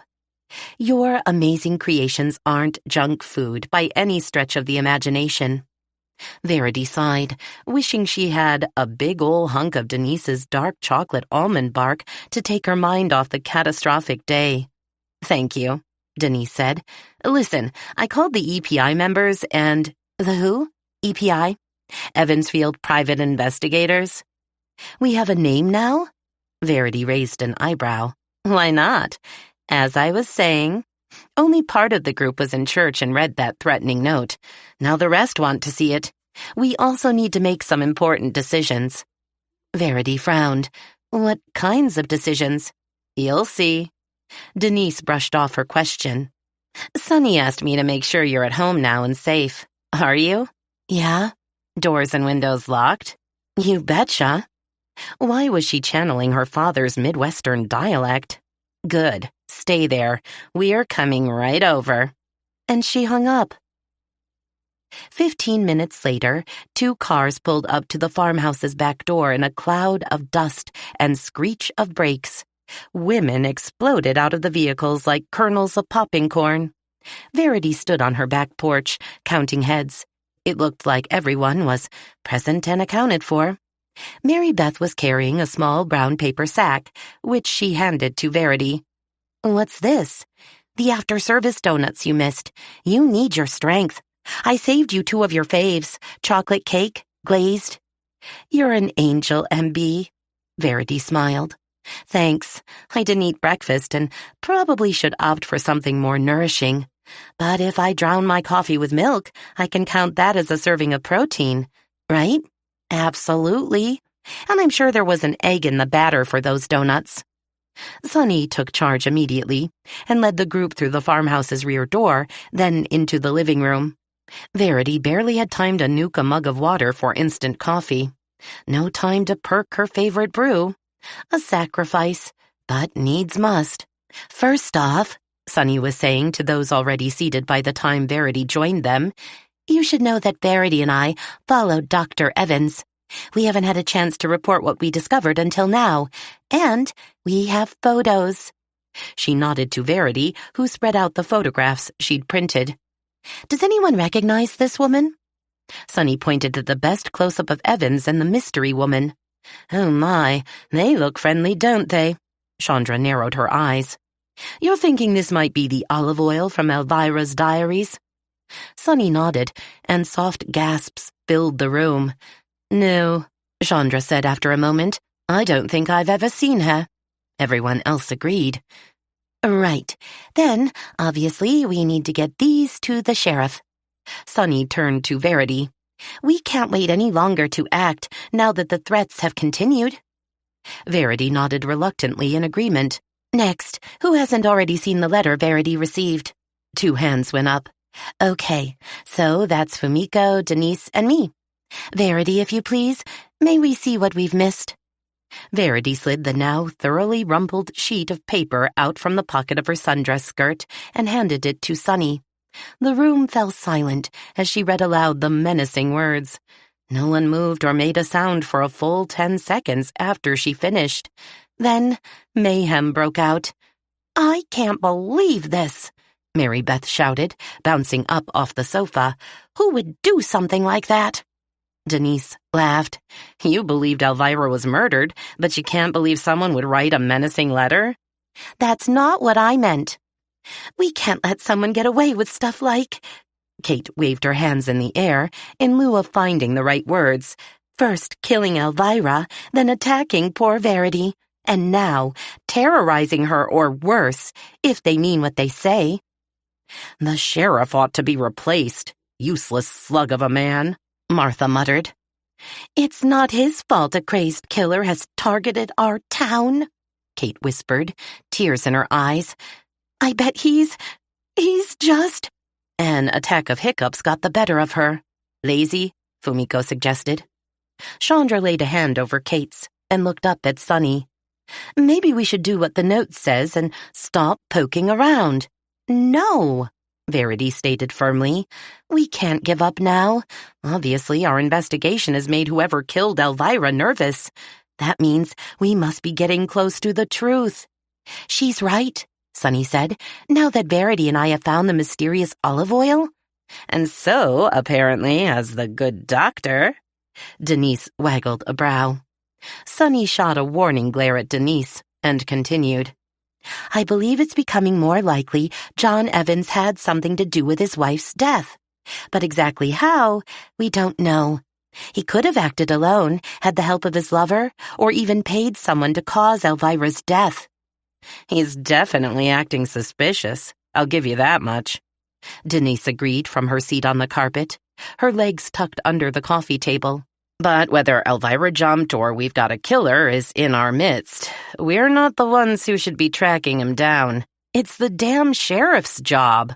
"You can't blame Sheriff Bailey if some drifter wandered into town and killed our friend," Kate protested in his defense. Verity smiled affectionately at the young mother. How lovely it must be to always think the best of people. "Drifters don't hang around after murdering someone so they can break into a house and then write nasty letters," Chandra stated, echoing Verity's earlier thoughts, "unless they're imbeciles." Martha muttered, "Bailey ought to be removed from office. He's doing nothing." A burst of seconds prompted Sunny to stand up and place 2 fingers between her lips. Her ear-splitting whistle created abrupt silence. Verity looked around her living room at the distraught faces of her friends, feeling a sour tension in the air that hadn't been there before. They had always gotten along so well as a group, but now she sensed the beginning of a rift. Fear was pulling them apart. Sunny resumed speaking. "Ladies, this is getting us nowhere. Let's at least agree that what has happened in our town is unacceptable. Our friend has died, possibly was murdered. Verity has been attacked in her home. Now someone is threatening her life. And whether or not the sheriff is doing his job properly, can we at least agree that we need to give him another chance and let him see this note?" Murmured responses ensued. "Absolutely. Sure." "Of course." "I'll deliver the note to him tomorrow," Verity agreed. "But honestly, I'm convinced he'll find any excuse to do nothing. He might even accuse me of having written it myself." "We know you never do such crazy thing," Fumiko cried. "Even Fred Bailey will know that," Martha said, "but he still might not take the threat seriously." She gave Verity an anemic smile, no doubt her best attempt to reassure. Denise banged her fists down on the coffee table. "We need to be proactive." Verity feared for her poor table's survival. "Expecting Verity to just sit around and wait for another attack isn't a solution," Denise said. "At the very least, I think we should take turns staying with her at the farm." "Like bodyguards?" Kate scoffed. "Oh my God, what good can we do? Then 2 of us will get murdered." "Katie's right," Mary Beth said, glumly. "We're not cops or even professional detectives. We haven't been trained to handle this sort of thing." "It's worse than anyone here is admitting," Martha interrupted in her most strident school-teacher voice. Everyone stared at her. "What do you mean, dear?" Sunny said. "How can it get worse than this?" "Whether or not we try to protect Verity, we're already in danger. All of us, not just Verity.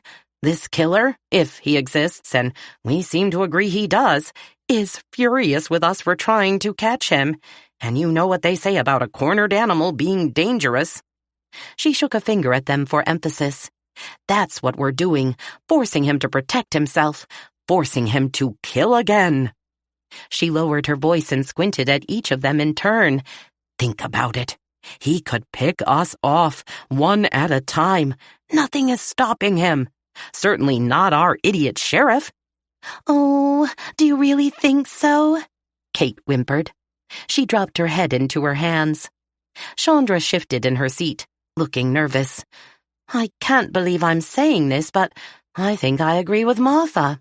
We've taken our investigations as far as we can, maybe too far. But we can't stop now. Sunny sounded suddenly desperate. Verity's right. We've obviously made the killer nervous. That's a good thing. Now they will be more likely to make a mistake. We just need to be patient and hold our ground. Kate shook her head, her eyes red-rimmed. I have 2 little kids. I'm sorry, guys, but my first allegiance is to them and to my husband. Tony never wanted me to get involved in this.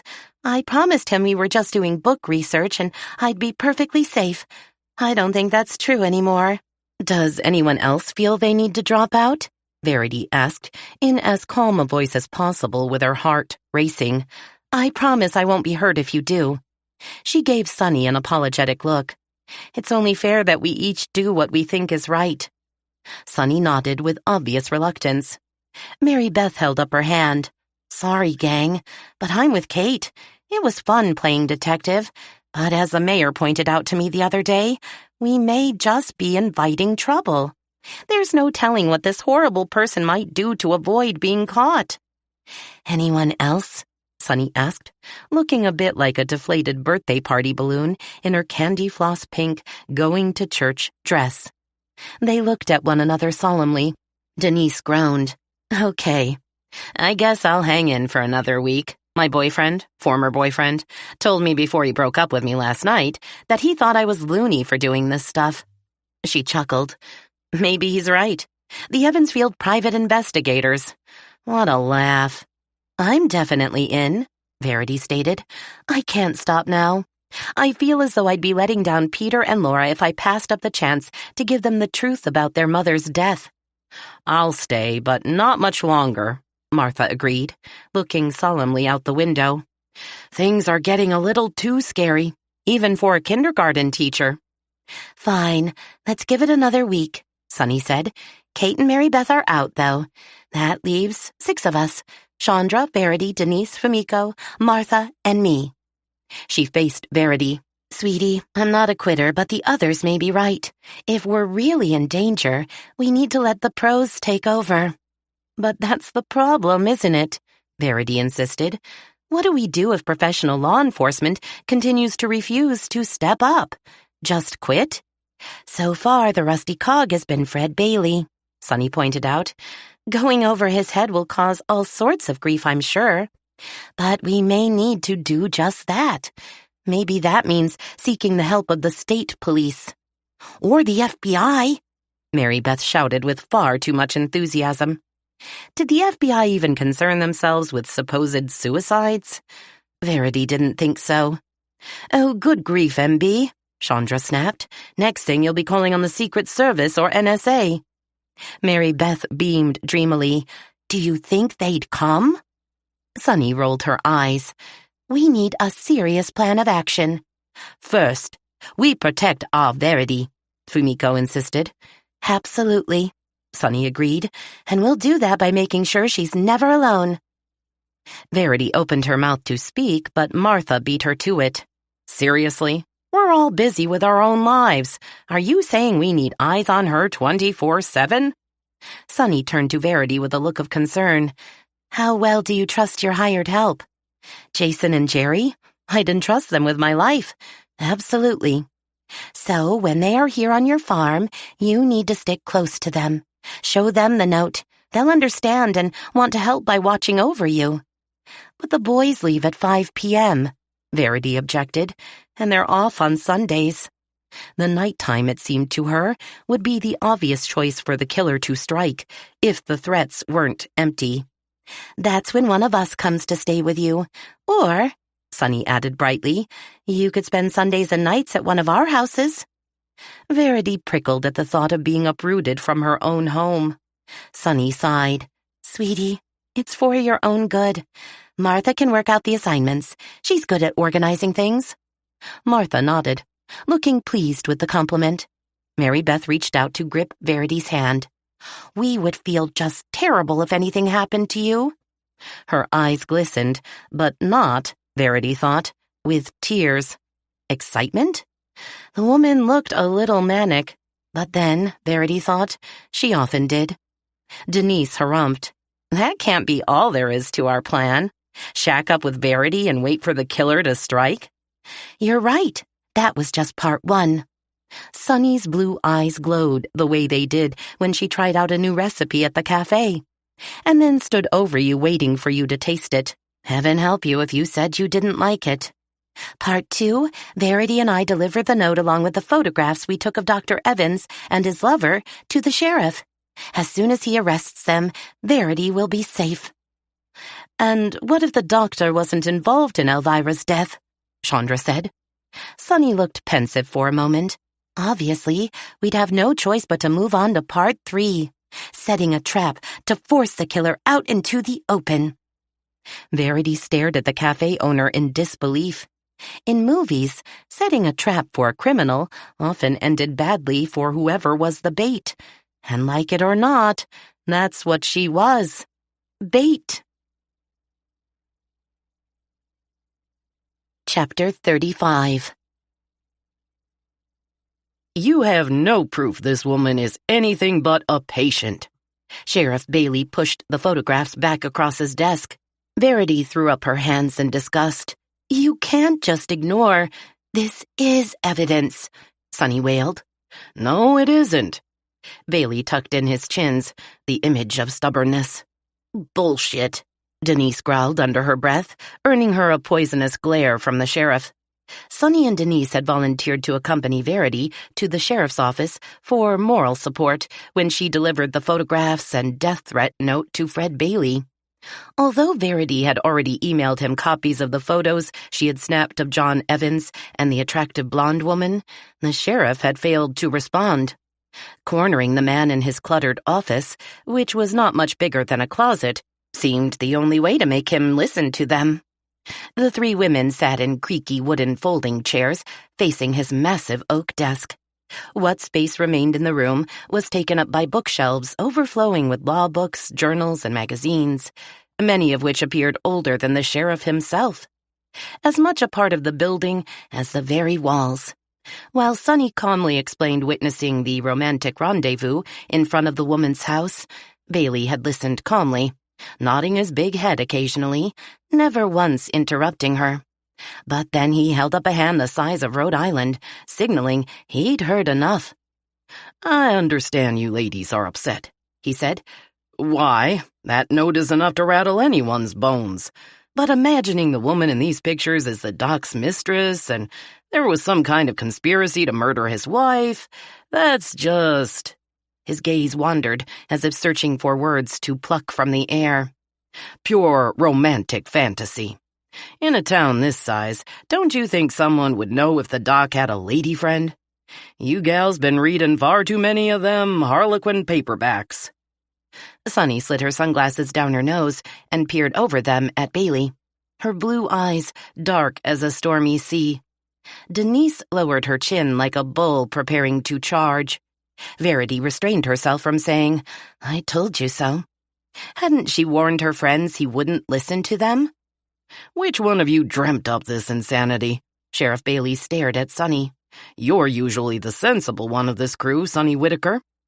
His gaze shifted toward Verity. Nah, it's more likely Mrs. Cade's doing. Verity glared at him, refusing to be cowed. This isn't our imaginations. Just look at these pictures. I saw the woman with my own eyes, Sunny objected. She kissed John. Patients don't go around snogging their physicians. Kissed him? He grinned, his anger slipping away to amusement.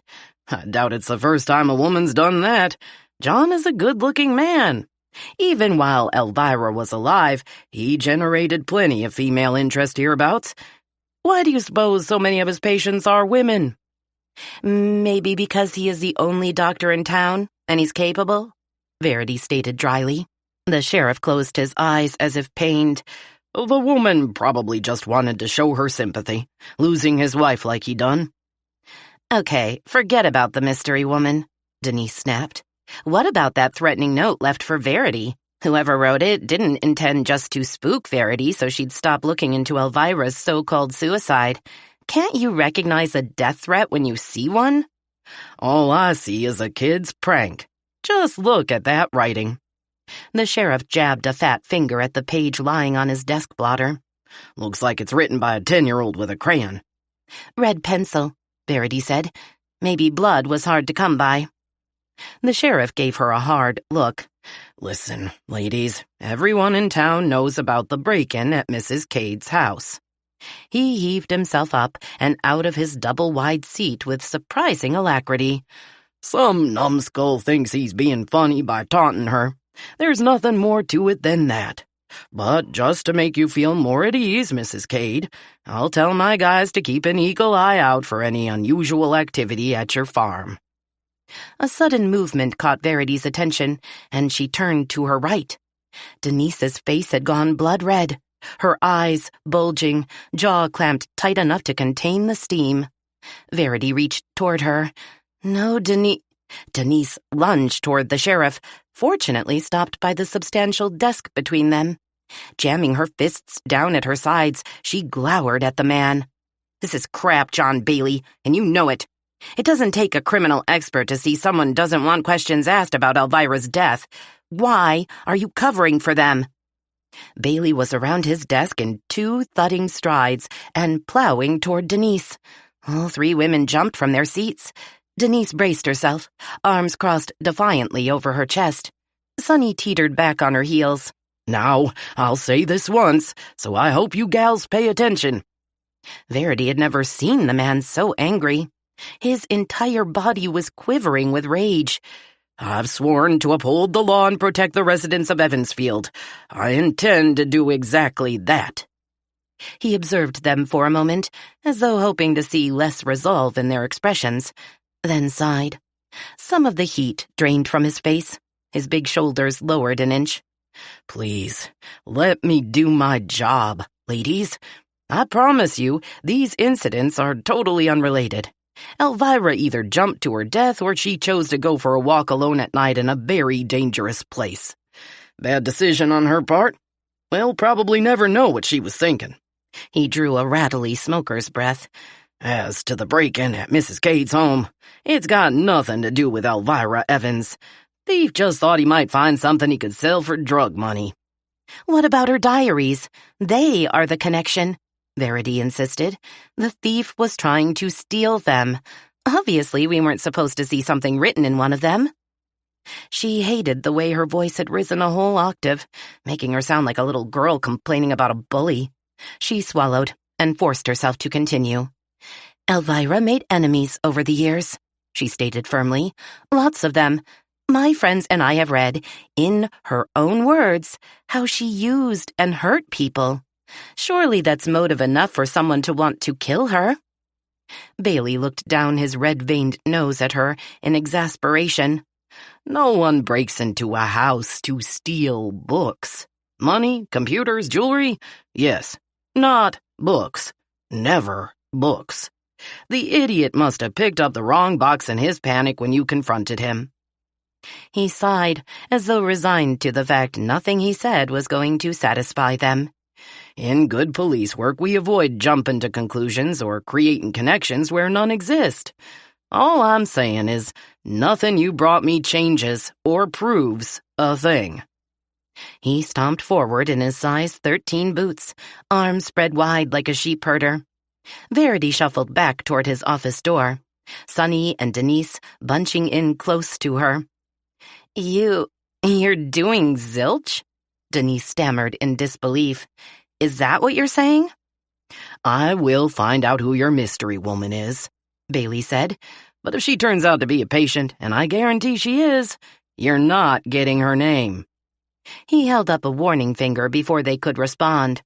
And if it turns out she's the doc's girlfriend, you don't get anything about her from me. Their relationship is none of your damn business. Just one more thing, Sheriff, Verity begged weakly, then jumped back again as he continued herding them out his door. Please? Go home, all of you, he grumbled. Stop interfering in your neighbors' lives. Leave the goddamn police work to me.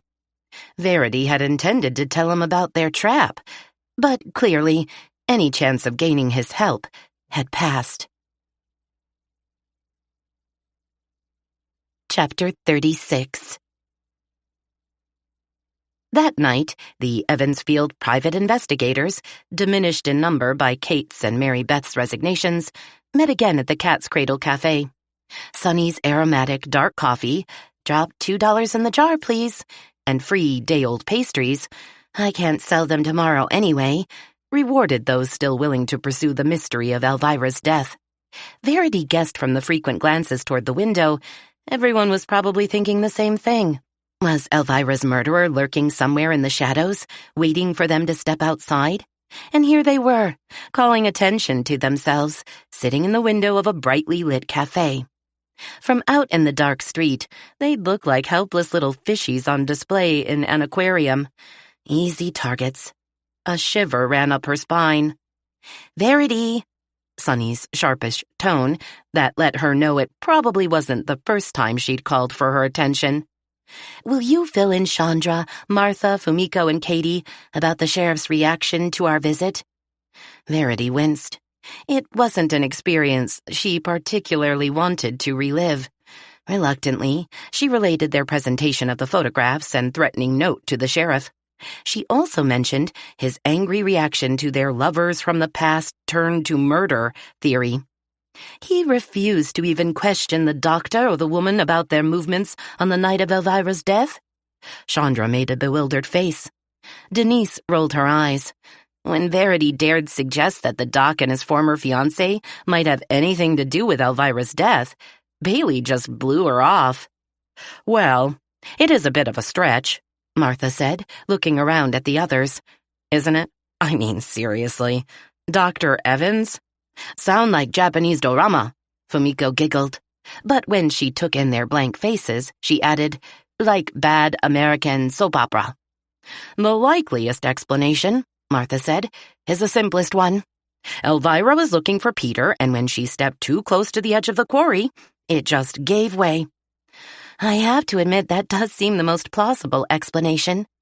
Sonny sipped her coffee thoughtfully. Verity, when this all started, you were at the quarry when you found the note signed by her son. Did the ground surrounding the pit look unstable to you? It did seem sort of crumbly near the edge. She tried to recall details. But I didn't notice a major disturbance in the ground like you might expect to find.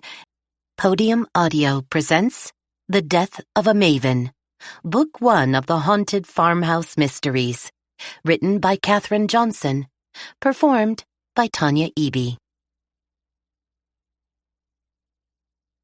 Chapter 1. Verity Cade held the match between trembling fingers. For the third time, a pale blue flame flickered weakly on the wick of the slender white candle. Fizzle. A thin trail of sulphurous smoke rose toward her kitchen ceiling. Tears of frustration pricked the corners of her eyes. She pinched the bridge of her nose to make them stop. You can do this, she whispered. How hard could it be to light one stupid candle? Maybe her hand was shaking too hard. Maybe there was a draft in the kitchen, although she didn't feel one. Whatever the problem was, she refused to let this day end without doing something to honor Mark on the anniversary of his passing. She ripped another cardboard stick from the souvenir matchbook. They had stumbled upon the bar, Hernando's hideaway, not much more than a dive, really, on their honeymoon in Bermuda 7 years earlier. Back then, she had expected the life of their marriage to be so much longer, like forever. Because that's what you think when you marry someone you truly, deeply love, don't you? This will last forever. But till death do us part arrived too soon for them, without even a whisper of warning. Thanks to the accident. They've invented apps for everything else, Verity thought ruefully. Why not one that warns you of your approaching death? Maybe with a gentle voice, like Siri. Beep, 1 month to settle your affairs, Mr. Cade. Beep, 3 days before your death day. You may want to update your will. Beep, 12 hours to say goodbye to your loved ones. Had she foolishly assumed their survival to old age was guaranteed? Perhaps, but not in a bad way. She certainly had never taken for granted her loving, strong Mark. They had created a beautiful place in the world for themselves, defined by their devotion to each other and a shared vision of their future as a family. Mark had been so certain of the trajectory of their lives, he had planned everything, month by month, year by year. 19 more months to pay off our debts on the farm, he told her. Then we can start making babies. He'd waggled a wicked brow at her, his brown eyes luminous, sexy, exciting. As many babies as she liked, he had promised. Verity sucked in a sharp breath. Don't go there. Fourth try. Stop shaking, damn it. She struck the match again. Its sizzle burst into brilliant life. She willed her hand to remain steady. Slowly, her fingertips moved the fragile flame toward the wick and held it there. A pale radiance blossomed at the candle's tip. The flame flickered and danced, as though reacting to something moving past it, creating a draft. Instinctively, she looked around the room. No one was there, of course, and no windows were open. Strange, she thought. It almost felt as though someone was in the room with her, looking over her shoulder. Sharing her grief? Just when she feared the tender flame would yet again sputter out, it inexplicably licked higher, and the blue-white glow brightened. Shadows spooled across the farmhouse's dim room. Success, she breathed out, her work-stiff shoulders relaxed. Despite the calming fragrance of the jasmine-scented wax, a rough lump lodged in her throat. Tears welled in her eyes. How did anyone keep on doing what normal people do after the loss of someone so elementally dear to them? I miss you, my love, she whispered into the flame. God, how I miss you. I hope you know that. A floorboard creaked somewhere above her. She tensed for just a moment. After all this time, she hardly noticed the groans, squeaks, and sighs of the 200-year-old Vermont farmhouse. A change in temperature or humidity caused beams, boards, and plumbing to complain. He used to tease her when she expressed concerns about the house's odd noises. The old gal must like you, Very. She's talking to you. Verity wasn't sure how long she sat there, transfixed by the candle's flame. Liquid wax pooled at the candle's tip, rivered down its sides. She ran her fingertips over the waves of warm wax. Exactly 1 year ago, Mark was 34 years old, the same age as she. Too young, she thought. You were far too young to A distant thump, thump, thump, interrupted her dark thoughts. This was definitely not a sound made by aging wood or cantankerous pipes. She experienced a little jolt of relief on returning to the world of the living. Someone was knocking on her front door and being ridiculously insistent about getting her attention. Brushing away mental cobwebs, she swiped at her damp cheeks with a shirt sleeve. The knocking grew louder. What the hell? She scowled at her watch. 9:15. No one in a country village like Evansfield came calling at this hour. She considered ignoring them, whoever they were. They'd go away if she waited them out. Unless someone's car might have broken down and they needed to use her phone to call for a tow. But who went anywhere these days without their cell phone? Whatever their reason for attacking her door, it was just plain rude to bang loud enough to wake the dead. If only, she sighed. Verity pushed herself up and away from the long oak trestle table. She snapped on light switches as she dashed through the foyer. The tall antique coat rack and glass-fronted barrister's bookshelves to her right. Wood banister and staircase gracefully curving upward on her left. As she reached for the brass knob in the front door, her mother's familiar warning rang in her ears. Never, ever open your door to a stranger. Verity supposed she really should, at the very least, peek through the glass slide light to forego exposing herself to the lurking thieves, rapists, and drug-crazed addicts of her mother's worst scenarios. But Evansfield wasn't Baltimore, where there actually was crime. Besides, she just wanted to put an end to the awful clatter and go to bed. Mornings arrived early for a dairy farmer. She needed to be up before dawn. She flung open the door and gasped in disbelief. Chapter 2. 6 women observed her solemnly from within the amber circle of the farmhouse's porch light. "We had to come," Denise Delaney said, "even if we woke you."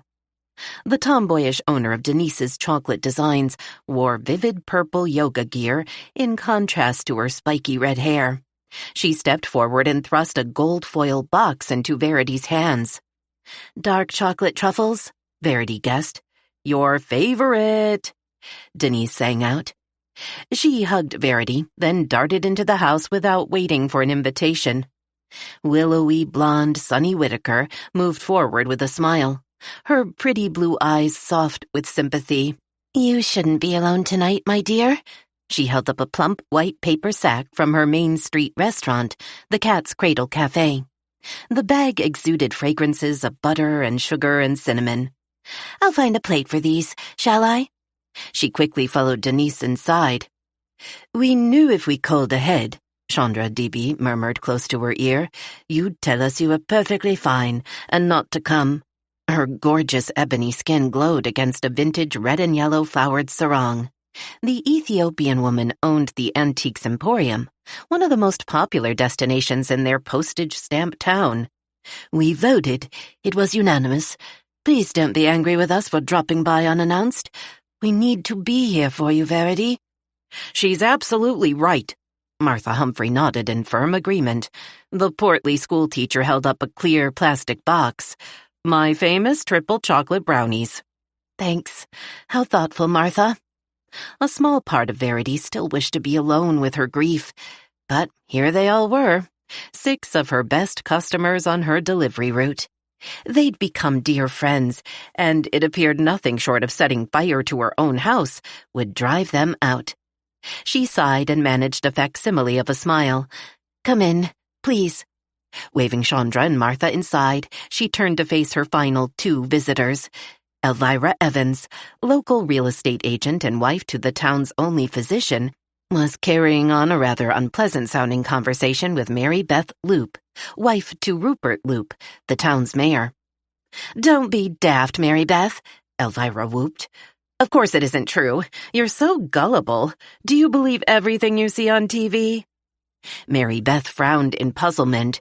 "No, not everything, but I'm sure they don't put people on television who intentionally lie."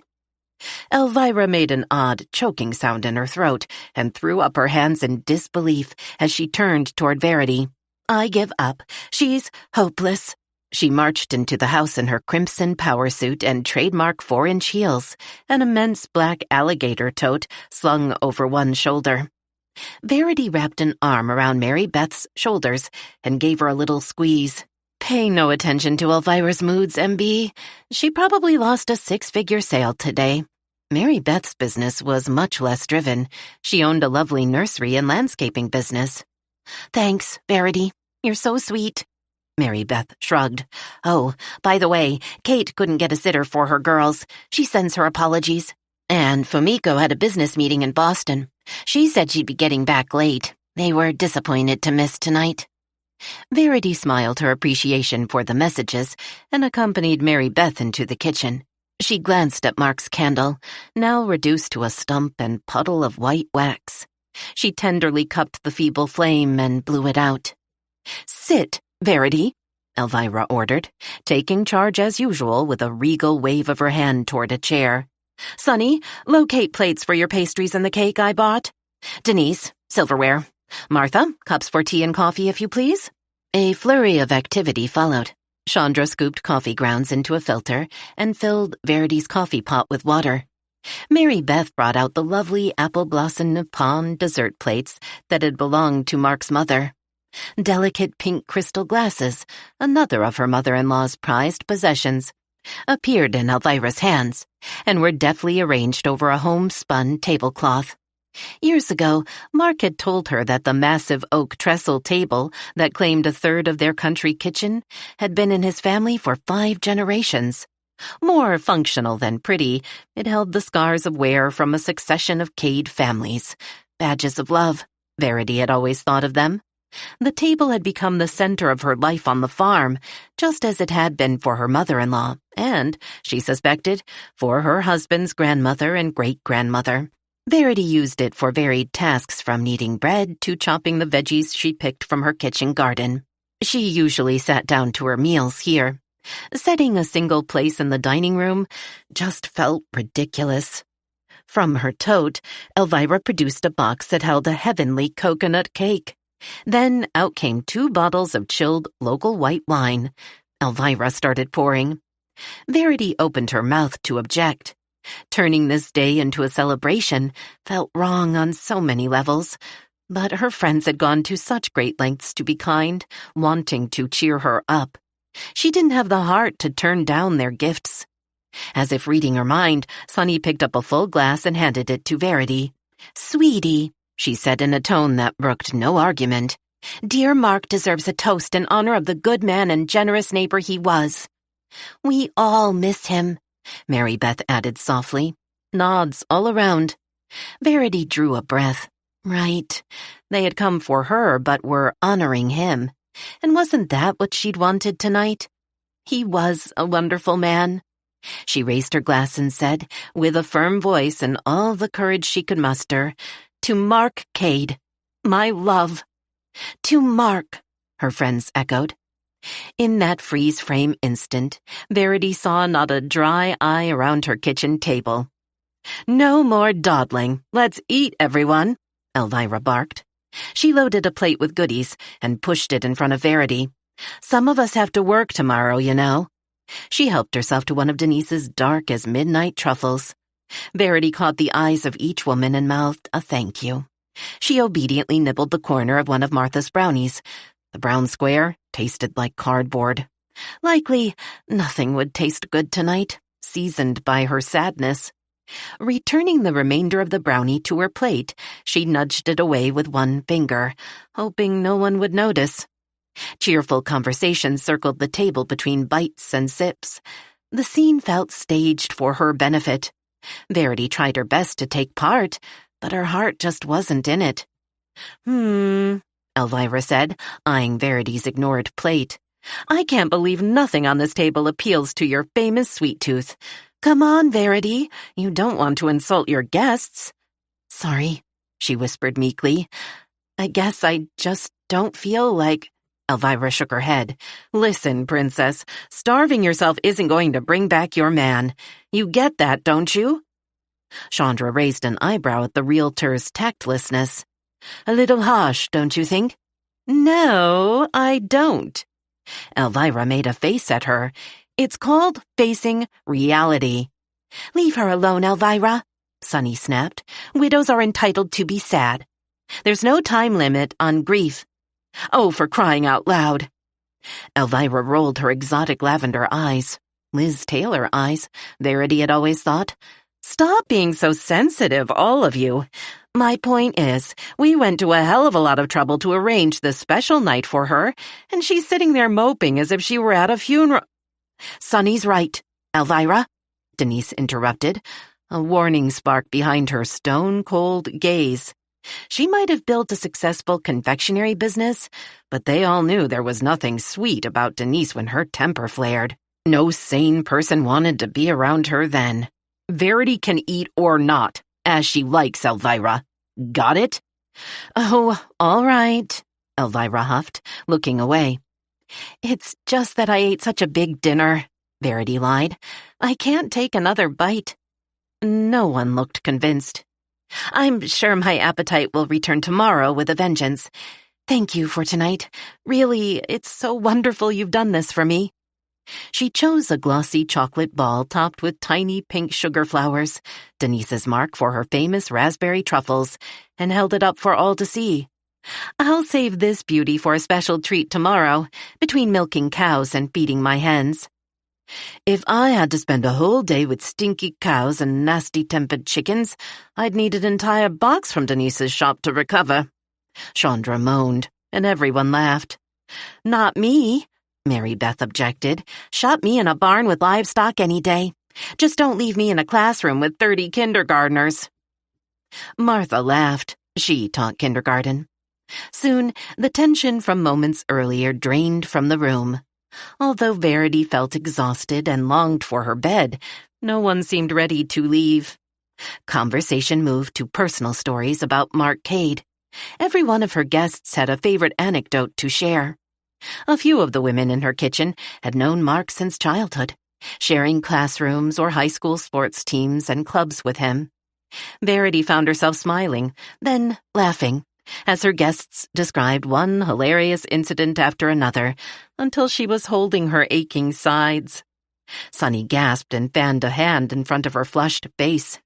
Oh my, what a hoot! Mary Beth fell off her chair in a fit of hysterics, and Denise had to help her get up off the floor. At last, Martha turned to Verity while everyone else fought to restore their composure. How did you first meet your darling, Mark? I don't think I've ever heard. Her eyes glistened with a romantic's anticipation of a good love story. Never married, and a few years older than most in the group, Martha often seemed the most serious among them. Verity had no idea why the teacher had remained single well into her 40s.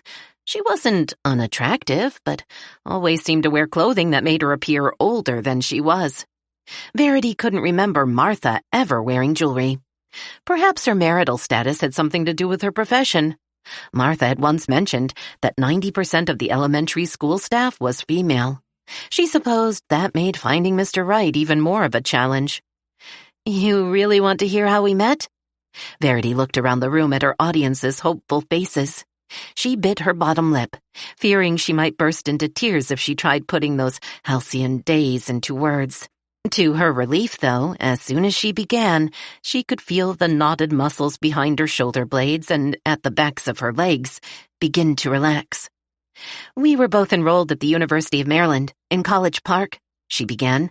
Mark was majoring in agricultural science, and I had a vague idea that I wanted to study French literature.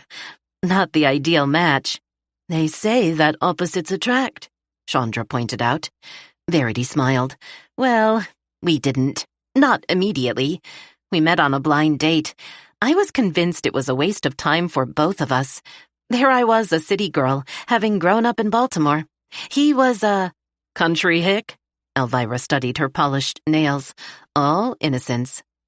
Sunny shot the realtor a deadly look. Oh, no, Verity objected. Not even then would I have called him that. Mark was more sophisticated and mature than I was, or ever will be. He traveled a lot during semester breaks and spent summers as a volunteer, teaching agricultural techniques in Africa. So, what changed your mind about him? Sunny twinkled at her mischievously. His sexy farmer's bod? Verity felt heat flood her cheeks. Yes, well, there was that. She couldn't deny it had been a joy to share his bed. Just the thought of his hands on her. Wildflowers, she said quickly. Denise roared with laughter. Wild what? Mary Beth looked around, confused. I feel a punchline coming on, Sunny said. Verity grinned. I'm not joking. Mark started leaving bunches of wildflowers at the door of my dorm room. A different kind every day. Pristine white anemones, spiky blue asters, scarlet bergamots, purple thimbleberries, bluebells, and gorgeous blazing stars. He left a little card with each bunch, identifying the flower by both its popular and scientific name. Why would he do that? A still clueless Mary Beth asked. Verity had long ago decided confusion was MB's natural state. Because on our first date he mentioned that he was shocked at how many wildflowers he saw in Africa, and I admitted that, although I adored all kinds of flowers, I couldn't tell a rose from a Venus flytrap. She grinned. So that's how it began for us. I loved his wildflowers. Then I began to love him. Sunny reached across the table and squeezed her hand. Mary Beth, Denise, and Chandra chorused, Aww. Martha blinked away tears. Elvira crowed, Oh, God, gag me with a... Denise shot out her elbow but missed Elvira's ribs. Verity laughed at them all, and with them. It was good to be among such wonderful friends, reliving happy times with Mark. A little of the weight she'd been carrying lifted. "Oh, my goodness, look at the time," Chandra groaned. "It's after 1 o'clock, and at 8 this morning I'm supposed to interview a new vendor who's applying for a booth at the Emporium." Mary Beth chuckled, her chins jiggling. "I'm never out this late. The mayor is going to think I've left him for another man." "I doubt that," Elvira muttered under her breath, but still much too loudly. "Oh, do shut up, Elvira." Sunny glared at her. Verity recalled one of her mom's favorite expressions, "if looks could kill." Elvira shrugged. "Well, who would want her? I mean, let's be frank, ladies." She pulled open her tote and rummaged around inside as she continued talking. "Mary Beth's been snarfing up cookies and pastries all night, like always. She probably tips the scale at 200. Talk about having no willpower." Verity took one look at Mary Beth's flushed face and reached for her arm. "Don't listen to her, MB. She's just... She's right." Mary Beth sputtered miserably. "I should lose weight. It's just so hard. You know how the mayor loves my baking. I do try to resist eating what I make." "Pay no attention to her," Denise whispered as she stacked up dirty plates and delivered them to the sink. Sunny moved up behind Verity and tapped her on the shoulder. "I can stay if you need me, sweetie. I'll just flop down on your sofa for the night and... It's not necessary. I'm fine. Really, I am." "You sure?" "Honestly," Verity said. "You've all done more than enough. Get out of here." She smiled to make sure they knew she meant it in the nicest way. "I'll see you tomorrow when I deliver your eggs and milk." Once a week, she brought dairy items to a list of locals. Most of her clients were professional women who owned or managed businesses in town and had little time in their lives to shop for food, much less keep chickens or cows. Her customers swore they preferred the Cade Farm products over commercial brands available at the local grocery store, even though they paid a little more for farm fresh. "Oh, say, I nearly forgot." Apparently unfazed by the scolding she'd received minutes earlier, Elvira extracted a sheaf of papers from her tote and waved it at Verity. "Just in case you get a chance to look at this, Verity, darling, I brought a copy of the sales offer we discussed the other day." "No," thought Verity, "not we. You." The only conversation they'd ever had about the possibility of her selling the farm was one-sided. Elvira often repeated her wish to buy the land and buildings with the hope of expanding her husband's medical business, primarily by building a clinic, medical offices, and parking lot. Verity had made it clear she wasn't ready to even think about selling Mark's farm, her farm, to anyone for any purpose. Before Verity could respond to the realtor, Sunny swooped in and grabbed the pages out of Elvira's hand. "Oh, no, you don't, Elvira. This isn't the time or place, and you know it." Sunny's face flushed hotter than the sun's surface. Verity had never seen her friend so angry. "We warned you on the way over here to stop pestering Verity. She's already told you she doesn't want to sell her farm." "No, she didn't," Elvira spat furiously. "Last week, before Mark's anniversary memorial service at the church, she told me she just didn't want to make an important decision like this in haste." Denise stopped tidying long enough to observe the two women, as though anticipating a good fight, and perhaps an opportunity to join in. Elvira blinked, as if mystified by the cafe owner's reaction. "I haven't said a word all week." Chandra tossed balled-up paper napkins into the trash and shook her head in disbelief. 7 whole days. You're giving the woman 7 days to decide whether to sell her husband's legacy? You are a cold woman, Elvira Evans." "Cold," Mary Beth repeated with a demonstrative shiver. Elvira huffed. "Give me a break. It's been a whole year since the accident." For a breathless moment, Verity feared Denise was going to punch her. Elvira must have realized she'd gone too far. "Oh, all right. Never mind. Give it back." Sunny thrust the contract at her. Elvira swiveled to face Verity. "Sunny's probably right. Bad timing." She shrugged. I apologize, Verity. We'll talk another time. Sorry if I sometimes come across a little too strong. Honestly, I'm only thinking of what's best for you. Not a problem, Verity said quickly. Everyone gathered their things and headed for the front door.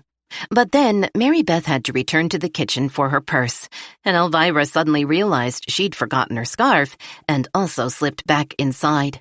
Verity sighed. Some of the warm glow of the evening had seeped away at Elvira's mention of buying the farm. Even a parting hug from each of her friends didn't entirely bring back the lovely camaraderie of the evening. Verity watched from her porch as her friends climbed into Sunny's van and sped off. She went back inside. The house felt empty again. "I'm still here, house," Verity murmured, returning to her kitchen to finish cleaning up. "And I love our farm, Mark." Then, with more grit in her voice, she repeated the mantra that always gave her strength. "I'm still here." "Yes, you are," a voice whispered so softly she couldn't be sure she had really heard anything at all. Verity closed her eyes, listening. Nothing. She drew a breath, held it. "Mark?" But of course there was no answer. Why would there be? Oh, God, just accept reality. Elvira was right. And yet, this wasn't the first time she had imagined voices, no doubt as a result of the stress that came with the responsibility for the farm's success, or failure. Mark had been so very proud of his family's farm. He loved it with the devotion of a father to his child. "The house is talking to you." Oh, how his eyes had twinkled when he teased her. Verity laughed and shook her head. Such nonsense. Voices. She was just tired. Her imagination played tricks on her when she was physically worn out. She hoped she would be able to fall asleep quickly. She spent another 15 minutes rinsing off the fragile china and antique crystal she dared not subject to the ravages of her dishwasher. By the time she turned away from the sink, her eyes were burning like little furnaces. They focused on a flat, white rectangle on her kitchen table. At first, she didn't recognize it. Then, suddenly, she knew. Elvira. The bossy realtor had been the last to leave the kitchen, trailing after the rest of her guests with mumbled apologies for having forgotten her stupid scarf. She had contrived to leave her sales contract, despite her promises to stop bugging Verity. The woman was incorrigible. Verity briefly closed her eyes. Oh, Lord, maybe it would be for the best. No matter how much she loved this place, and despite her vow to keep Mark's farm going. Well, tomorrow she would look over Elvira's offer with a fresh eye. Verity dragged herself upstairs to the king-size bed Mark had insisted they buy when they married, even though it crowded the modest dimensions of their bedroom. He was a big guy, 6'4", and loved to sprawl lazily across it, arms and legs akimbo, eating up extra inches that should have been hers. She never minded. All it took was the lightest nudge and, whether awake or asleep, he withdrew to give her room, then pulled her body close to his. They often woke up in the morning entwined.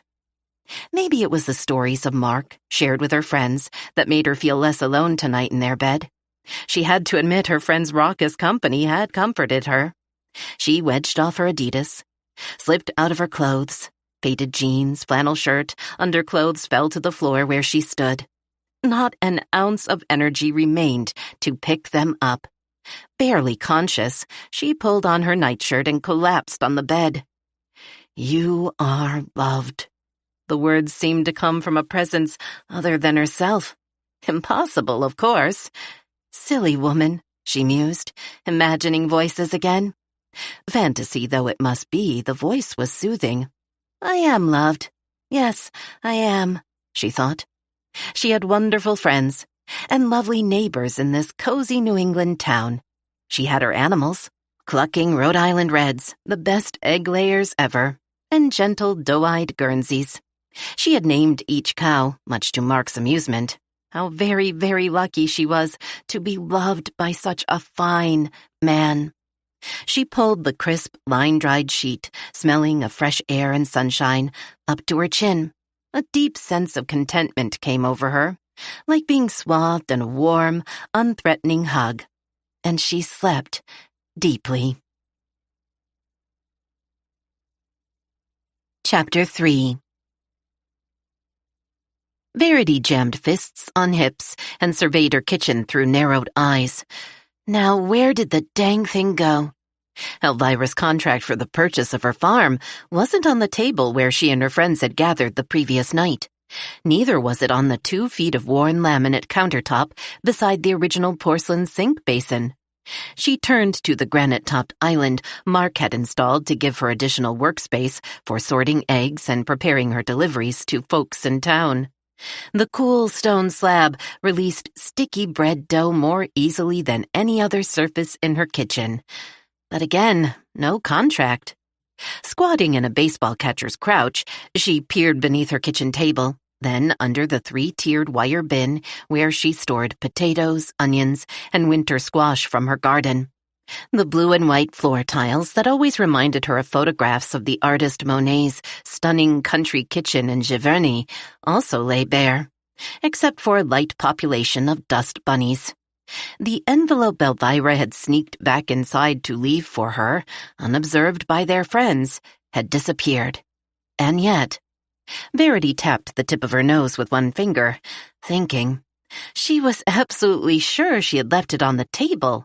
Was it possible she inadvertently swept the pages into the trash can, along with paper napkins, cupcake, and truffle wrappers? As exhausted as she was last night, this was a definite possibility. She dug through the trash. Nothing. With an exasperated groan, Verity ran upstairs, thinking she might have taken the envelope with her when she staggered off to bed. But no, it wasn't there either. For a moment she thought she heard something. Laughter? Impossible. No one was in the house with her, and her neighbors' homes were too far away for their voices to carry this far. She shook her head, blaming the house as always. It can't have walked off by itself, she muttered. Another of her mom's admonitions. As a child, Verity had a habit of losing mittens and many other things. But now, she realized, Elvira's attempt to bully her into accepting an offer for her farm must have upset her more than she realized. Obviously, her traumatized brain had erased any memory of what she'd done with the document. Although, why the real estate agent's behavior should shock her so, she had no idea. Elvira did and said whatever she wanted. The whole town knew that. But Elvira Evans also helped people. Her contributions to local charities were famously generous. It was just that, well, the woman was so maddeningly unpredictable. She seemed not to understand how hurtful her words could be. Poor Mary Beth, berating her about her weight in front of her friends. How cruel was that? I give up, she groaned. Finding the contract had to wait. Chores called to her. Hours later, Verity felt her energy running low. She had eaten nothing all morning as she sorted eggs, portioned and wrapped slabs of butter she'd churned the previous day, bottled rich milk and cream. She plucked 2 of Sonny's chocolate chip oatmeal cookies and 1 chocolate raspberry bar from a plate of last night's leftovers. Not the healthiest of breakfasts, to be sure, but oatmeal was nourishing, right? And wasn't dark chocolate supposed to be good for you? Still annoyed with herself for misplacing Elvira's stupid proposal, she plopped down on a kitchen chair and focused on washing down the delicious cookies with a tall glass of cold milk. Eventually the papers will turn up, she told herself, and then she must decide what to do about Elvira's offer. The proposed sale price wasn't the issue. It was a reasonable, if not overly generous, offer. She just couldn't bear to turn Mark's farm into a commercial venture that had nothing to do with its history as a family-owned New England dairy farm. Elvira's intention to use the land for building a modern clinic with physicians' offices and medical services was, she supposed, laudable. Except everything she loved, the barns, animals, even her beloved kitchen garden, luxuriant with sweet-smelling herbs and fresh vegetables, they would all go away. Even the lovely old farmhouse Mark had shared with her was destined to be torn down. Losing Mark was hard enough. Losing everything that reminded her of her husband? No, that was too much to ask of her. She closed her eyes on a bittersweet wave of memories. Without wishing it, suddenly, she was back on that horrific day. Mark had been late returning home that evening. She remembered standing under the wisteria vines on their front porch, looking out into the dusk, watching for him. A chill breeze blew down the river valley from Canada. She had made his favorite man casserole, pulled chicken with wide egg noodles and creamy sauce dotted with sweet green peas from her garden, all topped with a salty crushed potato chip crust. Yum. She returned to the kitchen, checked to make sure the casserole was bubbling and cooked through. Turning off the oven, she left their dinner covered with foil to stay warm. He had said he hoped to finish the last of the haying in the north field, half a mile from the house. She pulled on a fleece-lined sweatshirt and started up the road with her pocket penlight, in case they were delayed returning home. If he was close to being done, she could help him. If too much work remained, she'd encourage him to leave it for tomorrow and come home to a hot meal. No use trying to work in the pitch dark. She knew he had planned to drive his dad's old tractor. Theirs was a small family farm with limited equipment of their own. They budgeted for renting a modern combine, thresher, or plow for seasonal use. The green beast's finickiness was legendary, but Mark had promised to work only on the flat in case the tractor stalled out, as it tended to do on steep inclines. His two part-timers, the young Grimalski brothers, wouldn't be available until the next day. The twins were skilled at restarting the cantankerous engine, employing a mysterious but somehow effective concoction of throttling the engine, kicks, and insults. Verity walked up the two-lane highway, then turned onto the dirt road leading up to the field. The sun was still barely peaked above the tree line. Evergreen and birch forest surrounded the field, casting licorice black shadows against muddy earth and dry stubble. The sweet, heady smell of mown hay filled her nostrils. She could never get enough of that earthy fragrance, better than any room deodorizer. As the last of the day's light disappeared, she switched on her flashlight and crossed the dark field, calling out to Mark. The concentrated glow pricked out a yellow patch of ground just ahead of her boot toes. She began to think it odd that she still hadn't heard the tractor's complaining growl. The machine was due to be replaced as soon as they saved up the money. Mark hated taking out loans. "Cash on the line from now on, babe," he told her, after they took the financial plunge of using credit to pay for a computerized robo-milker system. Still no sounds. Nothing moved across her line of vision in the gloom. "Mark?" she shouted. A breeze tickled her cheeks, carrying with it the scent of pine needles and something else eye-wateringly stringent she couldn't quite place. Above her head, a few stars appeared. No moon tonight. Had they somehow missed each other? Was that even possible? The only way back home was the same route she'd taken to get here. Verity frowned, reminding herself to keep her eyes on the rutted ground to avoid tripping or turning an ankle. She mechanically plodded toward the center of the field. Maybe Mark had changed his mind about mowing that day and hadn't thought to tell her. She didn't notice whether his car was in the driveway or the tractor in the shed. Could he have driven to the bank or the ag store in Springfield? But neither made sense. He would have returned to the house hours ago, or called to say he'd been held up. Suddenly, an unfamiliar shape loomed above her. She startled before catching her breath. "Oh!" A warning tingle zigzagged down her spine. Her heart racing, she stopped abruptly. Her fingers went numb. They released the penlight before she could train its beam on the object and identify it. A little light disappeared between deep, muddy tire tracks. She dropped to her knees, fumbling around in the muck and sharp grass stubble while keeping her eyes focused on the mysterious shadow. Had Mark left a stack of hay bales in the middle of the field? No. Whatever this was, it felt like... What?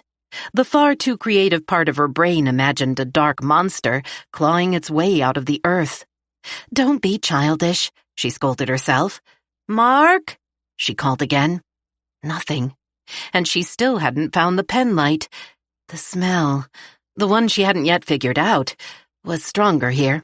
She gave up, uselessly thrusting her hands around in the grass. Standing up cautiously, she planted her feet, prepared to run if necessary. Slowly, her eyes adjusted to the darkness. She stared up at the strange thing that had frightened her. Metal. Rusty green metal. The tractor. Unrecognizable until now, because it lay on its side like a great wounded dinosaur. Its immense wheels thrust into the air in a pantomime of a dog playing dead. At last, she identified the awful stench. Fuel oil. The truth struck her like a baseball bat swung at her chest. Oh, God, no! Now, a year later, she still couldn't remember what she'd done next. The police told her she dialed 911. They said the operator had stayed on the line with her, asking for details, assuring her that help would arrive soon. What she did remember was the scream of an ambulance siren, then an emergency response team bearing halogen lights, earth movers, and an immense machine capable of cutting through steel. It seemed forever before they brought Mark's body out from beneath his tractor and into the glare of the blinding lights. All she could think at that moment was that he had died alone, under 5,000 pounds of uncaring metal. She hated that fact nearly as much as she hated his dying. Before the accident, people had told her that farming was a dangerous profession. They spoke in the same solemn common-sense tone that a parent warns a child to look both ways before crossing a street. She didn't really listen to them. Mark always assured her he was careful around machinery. Later, she learned that 40% of all serious agricultural accidents were due to machine rollovers. She told herself she should have paid attention. She should have made him replace the old tractor, even if it put them deeper in debt. She should have been there with him to call for help. She should... Oh, hell.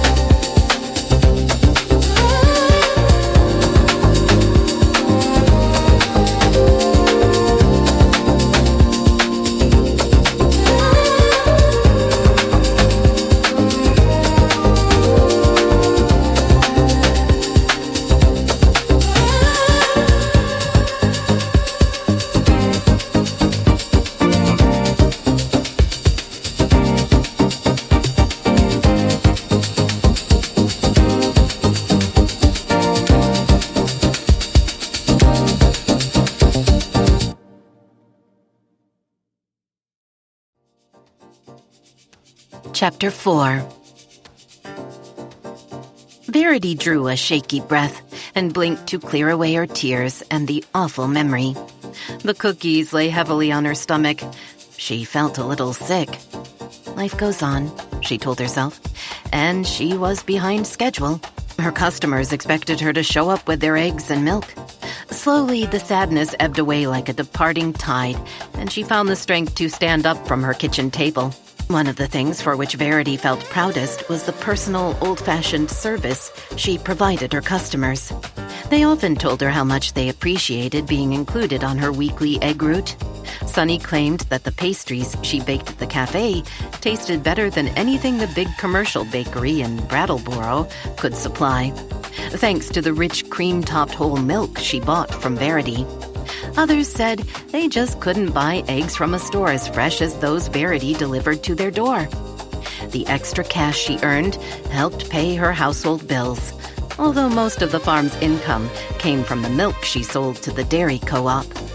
Verity pulled off her turquoise fleece hoodie and walked back out into the fresh morning. Earlier, the air had been so cool it had nipped at her face.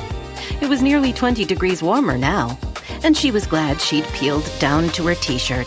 For the second time that morning, she checked on her cows and the robo-milker's progress. Some larger farms using the automated milking systems kept their cows indoors, day and night, never to wander lazily across a field. But she and Mark had decided to free-range their Guernsey cows. After the initial 4 weeks needed to accustom the animals to the machines, her ladies had learned to walk through the open milking parlor and into one of the 3 laser-controlled pens for milking. Most of the herd volunteered twice a day, but some showed up more often, as if they preferred being relieved of the considerable weight in their udders. Only one cow in the entire herd of 60 refused the machines. Her dear, sweet-natured, obstinate Molly. And so, Verity milked her fussy girl by hand, talking to her as she drew warm milk from her velvety teats. Molly was an excellent listener.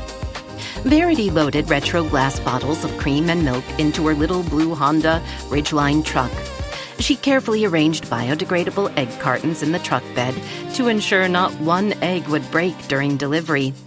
Her 2 farmhands, Jason and Jerry Gromulski, were late that day. Then she remembered the boys.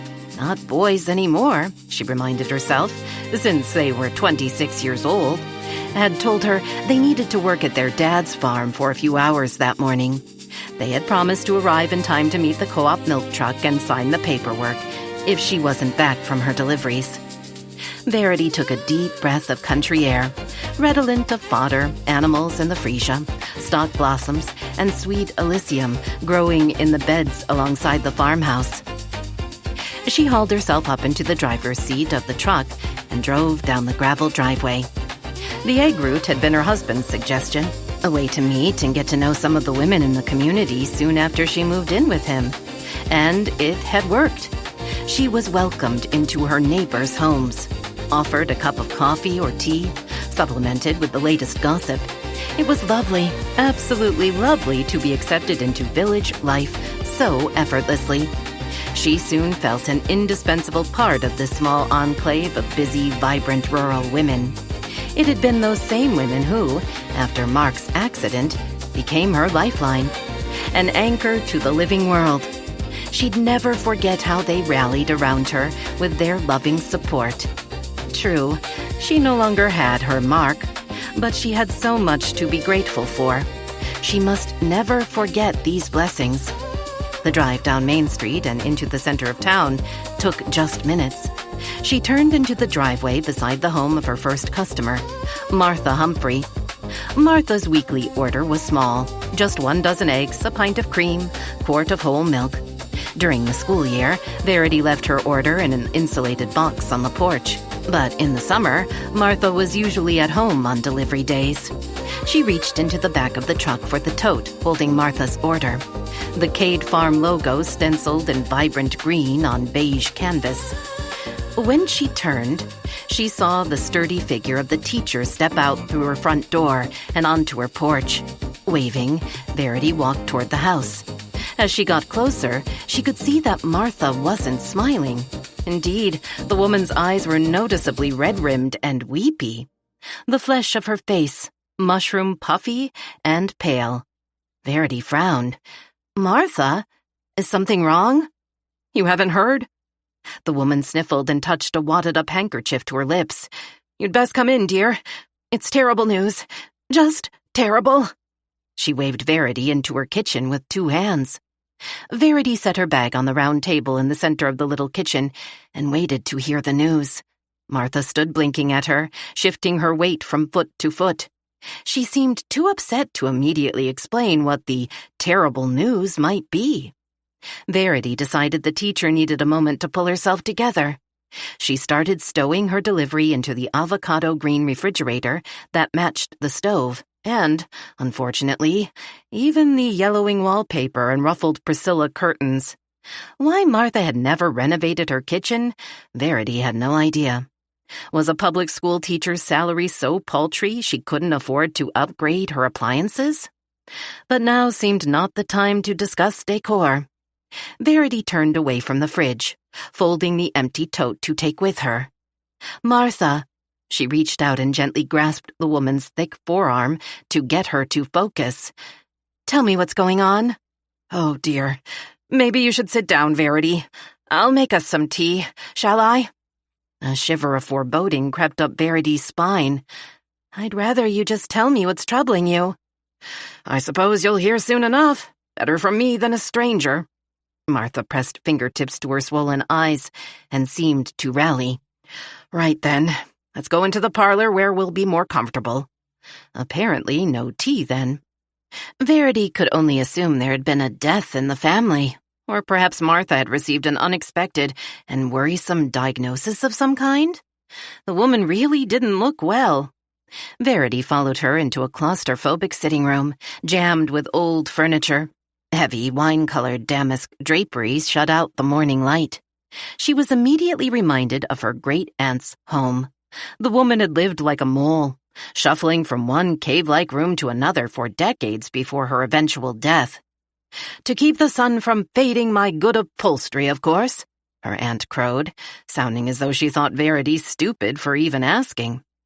But Martha couldn't be more than 10 years older than Verity. And anyway, the furnishings in this room looked well past protecting. How could a person live without glorious sunlight? Martha collapsed heavily into a faux leather recliner. She waved Verity toward a brown couch. Instead of taking the offered seating, Verity pulled a ladder-back chair from one corner and sat down facing Martha. The woman looked away from her and slid the tip of her tongue between thin lips, as if to gather strength. "It's Elvira," she whimpered. "Poor thing." Verity had never heard Elvira Evans referred to as poor with regard to any portion of her flamboyant life. Elvira, who owned one of the largest and most successful real estate agencies in central Vermont, who, it was rumored, always came out on top of every business deal. She had married a handsome and equally successful local physician. She bore him 2 children, teenagers now, who, she understood, were cracking smart and bound for college one day. Despite Elvira's sometimes acerbic nature and an inclination to occasionally stomp on other people's feelings, she was a respected member of the community, and she was as healthy and svelte as a jungle cat. So it couldn't be that her health was in question. More likely, someone was suing her because of something she'd done or said. "What on earth are you talking about, Martha?" Verity didn't mean to sound annoyed, but she was. The woman was being such a drama queen and making no sense at all. "Just tell me, what has Elvira done?" The teacher's runny eyes widened in horror. She shook her head back and forth in a disturbing mechanical rhythm. "Oh no, you mustn't say that. I'm so sorry for not explaining this very well." She heaved a mournful sigh and blotted her eyes with the back of one wrist. "It's just that I can hardly believe it's true. You see, Elvira's dead." "Dead?" Verity choked on a laugh. Surely this was a joke, and a bad one at that. Elvira? That's ridiculous. We all saw her at my house less than 12 hours ago. You were there. She was her usual bossy self. It's true, Martha rasped. Honestly, I just learned it. From whom? Martha wasn't above correcting her grammar, no matter how distressed she might be. Who told you this? If the usual Evansfield gossip was an earth tremor, this news would have registered at least a 7 on the Richter scale. They say she... Martha's voice dropped to a whisper. Verity leaned in. What did they say? Who is they? Verity seized the teacher's hands and squeezed, perhaps a little too hard. Martha winced and shook her off. She's killed herself, Verity. Oh, Lord, those poor children. And Dr. John, what will they ever do without her? Suicide? Elvira? Seriously? However, it was clear from Martha's level of hysteria that she believed whatever she'd heard. What else do you know, Martha? Concentrate. Do you have any details at all? Verity prodded. Martha sniffled and blinked at her, as if the question surprised her. Well, I don't know. I saw the sheriff's car race down Main Street earlier this morning, and then, well, you know how word gets around a small town like this. Indeed I do. Often entirely too fast. Exactly what have you been told? Verity asked again, holding Martha's tear-filled eyes with her own. They say her body was found at the bottom of the old granite quarry. Elvira jumped, Verity. Last night sometime. Oh, she moaned loudly. Isn't it just dreadful? Verity sat back in the hard wooden chair and thought for a moment. She felt the other woman's eyes bearing down on her, as if hoping she might somehow offer an explanation less horrifying for how Elvira came to be at the bottom of an abandoned quarry. Martha, Verity said, forcing calm into her voice, let's not jump to conclusions. This can't be right. It must be someone else, or nobody at all. Maybe this is someone's idea of a prank or a baseless rumor. I'll bet that's it. She patted Martha's hand. Listen, I have her order in my truck. I'll stop at her house right now and get to the bottom of this. I'll let you know what I find out. Martha's face brightened but didn't completely lose its fungy pallor. Thank you, Verity. That's so kind of you. I'm just... Well, you can imagine how upset I am. You may not know this, but I babysat for Peter and Laura and taught both of them in kindergarten. Of course, that was before you married your dear Mark and came to live here. I just always been close to that family. Such a shock. You understand, don't you? Of course I do.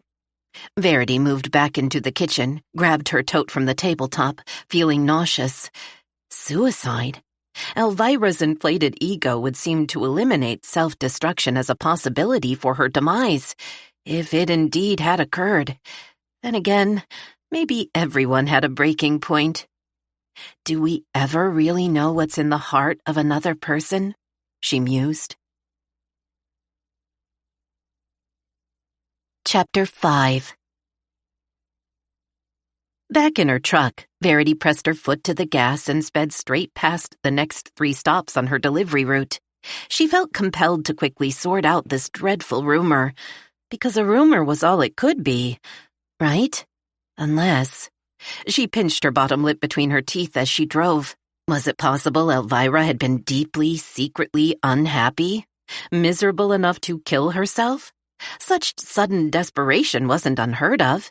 She'd read about incidents where successful, supposedly sane people tragically ended their own lives. In today's intensely divisive and competitive world, it seemed to happen more and more often. If Elvira actually committed suicide, she certainly had worked hard to conceal her despair. None of her friends, to Verity's knowledge, had ever noticed signs of depression. In fact, the realtor looked nothing short of vibrantly healthy and confident the previous night. Verity frowned at her truck's windshield, barely aware of anything on the other side of it as she drove. Could Elvira's bravado have been an act to hide her vulnerability? Far easier to believe was the possibility that Martha somehow muddled her facts. Verity turned right, off of Main Street and onto Fairview Lane and a pricey residential neighborhood. Elvira's elegant white colonial, third house on the left, dwarfed its neighbors. Like a queen attended by her ladies-in-waiting, the grand house stood in the middle of a row of New England clapboard cottages in various colonial replica shades of gray, cream, and tan. But what most caught Verity's eye wasn't the homes. It was the sheriff's SUV, its bar lights flashing, and one of his deputies' Range Rovers. Both vehicles were parked in front of the Evans mini mansion. A few neighbors stood on their front lawns, staring nervously at the big house. Verity's heart leaped into her throat. She pulled her truck to the curb on the opposite side of the street. Doc Evans' office and examination rooms, she knew from her own medical visits, were in the wing he had built onto the rear of the house. There was plenty of land on either side for an addition. Presumably, the choice had been made to preserve the house's elegant facade. Elvira would have insisted. Verity sat for another 5 minutes, nipping at a hangnail on her thumb, trying to decide what to do. Was Martha right? If so, the family would be in crisis. She didn't want to intrude. She should drive away now, be about her business. On the other hand, if foolish gossip was spreading like a California wildfire, someone really should set the record straight ASAP. With that thought to bolster her courage, she climbed down from the driver's seat. Best to approach the situation as if she had heard nothing. Verity dropped down the rear panel of her truck bed to retrieve the canvas bags holding the family's usual order. She noticed one of the women from next door moving toward the house. A sudden rush of movement, like the release of a tightly wound spring, drew Verity's eye to Colonial's lovely wraparound veranda. Her breath caught as Elvira's boy, Peter, trampled down the steps. He stationed himself at the bottom, long legs stiff, arms crossed defiantly over his chest. He glared a warning at the approaching woman. Verity observed the tense tableau from behind her truck. Peter's baby sister, Laura, lay on a green and white striped glider on the veranda, and she thought she heard a muffled sob from the girl's direction. Her heart ached for the two kids. Whether or not everything Martha claimed was true, it was obvious something was very wrong here. Verity hefted the two heavy totes, determined to find out what was going on. But she definitely wouldn't ask the two kids for fear of adding to their angst. She crossed the street, circled wide around the house. Meanwhile, the neighbor was still marching straight up to Peter. She didn't seem to have gotten the memo that he didn't want her anywhere near them. The woman waved her hand to signal she wanted to talk to him. Peter snarled at the woman.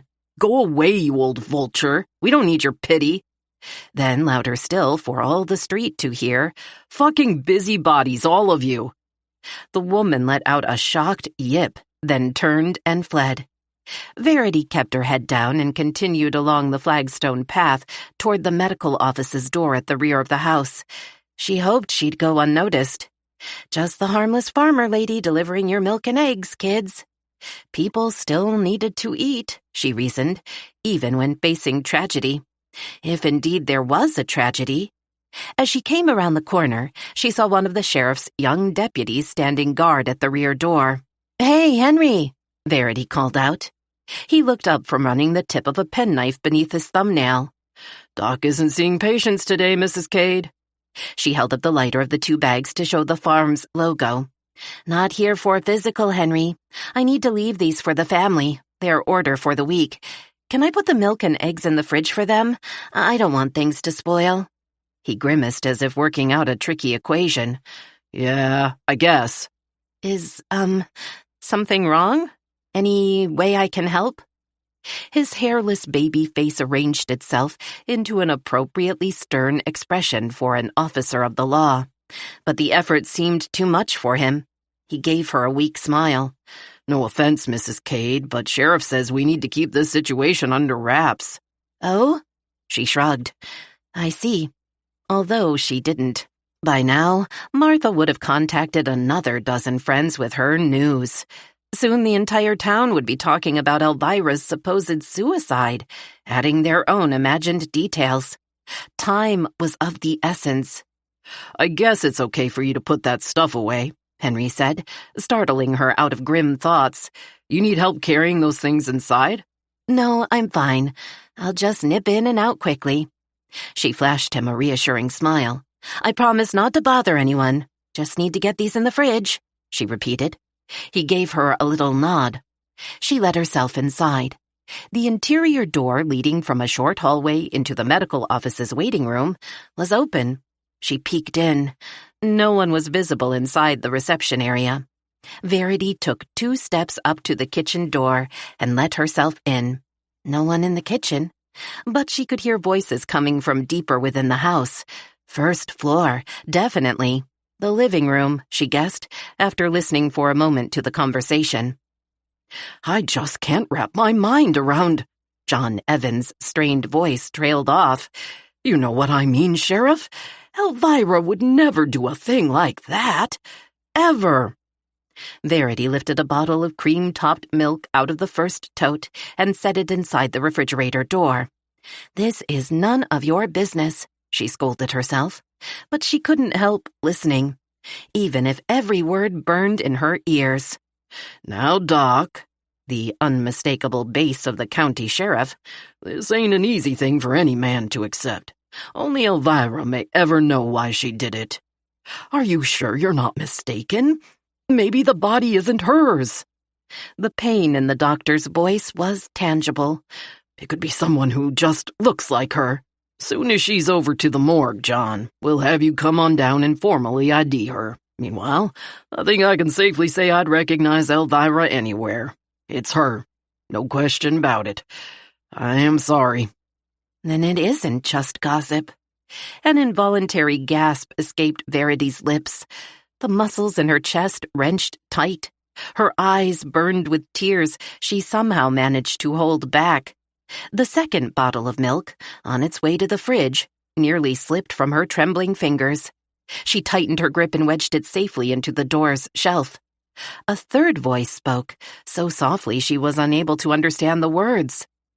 But, Father, John Evans responded, Elvira is such a strong woman. She realized, Father Coyne from St. Matthew's. She's always been so confident. Bossy, Verity silently corrected. A feet-on-the-ground sort of woman. To think of her flinging herself off a precipice is beyond ludicrous. Again, the priest's response was impossible to hear. Verity stood paralyzed, midway between the open refrigerator door and the island where she'd set her delivery bags. I should never have come into this house, she berated herself. She didn't belong here. Not today. But now she couldn't seem to move either to finish storing away the butter and eggs or to throw herself out the back door. My son, we can never truly know the heart of another, the priest was saying, with a little more volume than before. Wasn't that what she herself had thought at Martha's house? A cliché, Father. That's the best you can do? But she was a Catholic, Evans protested. Isn't it still considered a sin to take one's own life? Yes, Father Coyne said. To be honest, though, we rarely saw her at Mass. I know, but when you grow up with a belief like that, you never forget it. The desperation in John Evans' voice tugged at Verity's heart. It stays with you. She wouldn't. She just wouldn't. Verity was truly ashamed for eavesdropping. She wanted to escape the raw grief flooding this house, but that seemed easier said than done. She felt as though she was straddling an active fault line, the floor beneath her suddenly unstable, on the verge of dropping out from under her. Oh, God, Elvira, poor John, poor Peter and Laura. She held on to the edge of the island for support, sucked down deep breaths to calm herself before she could finish putting away the family's order. In spite of her vow to stop listening, she couldn't unhear what had been said or silence the conversation continuing in the next room. I need to ask you a few questions, John, the sheriff said, less consoling and more authoritative now. Father, if you'll step outside for a few minutes so I can speak in private with the doc, you'll have time to talk to him after I leave. Of course, the priest said.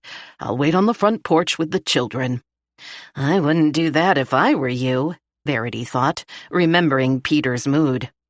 "You said before," the sheriff began again at the sound of a door closing, "your wife came home late last night. Maybe as late as 2 a.m. From a party of some sort?" "I guess," John Evans responded vaguely. "She didn't tell me what the event was or where. At least I don't remember now. But you spoke to her when she returned from the event?" "Yes. No. I was only half awake at the time. I heard her footsteps down the hallway, past the bedroom. I expect she was checking on the children in their rooms. She passed by a second time, but seemed in a hurry. She may have been running." "And would she normally act like that, running through the house?" "Elvira? Run?" The doctor laughed. It was as close to a maniacal sound as Verity had ever heard.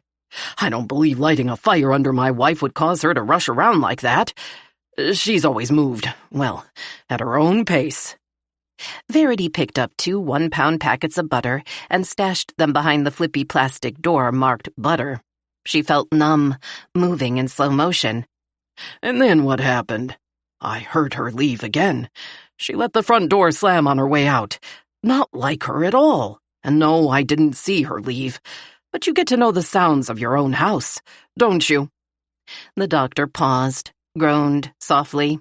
"I thought about getting up to see if anything was wrong, but I didn't. I should have.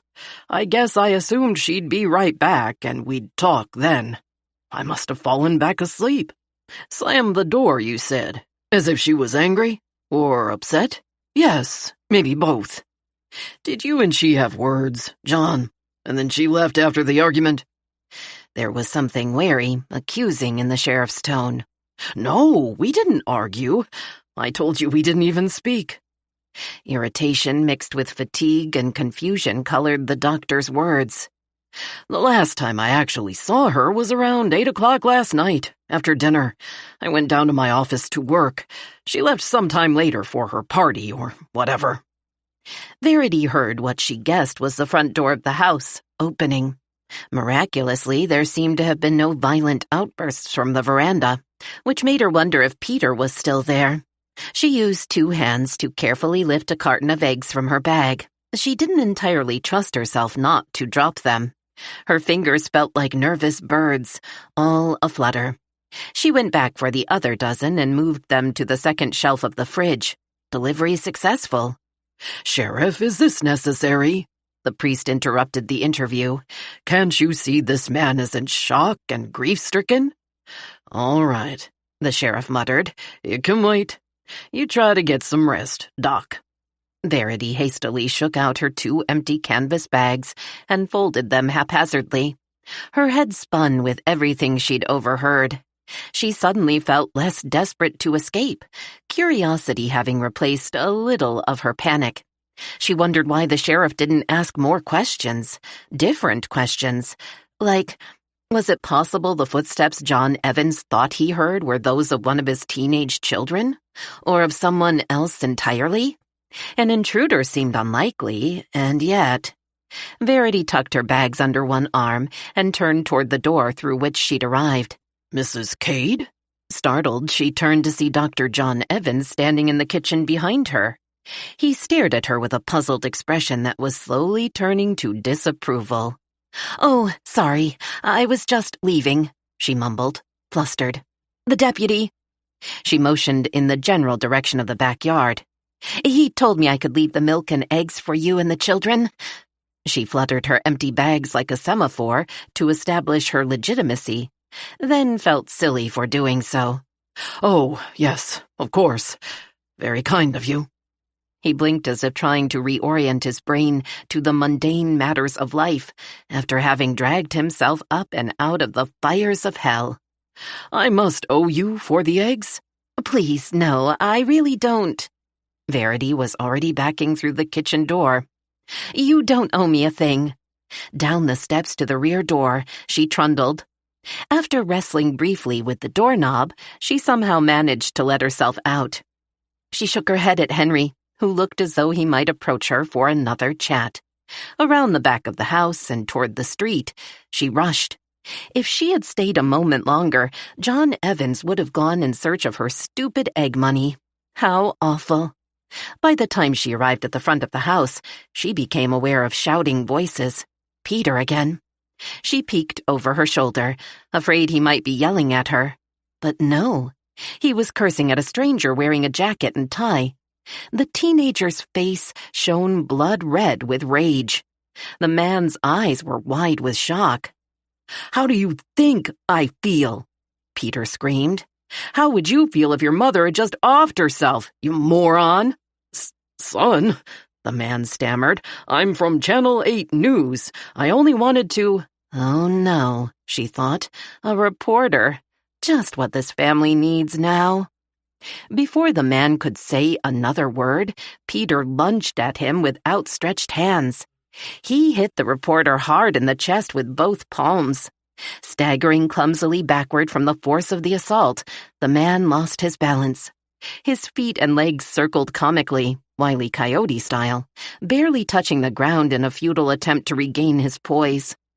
To Verity's horror, he landed flat on his back in the grass, and Peter kept coming at him. "Get the hell out of here! Beat it!" the boy yelled. Peter scuffed at the grass with one foot, sending clods of dirt flying. For a moment, Verity feared the teenager was going to kick the man in the ribs. The journalist, if that was really what he was, scrabbled helplessly, trying to haul himself up off the ground and out of range. Where the hell is the sheriff? And the doctor, she wondered. Couldn't they hear what was going on? She took a step forward, ready to intervene if the teen took his belligerency any further. Obviously, the reporter had foolishly asked insensitive questions, but the violence of Peter Evans' reaction seemed out of all proportion to the man's request for information. Finally, the deputy came running around the side of the house. He gave Peter a warning glare. "That's enough, buddy. Go inside with your dad if you can't control yourself." He put out a hand to steady the journalist, who still seemed to be having trouble finding his equilibrium.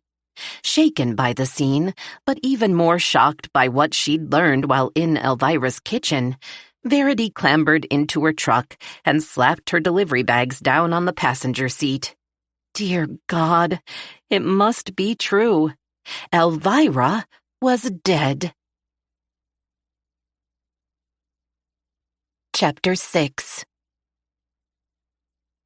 Verity mopped away tears with the wrists of her hoodie, working up the energy to drive away from Elvira's house. She stared at the sheriff's SUV across the street from her. Red and blue lights, still flashing, flashing, flashing, moronically. Advertising tragedy to the world. Elvira would have hated that. Did the dead have opinions? Did Mark? What would he want her to do about the farm now that he wasn't here? Now that she was struggling to keep it. She wished she knew. And Elvira? Maybe the real estate maven had lost her right to have a say in anything. Didn't she choose to end her own life? Although, like John Evans, Verity found last night's events utterly confusing. Suicide? It seemed inconceivable that Elvira, queen of Vermont real estate, whose ego, not to mention bank account, knew no bounds, would throw herself into a granite pit. What did she have to be miserable about? At least, that was the way Verity had always thought of her. Elvira, the woman who had everything. Verity was quite sure everyone in town would agree with her. Why end your life at the very height of your career? Why, when you had a loving and brilliant husband and 2 beautiful kids who needed you? Verity shook her head and sighed in frustration. It just made no sense. Finish your delivery route, damn it. You can't sit here all day. Do something. She looked out from a tangle of disturbing thoughts to see that only 2 people still stood in front of a nearby house, talking and darting speculative looks at the Evans home. One of them, a gray-haired woman in gardening clothes, whose name she couldn't recall, lifted her hand in a hesitant gesture toward Verity and started moving in the direction of her truck. Verity hit the ignition button and drove away. She was in no mood for contributing fodder to the neighborhood gossip mill. A few minutes later, she parked in the Evansfield shopping district, comprised of a half-dozen shops lining the west side of Main Street. The rest of her deliveries would need to wait. She couldn't bring herself to carry on as if this was a normal day. The truck's windshield faced the village green. Behind her stood the Cat's Cradle Cafe, Sunny's Domain, Denise's Chocolate Designs, Chandra's Antiques Emporium, Kate Phillips' bookstore, A World of Stories, the Evansfield Pharmacy, and Fumika Ota's adorable yarn shop, Knit One Pearl. Nestled among the storefronts was the recently restored historic Vermont Inn. The line of colorful storefronts, reflected in Verity's rearview mirror, all but screamed quaint Vermont village to tourists passing through. In front of her parked truck, two little boys ran across the village green to join their friends. The children tore around in dizzying circles, screaming wildly, waving their arms above their heads in mock horror as a taller boy chased them, roaring, the designated monster. An old-fashioned white bandstand, looking like something out of The Music Man, stood in the center of lush turf. Her parents had taken her to see the musical at a local dinner theater near Baltimore for her 10th birthday. She had loved every second of it and never been happier. Today, it was hard to imagine feeling such joy. Verity could remember only one other time when she'd been sadder than she was now. The day Mark died, but Mark didn't choose to end his life. She swung open the truck door and dropped down onto the pavement, leaning in for her purse, not bothering to lock the door before she walked away. She supposed folks in Springfield, Montpelier, or Brattleboro might. Certainly, drivers locked their car doors in Boston or Hartford. Absolutely in New York City. But Evansfield had always seemed, at least to her, immune to serious crime. She glanced across the street at the cafe with its whimsical wooden sign above the door, a pretty pink and soft green to match the cafe's interior decor. Sunny Whitaker's cozy eatery on Main Street had become her refuge after Mark's death, a place of comfort, of good friends who shared her grief and plied her with steaming mugs of aromatic coffee, insanely sweet pastries, and hugs. Today, she instinctively sought its soothing atmosphere again. It occurred to her that anyone in Evansfield who had cared about Elvira would eventually step through this green door, drawn to the comfort of neighbors. Before the end of the day, she needed to complete her deliveries, no matter how dismal she felt. But for just a few minutes, she wanted to sit quietly and sort through the rat's nest of troubled thoughts hammering at her brain. Although she couldn't say why, she felt in her bones that something wasn't right about the story of Elvira's demise. Because there's something worse than suicide? Was there such a thing? Also, something about the sheriff's attitude bothered her. He had sounded so sure of himself back at the Evans house, as if there could be no other explanation for Elvira's death than a final desperate act of her own making. And yet, she was sure there hadn't been time for an autopsy. The body couldn't have been discovered until daylight that same morning. Verity started to cross the street, barely aware of her surroundings now, her mind firing off possibilities. Rat-a-tat-tat. Maybe slapping a suicide label on Elvira's death was just too tempting for their local law enforcement. An easy solution. Fred Bailey was a man elected to office who seemed to lack experience with fatalities other than those produced by traffic accidents or due to natural causes. Death by one's own hand simplified an investigation that involved neither of those situations. But what if he was missing or just ignoring evidence to the contrary? A witness, a weapon, or injuries on the body that couldn't have been sustained in a fall? As far as Verity could tell, the one thing anyone should be certain of at this moment was that Elvira Evans had died in the early morning hours of that same day. The reasons why she'd died remained, at least to her, as elusive as smoke. Verity walked slower, letting her mind work over this puzzle. Elvira had apparently rushed off to the abandoned granite quarry in the wee hours of morning after returning home from Verity's house. Why? There must have been an urgent reason. Was it possible the good doctor kept back information from the sheriff when describing what had gone on at their house? Did he know why his wife might have wanted to kill herself? Maybe he was trying to protect his wife's memory from scandal. How Victorian was that? And if so, why hide facts that would eventually come out anyway? Everyone had secrets, but in a small town like theirs, they were always discovered. Eventually. Verity stepped up onto the narrow cobblestone sidewalk in front of the shops, her head throbbing with each footstep. She winced at the churning in her stomach. Hot, sweet tea. That's what she needed. To relax. But more importantly, to clear her head. There had to be an explanation for whatever had happened last night. No matter how heartbreaking it might be, she needed to understand the truth. Only then would she be able to cope with Elvira's loss. When she walked through the cafe door, the single silver bell overhead tinkled cheerfully, mocking her black mood. She felt like ripping the stupid thing off its bouncy spring. Heads turned from occupied tables to note her arrival. Conversations stopped. Did they already know? "Verity," Sonny Whitaker called out softly from behind her display counter of pastries. She came around the glass case, arranged with croissants, fruit turnovers, spice cake slices, and muffins so large 2 hands were required to hold one. Her lovely features appeared drawn tight with pain. She gave Verity a hug, then led her toward a small bistro table at the rear of the dining area, where Kate Phillips and Fumiko Ota were already sitting. Verity nearly lost it. Fumiko stood up, motioning toward the chair she had just vacated. In a flurry of activity, Kate and Sonny pushed another table close to the first and dragged over more chairs, just in time for Chandra and Denise to sweep through the cafe door, sending the little bell into a paroxysm of jangles. Hugs of shared sympathy followed words of disbelief and grief. They all sat down, looking at one another, at a loss for anything more to say. "I have everyone's orders in my truck," Verity announced at last. Her voice sounded scratchy and strained to her own ears. Her throat felt raw. "I guess it wouldn't have done any good to stop at your houses." She gave them each a weak smile. "Since you're all here." Mostly all. She also had 2 bags for the mayor's family.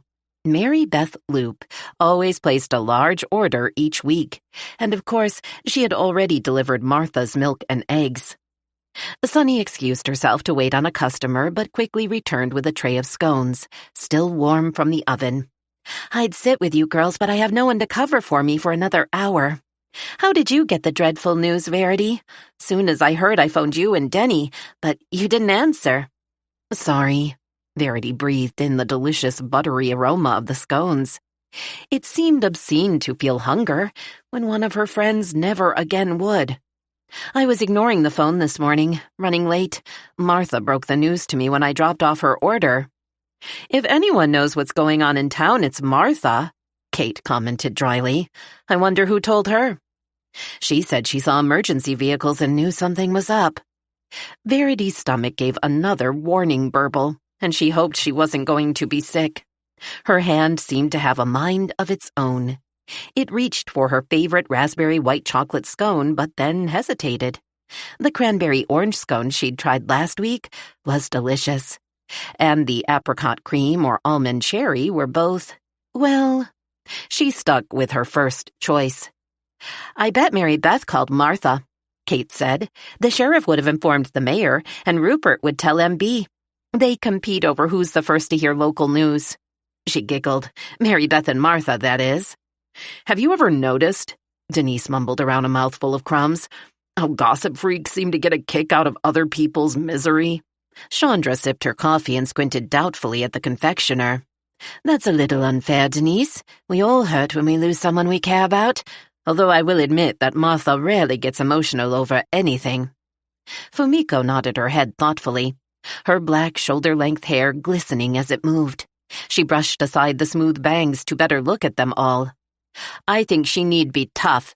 Teaching those wild little ones? Oh, such patience she must have. Would drive me crazy." The pretty Japanese woman's English was a work in progress. Don't we all just carry on the best we can? Sunny slid a quick look at Verity. What else can one do in the face of such a tragedy? We mourn. Then we struggle onward and eventually we heal.